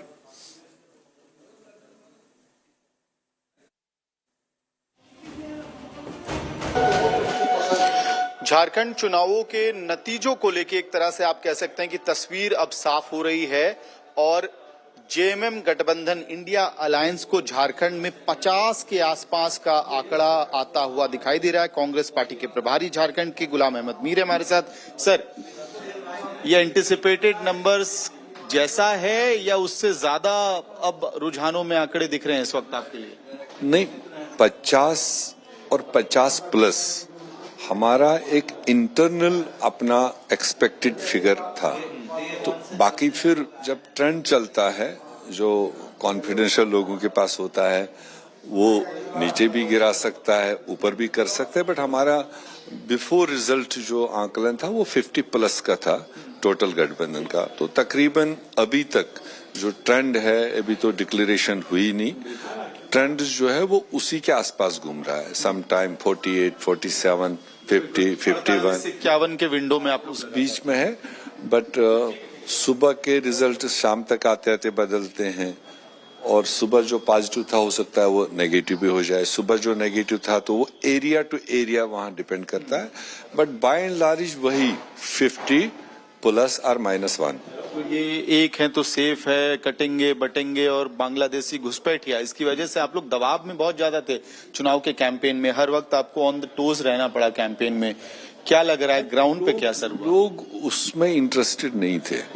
लोग interested थे दोनों सरकारों से, दोनों पार्टियों से, दोनों गठबंधनों से कि आपको हमने यहाँ स्टेट में मौका दिया है, आपने क्या किया है, वो लोग जानना चाहते थे। और भाजपा और एनडीए को सेंटर में 11 साल से दिया है। एज ए नेशनल गवर्नमेंट उन्होंने झारखंड के लिए क्या किया है वो सुनना चाहते थे। प्लस आने वाले 5 साल के लिए आपका गठबंधन यहाँ क्या कर सकते है इफ वोटेड टू पावर।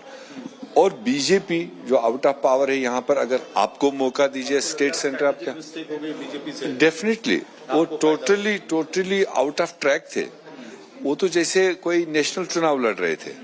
तो झारखंड की रिक्वायरमेंट क्या है, झारखंड के एस्पिरेशंस क्या है, उसको तो उन्होंने टच ही नहीं किया। ठीक है, एक सवाल सर, लगातार कैंपेन के दौरान जब मैं यहाँ झारखंड में चुनाव कवर कर रहा था अलग अलग जगह से, तो ये खबर मिल रही थी कि आप लोगों को Congress So that's Ghulam Mir. I mean, congratulations to him. He did a good job in Jharkhand. The Congress has done well. The alliance is romped home in style. But I want to go across right now to Swara Bhaskar. Swara Bhaskar is alleging that in the seat that her husband was fighting in Anushakti Nagar, where he's lost to Sana Malik, the allegation is that there was some tampering with the EVMs or the EVMs weren't working well. Swara Bhaskar is now live with us. She was at a counting center just a moment ago when we connected. So Swara, can you explain the reasons behind you leveling this very serious charge? Yeah, so we, as I think was reported in the media as well, and was on the Election Commission website, that Fahad has been leading in almost every round except maybe round 3 and 4 or 4 and 5. Barring that, he was leading right up to the 16th round. And even in the rounds where the margin of lead was reducing, the number of votes that both Sanaji and Fahad were getting were like about the same. From the 17th, in the last 3 rounds, which is 17, 18, and 19, this is not my allegation, Rahul. This is the allegation of the counting agents who were inside the booth, who towards the last round started basically questioning the fact that many of the EVMs that were actually most of the EVMs in those rounds were 99% charged. And and the question that they raised was that how can EVMs that have been used throughout the day on the day of polling be 99% charged? Like, how can they have barely been used? And those are the last three rounds, the EVMs. Those are the places where the pattern is quite unusual, right? So, I mean, you're an analyst. So where there is a pattern of a steady lead, and even where the lead is dropping or reducing, the number of votes polled for both candidates are almost the same. How can in the last three rounds suddenly, there be such a huge jump? So then, and then the EVM be 99% charged. So those were the two sort of things that they found fishy, the counting agents. And now I think that they have made a demand and an application for a recounting and a matching of VVPAT slips to the machines that have allegedly been. So what have the agents you spoke to at the counting center, Swara, told you? Are they willing to consider these charges and investigate them? So when I'm not there anymore, but at the last moment they were willing to first. They said they'll go step by step, that at first they will match the VVPAT slips to the machines upon which objections have been raised. And after that, if those slips are indeed found that there is a problem, then they will order a recounting of the last three rounds, or whichever rounds that are. But Swara, the fact is, it can't be that one particular constituency, there's rigging, the neighboring constituency where the opposition wins, it's all very well. Somewhere, you're going to have to provide much better proof than what is done so far. And it casts a doubt. It makes you all look like sore losers, to be very honest. It can happen in elections. You lose some, you win some. That's fair. No, I don't think that anybody will not accept the result if it seems that everything is in order. Look, our job is to be very, very vigilant. Our job as the people who are part of the election, and the job of everyone who is supporting us is to be very wary. And I think that if everything was so kosher, I'm sure that the Election Commission would not accept recounting a recount or matching the VVPATs. So if they're doing it, then they're doing their job. You're saying they've assured you there'll be a recount and the VVPATs will be matched, is it? No, they have assured us that they are going to match the VVPATs first. Yeah, but you can ask for a recount. If you want, you can ask for a recount. That's what happened in Mumbai Northwest during the Lok Sabha. We are asking for a recount, and there are rules within the EC's own guidelines that are supporting our claims. So we are using those rules. So there's nothing that we're demanding, Rajdeep, that is unreasonable. Don't worry. I think that's reasonable. She's saying she'll accept the verdict regardless of what it is. And they want to be careful and sure there's nothing wrong with it. I think there's a rule, correct me if I'm wrong, that if the margin is below a certain thing, you can ask for a complete matching of all VVPATs. It doesn't have to be. You can ask for a complete matching of all VVPATs. But this charge that 17 rounds tended one way, 3 had a statistical... That can happen. I'll give you an example. Adit Thackeray was trailing till round 15 by about 871 votes. He's eventually won by 8,000. But it can't be diametrically difficult. No, he's won by 8,600. You see, it depends on which booths you get. It depends which booths you get. That is the nature of politics. That argument I don't accept. The argument I think is fair is that when it is narrowed, nothing wrong in matching all VVPATs. And candidates and their families should be allowed to contest the verdict and have the VVPATs be counted, and even a rebound. There's nothing wrong. And she's saying she'll accept the verdict regardless. I think that's reasonable. We wish you all the best, Swara Bhaskar. Thank you for joining us. Appreciate your time. Thanks. It's just as well that you go through this motion, let the VVPATs be matched, so that then everybody has tasalli. In the absence of that, if there's no recount, no VVPATs are, then it looks like dal mein kala. Let there be a recount. Let's see what comes of it. ECI had also shown it as a 1 seat for NCP. Now they have moved it back to the lead. So they have put on hold, if you see the Election Commission website also. Okay. So can we take a break now? We'll take a break. So. I'm famished. No breakfast, so it's time for lunch. Everyone's tired. So we have a full team that's ready to go. So Gaurav Sawant and our colleagues are fully set to continue with this live continuing coverage of counting day. Our phones have been really busy. Our election screens have been very busy. We've been dancing around all over. I hope you enjoyed our coverage. We'll be back later in the evening. But for the moment, it's time to get some lunch, and Gaurav Sawant comes up on the other side. Stay with us.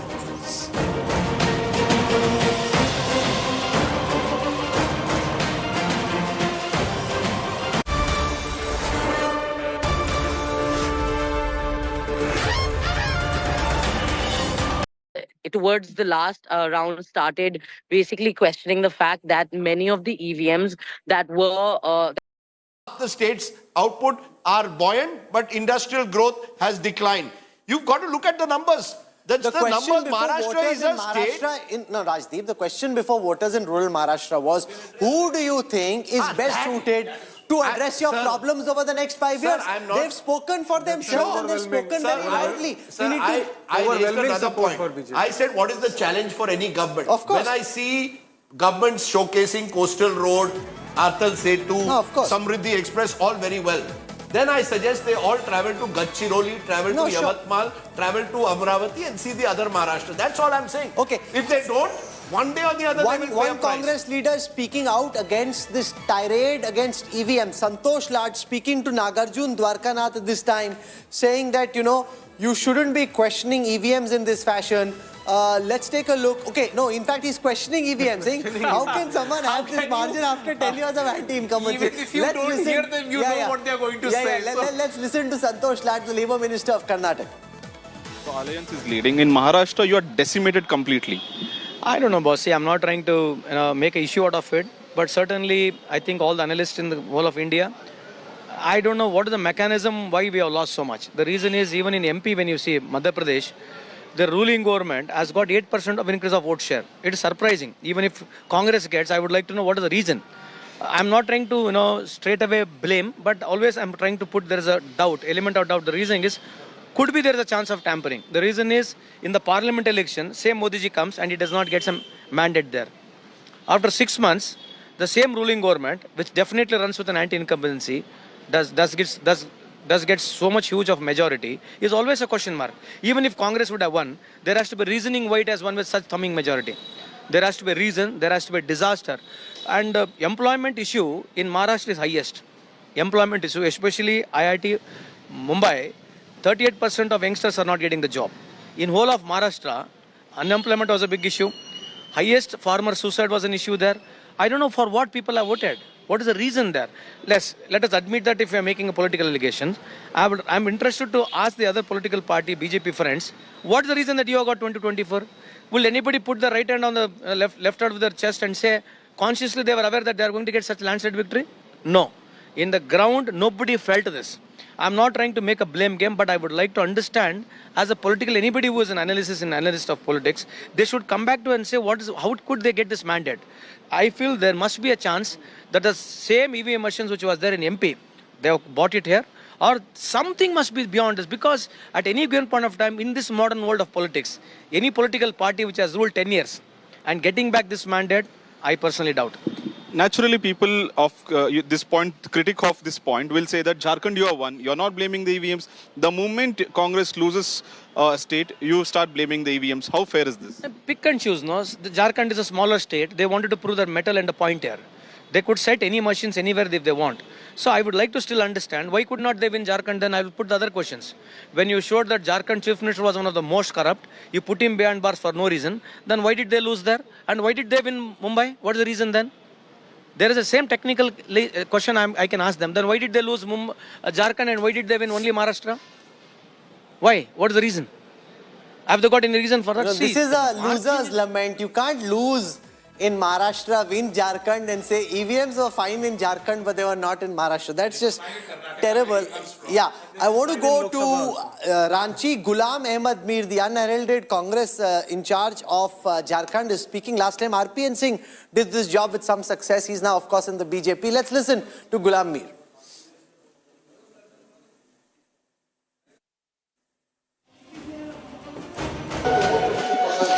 Jharkhand चुनावों के नतीजों को लेकर एक तरह से आप कह सकते हैं कि तस्वीर अब साफ हो रही है और जेएमएम गठबंधन इंडिया अलायंस को झारखंड में 50 के आसपास का आंकड़ा आता हुआ दिखाई दे रहा है। कांग्रेस पार्टी के प्रभारी झारखंड के गुलाम अहमद मीर हमारे साथ। सर, ये एंटिसिपेटेड नंबर्स जैसा है या उससे ज्यादा अब रुझानों में आंकड़े दिख रहे हैं इस वक्त आपके लिए? नहीं, 50 और 50 प्लस हमारा एक इंटरनल अपना एक्सपेक्टेड फिगर था।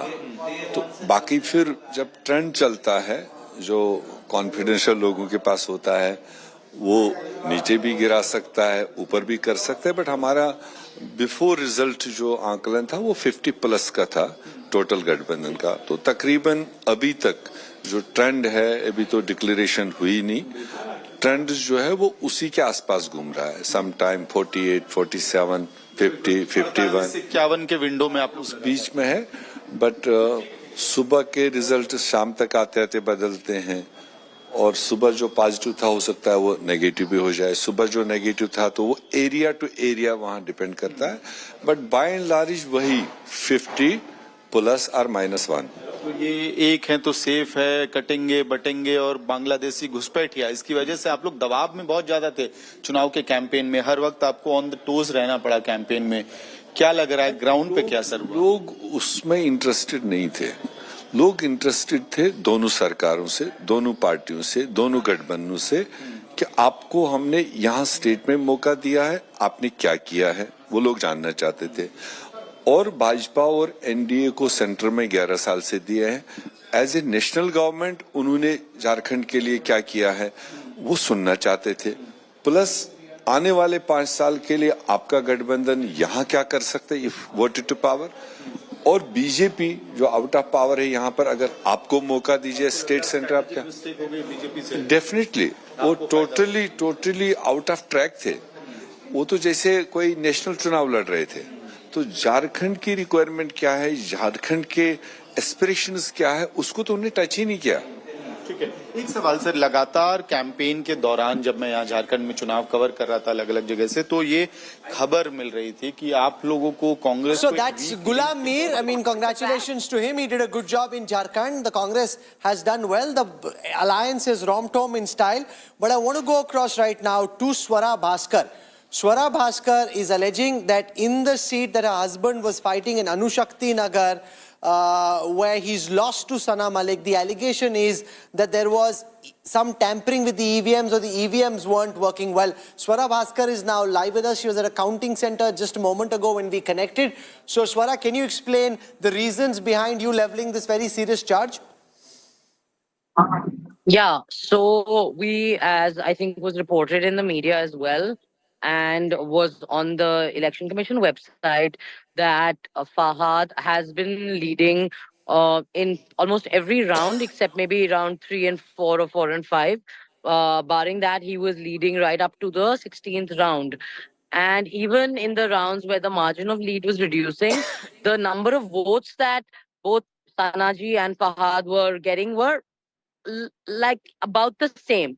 From the 17th, in the last 3 rounds, which is 17, 18, and 19, this is not my allegation, Rahul.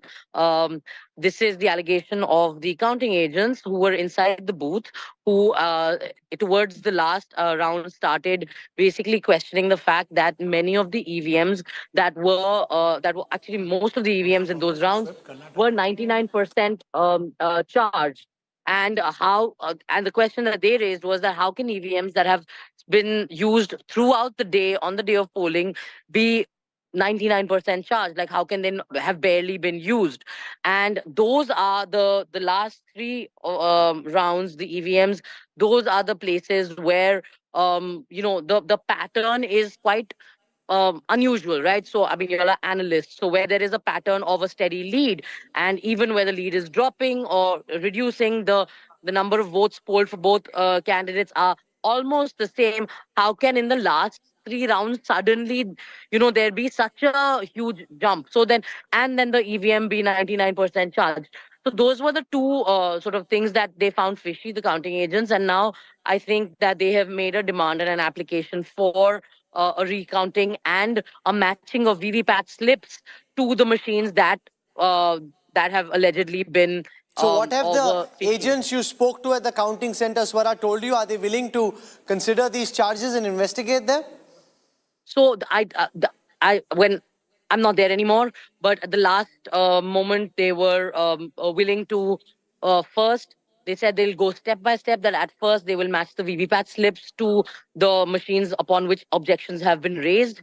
And after that, if those slips are indeed found that there is a problem, then they will order a recounting of the last 3 rounds, or whichever rounds that are. But Swara, the fact is, It can't be that one particular constituency, there's rigging, the neighboring constituency where the opposition wins, it's all very well. Somewhere, you're going to have to provide much better proof than what is done so far. And it casts a doubt. It makes you all look like sore losers, to be very honest. It can happen in elections. You lose some, you win some. That's fair. No, I don't think that anybody will not accept the result if it seems that everything is in order. Look, our job is to be very, very vigilant. हमारे प्रधानमंत्री जी का तो आभार व्यक्त करता हूं, उनके कारण ही हमको ये जीत मिली है। लेकिन हमारे देश के गृह मंत्री श्री अमित शाह जी, जिन्होंने महाराष्ट्र में आकर कार्यकर्ताओं में एक ऊर्जा का संचार किया, मैं उनका भी आभार व्यक्त करता हूं। हमारे राष्ट्रीय नेतृत्व हमारे नड्डा जी है, हमारे राजनाथ जी हैं, हमारे नितिन गडकरी जी है, इनका भी आभार व्यक्त करता हूं। हमारे जो चुनाव के प्रभारी हैं, हमारे जो महाराष्ट्र से मंत्री हैं, इन सभी का मैं बहुत दिल से आभार व्यक्त करता हूं कि पूरी पार्टी ताकत से हमारे साथ खड़ी हुई। और सबसे महत्व की बात है, हमारे नेताओं ने, हमारी पार्टी ने केवल बीजेपी की सीटों पर काम नहीं किया, हमारी पार्टी ने सारे के सारे महाराष्ट्र के जितने 288 सीटें थी, हमारे दोस्तों की सीटों पर भी काम किया। और मुझे ऐसा लगता है कि इसके कारण एक बहुत अच्छा यहाँ कार्य संपन्न हुआ। हमारे भूपेंद्र यादव जी, अश्विनी वैष्णव जी, हमारे शिवप्रकाश जी, इनका भी मैं आभार व्यक्त करता हूँ। हमारे यहाँ पर जो हमारे सारे अलग अलग प्रांतों से भी जिन लोगों ने हमको मदद की, उनका भी मैं आभार व्यक्त करता हूँ। हमारे पीयूष जी का मैं आभार व्यक्त करता हूँ, हमारे शिवराज सिंह चौहान जी का भी मैं आभार व्यक्त करता हूँ। मुझे ऐसा लगता है कि एक प्रकार से सामूहिक रूप से हम लोग जब उतरे, तो ये सामूहिक ताकत एक ऐसी ताकत बनी जिसने दिखा दिया कि महाराष्ट्र ये मोदी जी के ही साथ है।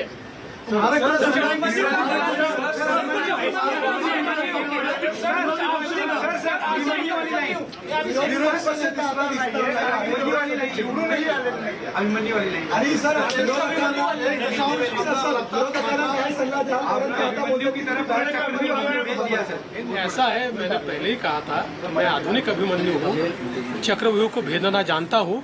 हमने चक्रव्यूह को भेदा है और ये कोई मैं पहले भी कह रहा हूँ, वापस कह रहा हूँ, इस विजय में मेरा बहुत छोटा उसमें मैं ऐसा मानता हूँ कि सहभाग है। एक ये हमारी जो पूरी टीम है, इस टीम ने इस विजय को लाया है। मला असं वाटतं की कुठल्याही लोकशाहीमध्ये एक चांगला विरोधी पक्ष असणं हे गरजेचं आहे। त्यामुळे जे काही विरोधी पक्षाचे लोक निवडून आलेले आहेत त्यांचा आम्ही सन्मान करू। त्यांचा आवाज छोटा असो की मोठा असो, ते ज्या योग्य गोष्टी सांगतील त्या योग्य गोष्टींवर आम्ही त्यांना प्रतिसाद देऊ।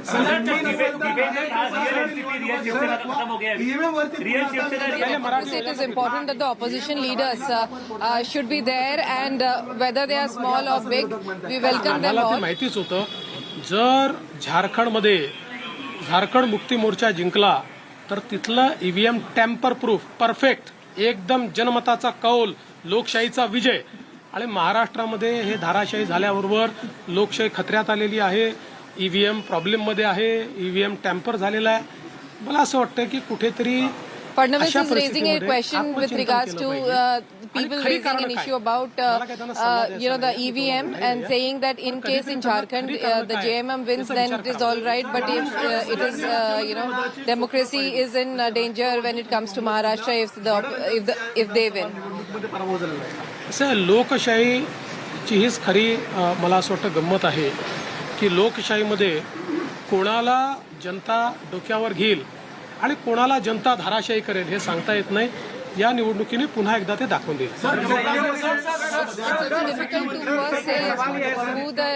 Who in democracy will win and who the people of will not let win, but whatever it is, it has to be accepted.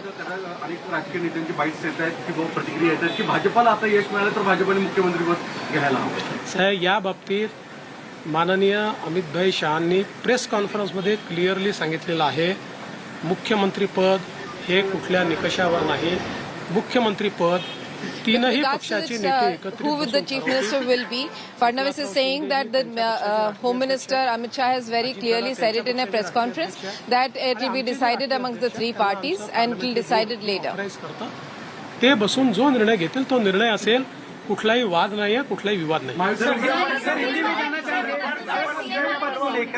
There are no issues between any of the parties or the High Command.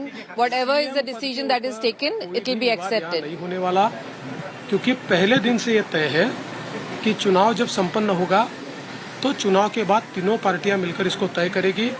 हमारे नेता आदरणीय home minister साहब ने press conference में ये बहुत स्पष्ट शब्दों में बताया है कि चुनाव के बाद तीनों पार्टियां बैठेगी और इसका निर्णय करेगी.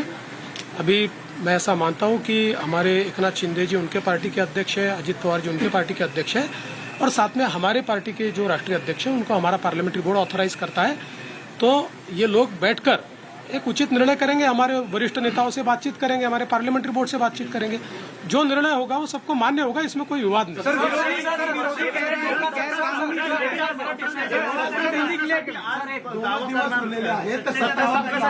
बाबा आता पूर्ण रिझल्ट संपू द्या.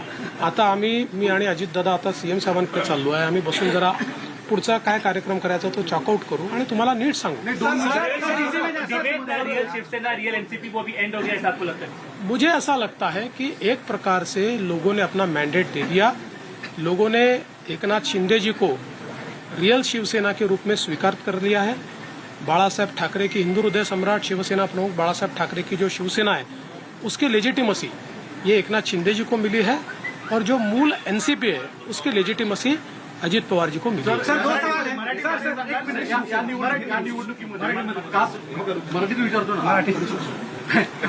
या निवडणुकीमध्ये कास्ट पोलरायझेशन करण्याचा प्रयत्न महाविकास आघाडीकडनं आवर्जून केला गेला, विशेषतः मराठवाड्यामध्ये आणि विदर्भामध्ये पण वेगवेगळ्या ठिकाणी अशा स्वरूपाचा प्रचार केला गेला.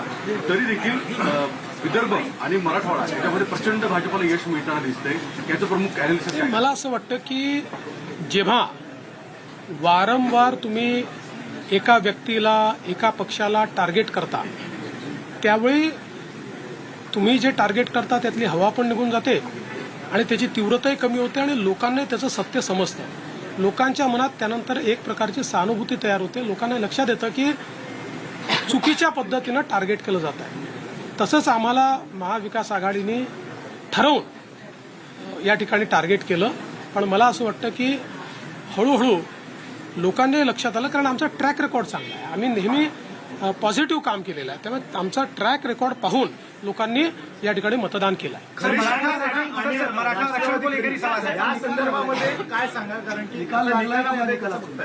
मला असं वाटतं की या निकालाने एक गोष्ट स्पष्ट केली आहे.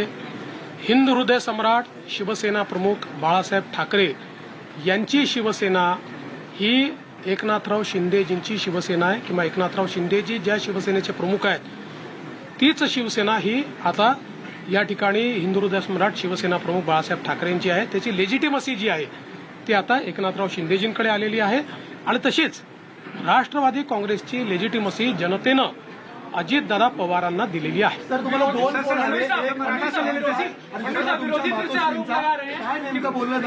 आईसोबत आणि अमित शहा आईचा तर फक्त आशीर्वाद घेतला आहे. आईने आशीर्वाद दिलाय आणि अमितभाईंनी खूप आनंद व्यक्त केला आणि अमितभाईंनी या ठिकाणी आमचं अभिनंदन देखील केलं. मराठा आरक्षण को लेकर बड़ा मुद्दा बना. इसके बावजूद आपकी पार्टी बड़ी जीत यहाँ पर हासिल करी. आपके ऊपर चूंकि एक तरह से आरोप हुआ, आपको अभद्र शब्दों में आपके खिलाफ जो है आलोचना करी गई, क्या ये उस वजह से मराठा आरक्षण का जो एक आंदोलन था वो फेल हुआ और जो मैंडेट था वो कहीं ना कहीं आप लोगों को? देखिए, मैंने इससे पहले भी कहा था कि लोकसभा के चुनाव में हमको 43.6% मिले थे, उनको 43.9% मिले थे. तो अगर मराठा समाज ने हमको वोट नहीं दिया होता तो क्या हम 43.6% पर पहुंचते? मराठा समाज हमारे साथ था, है और रहेगा. ओबीसी समाज हमारे साथ था, है और रहेगा. सारे समाज. आज आप जब इसको डिसाइफर करेंगे, जब आप इसका विश्लेषण करेंगे तो आपके ध्यान में आएगा कि सब समाज हमारे साथ में. देखिए, हर समाज की अपनी इच्छाएं होती है, आकांक्षाएं होती है, लेकिन उनको ये भी पता होता है कि अपनी आकांक्षाएं पूर्ण करने के लिए प्रामाणिकता से काम कौन कर सकता है. तो लोगों का विश्वास हम पर. 2019ला मला आठवतं की वर्षावर एक प्रेस झाली होती, त्यानंतर शरद पवारांनी तेल लावलेला पैलवान हे वाक्य बोललं होतं आणि तुमचं आलेलं माइंडेड गव्हर्नमेंट पाडलं गेलं होतं कालांतराने. त्याचा बदला घेतला आहे का आता? कुठलाही बदला मी घेतलेला नाही. राजकारणामध्ये जनता ठरवते कोण जिंकेल कोण हरेल. कधी कधी एखाद्या गोष्टीचा नापसंती ही जनता कळवते. त्यामुळे यातनं जनतेने कदाचित नापसंती कळवली असेल आणि आमच्या बाबतीत पसंती कळवली असेल. मला असं वाटतं की याला वेगळ्या पद्धतीनं पाहण्याचं कारण नाही. आणि नंबर्स काय आहे याच्या आधारावर मी विरोधी पक्षाचं मूल्यमापन करणार. सर, एक सवाल आहे की चर्चा सुरू झालेली आहे.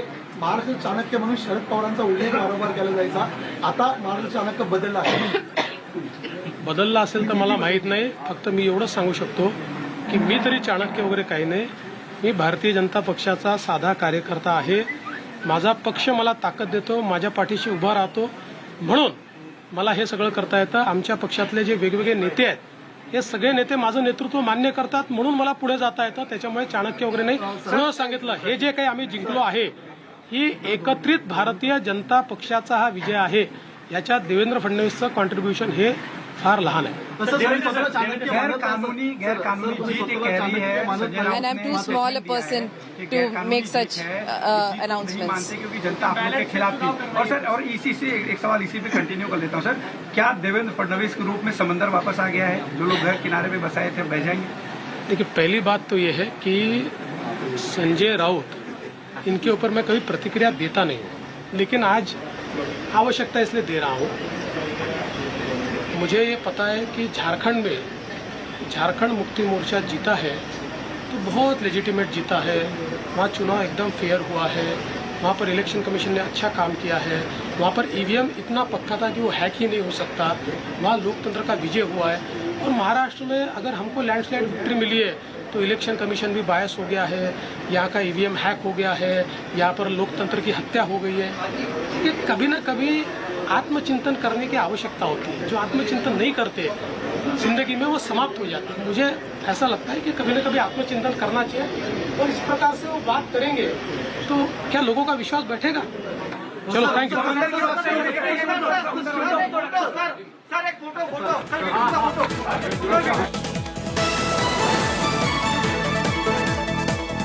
So Devendra Fadnavis has made an important point. Of course, people have more questions, so they want him back. They want him to speak. Piyush Goyal has also joined him, and these are some of the architects of BJP and Mahayuti's victory in Maharashtra. Union Minister Piyush Goyal and Bhupendra Yadav seen in these images. But an important point that Devendra Fadnavis has just made, he said that the people of Maharashtra have decided who has inherited the legacy of Balasaheb Thackeray. जनता तुम्हाला कमी अधिक करते, त्याच्यामुळे मी आहे आणि ते आहे. Thank you sir. Thank you sir. समंदर वाला जवाब नहीं दिया सर आपने. And the real inheritors of Hindu Hriday Samrat Balasaheb Thackeray is Eknath Shinde, and that's the real Shiv Sena.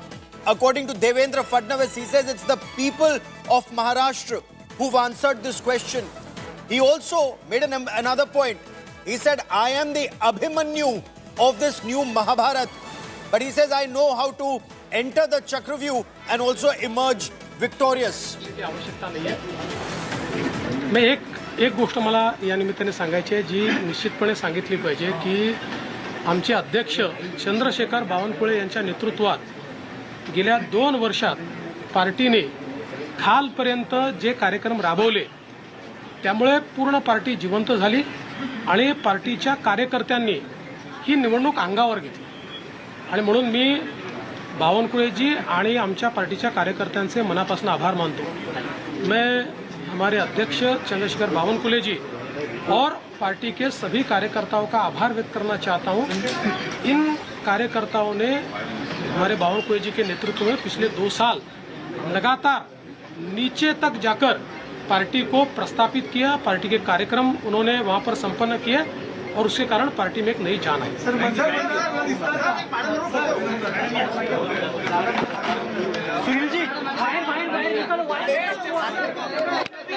Leaders and party workers, but very clearly answering that question that the real Shiv Sena in Maharashtra is led by Eknath Shinde, who's the inheritor of the legacy of Hindu Hriday Samrat Balasaheb Thackeray. Also on the questions that are being raised about whether the EVMs worked fine in Maharashtra because of this spectacular victory and leads that the Mahayuti had. Right now it's leading in 229 seats. The Mahavikas Aghadi reduced to just 51 seats. He says, how is it possible? And he wants leaders like Sanjay Raut of Shiv Sena, Uddhav Thackeray to respond. How is this possible that the same EVM is working spectacularly well in Jharkhand, where JMM has this wonderful victory? So there the EVM is working fine. There democracy is not in danger. There the election commission is working fine. But in Maharashtra, if the Mahayuti gets 229 seats, then democracy is in danger. Election commission is not working and the EVMs are not working fine. He says those who raise the EVM bogey need to introspect, or it's the end of the road for him. I quickly want to cut across to India Today's finest team of reporters who've been tracking every development on this major story here on India Today. Mosmi Singh joins us from Varsha. She joins us from Devendra Fadnavis's residence. Vidya joins us from Matoshri at Uddhav Thackeray's residence. But Mosmi, to you first, did even the BJP or the Mahayuti expect such a spectacular win? And in this celebration, while they celebrate, is there clarity on what next? Who would be chief minister? Would it be the person who lives in Varsha, Devendra Fadnavis? Right, Gaurav, a spectacular victory scored by the Mahayuti, and that's one reason that you see that the Varsha, okay, just give me a moment. I quickly want to cut across once again to Varsha and quickly listen to Mrs. Fadnavis.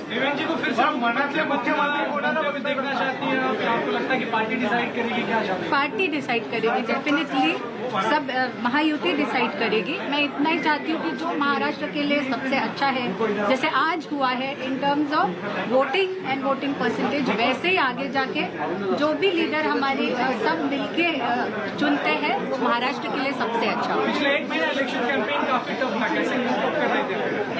बहुत tough था, 24 घंटे कम पड़ रहे थे और मैं भी Nagpur constituency में कांस्टेंट थी, सब कार्यकर्ताओं के साथ थी, तो बहुत खुशी है कि हर जगह बहुत अच्छे result.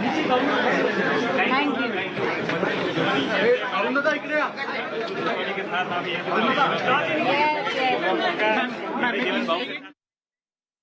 So Amrita Fadnavis has been on Devendra Fadnavis' side almost constantly throughout this victory, and she's saying that I was campaigning almost constantly, and it's only now it's beginning to sink in. So as we get to these images of celebrations, Mosmi, sorry I had to cut you short.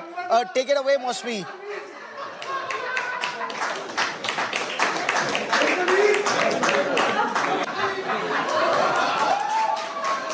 Mosmi, if you can hear me, you were telling me the road ahead for the Mahayuti. Did even they expect that their victory would be so spectacular, Mosmi?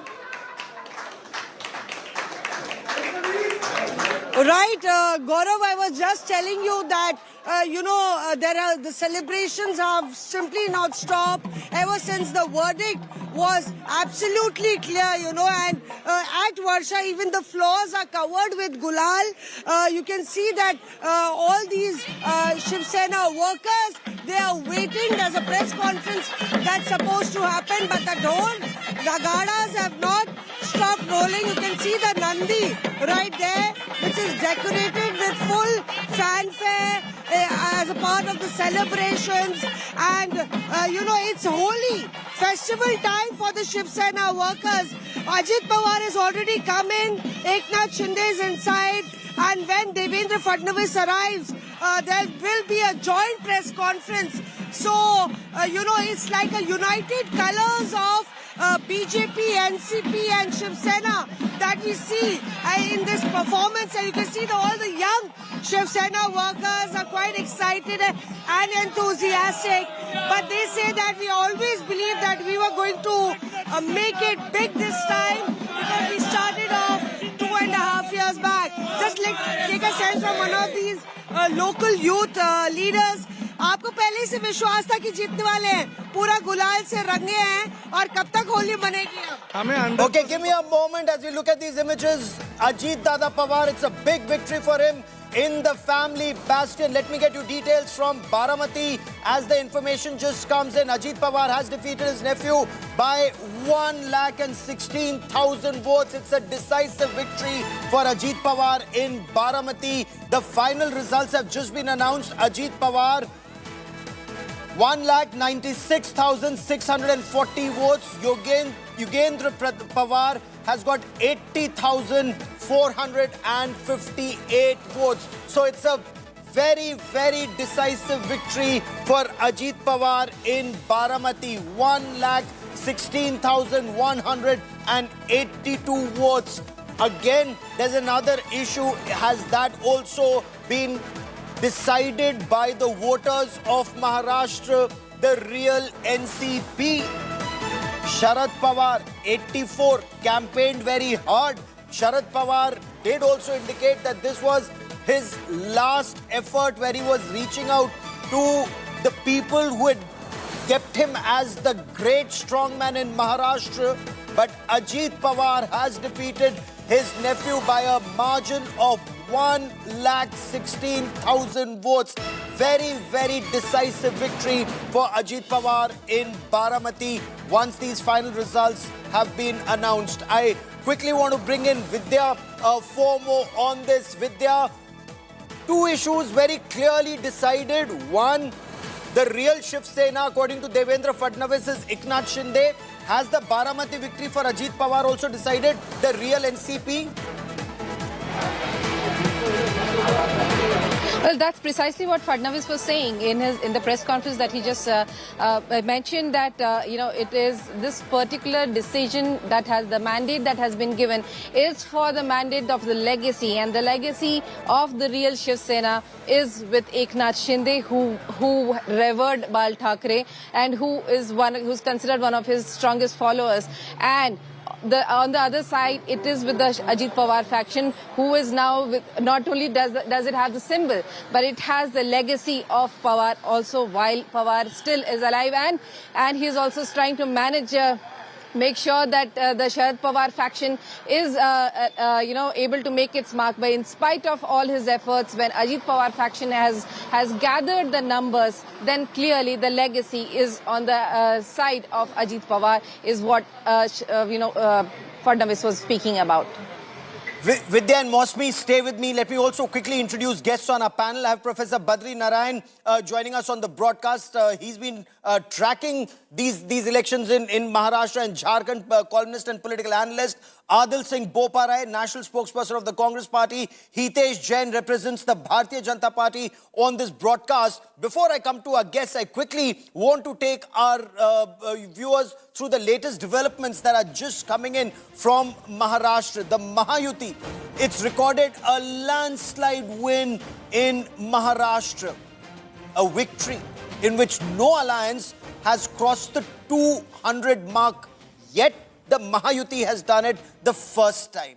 Now, Devendra Fadnavis reiterated that it was the Ek Hai to Safe Hai war cry that helped the Mahayuti get their voters together. He said voters rejected Rahul Gandhi's fake narrative.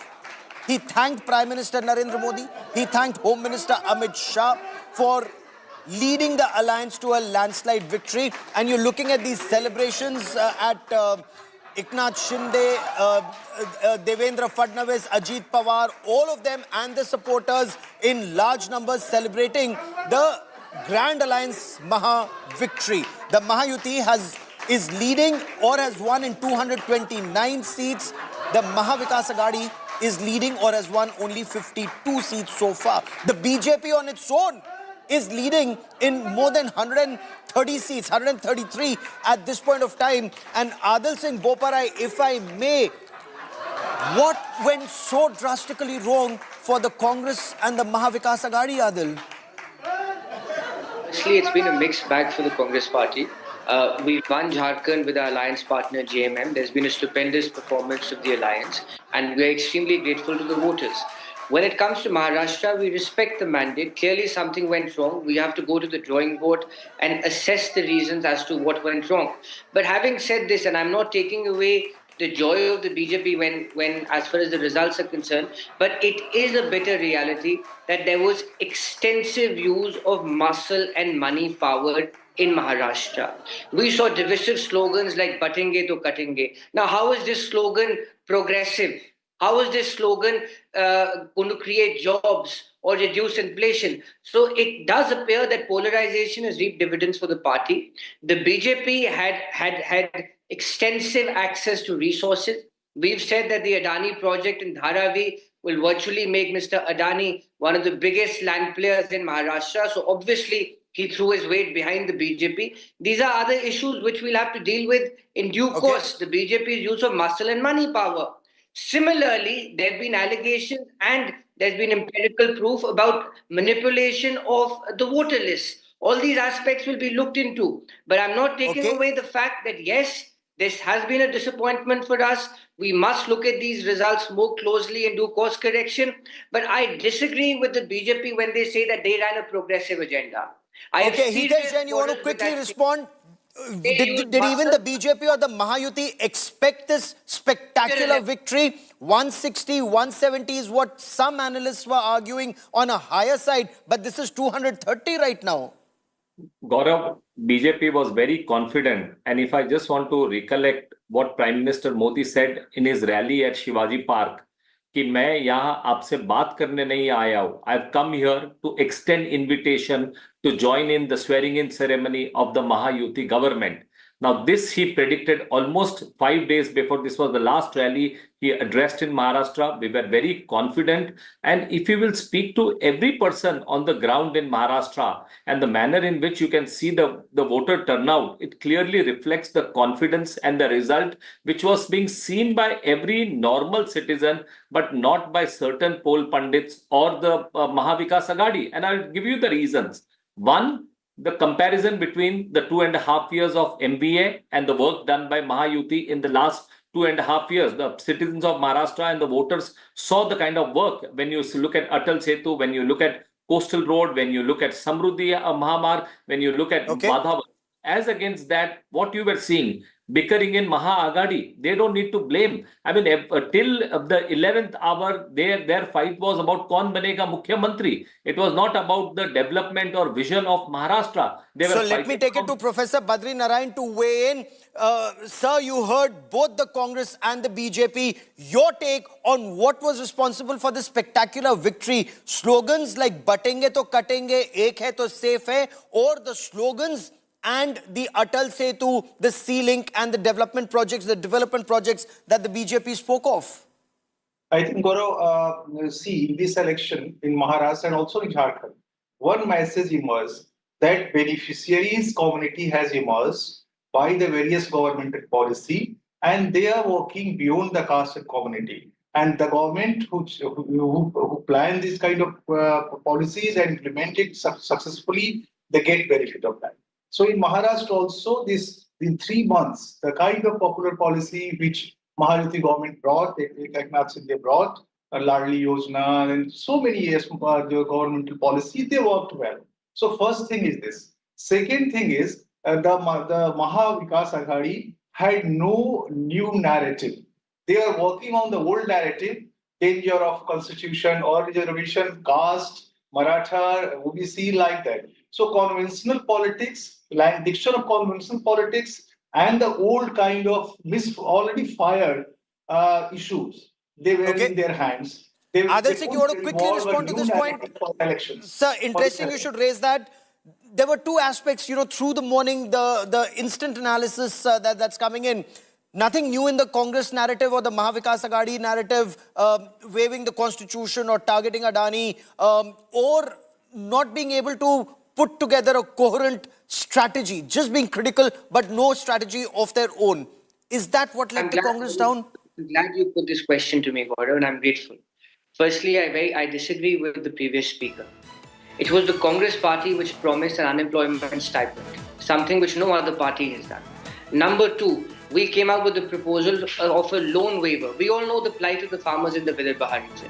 Number three, we proposed the Mahalakshmi scheme. Number 4, healthcare for all, amounting to 25 lakh rupees. So, it is unfair when you say that the Congress party didn't go to the voters with a progressive vision. Yes, we've lost the election.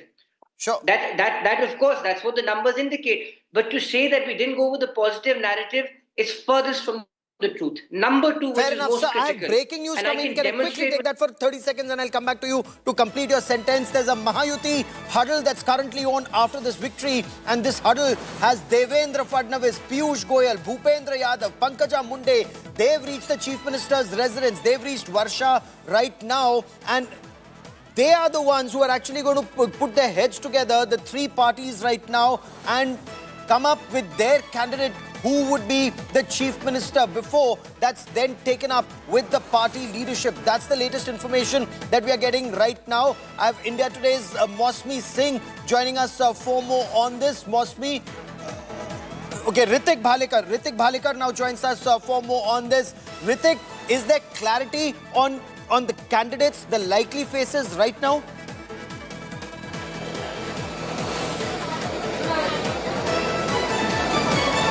Range. Ritik, can you hear me? Okay, give me a moment as we try and reestablish that link. And as we reestablish that link, Adil, apologies, I interrupted you. Please complete your point, sir. Point is, which is a very nuanced point. The opposition today in this country is denied a level playing field. Please understand when I say denied a level playing field. All along for decades, the election of the Maharashtra election is with Punjab and Jammu and Kashmir. This time, the Election Commission of India, for reasons beyond my understanding, delayed it, number 1. Number 2, this helped the Maharashtra government to pan out their flagship scheme. Number 3, there have been instances where a BJP General Secretary, Vinod Thackeray, was caught on camera distributing cash. What action has been taken? Number 4, there have been instances of manipulation of the voter list, where members of certain disadvantaged communities, their names have been removed from the list. The entire ECI, the state apparatus, the BJP and Mr. Adani's money and muscle power versus the opposition and their progressive vision. We accept the results. Please don't take it otherwise. We accept the result and we have to undertake course correction. But having said this, I stand by my statement that the opposition in this country is denied a level playing field because of the BJP and Mr. Adani's muscle and money power. Okay, and Dharavi, let me say this again, and I'm underlining this. Sir, give me 30 seconds. I have Ritik Bhalekar. Before I lose the connection to our reporter in Mumbai, Ritik, give us details of the huddle that's currently underway.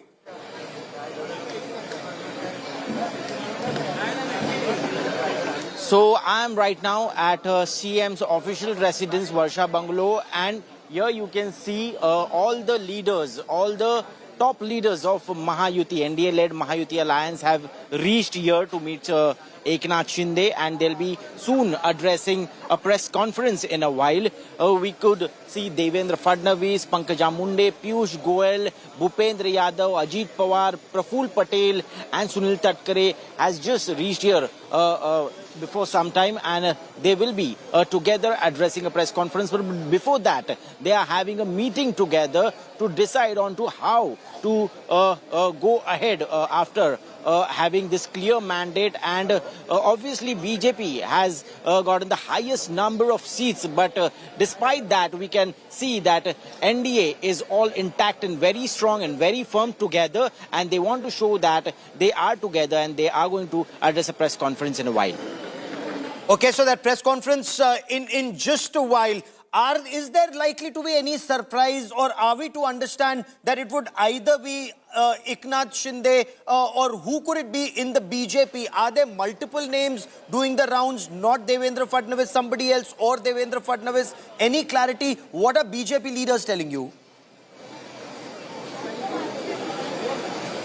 A lot of speculations, but obviously because BJP has a comfortable number with itself, more than 130, more than what they had achieved in 2014, that was 123. So BJP leaders, and especially the loyalists and the leaders who are very close to Devendra Fadnavis, are saying that the next chief minister of the state will obviously be Devendra Fadnavis. But at the same time, we could see that even leaders from Eknath Shinde's faction of Shiv Sena are also claiming that CM post will be retained by Eknath Shinde. So we really need to know now what is happening behind the curtains, and after a meeting is held, obviously the consensus will be done, and party high command of BJP will also intervene, and the decision will be announced as soon as possible. Okay. Okay, there's breaking news that's coming in. Of course, Congress has reason to celebrate, and that reason comes from Kerala, where Priyanka Gandhi Vadra has won a spectacular victory in Wayanad. It's a landslide win for Priyanka Gandhi Vadra. She is on her way to meet the Congress Party President Mallikarjun Kharge, and that meeting will take place in just about 30 minutes from now, is what we are being told. And Priyanka Gandhi Vadra took to social media platform X to say, "My dearest sisters and brothers of Wayanad, I am overwhelmed with gratitude for the trust you've placed in me. I will make sure over time you truly feel this victory has been your victory, and the person you chose to represent understands your hopes and dreams and fights for you as one of your own. I look forward to being your voice in Parliament. Thank you for giving me this honor, and even more for this immense love you have given me. My colleagues in the UDF, leaders from across Kerala, workers, volunteers, and my office colleagues who've worked incredibly hard for this campaign, thank you for your support in tolerating my 12-hour-a-day, no food, no rest, car journeys, and for fighting like true soldiers for the ideals we all believe in. To my mother, Robert, and my two jewels, Rehan and Miraya, no gratitude is ever enough for the love and courage that you've given me. And to my brother Rahul, you are the bravest of them all. Thank you for showing me the way and having my back always." That's a very, very sweet message that comes out from Priyanka Gandhi Vadra. And Adil, it's quite a spectacular victory for Priyanka Gandhi Vadra. Not that it was unexpected, but the margin is truly spectacular. Adil Singh Boparai. Well, most certainly, Gaurav. I think Mrs. Priyanka Gandhi's entry into the parliament is a watershed moment. She has resonance across the country, across the length and breadth of the country, and she's directly connected with the voters. She understands their problems, and she's willing to pick up cudgels against a majoritarian government to ensure that their grievances are alleviated. Therefore, I think this is indeed a tectonic moment, and she will contribute very, very effectively to the elevation of the parliamentary discourse and to the polity as a whole. Hitesh Jain, that's something that the BJP will have to beware, because Priyanka Gandhi Vadra in Parliament, she speaks well. She's won the spectacular victory. She'd worked very hard in the Uttar Pradesh campaign for the Congress Party. It'll be a huge challenge, especially when there are so many issues coming up in the upcoming session of Parliament. Hitesh Jain. Gaurav, in the victory of Priyanka Gandhi lies the defeat of Congress. The message in this election was, what was the Congress party doing? The whole Congress party leadership was in Wayanad. Nobody was in Maharashtra. So it is not for us, but it is like you are going to see a sibling war in the parliament between the camps of Rahul Gandhi and Priyanka Gandhi. Congress is enamored by the Gandhi siblings. They feel the Gandhi siblings can come, they can wave some book, whether it is a constitution or otherwise. They still feel India is of 1947, 1950. India is moved ahead. India doesn't get bothered by this dynas who are good for nothing. They just come, they love to build fake narrative. They should come and speak on the real battles, speak on the real issues that are concerning India. And what is the appetite Congress has shown? I mean, I could have understood their strategy if they could have fielded Priyanka Gandhi in Nanded. There were 2 Lok Sabha elections. Wayanad, as it is, it was Rahul Gandhi's seat, and then tried to win both the Lok Sabha. But what is the message? They choose the safest seat in Wayanad. The whole leadership is deputed to Wayanad over there. You have lost an important state like Maharashtra. So in Lok Sabha... Adil wants to respond to that, but Eknath Shinde's reaction... 30 seconds, Gaurav, 30 seconds, I will complete the point. in Lok Sabha, what will be discussed and debated is the frivolous issues that will be raised by the Gandhi family and them getting defeated on the ground by the citizens. You know, frivolous or not is for voters and the viewers to decide. But for the moment, reactions that are coming in from Maharashtra, Eknath, Shinde and other leaders reacting to BJP and the Mahayuti's spectacular victory. Listen in.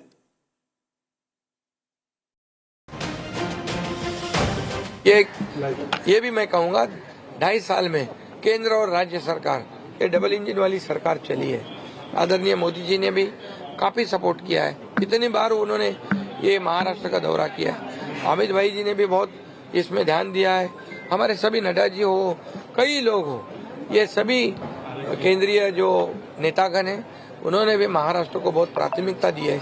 Maharashtra एक बड़ा राज्य है और ये राज्य जो है ये देश में नंबर 1 का राज्य है। I would thank all the voters, Janta of Maharashtra, who stood behind Mahayuti and gave this landslide victory. Interestingly, it is Adit Thackeray who is trailing from his People are showing his the way he has worked for 5 years. जिस तरीके से unavailable रहे, from the starting you were saying unavailable and not accessible MLA. I think he is on the verge of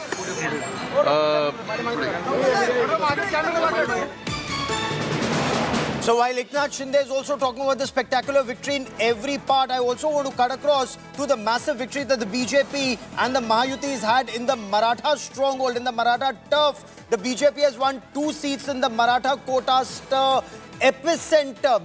Massive celebrations in Jalna after BJP's spectacular victory. And quota activist Dharanj Patel, now he has actually failed to sway the voters. But for a moment, take a look at these images, full frame as we put them out to you, because this was a belt that was seen as perhaps, whether you talk about the Vidarbha belt or the Marathwada belt, that these could be huge challenges for the BJP. But were they truly a challenge? Take a look at these images, I'll get you more on that story.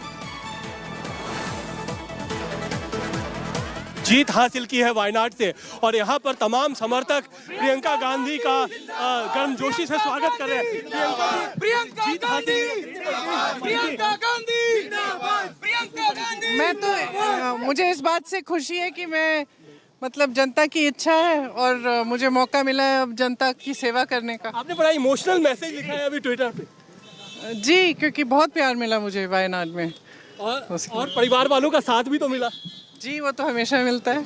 तो किसको सबसे ज्यादा आप credit देंगे इस जीत का? राहुल जी को 5 साल उन्होंने जितना काम किया है वायनाड में, वो इसी का श्रेय है, उन्हीं को श्रेय है इस जीत का।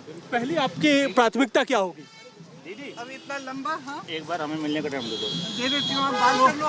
तो प्रियंका गांधी यहाँ से निकली हैं जीत के बाद। पहली प्रतिक्रिया आज तक पर उन्होंने दी है और कहा है कि जीत का सबसे ज़्यादा श्रेय जो है वो राहुल गांधी के लिए को जाता है, क्योंकि 5 साल तक उन्होंने वायनाड के लिए जो काम किया उसकी वजह से ये जीत और बड़ी जीत प्रियंका गांधी वाड्रा को हासिल हुई है।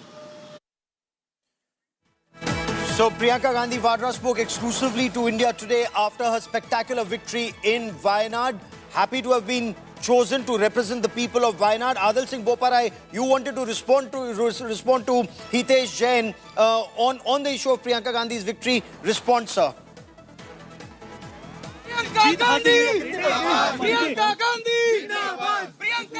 मैं तो मुझे इस बात से खुशी है कि मैं मतलब जनता की इच्छा है और मुझे मौका मिला है अब जनता की सेवा करने का। आपने बड़ा इमोशनल मैसेज लिखा है अभी ट्विटर पे। जी, क्योंकि बहुत प्यार मिला मुझे वायनाड में और परिवार वालों का साथ भी तो मिला। जी, वो तो हमेशा मिलता है। तो किसको सबसे ज्यादा आप क्रेडिट देंगे इस जीत का? राहुल जी को 5 साल उन्होंने जितना काम किया है वायनाड में, वो इसी का श्रेय है, उन्हीं को श्रेय है इस जीत का। पहली आपकी प्राथमिकता क्या होगी? अभी इतना लंबा, हाँ, एक बार हमें मिलने का टाइम दे देती हूँ, आप बात कर लो। तो प्रियंका गांधी यहाँ से निकली हैं जीत के बाद। पहली प्रतिक्रिया आज तक पर उन्होंने दी है और कहा है कि जीत का सबसे ज्यादा श्रेय जो है वो राहुल गांधी के लिए को जाता है। So Priyanka Gandhi Vadra giving the credit of her spectacular win with a huge margin to her brother Rahul Gandhi. Also thanked the voters of Wayanad for continuing to place their trust first in Rahul Gandhi and then in Priyanka Gandhi Vadra. Adil Singh Boparai respond to the BJP saying that perhaps there'll be sibling rivalry and two camps within the Congress in Lok Sabha. It is utter nonsense. What the BJP spokesperson has said is utter nonsense. The hallmarks of the Congress party leadership are decency, sincerity, and honesty. These adjectives are alien to the BJP and their cadre. But having said this, as far as issues in the Lok Sabha and the Rajya Sabha are concerned, yes, we intend to take up the Adani issue. We do understand that the BJP has become spokespersons for the Adani, but it is unprecedented that the US Justice Department has indicted an individual who had participated and played an active role in the dislodging of the Maharashtra government in 2019. And the Dharavi project, let me again underline. Okay, you're coming to Dharavi project. Those first images coming, and I want to go to those images full screen right now. These are images that are coming in off the huddle of the Mahayuti that is taking place. Devendra Fadnavis, Mr. Athawale sitting next to him, leaders. Okay, that's also Eknath Shinde next to him. Leaders coming in for that meeting. Ajit Pawar also. Spectacular victory as far as the Mahayuti is concerned. And look at the strike rate for all the three alliance partners there. Sitting together. Chief Minister Eknath Shinde in the center. Ajit Pawar, Devendra Fadnavis, Praful Patel. Flanking Eknath Shinde. 227 is what the Mahayuti is leading in. Mahavikas Aghadi reduced to 54. And if you were to look at the numbers of the parties in terms of their strike rate, what is it that they've been able to achieve in these elections?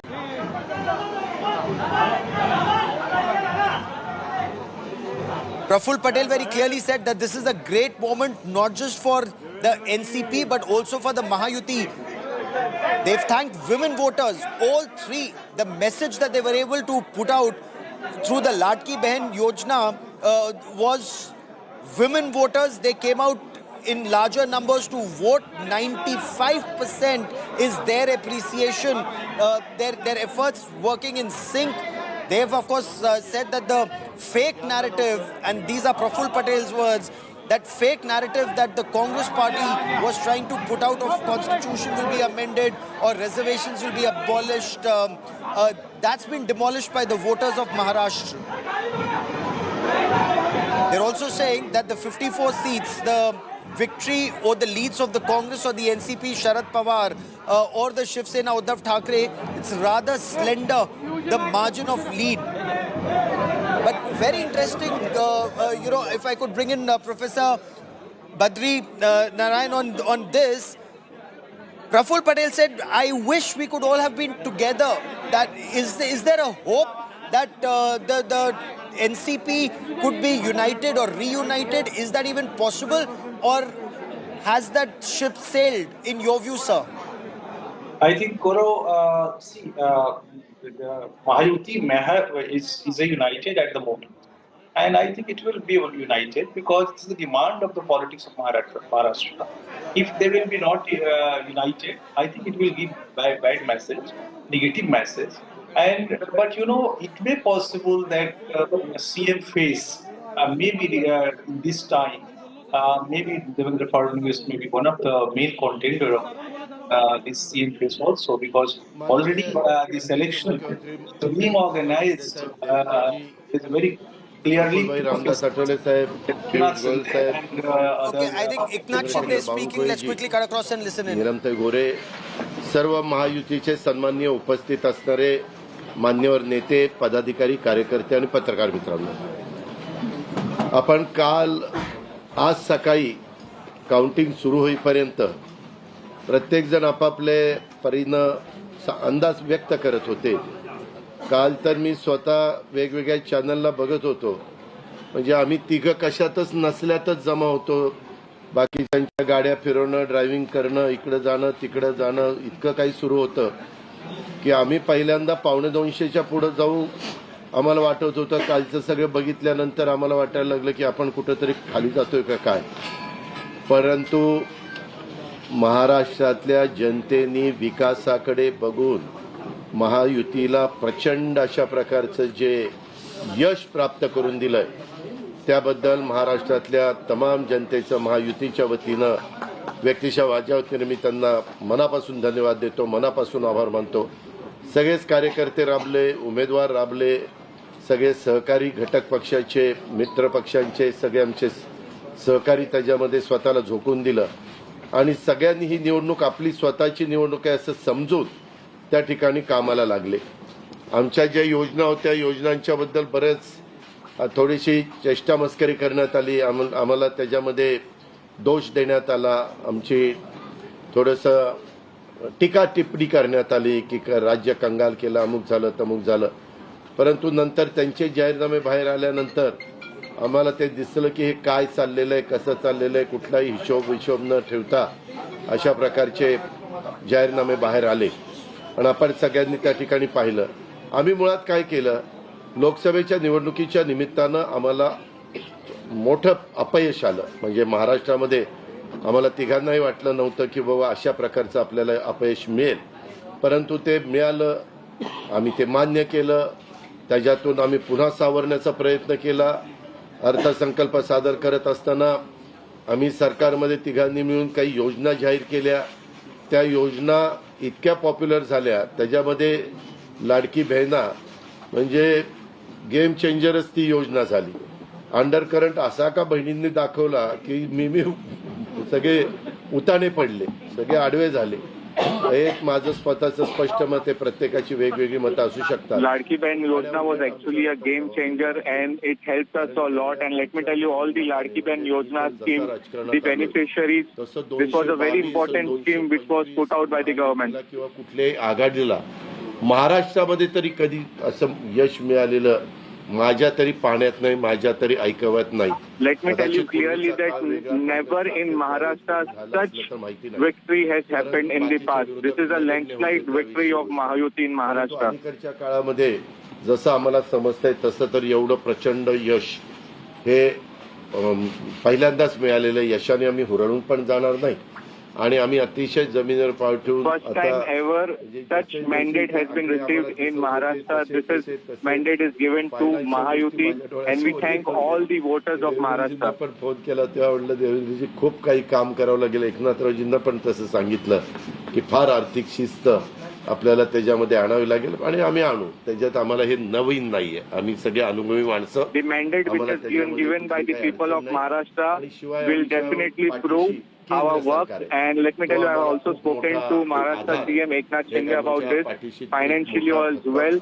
We have to work very hard to fulfill all the promises. त्याच्यामुळं या सगळ्या ज्या काही गोष्टी झालेल्या आहेत, आता विरोधक टीका करतात की बाबा बॅलेट पेपरनी घ्यायला पाहिजे होतं, मग बॅलेट पेपरने लोकसभेला पण घ्यायला पाहिजे होतं. लोकसभेचा निकाल लागला की तो बरोबर आणि इथला निकाल लागला की बॅलेट पेपर यायला पाहिजे. मग This is very strange what the opposition always says. Now, when they got the mandate in Lok Sabha, they accepted the mandate in Lok Sabha. Now, here in Mahayuti, in this particular assembly election, they are not accepting the mandate. They are saying that ballot paper should have been used. But why ballot paper? They should accept what the people of Maharashtra have given the mandate. We accepted the Lok Sabha results. Now, you should accept the assembly results. तुम्ही बघितलं तर सगळीकडे महायुती जोरात चालली. असं कुठं नाही की मागच्या वेळेस कसं झालं, आम्हाला झटका दिला तो मराठवाड्याने दिला. आमची एकच जागा त्यावेळेस भुमरे साहेबांची आली संभाजीनगर सिटीतली, बाकीकडे सगळीकडे आम्हाला दारुण पराभवाला सामोरं जावं लागलं आणि तसं ह्या वेळेस झालं नाही. तुम्ही जर अंदाज घेतला And this is a very clear mandate. It is unlike that we will get a mandate in particular region like Marathwada or Vidarbha, but we have got support and particular mandate in this assembly election from all over Maharashtra. Print पण media आहे. मला हे कळत नाही, तुम्ही खऱ्या बातम्या देत चाला ना, जे खऱ्या देत नाही त्यांना मला म्हणायचं तुम्ही बाकी सगळे खऱ्या बातम्या देतात, त्याच्याबद्दल दुमत नाही. पण मी टीव्ही चालू केलं आणि अजित पवार पोस्टल बॅलेटमध्येच मागं. मी विचारतोय तिथं फोन करून, ते म्हणले नाही दादा आपण पुढे आहे. आता माझं लीड 1,02,000 मताधिक्य मी मिळवलं आणि खुशाल तुम्ही दाखवताय अजित पवार मागं, अजित पवार मागं. It is also very strange how the news actually spread. Initially, they were showing that I am behind in the postal ballot, but it was not true. I was leading in the entire result of with over 1 lakh margin. Postal बॅलेटमध्ये पण आम्ही पुढे होतो आणि regular मतदानामध्ये पण पुढे होतो.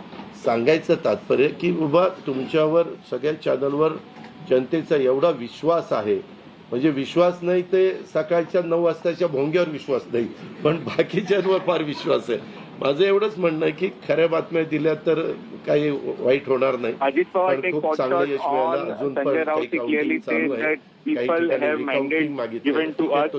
They don't believe in the loudspeaker which actually goes at every morning at 9. But they believe in us. वाढलेली आहे आणि त्या उलट आम्हाला अधिक जास्त बारकाईनं इथून पुढे काम करावं लागणार आहे, कारण एवढं दैदिप्यमान यश या सगळ्यांनी मिळून दिलेलं आहे आणि जनतेचे मानावे तेवढे आभार कमीच आहेत. म्हणजे काय आता त्यांच्याकरता म्हणजे त्यांच्या ऋणातच आम्ही राहू इच्छितो. आणि 5 वर्ष. One thing is very clear that this is a very big mandate and a very big responsibility which has been given by the people of Maharashtra, and we have to deliver all the promises and all the faith which is shown by the people of Maharashtra to us. राज्याच्या सर्वांगीण विकासाच्या करता जसं आम्ही विकास हा केंद्रबिंदू मानून पुढे गेलो, तशाच पद्धतीचं काम हे इथून पुढच्या काळामध्ये देखील महायुतीच्या वतीनं त्या ठिकाणी चालेल अशा प्रकारची खात्री मी आपल्या पत्रकार मित्रांना पण देतो आणि आपल्या मार्फत महाराष्ट्रातल्या तमाम जनतेला देतो. पुन्हा एकदा मतदार To you media people, I actually want to tell you that all the promises will be fulfilled. The faith which has been shown by the people of Maharashtra, that will be fulfilled. And once again, I want to thank all the voters of Maharashtra. Marathi मातृभाषा अभिजात भाषेचा दर्जा आत्ताच दिलाय ना, लगेच विसरायला लागला. नाही ते दिल्लीत बोलतो. मी माझी भावना मगाशीच मांडली आहे की केवळ आत्ता एवढंच सांगेन की महाराष्ट्राच्या जनतेसमोर आम्ही नतमस्तक आहोत. जनतेने ज्या प्रकारचा विजय दिलेला आहे, खऱ्या अर्थानं हा विजय एक प्रकारे आमची जबाबदारी वाढवणारा विजय आहे. देशाचे प्रधानमंत्री मोदीजींवर महाराष्ट्राने दाखवलेला विश्वास आहे आणि त्यामुळे आता आम्हाला खूप काम महाराष्ट्रामध्ये करावं लागेल. I bow down to the people of Maharashtra. The mandate which is given to us by the people of Maharashtra, this is huge, and we respect this particular mandate. And actually, let me tell you, this is a big responsibility now. The trust which has been shown by the people of Maharashtra on Prime Minister Narendra Modi's leadership will definitely fulfill all the promises.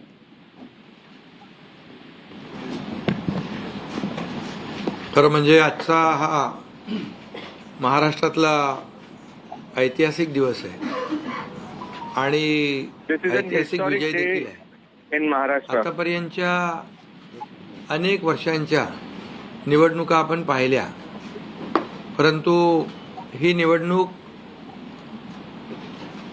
लोकांच्या हातात घेतली अशा प्रकारची निवडणूक होती.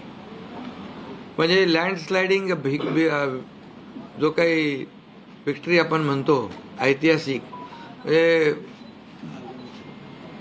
याला काय. Let me tell you, there have been several elections in the state of Maharashtra, but this is something very different. This is a landslide victory for us.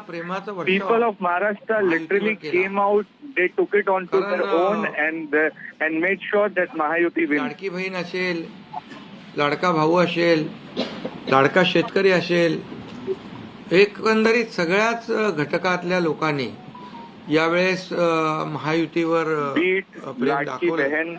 Beat ladka bhai, beat ladka shetkari. People from all walks of life, all community and everyone have decided to give us a clear mandate. अशा प्रकारचं काम मतदारांनी केलेलं आहे. खरं म्हणजे गेल्या 2-2.25 वर्षामध्ये मी देवेंद्रजी, अजितदादा, आम्ही जे काम केलं या राज्यामध्ये की शिवसेना, भाजपा, राष्ट्रवादी, RP, आमचे आठवले साहेब इकडे आहेत आणि आमचे इतर घटक मित्रपक्ष आणि जे निर्णय आम्ही घेतले ते निर्णय आतापर्यंतच्या इतिहासामध्ये न भूतो न भविष्य ते असे होते. म्हणजे एकीकडे विकास केला आम्ही, डेव्हलपमेंट म्हणजे जे 2.5 वर्षात महाविकास आघाडी सरकारने जी काही कामं बंद पाडली होती, स्पीड ब्रेकर टाकले होते,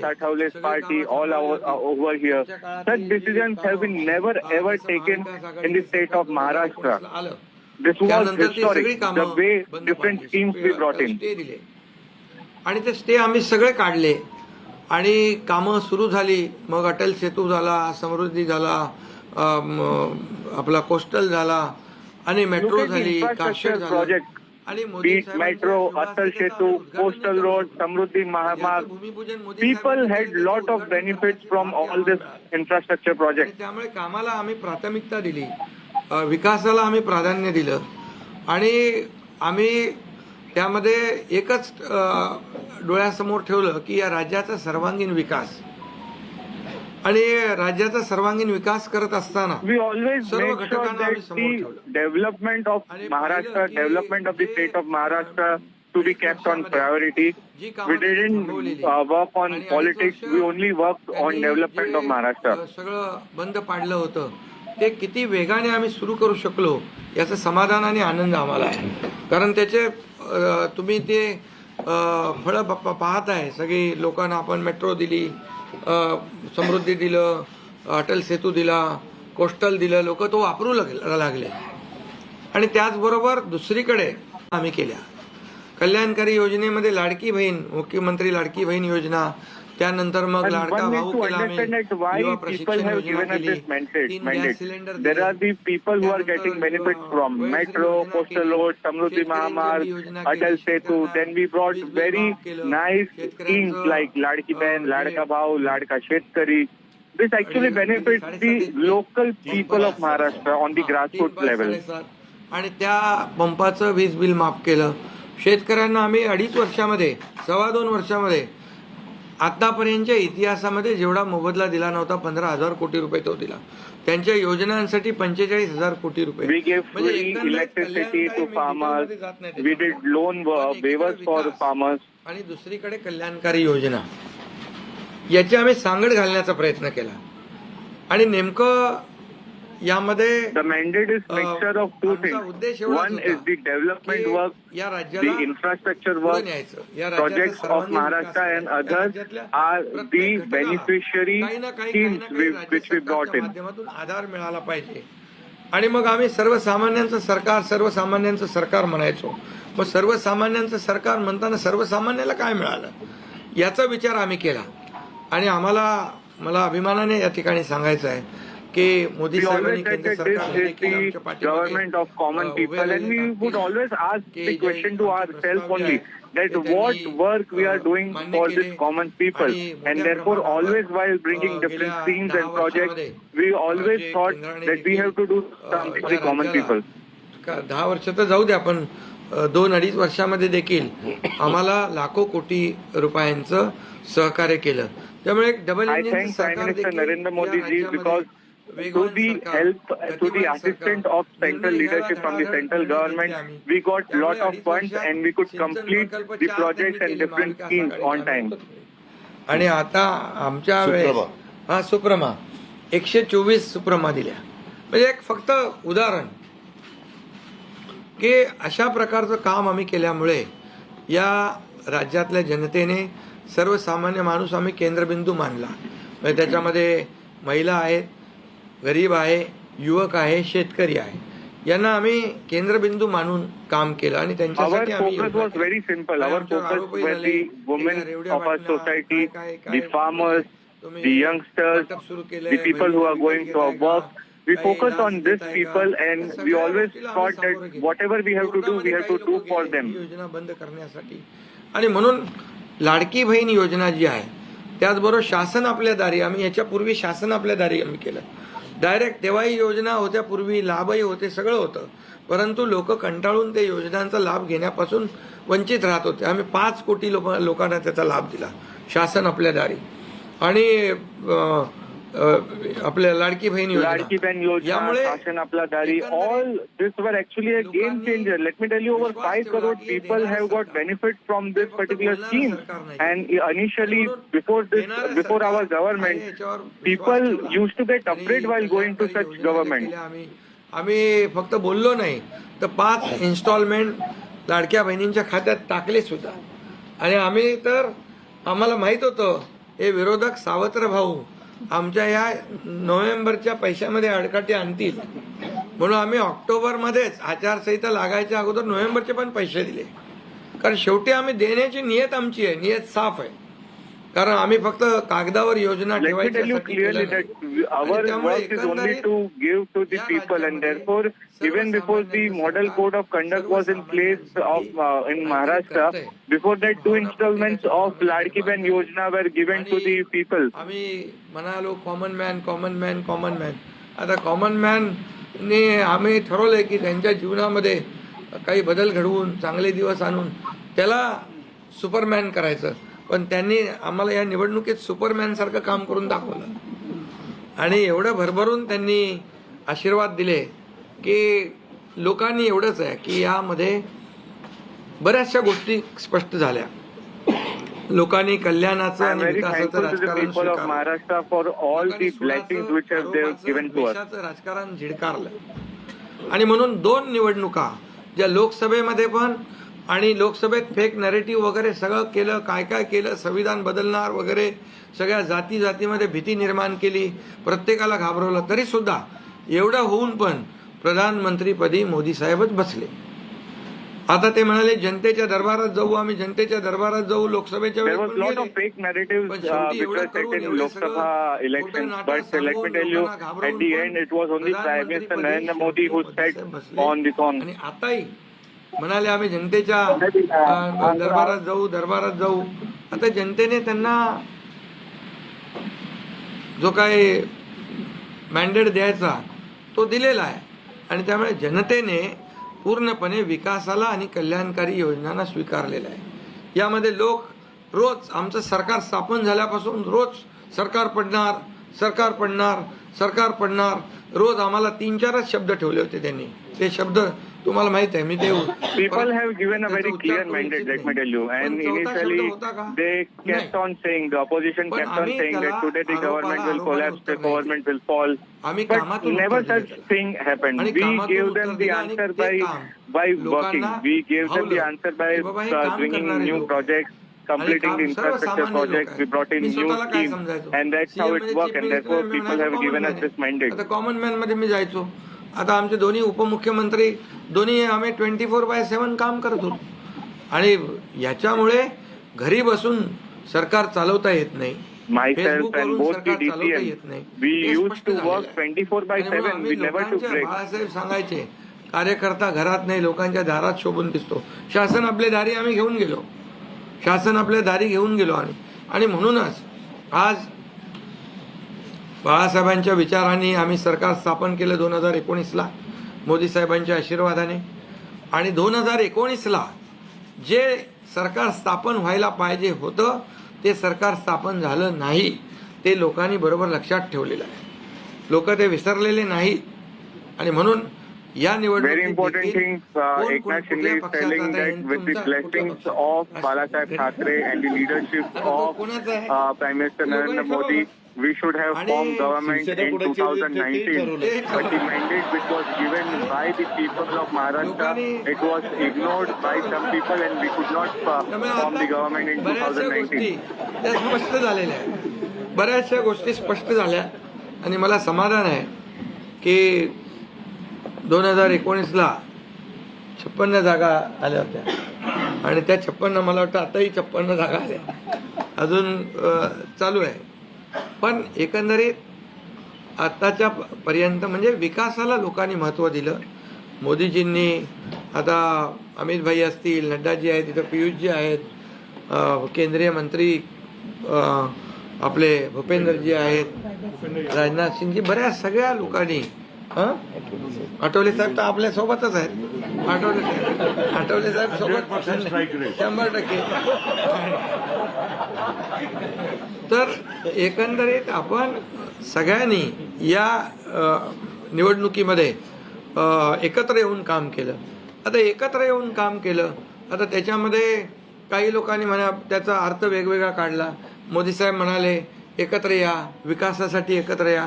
आता लोकांना आवाहन केलं, जसं आम्ही काय त्याच्यामध्ये जातीपाती धर्माचा उल्लेख केला नाही, पण मतदानासाठी एकत्र या, विकासासाठी एकत्र या, या राज्याला पुढे घेऊन जाण्यासाठी एकत्र या, असं आवाहन करणं काय चुकीचं आहे. आणि लोकांनी ते एकत्र येऊन all the leaders from all the political parties in Mahayuti came together and we worked for the people, be it from any caste, creed, religion. We worked for everyone and this is what the people of Maharashtra have given the mandate today. जास्त आहे. आणि म्हणून लाडक्या बहिणी आमच्या ज्या आहेत त्या लाडक्या बहिणींनी सावत्र भावांना चांगला जोडा दाखवलेला आहे. आणि आम्ही म्हणायचो ना, खोडा घालणाऱ्यांना जोडा दाखवा. तर एकंदरीत ही निवडणूक जी आहे, ही निवडणूक विकासाच्या अजेंड्यावर, कल्याणकारी योजनांच्या ह्याच्यावर आणि जे विचार आहेत, आज आमचे शिवसेना म्हणून बाळासाहेबांचे विचार आहेत, दिघे साहेबांची शिकवण, मोदीजींची जे काही जो त्यांचा सपोर्ट आहे, केंद्राचा सपोर्ट आहे, election on the leadership of prime minister Narendra Modi, blessings of Balasaheb Thackeray and Anand Dighe. लोकांना आरोप प्रत्यारोप नको आहे, लोकांना सुडाचं राजकारण नको आहे. लोकांना हवंय डेव्हलपमेंट हवं आहे आणि विकास. It is very clear. People don't want the blame game.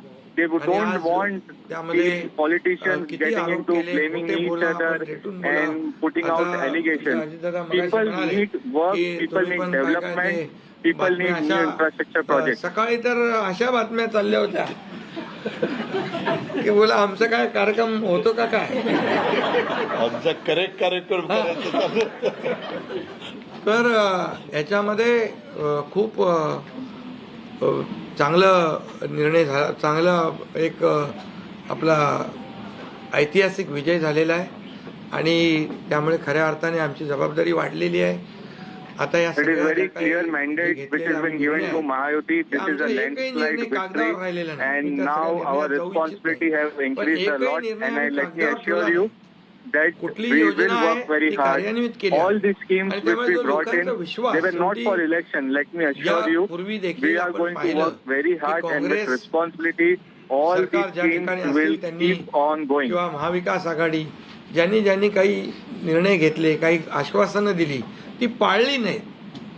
आश्वासनं दिली, नंतर कर्नाटकमधलंच आश्वासन घ्या, हिमाचलमधलं घ्या, आपल्या राजस्थानमधलं घ्या पूर्वीचं, की त्यामध्ये आश्वासन दिल्यानंतर निवडून आल्यानंतर केंद्राकडे पैसे मागायला लागले. आमच्याकडे पैसे नाही. You look at what Congress did in Karnataka, what they did in Himachal Pradesh, the earlier government in Rajasthan. After getting elected, Congress did not have any planning. All were just false promises. They later on asking for money from the central government. Our schemes are not like this. Our schemes are made with foolproof planning, and we have all the financial calculations done in place, and all the schemes will continue to work. आम्ही केलं नाही. आर्थिक दृष्टिकोनातून जे जे काही आम्ही नियोजन करायचं ते केलं आणि त्यामुळे त्यांना लोकांनी खोटं ठरवलं. ते आम्हाला म्हणाले तुम्ही लाडकी बहीण योजना देताय, पैसे कुठून आणणार, पैसे कुठून हे फसवं आहे. आणि त्यांनीच आमची योजना चोरून नंतर त्यांच्या वचननाम्यामध्ये टाकली. You let me know one thing, that when we brought the Ladki Bahin Yojana, they were asking us that from where you are going to bring the money. And later on during the election time, they brought a very similar scheme in their manifesto. They actually stole our scheme from us. But people clearly knew that what was happening. स्पष्टपणे आम्ही मांडलं लोकांच्या समोर, लोकांच्या दरबारामध्ये आम्ही गेलो आणि लोकांना काम आवडतं, लोकांना विकास पाहिजे, लोकांना कल्याणकारी योजना पाहिजेत, ते आम्ही देण्याचा प्रयत्न केला आणि विकासाकडे या राज्याला नेण्याचा आम्ही प्रयत्न केला. यामध्ये केंद्राचा आम्हाला खूप मोठ्या प्रमाणावर सपोर्ट मिळाला. Infrastructure projects, people like good beneficiary schemes, and that is what we have done for the people. We went into elections with all this work, and therefore we got elected. वर्षामध्ये मोदीजींनी 10 लाख कोटी दिले. हे आताचं नवीन उदाहरण तर 76,000 कोटी वाढवण बंदर आहे, दिघी बंदर आहे. हे अशी म्हणजे डेव्हलपमेंटसाठी जे आहे, मग ते एअर कनेक्टिव्हिटी असेल, water connectivity, rail connectivity, road connectivity असेल, अनेक प्रकल्प. Look at the Dighi port, look at the Vadwan port. All this infrastructure work is actually going to help the people of Maharashtra. आणि त्यामुळे आम्ही या राज्याला विकासाकडे घेऊन जाऊ शकलो आणि लोकांना कल्याणकारी योजना आम्ही देऊ शकलो आणि लोकांना आम्ही याच्यामध्ये मतं नाही, आम्ही लोकांची मनं जिंकलेली आहे. आज लोकांना शेवटी काय विश्वास महत्वाचा आहे. विश्वासावर सगळ्या गोष्टी चालतात. One very important thing, let me tell you that we have not won the votes, we have not won the mandate of the people, but we have won the heart of the people of Maharashtra. कार्यकर्ते आहोत आणि म्हणून आम्ही 24/7 काम केलं. जेव्हा जेव्हा शेतकरी अडचणीत आला तेव्हा तेव्हा त्याच्या मागे आम्ही उभं राहिलो. त्याला वाऱ्यावर आम्ही सोडलं नाही. आणि त्यामुळे जो जो सर्वसामान्य घटक जेव्हा जेव्हा अडचणीत आला त्याच्या मागे आम्ही उभं राहण्याचं काम केलं. We work for the people of Maharashtra, we work for the farmers, we never let alone anyone. हे सर्वसामान्याला न्याय देणारं सरकार आहे. जनतेच्या पाठीमागे ताकदीने उभं राहणार सरकार आहे. जसं आमच्या मागे केंद्र सरकार ताकदीने उभं राहिलं तसं आम्ही जनतेच्या मागे उभे राहिलो आणि म्हणूनच आम्हाला हा असा प्रचंड दैदिप्यमान हा विजय मिळालेला आहे. Central government actually back the Maharashtra government the same way we back the people of Maharashtra. मतदारांना देतो, जनतेला देतो, जे आमचे महायुतीचे सर्व कार्यकर्ते आहेत त्यांनी मेहनत घेतली आहे त्या सगळ्यांना देतो आणि म्हणूनच यापुढे जे काही काम आहे या जनतेच्या हितासाठी करणं एवढंच आमची जबाबदारी आहे. त्यामुळे पुन्हा एकदा मी आपल्या सगळ्या पत्रकारांना मनापासून धन्यवाद देतो, आपले आभार मानतो आणि आता इथून पुढे तुम्ही खऱ्या चांगल्या बातम्या दिल्या तर तुमचा TRP वाढत जाईल. आमचे प्रकल्प जे आम्ही सुरू केले त्याच्या बातम्या द्या, लोकांच्या फायद्याचे जे प्रकल्प आहेत त्याच्या बातम्या द्या. देवेंद्र जी, वाचाळवीरांच्या बातम्या देऊ नका. देवेंद्र जी, एक सवाल ये है कि महाराष्ट्र में पिछले कुछ समय से जाति जाति में लगातार एक दंगा फैलाने की कोशिश हो रही थी. क्या स्थिर सरकार को लेकर की मैंडेट है क्या? दूसरा, वोट जिहाद शब्द आपने इस्तेमाल किया था, इस बार भी ऐसी कोशिश कई जगहों पर हुई थी, उसको कैसा जवाब? मुझे ऐसा लगता है कि प्रधानमंत्री जी ने एक जो नारा दिया था, एक है तो सेफ है, सब समाज को साथ में लाने वाली जो बात प्रधानमंत्री जी ने कही थी, महाराष्ट्र के लोगों ने उसको रिस्पॉन्ड किया है और महाराष्ट्र के सभी समाजों ने एक साथ मिलकर एक बड़ा मैंडेट हमको दिया है. मुझे लगता है कि आज निश्चित रूप से जो लोग तुष्टीकरण की राजनीति करना चाहते थे, जो डिविजिव पॉलिटिक्स करना चाहते थे, उनको करारा जवाब जनता ने ही दिया है और प्रधानमंत्री जी की बात को लोगों ने यहाँ पर एक्सेप्ट किया. आप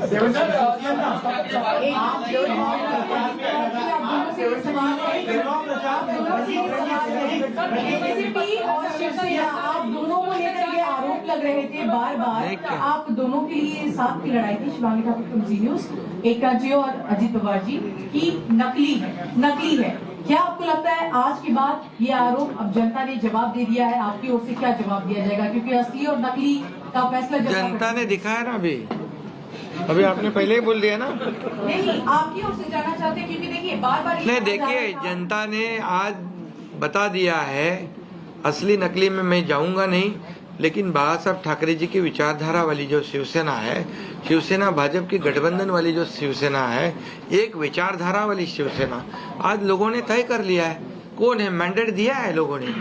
आज अभी तो मुझे लगता है वो तो अभी उनको तो हम कैसे रोकेंगे, वो तो और कुछ ना कुछ बोलते रहेंगे, लेकिन जनता की अदालत में जाने के बाद उनको भी दिखाया है और हमें भी दिखाया है.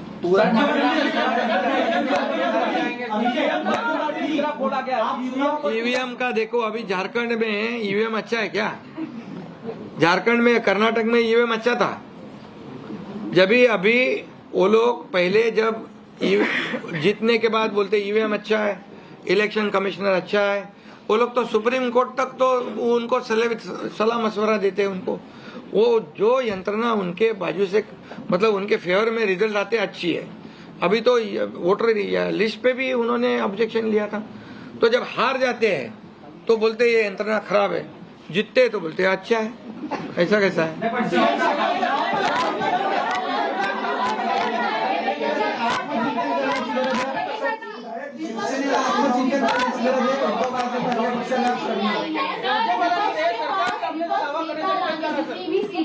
तो ये तो देखिए, यही तो मैं बता रहा हूँ कि जनता ने पूरी तरह, मैंने पहले भी कहा था कि पूरी तरह थंपिंग मेजोरिटी मिलेगी।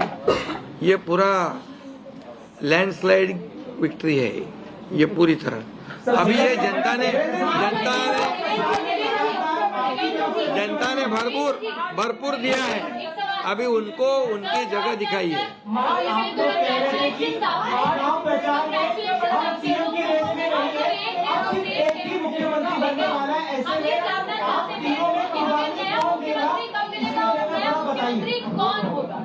अरे भैया अभी तो आंकड़े भी आने के अभी चालू है ना, काउंटिंग चालू है। अभी होने के बाद हमारी तीनों पार्टियां बैठेगी।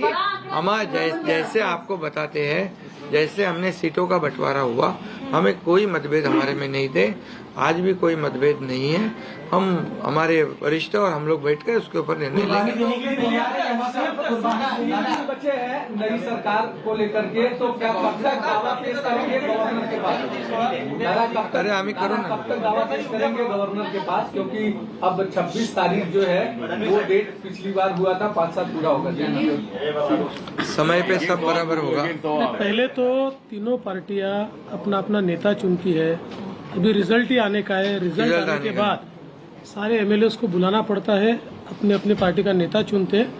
उसके बाद ये प्रक्रिया होती है। आप बिल्कुल चिंता मत करिए, तीनों पार्टियां साथ में बैठकर और अठौली जी का भी मशवरा हम लेंगे और इसका निर्णय करेंगे।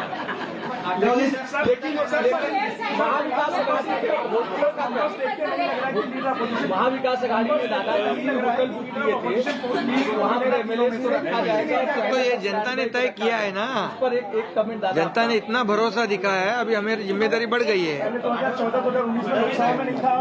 हाँ, तो फिर वही तो पब्लिक जनता ने दिखा दिया है। जनता ने पूरा विश्वास दिखाया, तो हम पूरे विश्वास के साथ अभी काम करेंगे। सीएम साहब 3 होटल महाविकास अघाड़ी ने बुक किए थे, कल से 3 मीटिंग हुई थी यहाँ पर। हमने एक भी मीटिंग नहीं करी थी, हम लोग शांत बैठे थे।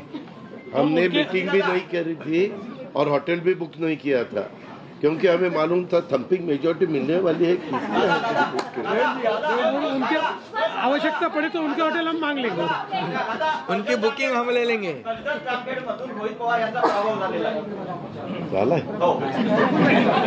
नाही, बरेचसे झालेत ना, काँग्रेसचे मोठे बाळासाहेब थोरात आणि काय काय पृथ्वीराज चव्हाण, बहुत से लोगों का हुआ है। गडबड आहे। निवडणुका घ्यायला नाही संजय राऊतची गडबड आहे।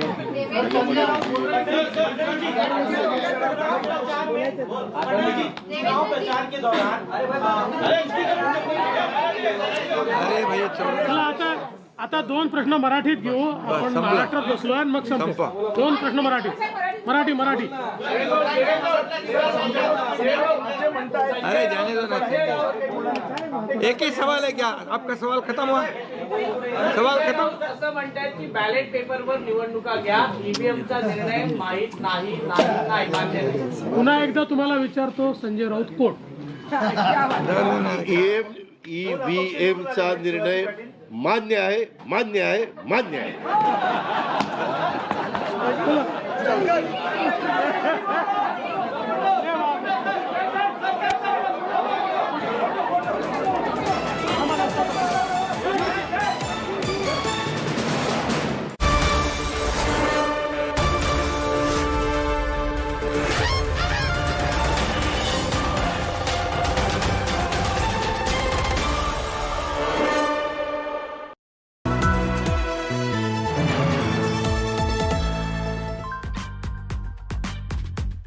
Hey Google, how do I do a wing liner?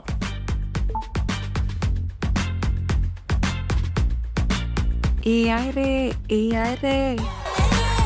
Flip the script with the new Motorola Razr 50 series. Hello, Moto. Motorola Razr 50 Ultra comes with Google Gemini. Hi, I am AI anchor Sena, bringing the top headlines for you, presented by Motorola. Big blow to MVA in Maharashtra as Mahayuti crosses majority mark. Jharkhand Assembly election results declared, Hemant Soren set to form government again. Supreme Court issues notice to CBI and ED on Manish Sisodia's bail relaxation plea in Delhi excise policy case.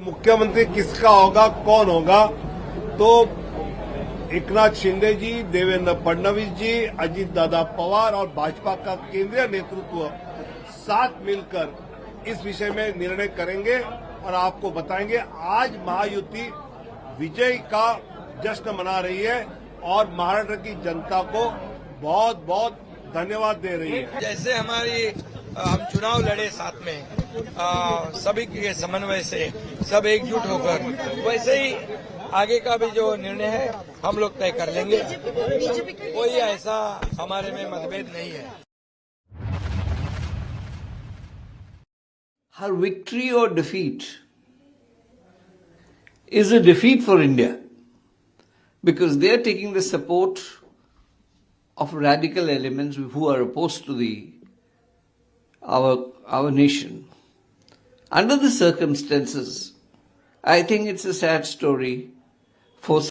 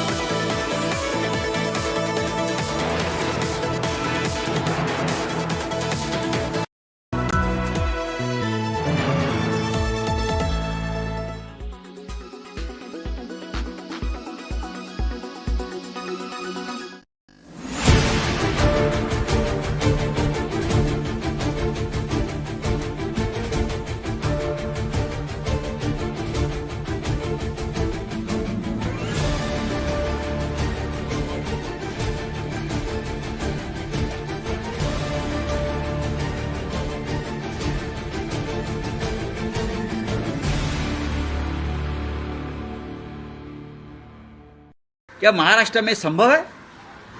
आप अपने मन को पूछे कि महाराष्ट्र में शिंदे को 60 सीटें मिलती है, संभव है क्या ये?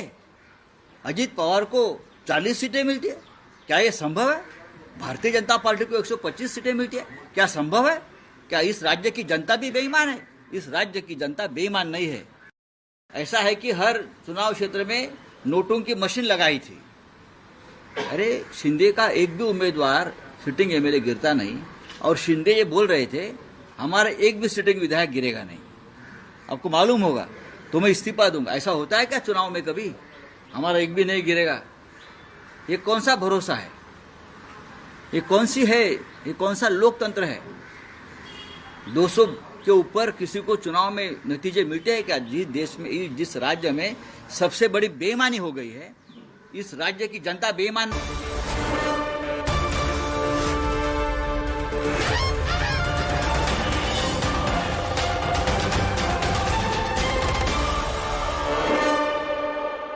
जनता नकारात्मक राजनीति को, बांटने वाली राजनीति को पूरी तरह खारिज कर चुकी है। और इसीलिए हम कह रहे हैं कि बटेंगे तो कटेंगे, एक रहेंगे तो सेफ रहेंगे। तो एक रहेंगे, सेफ रहेंगे पर देश की जनता जनार्दन ने राष्ट्रीय एकता और अखंडता को मजबूती प्रदान करने के लिए, सुरक्षा और समृद्धि के लिए अपना जनादेश दिया है। मैं आप सबका एक बार फिर से अभिनंदन करता हूं। भारतीय जनता पार्टी के उन लाखों कार्यकर्ताओं का हृदय से उन्हें बधाई देता हूं और विजयी प्रत्याशियों को भी अपनी बधाई देता हूं।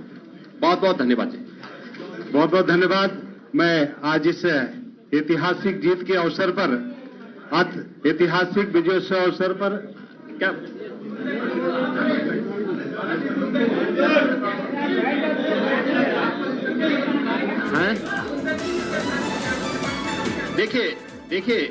देखिए कुंदरकी पर भारतीय जनता पार्टी की विजय ये राष्ट्रवाद की विजय है।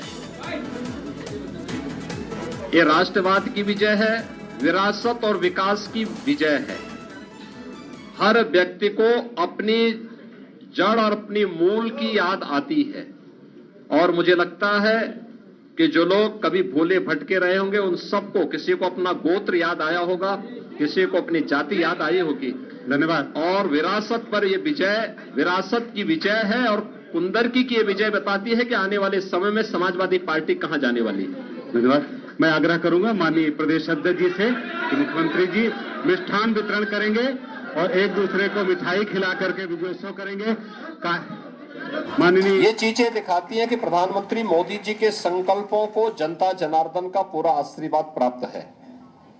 और यह भी जनता जनार्दन ने स्पष्ट कर दिया है कि समाजवादी पार्टी और इंडी गठबंधन का लूट और झूठ की जो पॉलिटिक्स है, अब इसके अंत की उद्घोषणा भी यह चुनाव है। महाराष्ट्र राज्य में भारतीय जनता पार्टी महायुति गठबंधन के सहयोगी शिवसेना शिंदे गुट को जितनी सीटें प्राप्त हुई हैं,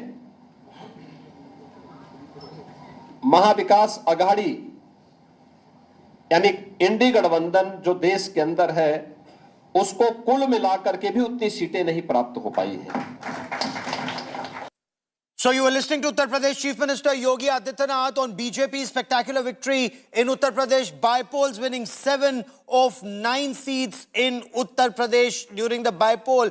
Uttar Pradesh Chief Minister Yogi Adityanath gave the credit to Prime Minister Narendra Modi's leadership. Also insisted that the voters of Uttar Pradesh have very clearly spoken. This is the victory of the Prime Minister's vision for our country.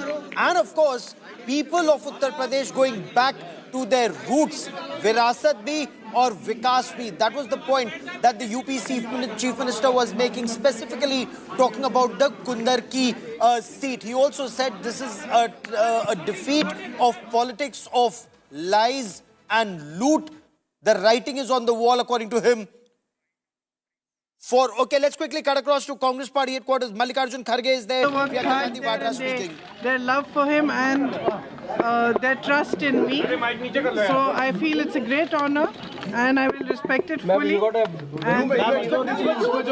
You expect this much majority, ma'am? Huge majority. I just was happy getting the love of the people. You are elected. What is your next plan, ma'am? So when you are going to Kerala? Now soon, in the next 2-3 days, as soon as my brother also starts. So any road show in Maharashtra? Let's see what happens. Okay, thank you. What is your planned project? Thank you.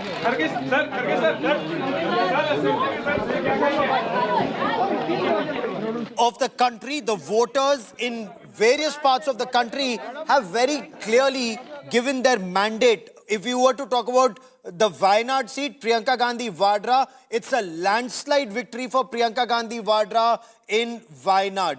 Clear victory for the Bharatiya Janata Party in 7 of 9 seats in Uttar Pradesh. Very clear victory for the India bloc in Jharkhand. I once again want to cut across to Congress headquarters. KC Venugopal speaking.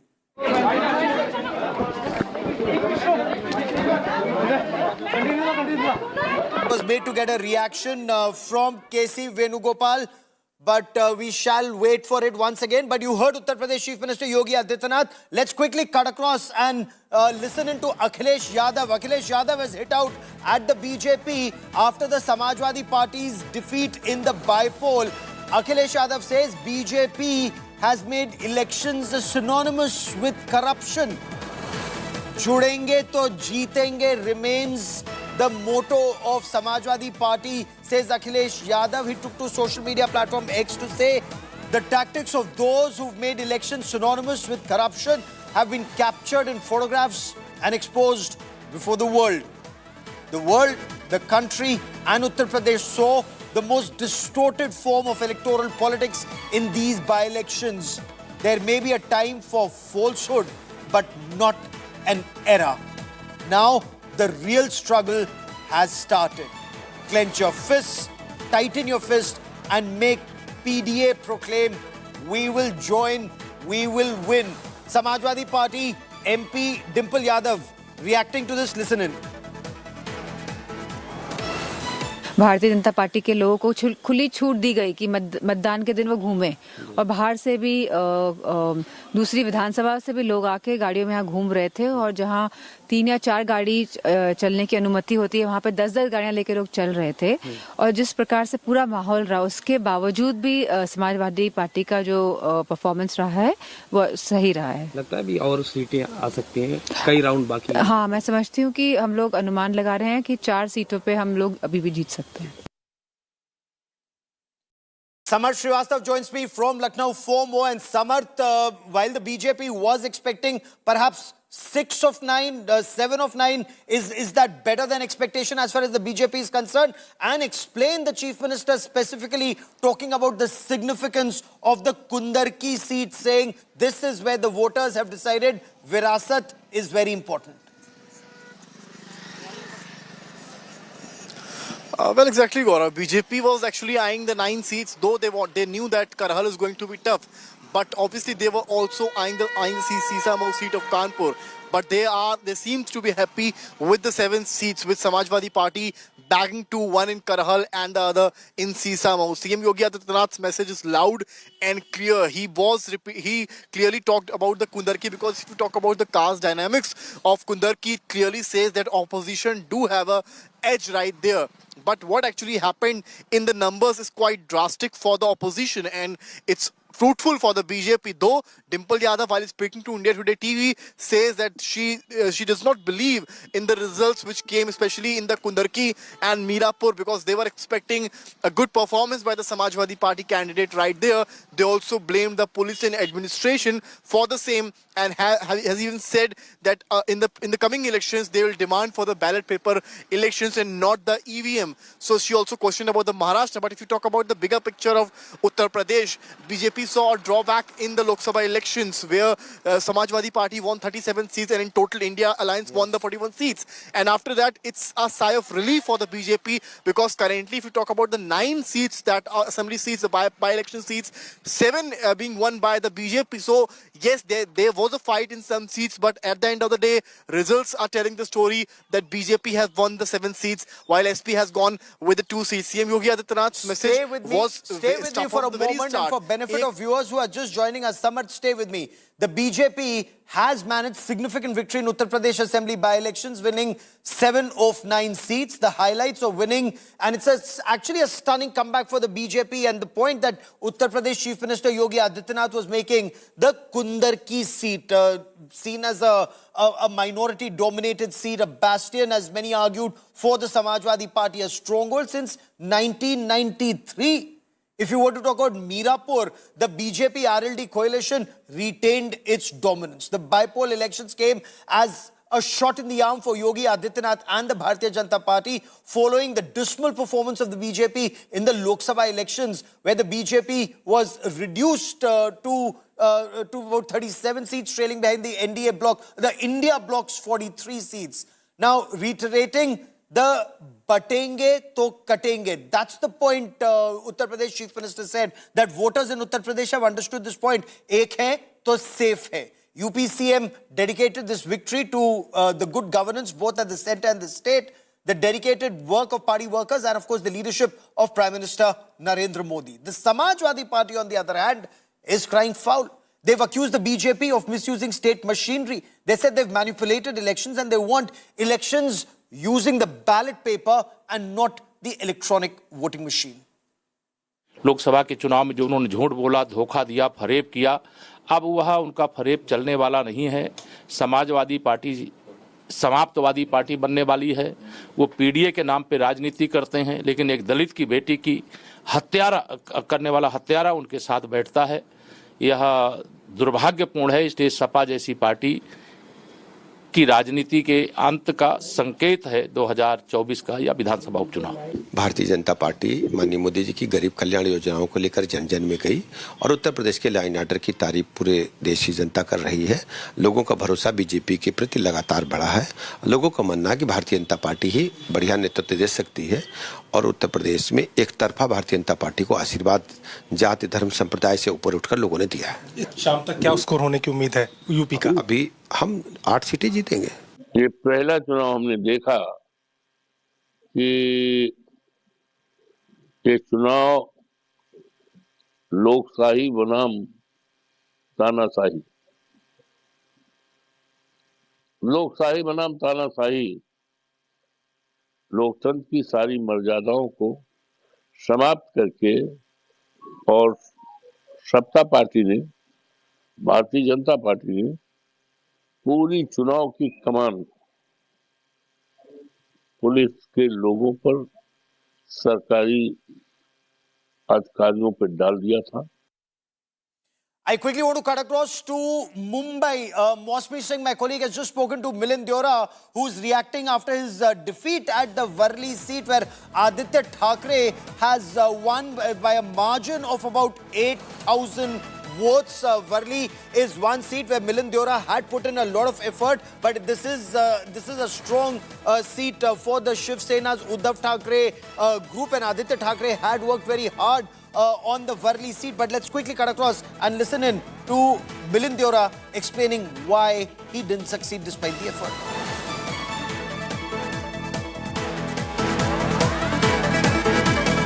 जिस तरह की धुआंधार जीत दर्ज की है महायुति ने, मिलिंद किस तरह से देखते हैं ये? एक साझा महाराष्ट्र के लिए एक ऐतिहासिक विक्ट्री है, एक ऐतिहासिक बहुमत है और मैं महायुति सरकार के सभी नेताओं को, कार्यकर्ताओं को बहुत बहुत बधाई देना चाहूंगा। क्या वजह रही आपको लगता है, क्योंकि जीत का सेहरा किसके मत थे? क्या मुद्दों की वजह से जीते हैं या सकारात्मक मुद्दों के आधार पर हमने चुनाव लड़ा।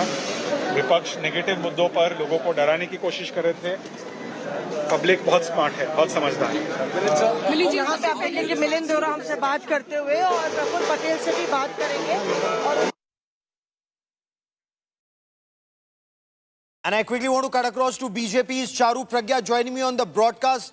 Charu, did the BJP also expect these numbers? The Mahayuti at 230, the Mahavikas Aghadi being reduced to 51 at this stage, and the Mahavikas Aghadi, at least Sanjay Raut of the Shiv Sena UBT, saying it's the EVM that's to be blamed for this. Gaurav, good evening. But let me tell you, since the last 4 or 5 days, I have been insisting that if BJP does well, we are going to touch the 200 mark. Of course, today we have done even better than I expected. Congratulations to everyone in the Mahayuti, the leaders, the Karyakartas alike. And thank you very much for restoring faith in the policies and vision of Prime Minister Modi. This has been a massive victory for many, many reasons. A historic victory, because I don't think there has ever before been an alliance which has come to power in Maharashtra with more than 200 seats. And just look at BJP's strike rate, 86%. It's unimaginable. And compare it to the heroes of the MVA. Congress 18%, Shiv Sena of the Uddhav Thackeray faction barely 20%. So when you look at all of that, I just want to point out three things. One, the increased vote share points towards how women are driving the political narrative, how political parties that keep women at the forefront of their policies are going to do better at governance also and at winning elections also. The second thing, if you stray from your core ideology, people are not going to stick with you. And this was a resounding slap in the face of all those who left behind the ideology of Swargya Balasaheb Thackeray. Those who retained it. You know, that's a direct barb at Shiv Sena, Uddhav Thackeray, a group that they strayed from the ideology, as you say, of Balasaheb Thackeray, the Hindu Hriday Samrat. But what would you say to people like Swara Bhaskar? Her husband, Fahad Ahmed, lost. He says, I was leading in 17 of 19 rounds. Suddenly these EVMs with 99% battery charge came and he lost. So they're saying that EVMs played a role in his defeat. Karan, have you seen any proof about this? Have you seen any video? Have you seen any CCTV coverage? So unfortunately for us, the opposition will only find someone else to blame when they lose an election. I've not heard anyone complaining in Jharkhand about EVMs. They cannot do that because they know this is not how the system works. Everything is in very strict scrutiny. And I think, frankly, people of this country are tired of hearing the EVM excuse. The honest truth is that your divisive politics did not work. All your fake narratives have now been busted and people prefer to stand behind the politics of development versus the politics of no development. Okay, but how do you explain the BJP and its dismal performance in Jharkhand and the spectacular victory of JMM and India bloc? I mean, there, the batenge to katenge and the ghuspetiya just clearly did not work for the BJP. We have unfortunately not performed as per our expectations in the state of Jharkhand. But that doesn't mean I'm going to go and blame the administration or the EVMs or anyone else for that matter. The truth is that maybe what we were trying to convey to the people, we were not very good at conveying it. We'll work harder. I still believe that the issues we picked up were very important. The issues of infiltrators into our country is a very big one. And illegal immigrants coming into India, staying in parts of Jharkhand is going to become bigger in the days to come. We talk about women, the girls in the state of Jharkhand who are married only so that their tribal lands can be taken over by other people is also an important issue. And if not now, I'm sure, Gaurav, 6 months later, we'll be discussing it again. In any case, I congratulate Hemant Sorenji. And we're going to continue to work for the people of Jharkhand irrespective. Okay, give me a moment. Prime Minister Narendra Modi has just reacted to the election results that have just come in. He took to social media platform X to say, and I quote, I'm proud of every NDA Karyakarta for their effort on ground. They worked hard, went among people and elaborated on a good governance agenda. So the Prime Minister has tweeted on this spectacular victory of the Mahayuti in Maharashtra. If you look at the latest victories and lead margins, it's 230 of 288 seats for the Mahayuti in Maharashtra. The MVA reduced to a mere 51. And Charu Pragya was just talking about the strike rate of all the three BJP, the parties and their alliance partners. There is more that's coming in from the Prime Minister. So while the Prime Minister has congratulated the Karyakartas for their hard work and the agenda, he's also said NDA's pro-people efforts resonate all over. I thank people across various states for blessing the NDA candidates in the various by-elections held. We will leave no stone unturned in fulfilling their dreams. Okay, I quickly want to cut across to India Today's Mosmi Singh, who now joins us with the latest from Maharashtra. Mosmi, while the Mahayuti, and you've been speaking to Milind Deora and a number of other BJP leaders, and Shiv Sena leaders, they are celebrating. What's the buzz also in the Congress camp? Is there any analysis or immediate reaction to why the Mahavikas Aghadi, their performance was so subpar, reduced to 51?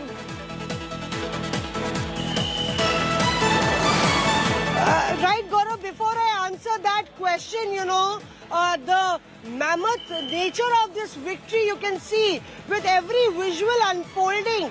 Now right here outside at Varsha, behind me, there is a big JCB machine and Eknath Shinde's posters there, and this is a massive garland that the JCB machine is carrying to the Chief Minister's residence. He's very precariously holding that garland, and I believe the CM's car.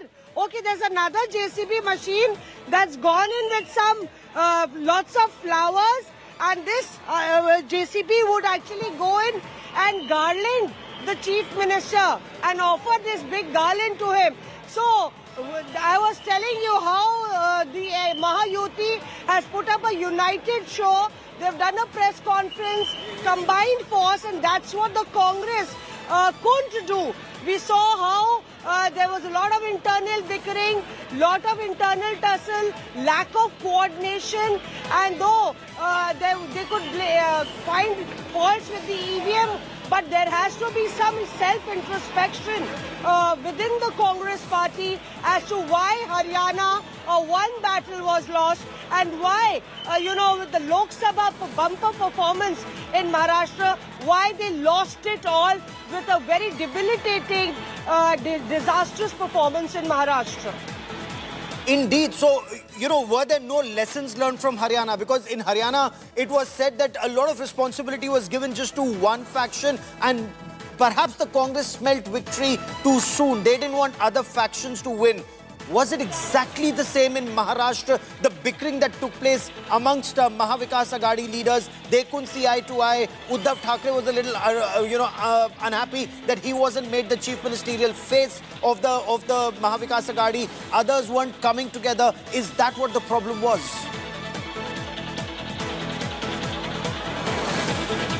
Gaurav, you're right when you said, I feel that the performance in Haryana weighed very large on what was happening in Maharashtra, and somewhere, the BJP found its footing. The BJP realized, yes, it can make a comeback from its Lok Sabha performance and buck up its performance. It enthused its workers, and on the other hand, the Congress workers, in fact, lost the momentum and, in fact, were demoralized.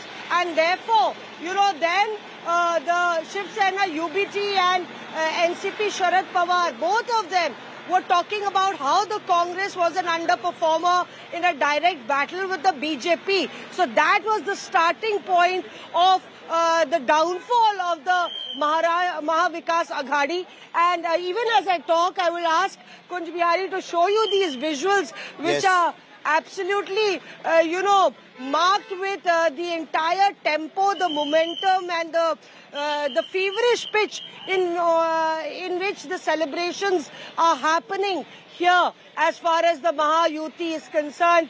And that's one reason these pictures further, add fuel to the fire as far as the Congress's performance is concerned. Rahul Gandhi is absent. He is not present today. Wasn't it the right time to come up and tell the Congress workers, never mind, you lost Maharashtra, we've got many battles to fight, and maybe this is just the beginning of our fight, just as Akhilesh That's Yadav, a very interesting point Mosmi Singh raises here. Very interesting point. Where is Rahul Gandhi? We'll try and get you some answers to that question on the other side of a quick break. Mosmi, for the moment, many thanks for joining me. A quick break, back with the headlines and our top stories on the other side of these messages. Stay with us.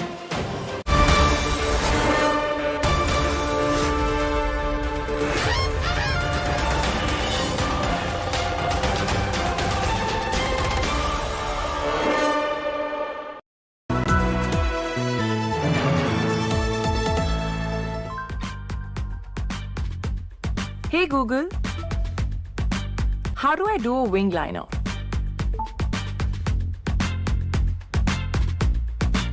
AI Ray, AI Ray. Flip the script with the new Motorola Razr 50 series. Hello, Moto.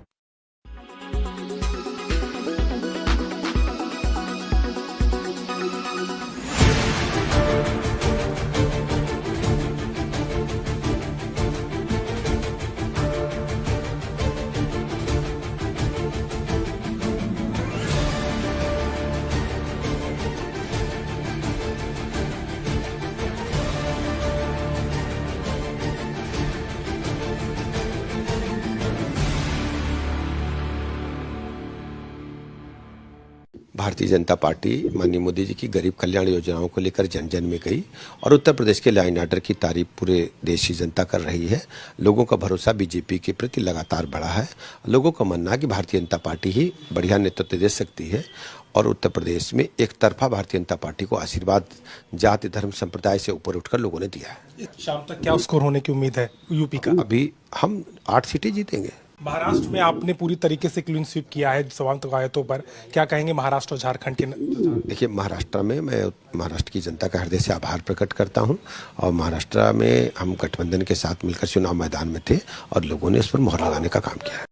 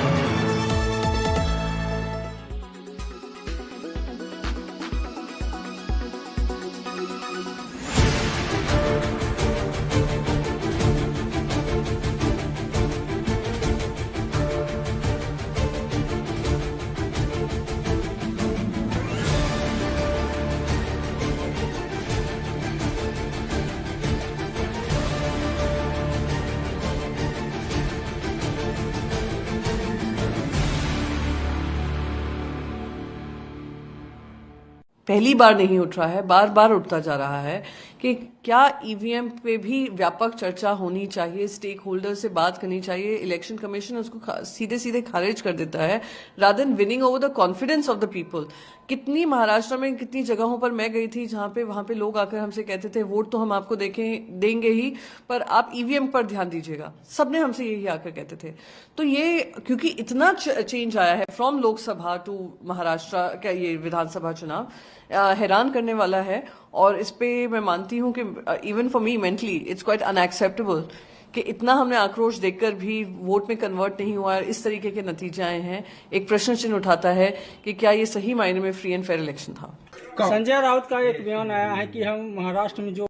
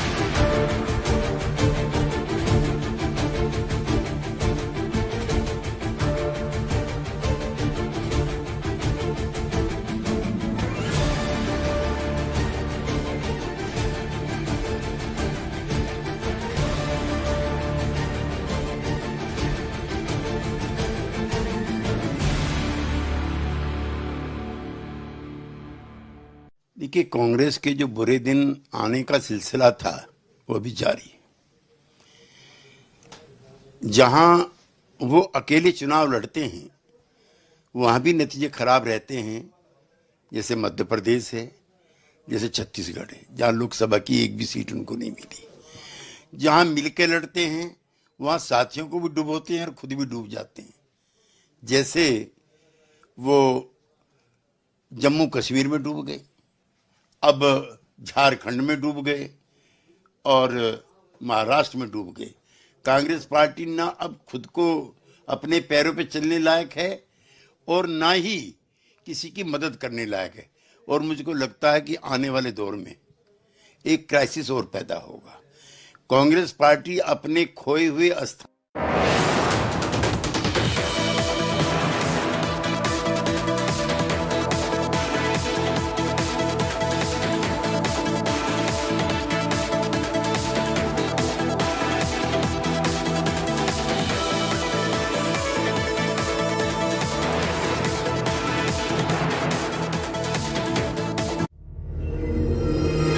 Catch the next Indian icons.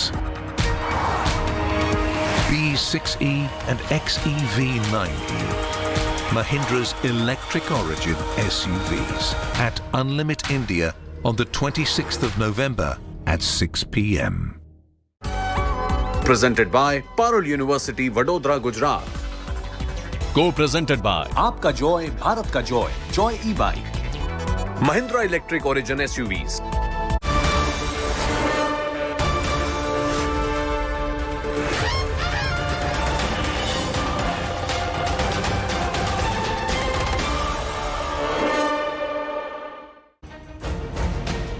The voters have spoken loud and clear in Maharashtra, in Jharkhand, in Uttar Pradesh and in Wayanad. And it's a very clear mandate from the voters of India to the leaders of India. A spectacular victory for the BJP-led Mahayuti in Maharashtra, leading in 231 of 288 seats. A spectacular victory for JMM-led India bloc in Jharkhand, for the BJP winning 7 of 9 seats in Uttar Pradesh, and for Priyanka Gandhi Vadra in Wayanad in Kerala of the Congress Party. I'll get you all details over the course of the next 1 hour. I'm Gaurav Sawant as always. Let's get started with the headlines at 5. All eyes on who would be Maharashtra's new chief minister. The Mahayuti says all three allies will sit together and decide on the next chief minister. BJP sources say Devendra Fadnavis is a front runner to be the chief minister of Maharashtra. से हम चुनाव लड़े साथ में सभी के समन्वय से सब एकजुट होकर वैसे ही आगे का भी जो निर्णय है हम लोग तय कर लेंगे। कोई ऐसा हमारे में मतभेद नहीं है। Mahayuti scripts a landslide victory in Maharashtra. Devendra Fadnavis, Eknath Shinde and Ajit Pawar give a befitting reply. Say a reply has been given to divisive politics of the Congress. Prime Minister Narendra Modi hails the victory, says good governance resonates with the voters.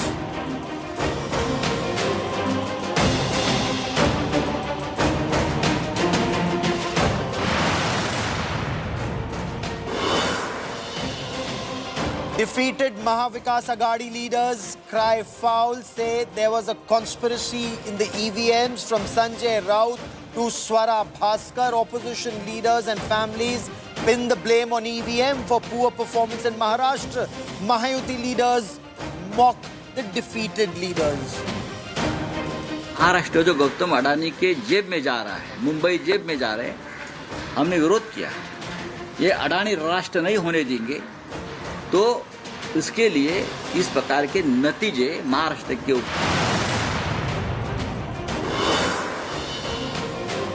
India bloc pulls off a surprise turnaround after a neck-and-neck fight in Jharkhand. JMM-led coalition retains power in the state.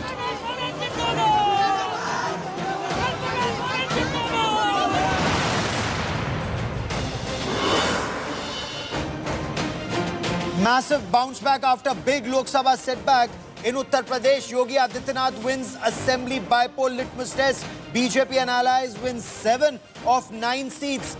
Akhilesh Yadav Samajwadi Party suffers a massive setback. जनता जनार्दन ने स्पष्ट कर दिया है कि Samajwadi party और इंडी गठबंधन का लूट और झूठ की जो पॉलिटिक्स है, अब इसके अंत की उद्घोषणा की है चुनाव। Priyanka Gandhi Vadra spectacular victory in her poll debut in Wayanad, Kerala, sweeps with a margin of 4 lakh votes. Priyanka Gandhi Vadra thanks voters, says brother Rahul Gandhi contributed massively to her victory.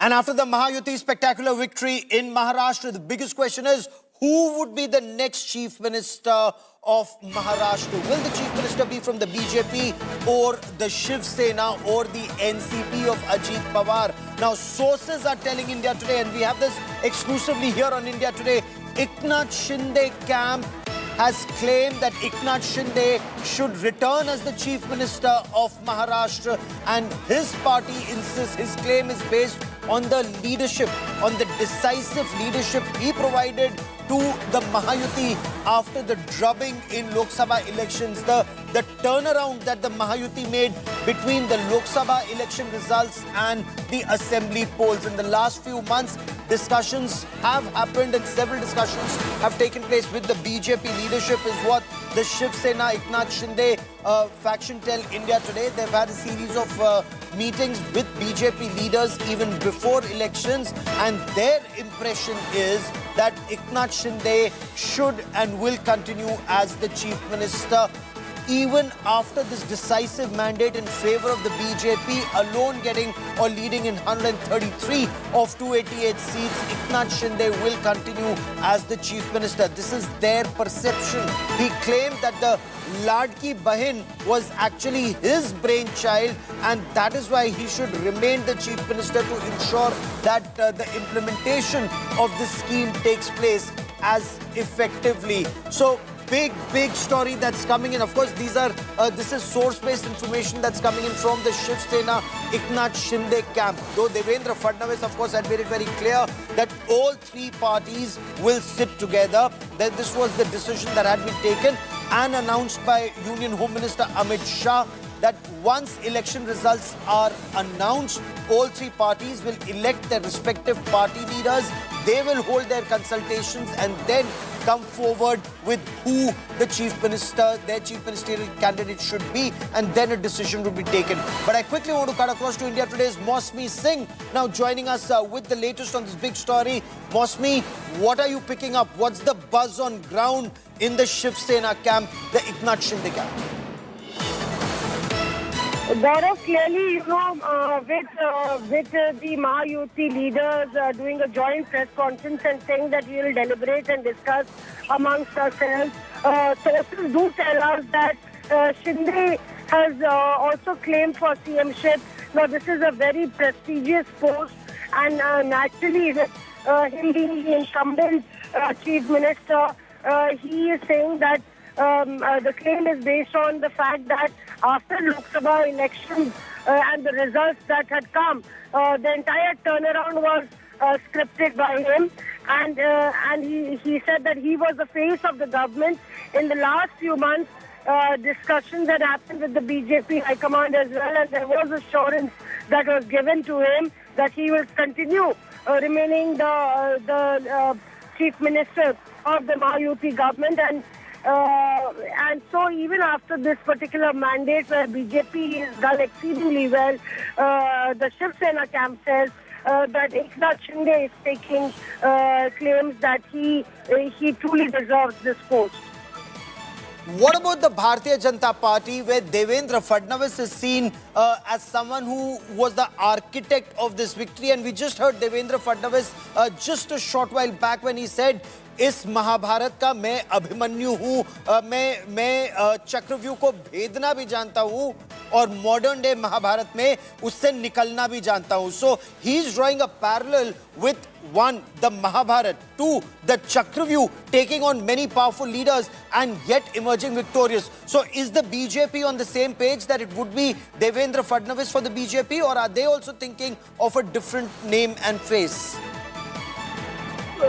That's right, Gaurav, and it's been a turnaround of sorts for the BJP as well, after Devendra Fadnavis had lost the CM post and he had to give away to the other regional satraps. The kind of performance that the BJP has registered, he remains the tallest leader, one of the tallest leaders in the landscape of the BJP in Maharashtra. And clearly you could see he was all smiles today, but he really knows the protocols of his party, and thereby, there will be serious deliberations as far as, his name is concerned. And as far Stay as, with me. There's more breaking news coming in. Mosmi, stay with me. There's more breaking news coming in. We're getting the first reaction from Adit Thackeray after his victory from the Varli seat, but also speaking on the defeat of the Mahavikas Aghadi. Adit Thackeray, after his victory, of course, says on the Mahavikas Aghadi defeat that it's the EVM tampering that needs to be looked into very closely. I don't know if people have voted or if EVMs have voted or words to that effect. Maharashtra results are very surprising. We got a good response during Lok Sabha. We need to see what changed. Listen in to Adit Thackeray. I'll bring Mosmi Singh once again into this conversation. की ह्याच्यात महाराष्ट्राने मतदान केले की ईव्हीएमने केले विजय हा एक मोठा प्रश्न आहेच पण त्या सगळ्यावर मला वाटतं नंतर आम्ही चर्चा करूच आता जे आहे ते आता जो निकालाचा एक आढावा घेतोय त्याच्यानंतर आम्ही बोलू एक नक्की आहे की ह्याच्यात महाराष्ट्राने मतदान केले की ईव्हीएमने केले विजय हा एक मोठा प्रश्न आहेच पण त्या सगळ्यावर मला वाटतं नंतर आम्ही चर्चा करूच आता जे आहे ते आता जो निकालाचा एक आढावा घेतोय त्याच्यानंतर आम्ही बोलू Has Maharashtra voted? Have the people voted or has the EVM voted? It's a big question. We will discuss this. We will consider what led to this. We got a good response during Lok Sabha elections. The current results are very, very surprising. I once again want to bring in Mosmi Singh into this conversation. Mosmi, okay, we'll get Mosmi in just a moment because the big question here remains. Adit Thackeray has won. He won with a margin of 8,000 votes in Varli. He defeated Milind Deora in these elections. So was the EVM working there or was the EVM not working there?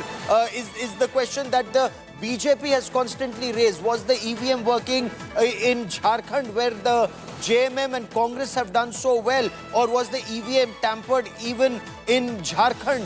In Priyanka Gandhi's victory in Wayanad, was the EVM working or not working? So Aditya Thackeray has reiterated the EVM tampering charge, and I want to bring Mosmi into this all over again. Mosmi, you heard Aditya Thackeray talking about was the EVM voting or were people of Maharashtra voting? But whether it's Eknath Shinde or Devendra Fadnavis or even Ajit Pawar, they've all responded to this question of EVM.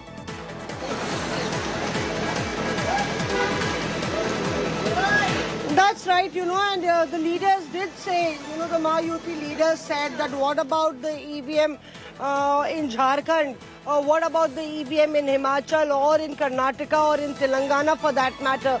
So clearly, we saw as early as around 10:30 Sanjay Raut slamming the election commission, slamming the match fixing, saying that how could Eknath Shinde win above 50 seats, and so there was some foul play. But clearly, the India allies, including the Congress, will have to come clean on this one if they are making these serious allegations of the EVM time and again. They've gone to the Election Commission of India, even as far as Haryana is concerned. They complained about 12 constituencies, and said they'll give a list of more constituencies that were tampered with. But really that battle has not gone very far and is not stuck. And the ECI has rubbished all those charges, Gaurav. It indeed has. And are these EVM working in Wayanad, in Jharkhand, as you very correctly pointed out, in Karnataka and in other states where the opposition have their government. But I want to also now take you through details of that 99% battery charge EVMs that is now being leveled. After Mahavikas Aghadi's big EVM charge, the Mahayuti has actually hit back at the Mahavikas Aghadi. So just a short while back, after Swara Bhaskar's husband lost elections, she said that there are a certain number of EVMs which have 99% battery charge. And those that have 99% battery charge results in the opponent getting double or sometimes 3 times the number of votes as, Fahad Ahmed, her husband. But Mahayuti registered a landslide victory in these elections. MVA has cried foul alleging EVM tampering. Eknath Shinde, the Chief Minister of Maharashtra, he slammed the opposition for blaming the EVMs. He actually mocked the opposition. Devendra Fadnavis said EVMs are rigged in Maharashtra, but they're working perfectly well in Jharkhand. The election commission was corrupt in Maharashtra, but the same election commission was perfect in Jharkhand. Ajit Pawar too accused the Mahavikas Aghadi of playing this blame game instead of doing an honest introspection or gracefully accepting the verdict of the voters.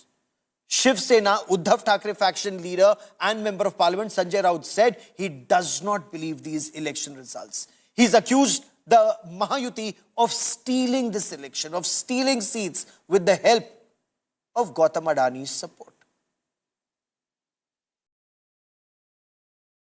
EVM का देखो, अभी झारखंड में EVM अच्छा है क्या? झारखंड में, कर्नाटक में EVM अच्छा था. जब भी अभी वो लोग पहले जब जीतने के बाद बोलते ईवीएम अच्छा है, इलेक्शन कमिश्नर अच्छा है, वो लोग तो सुप्रीम कोर्ट तक तो उनको सलाह मशवरा देते उनको. वो जो यंत्रणा उनके बाजू से, मतलब उनके फेवर में रिजल्ट आते अच्छी है. अभी तो वोटर लिस्ट पे भी उन्होंने ऑब्जेक्शन लिया था. तो जब हार जाते हैं तो बोलते ये यंत्रणा खराब है, जितते तो बोलते अच्छा है. आम्हाला ते माहितीच होतं, जर झारखंडमध्ये झारखंड मुक्ती मोर्चा जिंकला तर तिथलं ईव्हीएम टॅम्पर प्रूफ, परफेक्ट, एकदम जनमताचा कौल, लोकशाहीचा विजय. आणि महाराष्ट्रामध्ये हे धाराशाही झाल्याबरोबर लोकशाही खतऱ्यात आलेली आहे. ईव्हीएम प्रॉब्लेम मध्ये आहे, ईव्हीएम टॅम्पर झालेला आहे. मला असं वाटतं की कुठेतरी अशा परिस्थितीमध्ये आत्मचिंतन केलं पाहिजे. आता विरोधक टीका करतात की बाबा बॅलेट पेपरनी घ्यायला पाहिजे होतं, मग बॅलेट पेपरने लोकसभेला पण घ्यायला पाहिजे होतं. लोकसभेचा निकाल लागला की तो बरोबर, आणि इथला निकाल लागला की बॅलेट पेपर यायला पाहिजे. मग मशीन काय ईव्हीएम बरोबर नाही असं नाही चालत. आता झारखंड पण आमच्या हातनं गेलंच ना, आम्ही कुठं काय म्हणतो. जो नतीजे सामने आए उसका ऊपर में विश्वास रखने को तैयार नहीं, ये जनता का फैसला मानने को तैयार नहीं. हमने महाराष्ट्र की जनता का जो मन है, हमें मालूम था किस दिशा में जा रहा है. लेकिन 2 दिन पहले गौतम अडानी के खिलाफ एक वारंट निकला, अरेस्ट वारंट, बहुत बड़ा भ्रष्टाचार का आरोप हो गया. उसका ऊपर से ध्यान हटाने के लिए ये पूरा एक कपट कारस्तान हो गया है और उसकी तैयारी पहले से चल रही थी. हमने ये महाराष्ट्र जो गौतम अडानी के जेब में जा रहा है, मुंबई जेब में जा रहे हैं, हमने विरोध किया. ये अडानी राष्ट्र नहीं होने देंगे. तो इसके लिए इस प्रकार के नतीजे महाराष्ट्र के ऊपर लाद गए हैं. ये जनता का कौल हो ही नहीं सकता. महाराष्ट्र की जनता का मन हमें मालूम है, ये हो ही नहीं सकता है. पहली बार नहीं उठ रहा है, बार बार उठता जा रहा है कि क्या ईवीएम पे भी व्यापक चर्चा होनी चाहिए, स्टेक होल्डर से बात करनी चाहिए. इलेक्शन कमीशन उसको सीधे सीधे खारिज कर देता है rather than winning over the confidence of the people. कितनी महाराष्ट्र में कितनी जगहों पर मैं गई थी जहां पे वहां पे लोग आकर हमसे कहते थे वोट तो हम आपको देंगे ही, पर आप ईवीएम पर ध्यान दीजिएगा. सबने हमसे यही आकर कहते थे.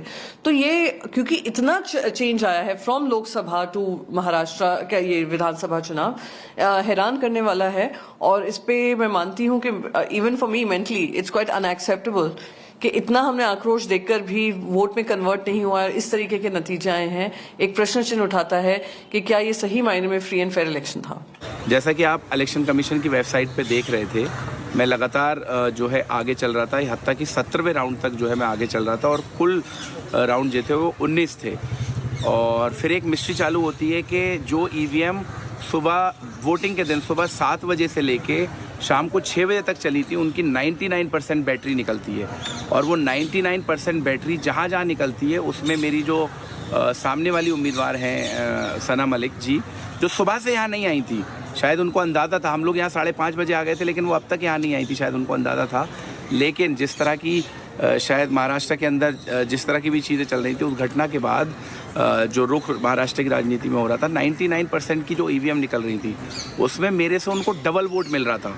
और बूथ पे वो मुझसे पीछे चल रही हैं, लेकिन जैसे ही कोई भी EVM खुलती है जिसमें 99% बैटरी है, उस EVM को कहीं ना कहीं किसी ना किसी तरीके से उसमें डबल ट्रिपल का मार्जिन सना मलिक जी लेके चल रही हैं। Certainly, I think all the analysts in the whole of India, I don't know what is the mechanism why we have lost so much. The reason is, even in MP, when you see Madhya Pradesh, the ruling government has got 8% of increase of vote share. It is surprising. Even if Congress gets, I would like to know what is the reason. I'm not trying to, straight away blame, but always I'm trying to put there is a doubt, element of doubt. The reason is, could be there is a chance of tampering. The reason is, in the parliament election, same Modi ji comes and he does not get some mandate there. After 6 months, the same ruling government, which definitely runs with an anti-incumbency, does get so much huge of majority, is always a question mark. Even if Congress would have won, there has to be reasoning why it has won with such thumping majority. EVM पर विस्तृत चर्चा होनी चाहिए, व्यापक चर्चा होनी चाहिए, लेकिन वो दिन आज का दिन नहीं है। मुझे ऐसा लगता है कि एक चुनाव का परिणाम अच्छा नहीं आया है, हमारे लिए बहुत बड़ा सबक है इसमें, ये डिसअपॉइंटिंग है। हम ईवीएम पर जरूर व्यापक चर्चा करना चाहते हैं। हम जिस तरह से महाराष्ट्र का चुनाव टाला गया, महायुति को वक्त मिला अपनी स्कीम लॉन्च करने का, 3-3 इंस्टॉलमेंट्स गए, वो सारे फैक्टर्स हैं। लेकिन डिसअपॉइंटिंग बात यह है कि हमारे वो नंबर्स नहीं है जिसकी हमें आशा थी। An actor, Swara Bhaskar, she too blamed the EVM for her husband, NCP, the Sharad Pawar faction candidate Fahad Ahmed, losing in the Anushakti Nagar constituency in Maharashtra. She spoke just a short while back to India Today on why she felt that the EVM, according to her, is not above board. Listen in. Swara Bhaskar is alleging that in the seat that her husband was fighting in Anushakti Nagar, where he's lost to Sana Malik, the allegation is that there was some tampering with the EVMs, or the EVMs weren't working well. Swara Bhaskar is now live with us. She was at a counting center just a moment ago when we connected. So Swara, can you explain the reasons behind you leveling this very serious charge? Yeah, so we, as I think was reported in the media as well, and was on the Election Commission website, that Fahad has been leading in almost every round except maybe round 3 and 4 or 4 and 5. Barring that, he was leading right up to the 16th round. And even in the rounds where the margin of lead was reducing, the number of votes that both Sanaji and Fahad were getting were like about the same. From the 17th, in the last 3 rounds, which is 17, 18, and 19, this is not my allegation, Rahul. This is the allegation of the counting agents who were inside the booth, who towards the last round started basically questioning the fact that many of the EVMs that were actually most of the EVMs in those rounds were 99% charged. And and the question that they raised was that how can EVMs that have been used throughout the day on the day of polling be 99% charged? Like, how can they have barely been used? And those are the last 3 rounds, the EVMs. Those are the places where the pattern is quite unusual, right? So, I mean, you're an analyst. So where there is a pattern of a steady lead, and even where the lead is dropping or reducing, the number of votes polled for both candidates are almost the same. How can in the last 3 rounds suddenly, there be such a huge jump? So then, and then the EVM be 99% charged. So those were the 2 sort of things that they found fishy, the counting agents. And now I think that they have made a demand and an application for a recounting and a matching of VVPAT slips to the machines that have allegedly been. So what have the agents you spoke to at the counting center, Swara, told you? Are they willing to consider these charges and investigate them? So when I'm not there anymore, but at the last moment they were willing to first. They said they'll go step by step, that at first they will match the VVPAT slips to the machines upon which objections have been raised. And after that, if those slips are indeed found that there is a problem, then they will order a recounting of the last three rounds, or whichever rounds that are. One of the most stunning results of this election in Maharashtra for the Shiv Sena has been the number of seats won by Shiv Sena Uddhav Thackeray faction. They've won or are leading, as the latest information tells you, in 21 seats. Compare that to Eknath Shinde's Shiv Sena, which has won or leading in 54 seats. Of course, when you talk about the Bharatiya Janata Party on its own has won or is leading is 133 of 288 seats. But what does this mean for Uddhav Thackeray? And this is one question that was repeatedly raised throughout this election. Who is the real inheritor of Hindu Hriday Samrat Balasaheb Thackeray's legacy? And this has effectively been answered, according to both Devendra Fadnavis and Eknath Shinde, by the voters of Maharashtra. But what does this mean for Uddhav Thackeray and his faction of the Shiv Sena? We get you more in this report.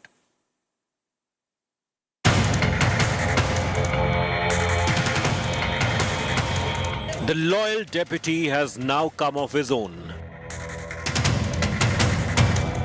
It was in 2022 that Eknath Shinde dumped Uddhav, citing an insult to the legacy of Balasaheb Thackeray.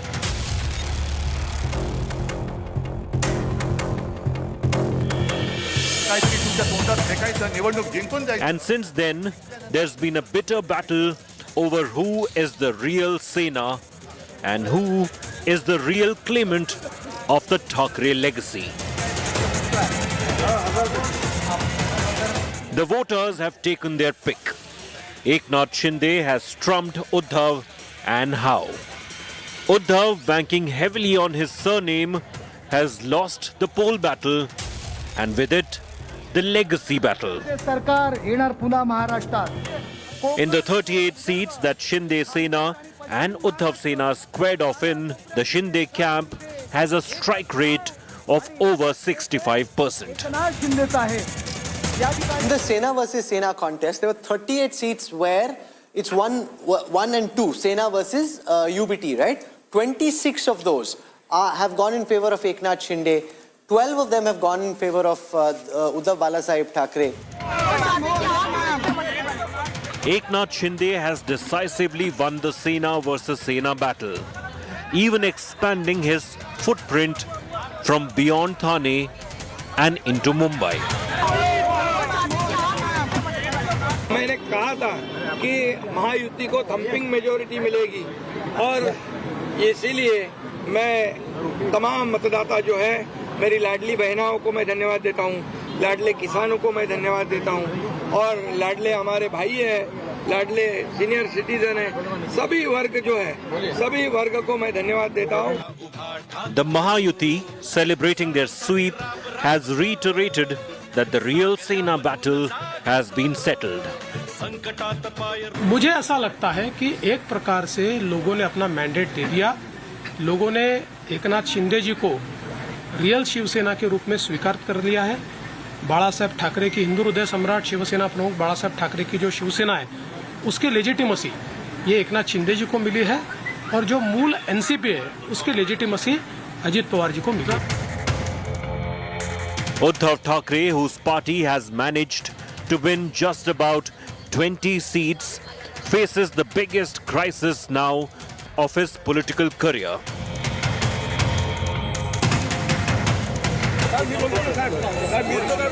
The Uddhav Sena right now is sulking, even calling the results illegal. ऐसा है कि हर चुनाव क्षेत्र में नोटों की machine लगाई थी. अरे शिंदे का एक भी उम्मीदवार सिटिंग एमएलए गिरता नहीं और शिंदे ये बोल रहे थे हमारा एक भी सिटिंग विधायक गिरेगा नहीं. आपको मालूम होगा तो मैं इस्तीफा दूंगा. ऐसा होता है क्या चुनाव में कभी? हमारा एक भी नहीं गिरेगा. ये कौन सा भरोसा है? ये कौन सी है ये कौन सा लोकतंत्र है? 200 के ऊपर किसी को चुनाव में नतीजे मिलते हैं क्या? जिस देश में, जिस राज्य में सबसे बड़ी बेईमानी हो गई है, इस राज्य की जनता बेईमान नहीं है। Shinde Sena by itself at the same number of seats as the entire India alliance put together. What do you think went so dramatically wrong in this election, ma'am? To be very honest, I don't really know.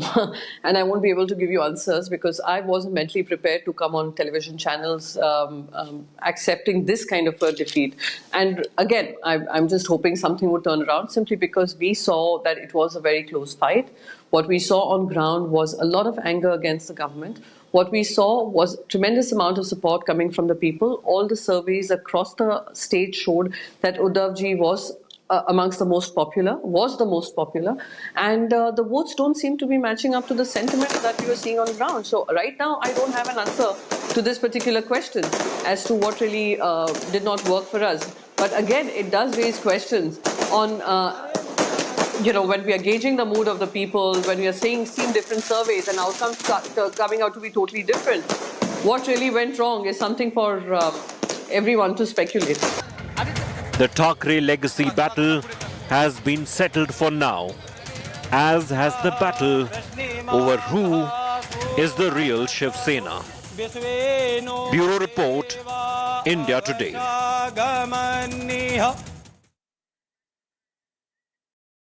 And Union Home Minister Amit Shah, he's hailed the Mahayuti on its spectacular win, on its landslide win. Amit Shah took to social media platform X to say the victory of the Mahayuti is the victory of the double-engine government's politics of performance led by Prime Minister Narendra Modi. The people of Maharashtra have rejected the politics of appeasement and have once again expressed their faith in the legacy, development and welfare of the poor, followed by the Mahayuti.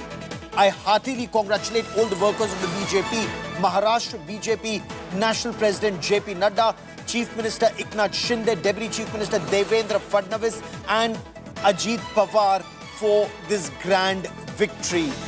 The BJP is planning a massive celebration in the national capital, in the BJP headquarters. But when you look at the numbers, and since we were talking about the Sena on its own, so Shiv Sena, Uddhav Thackeray at 21 is less than half of what Shiv Sena, Eknath Shinde has 54. In fact, Shiv Sena, Eknath Shinde has more than the entire Mahavikas Aghadi put together at 51. And I quickly want to cut across to India Today's Aishwarya Paliwal joining us from the BJP headquarters. Aishwarya, the BJP has reason to celebrate not just because of the Mahayuti's spectacular victory, the first time ever that Indian alliance has crossed 200, but the BJP's own performance at 132. Better than what they'd expected, Aishwarya. What's planned later this evening? Well, let me tell you, the Prime Minister, Gaurav, will be here and he'll be speaking with the supporters and will also fuse them with new enthusiasm, building it up for the next big election that will take place in the national capital. Now, let me tell you, in Feb, that's the month when we will see the Delhi elections taking place. The BJP now will go full swing for Delhi elections, and this is a victory that now they will remember. The supporters, let me tell you, Gaurav, have started arriving in large numbers. Prime Minister, we are expecting him to be present here in almost half an hour from now. आप जहां से आए हैं वहां ये बताइए कि कितना उत्साह है और आप ये जो पूरा वस्त्र पहन के आए हैं मोदी जी के स्वागत के लिए आए? मैं यहाँ 150वां सभा के लिए आया हूँ। मेरे श्री राम रूपी माननीय प्रधानमंत्री की भारत में जहाँ जहाँ सभा होती है मैं इसी रूप में सभा का साक्षी बनने के लिए आगे आ जाता हूँ। आज गरीबों के मसीहा, दलितों के मसीहा, आज ओबीसी के मसीहा, आज आदिवासी के मसीहा, सबका साथ, सबका विकास, सबका विश्वास और सबके प्रयास की पद्धति पर ये गरीब घर में जन्म लेने वाले माननीय प्रधानमंत्री योजना दर योजना लाकर गरीबों को जो लाभान्वित किए हैं वो आज दिख रहा है। भारत एक विकासशील जो था वो विकसित के पथ पर अग्रसर है और पूरे दुनिया देख रहा है। जहां मोदी जाएंगे वहां काम भी होगा, वहां नाम भी होगा। और उत्साह पूर्वक आज जो है महाराष्ट्र में जो जनता ने 4 बार के एनडीए को वोट दिया है वो आज दिख रहा है।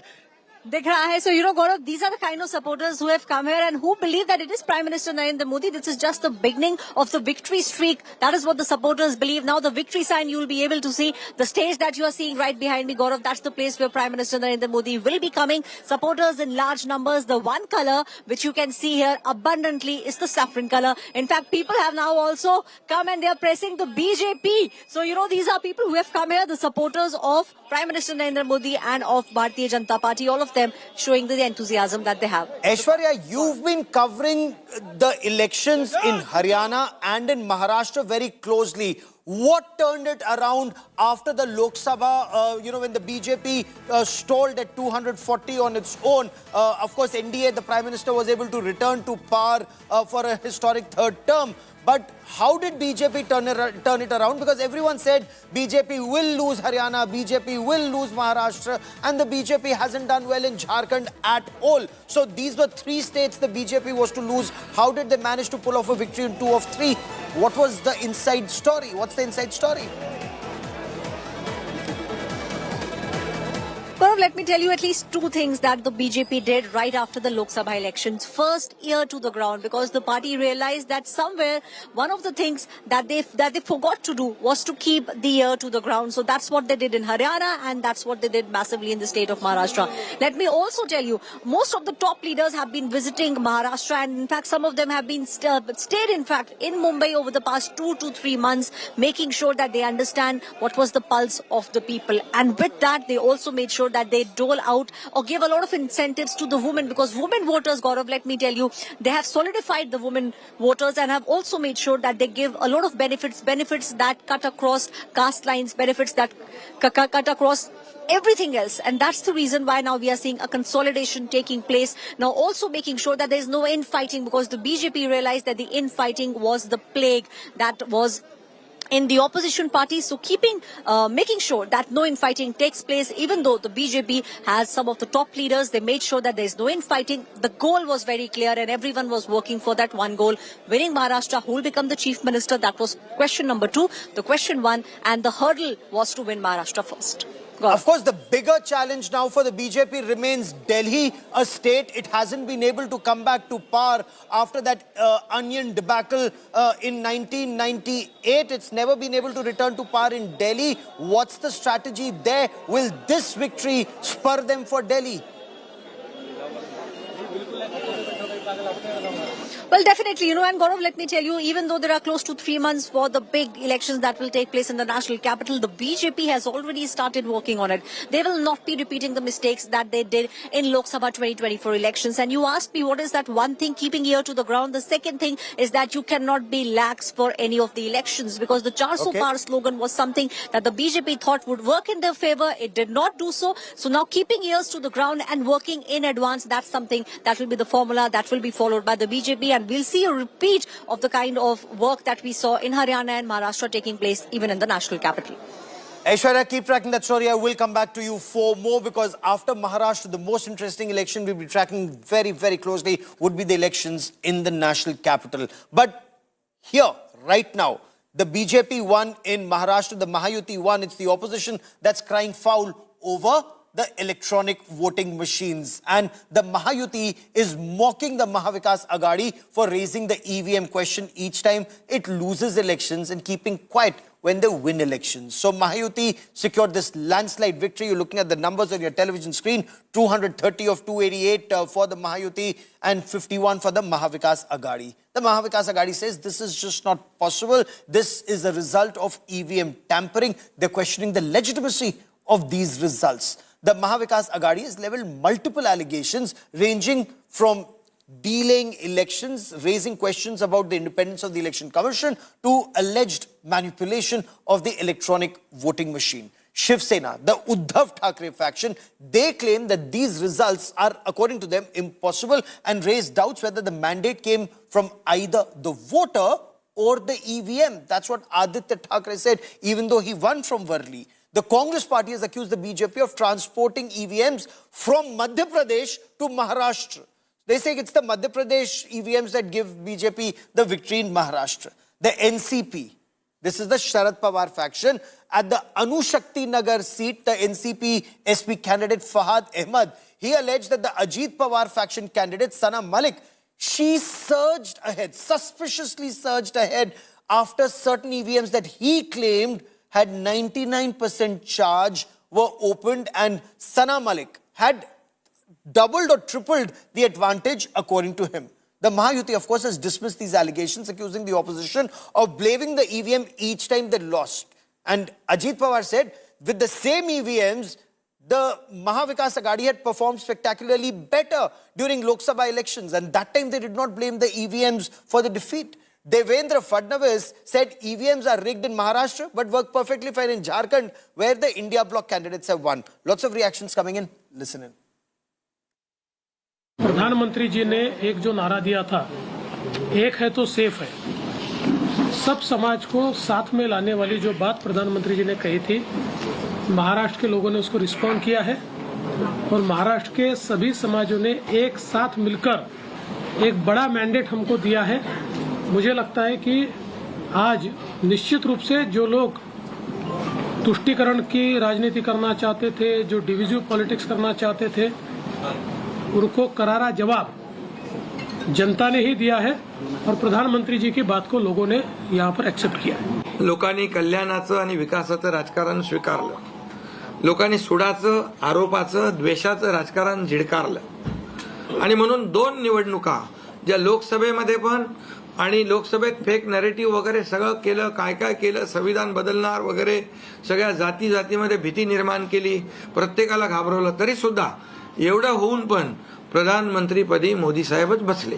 जनता ने आज बता दिया है, असली नकली में मैं जाऊंगा नहीं, लेकिन बाला साहब ठाकरे जी की विचारधारा वाली जो शिवसेना है, शिवसेना भाजपा की गठबंधन वाली जो शिवसेना है, एक विचारधारा वाली शिवसेना, आज लोगों ने तय कर लिया है कौन है, मैंडेट दिया है लोगों ने। आज अभी तो मुझे लगता है वो तो अभी उनको तो हम कैसे रोकेंगे, वो तो और कुछ ना कुछ बोलते रहेंगे, लेकिन जनता की अदालत में जाने के बाद उनको भी दिखाया है और हमें भी दिखाया है। अर्थसंकल्प सादर करत असताना आम्ही सरकारमध्ये तिघांनी मिळून काही योजना जाहीर केल्या, त्या योजना इतक्या पॉप्युलर झाल्या, त्याच्यामध्ये लाडकी बहिणा म्हणजे गेम चेंजरच ती योजना झाली।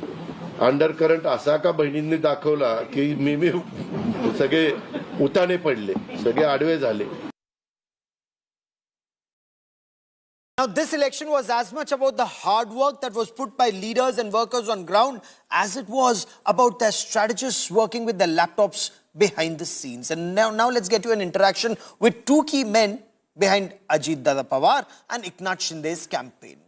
Now, Showtime Consultancy's Robert Sharma and Design Box Naresh Arora, they spoke exclusively to India Today, explaining the reasons about this landslide victory, the spectacular first time ever, 200 plus for any coalition in these elections. How did they work towards it? We get you the inside story. Was it the Ladki Bahin, in your view, that made the difference, particularly for Eknath Shinde winning the kind of strike rate that he has, or was there something else beyond that? No, I think the entire credit and most of it goes to Ladki Bahin, but that worked in our favor. But apart from that, the Mahayuti alliance has been well prepared. Coordination was very smooth.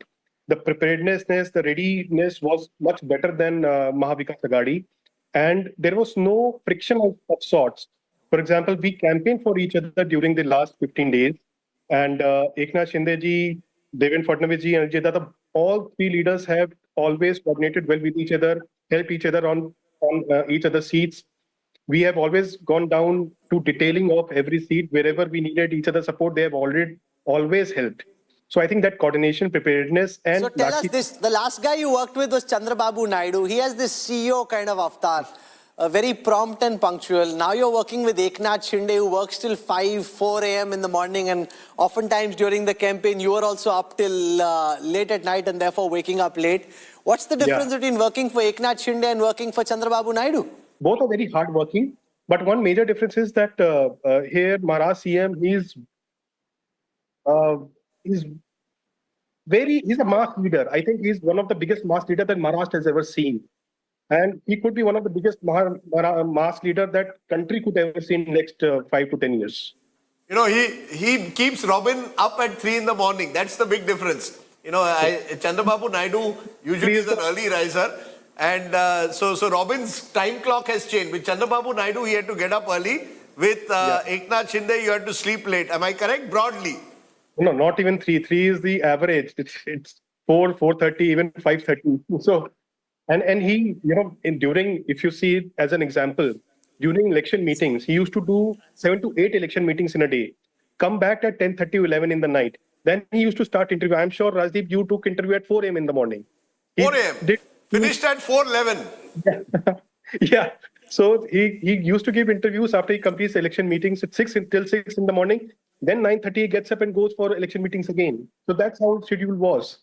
So he worked really hard, and I think that's paying off. I need to ask a question. Did you have some specific strategy for Sena versus Sena contest, or was it really the same for all the seats you contested? I think for Sena versus Sena contest, one thing I can tell now that we utilized that confusion of CM phase that they were having, Mavika Sagadi, because there are two factors that helped, I think. One is that Katengo Batenge was able to break certain core Uddhav Thackeray, Uddhav Sena votes in favor of us. Number two, the confusion of CM phase, that Uddhav ji might not be the CM phase and Congress will have a CM phase, that also helped us in Sena versus Sena contest.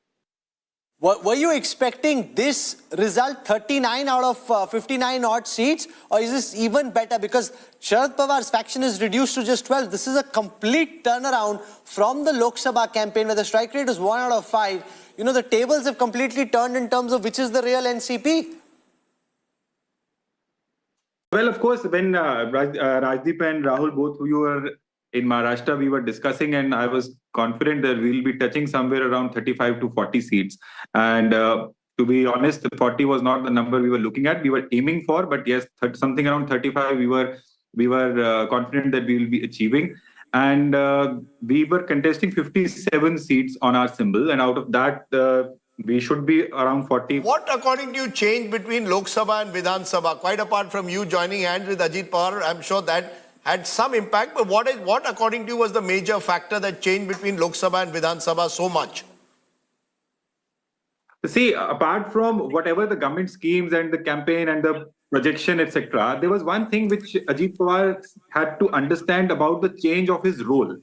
From an administrator, which everyone vouches for him from opposition to the people who are in power, he had to take on the role of a vote getter as well.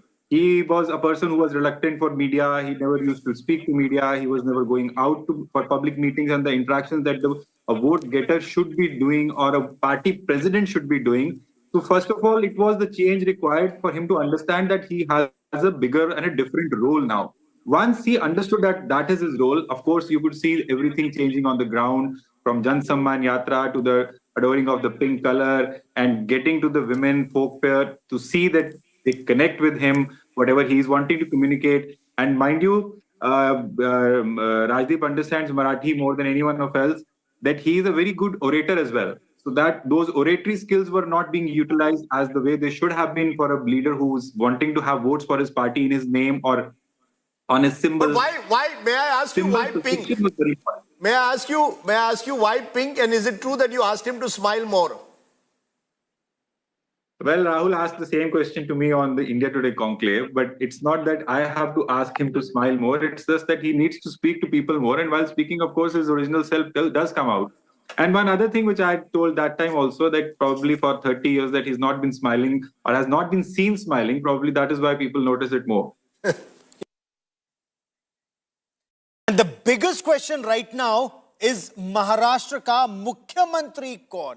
Who would be the next chief minister of Maharashtra? Will it be Eknath Shinde or will it be Devendra Fadnavis, or could there be a dark horse that we are not talking about at all? Of course, the Deputy Chief Minister Devendra Fadnavis, he does become a very strong candidate to be Chief Minister of Maharashtra once again with BJP's stellar performance. Look at the strike rate of the Bharatiya Janata Party, 85% plus. The Mahayuti has said all the three parties, they will now sit together. They will decide on their leaders, and then there would be consultation on who would be the chief minister and who would be the deputy chief ministers. They, of course, slammed Mahavikas Aghadi politics. They said they were fighting on who would be chief minister even before winning elections. Here, there is a problem of plenty, but that is after winning the elections. And we'll be tracking that story very, very closely. That is all I have for you on this special broadcast. Many thanks for watching. One thing is very clear. The voters of India have spoken, and spoken very decisively. A quick break. News and updates continue on India Today. Stay with us.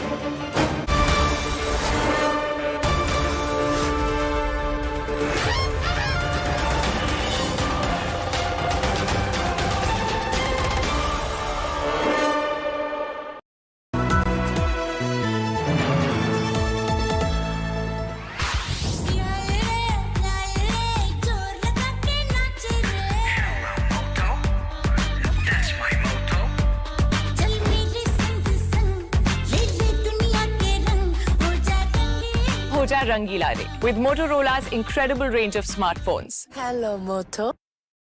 Motorola Razr 50 Ultra comes with Google Gemini. Hi, I am AI anchor Sena, bringing the top headlines for you, presented by Motorola. Big blow to MVA in Maharashtra as Mahayuti crosses majority mark. Jharkhand Assembly election results declared, Hemant Soren set to form government again. Supreme Court issues notice to CBI and ED on Manish Sisodia's bail relaxation plea in Delhi excise policy case.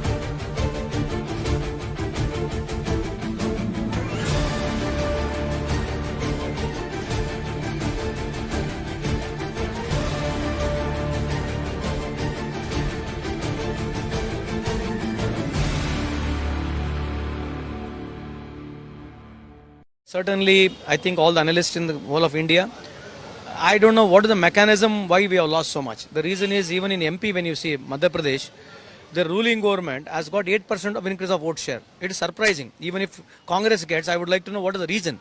I'm not trying to, straight away blame, but always I'm trying to put there is a doubt, element of doubt. The reason is, could be there is a chance of tampering. The reason is, in the parliament election, same Modi ji comes and he does not get some mandate there. After 6 months, the same ruling government, which definitely runs with an anti-incumbency, does get so much huge of majority, is always a question mark. Even if Congress would have won, there has to be reasoning why it has won with such thumping majority. पहली बार नहीं उठ रहा है, बार बार उठता जा रहा है कि क्या ईवीएम पे भी व्यापक चर्चा होनी चाहिए, स्टेक होल्डर से बात करनी चाहिए. इलेक्शन कमीशन उसको सीधे सीधे खारिज कर देता है rather than winning over the confidence of the people. कितनी महाराष्ट्र में कितनी जगहों पर मैं गई थी जहां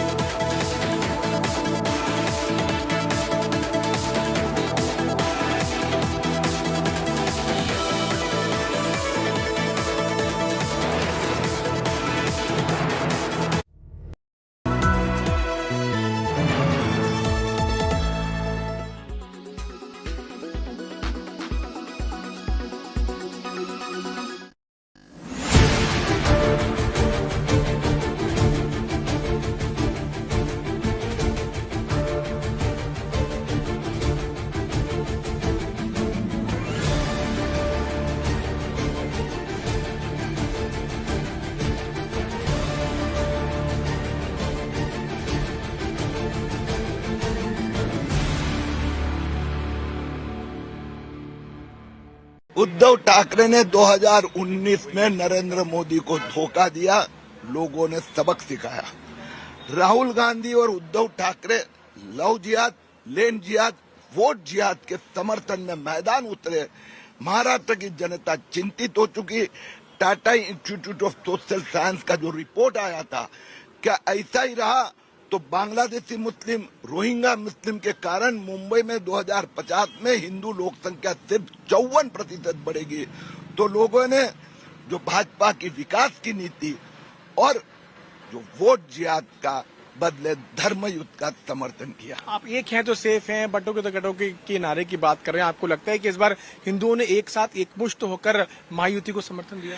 इस बार विश्वास और विकास दोनों में मानने वाले मतदाताओं ने नरेंद्र मोदी जी के एक है तो सेफ है, बटेंगे तो कटेंगे, वोट जिहाद विरुद्ध धर्म युद्ध, उसमें विश्वास व्यक्त किया। संजय राउत कह रहे हैं कि उनको ये डाइजेस्ट नहीं है रिजल्ट और वो चाहते हैं बैलेट पेपर चुनाव। किसी के भी घर में अपने कोई प्रकल्प का, कोई किसी व्यक्ति का मृत्यु होता है। आज महाराष्ट्र की जनता ने उद्धव ठाकरे सेना विसर्जित कर दी, तो स्वाभाविक है उनको दुख तो होगा।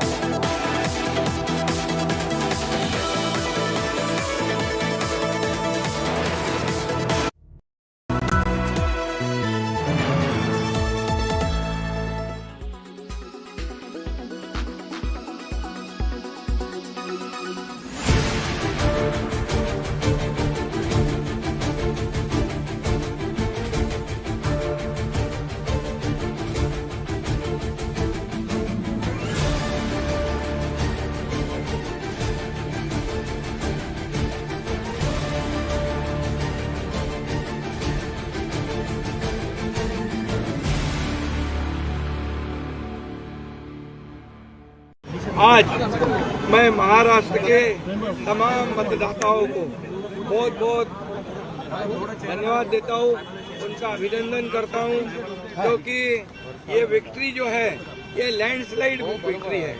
ये मैंने कहा था कि महायुति को थम्पिंग मेजोरिटी मिलेगी, और इसीलिए मैं तमाम मतदाता जो है, मेरी लाडली बहनाओं को मैं धन्यवाद देता हूँ, लाडले किसानों को मैं धन्यवाद देता हूँ, और लाडले हमारे भाई हैं, लाडले सीनियर सिटीजन हैं, सभी वर्ग जो है, सभी वर्ग को मैं धन्यवाद देता हूँ कि उन्होंने ऐसी विजयश्री प्राप्त कर दी है कि न भूतो न भविष्य तो ऐसी विक्ट्री जो इस बार मिली है, जो 2-2.5 साल हमारी महायुति ने काम किया है। ये महायुति ने जो काम किया है, उसके काम के ऊपर ये जनता ने शिक्कामोर्तब किया है, काम को तवज्जो दिया है, प्राथमिकता दी है, और इसीलिए महायुति को इतनी बड़ी जीत हासिल हुई है। इसलिए मैं महायुति के पूरे महाराष्ट्र की जनता को तो धन्यवाद देता ही हूँ, उनका स्वागत करता हूँ, लेकिन महायुति के सभी कार्यकर्ताओं को भी धन्यवाद देता हूँ। उन्होंने जो काम किया है, बहुत ही बढ़िया काम किया है, और इस चुनाव में हमारे महायुति को जिताया है। इसलिए मैं बहुत बहुत उनका आभारी हूँ। पूर्ण बहुमत की सरकार आने वाली है। ये जनादेश स्पष्ट है कि अब प्रधानमंत्री नरेंद्र मोदी जी के नेतृत्व में गरीब, किसान, युवा, महिलाओं के लिए जो काम उन्होंने शुरू किया है, जनता ने उस पर आशीर्वाद दिया है।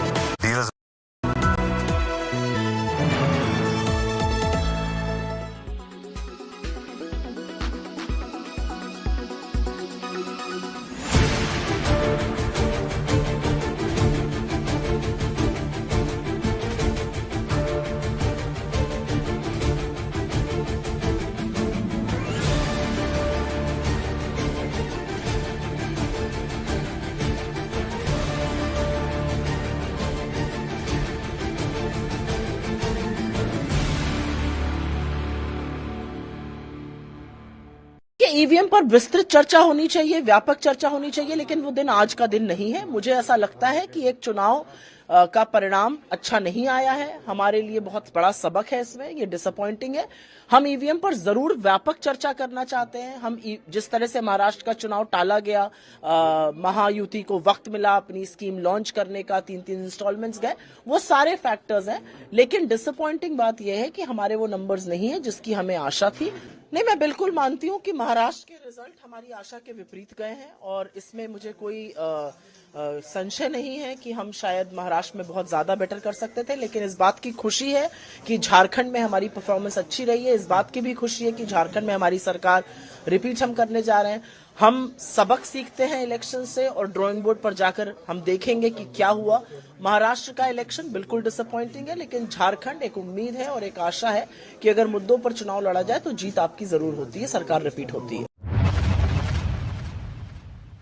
जो नतीजे सामने आए उसका ऊपर मैं विश्वास रखने को तैयार नहीं। ये presented by Parul university Vadodara Gujarat, को प्रेजेंटेड बाय आपका जॉय भारत का joy, Joy E bike, Mahindra electric origin SUVs.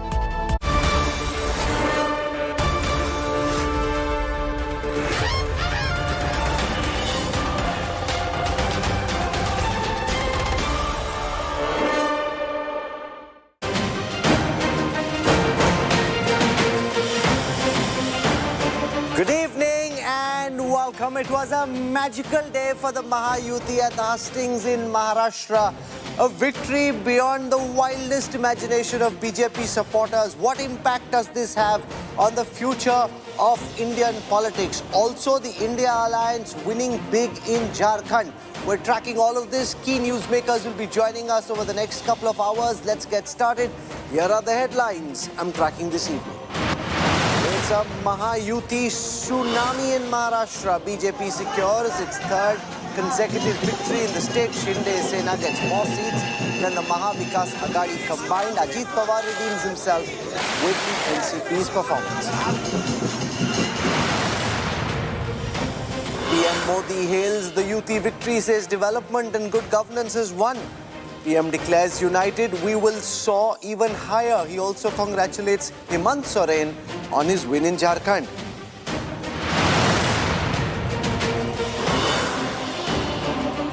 The race for the next Chief Minister of Maharashtra intensifies. Who will it be? Eknath, Shinde or Devendra Fadnavis? Ajit Pawar's wife says the NCP Neta could be made CM.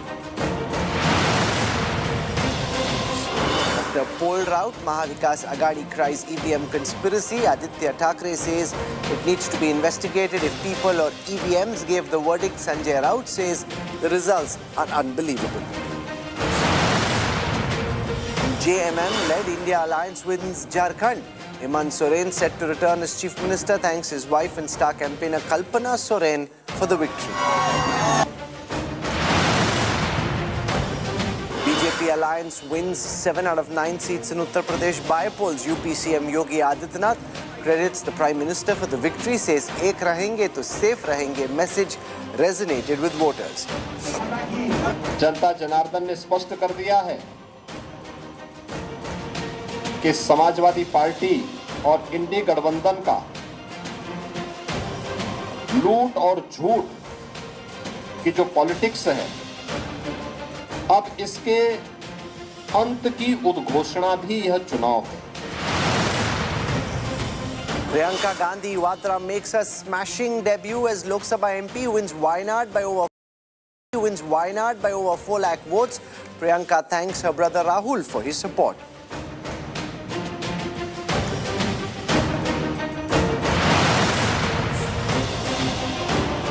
One of the biggest disappointments today is for the Uddhav Balasaheb Thackeray Sena. Uddhav Thackeray at this moment doing a press conference. Let's listen in live to what he has to say. This is the worst possible outcome for Uddhav Thackeray, who was hoping to be Chief Minister of the Mahavikas Agadi. Let's listen to the UBT chief. सुरक्षितता वाऱ्यावरती सोडली गेले म्हणून दिली का? म्हणजे नेमकं कळत नाही की कोणत्या प्रेमापोटी तर हा शब्द चुकीचा आहे, रागापोटी अशी ही लाट जणू काय उसळले हे कळत नाहीये. हा निकाल अनाकलनीय आहे. आणि याच्या मागचं गुपित हे काही दिवसामध्ये तर शोधावं लागेल. तूर्त मी महाराष्ट्राच्या जनतेला सांगतोय की आपण निराश होऊ नका, खचून जाऊ नका. काही जण म्हणतात की हा EVMचा विजय आहे, असूही शकतो, पण महाराष्ट्राच्या जनतेला हा निकाल मान्य असेल तर मग कोणीच काही बोलण्याची गरज नाहीये. पण जर मान्य नसेल तर त्यांना सांगतो की आम्ही प्राणपणाने महाराष्ट्रासाठी लढत राहू, महाराष्ट्राच्या हितासाठी आम्ही लढत राहू.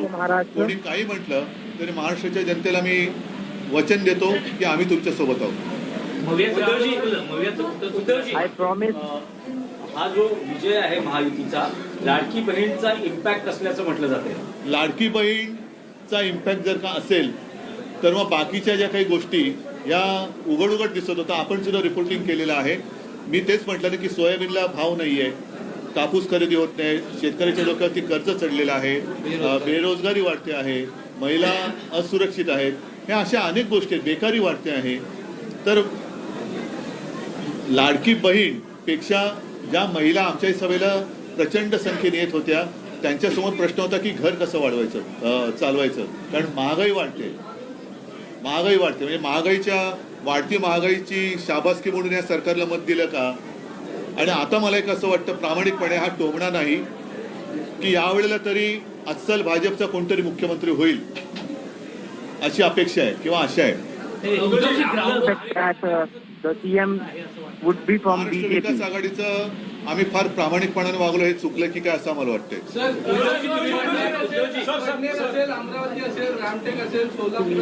and very transparent. Now I think that it was a mistake by us. 288 पैकी या मोजलेल्या जागा किती आहेत? 288 पैकी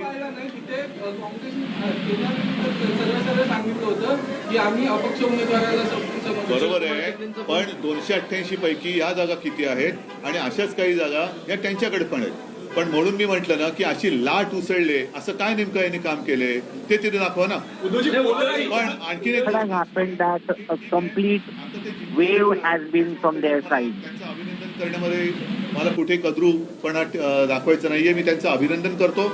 आणि आता निवडणूक आयोगाने स्थगिती दिलेली लाडकी बहीण ही योजना पूर्ववत चालू करून त्याच्यात 2100 रुपये दर महिना ते द्यायला लागतील. The mandate of the people and I congratulate Mahayuti Alliance. नंतर कोणी बोलू नये की असा जुमला तर निवडणुकीच्या वेळेला करावा लागतो.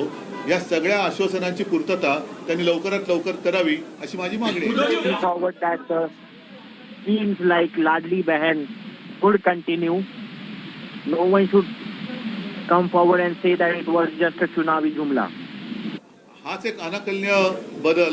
आणि मला असं वाटतं की कोरोनाच्या काळामध्ये कुटुंब प्रमुखाप्रमाणे माझं ऐकणारा महाराष्ट्र हा माझ्याशी असा वागेल याच्यावरती माझा विश्वास नाहीये.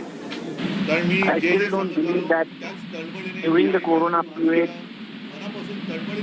I discharged my duties as the head of the family, but the people of Maharashtra will treat me like this. It is unbelievable.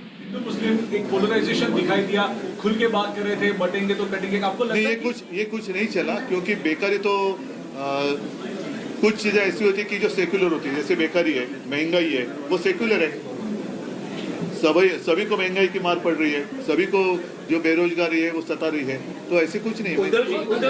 Eknath Shinde यांच्या शिवसेनेच्या जवळपास 55 जागा आलेल्या आहेत. त्यांचं असं म्हणणं आहे की या निकालातून That was Uddhav Thackeray saying he finds these results unbelievable. He doesn't think he did anything so bad that this is the verdict that the people of Maharashtra would deliver.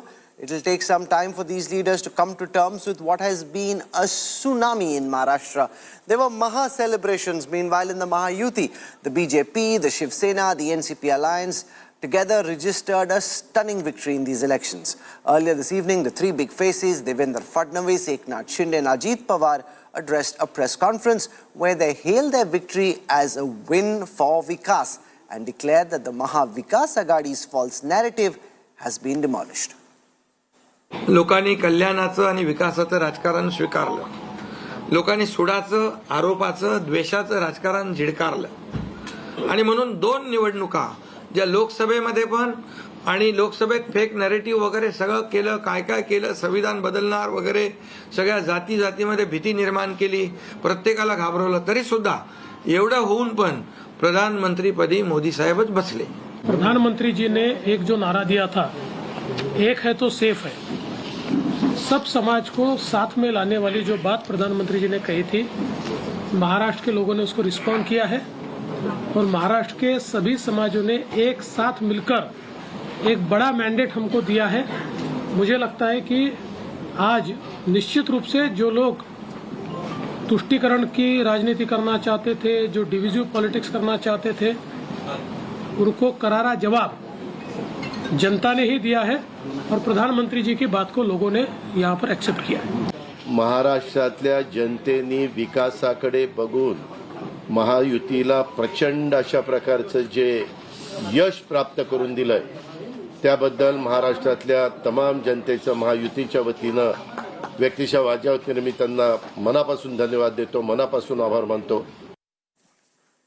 The BJP at 132 out of 145 seats. This is a historic victory, way beyond what the BJP would have expected. I want to go across to the party's National General Secretary, a man who comes from Maharashtra, Vinod Tavade, now joins us on this broadcast. Tavade sahab, many congratulations. क्या ये जो जीत हुई है महाराष्ट्र में आपकी जो उम्मीद थी, इंटरनल उम्मीद, उससे भी बहुत बढ़ के है? बिल्कुल साहब, हम 205, 210 तो पक्का सोच रहे थे, लेकिन ये थोड़े और 15-20 सीटें जो हमने कैलकुलेट नहीं की थी वो हमको मिलते जा रही है। और ये जीत जो है, मैं मानता हूं कि जो महायुति सरकार ने politics of direct benefit and politics of indirect benefit, मतलब इंफ्रास्ट्रक्चरल डेवलपमेंट, वंदे भारत वगैरह एक तरफ अच्छी तरह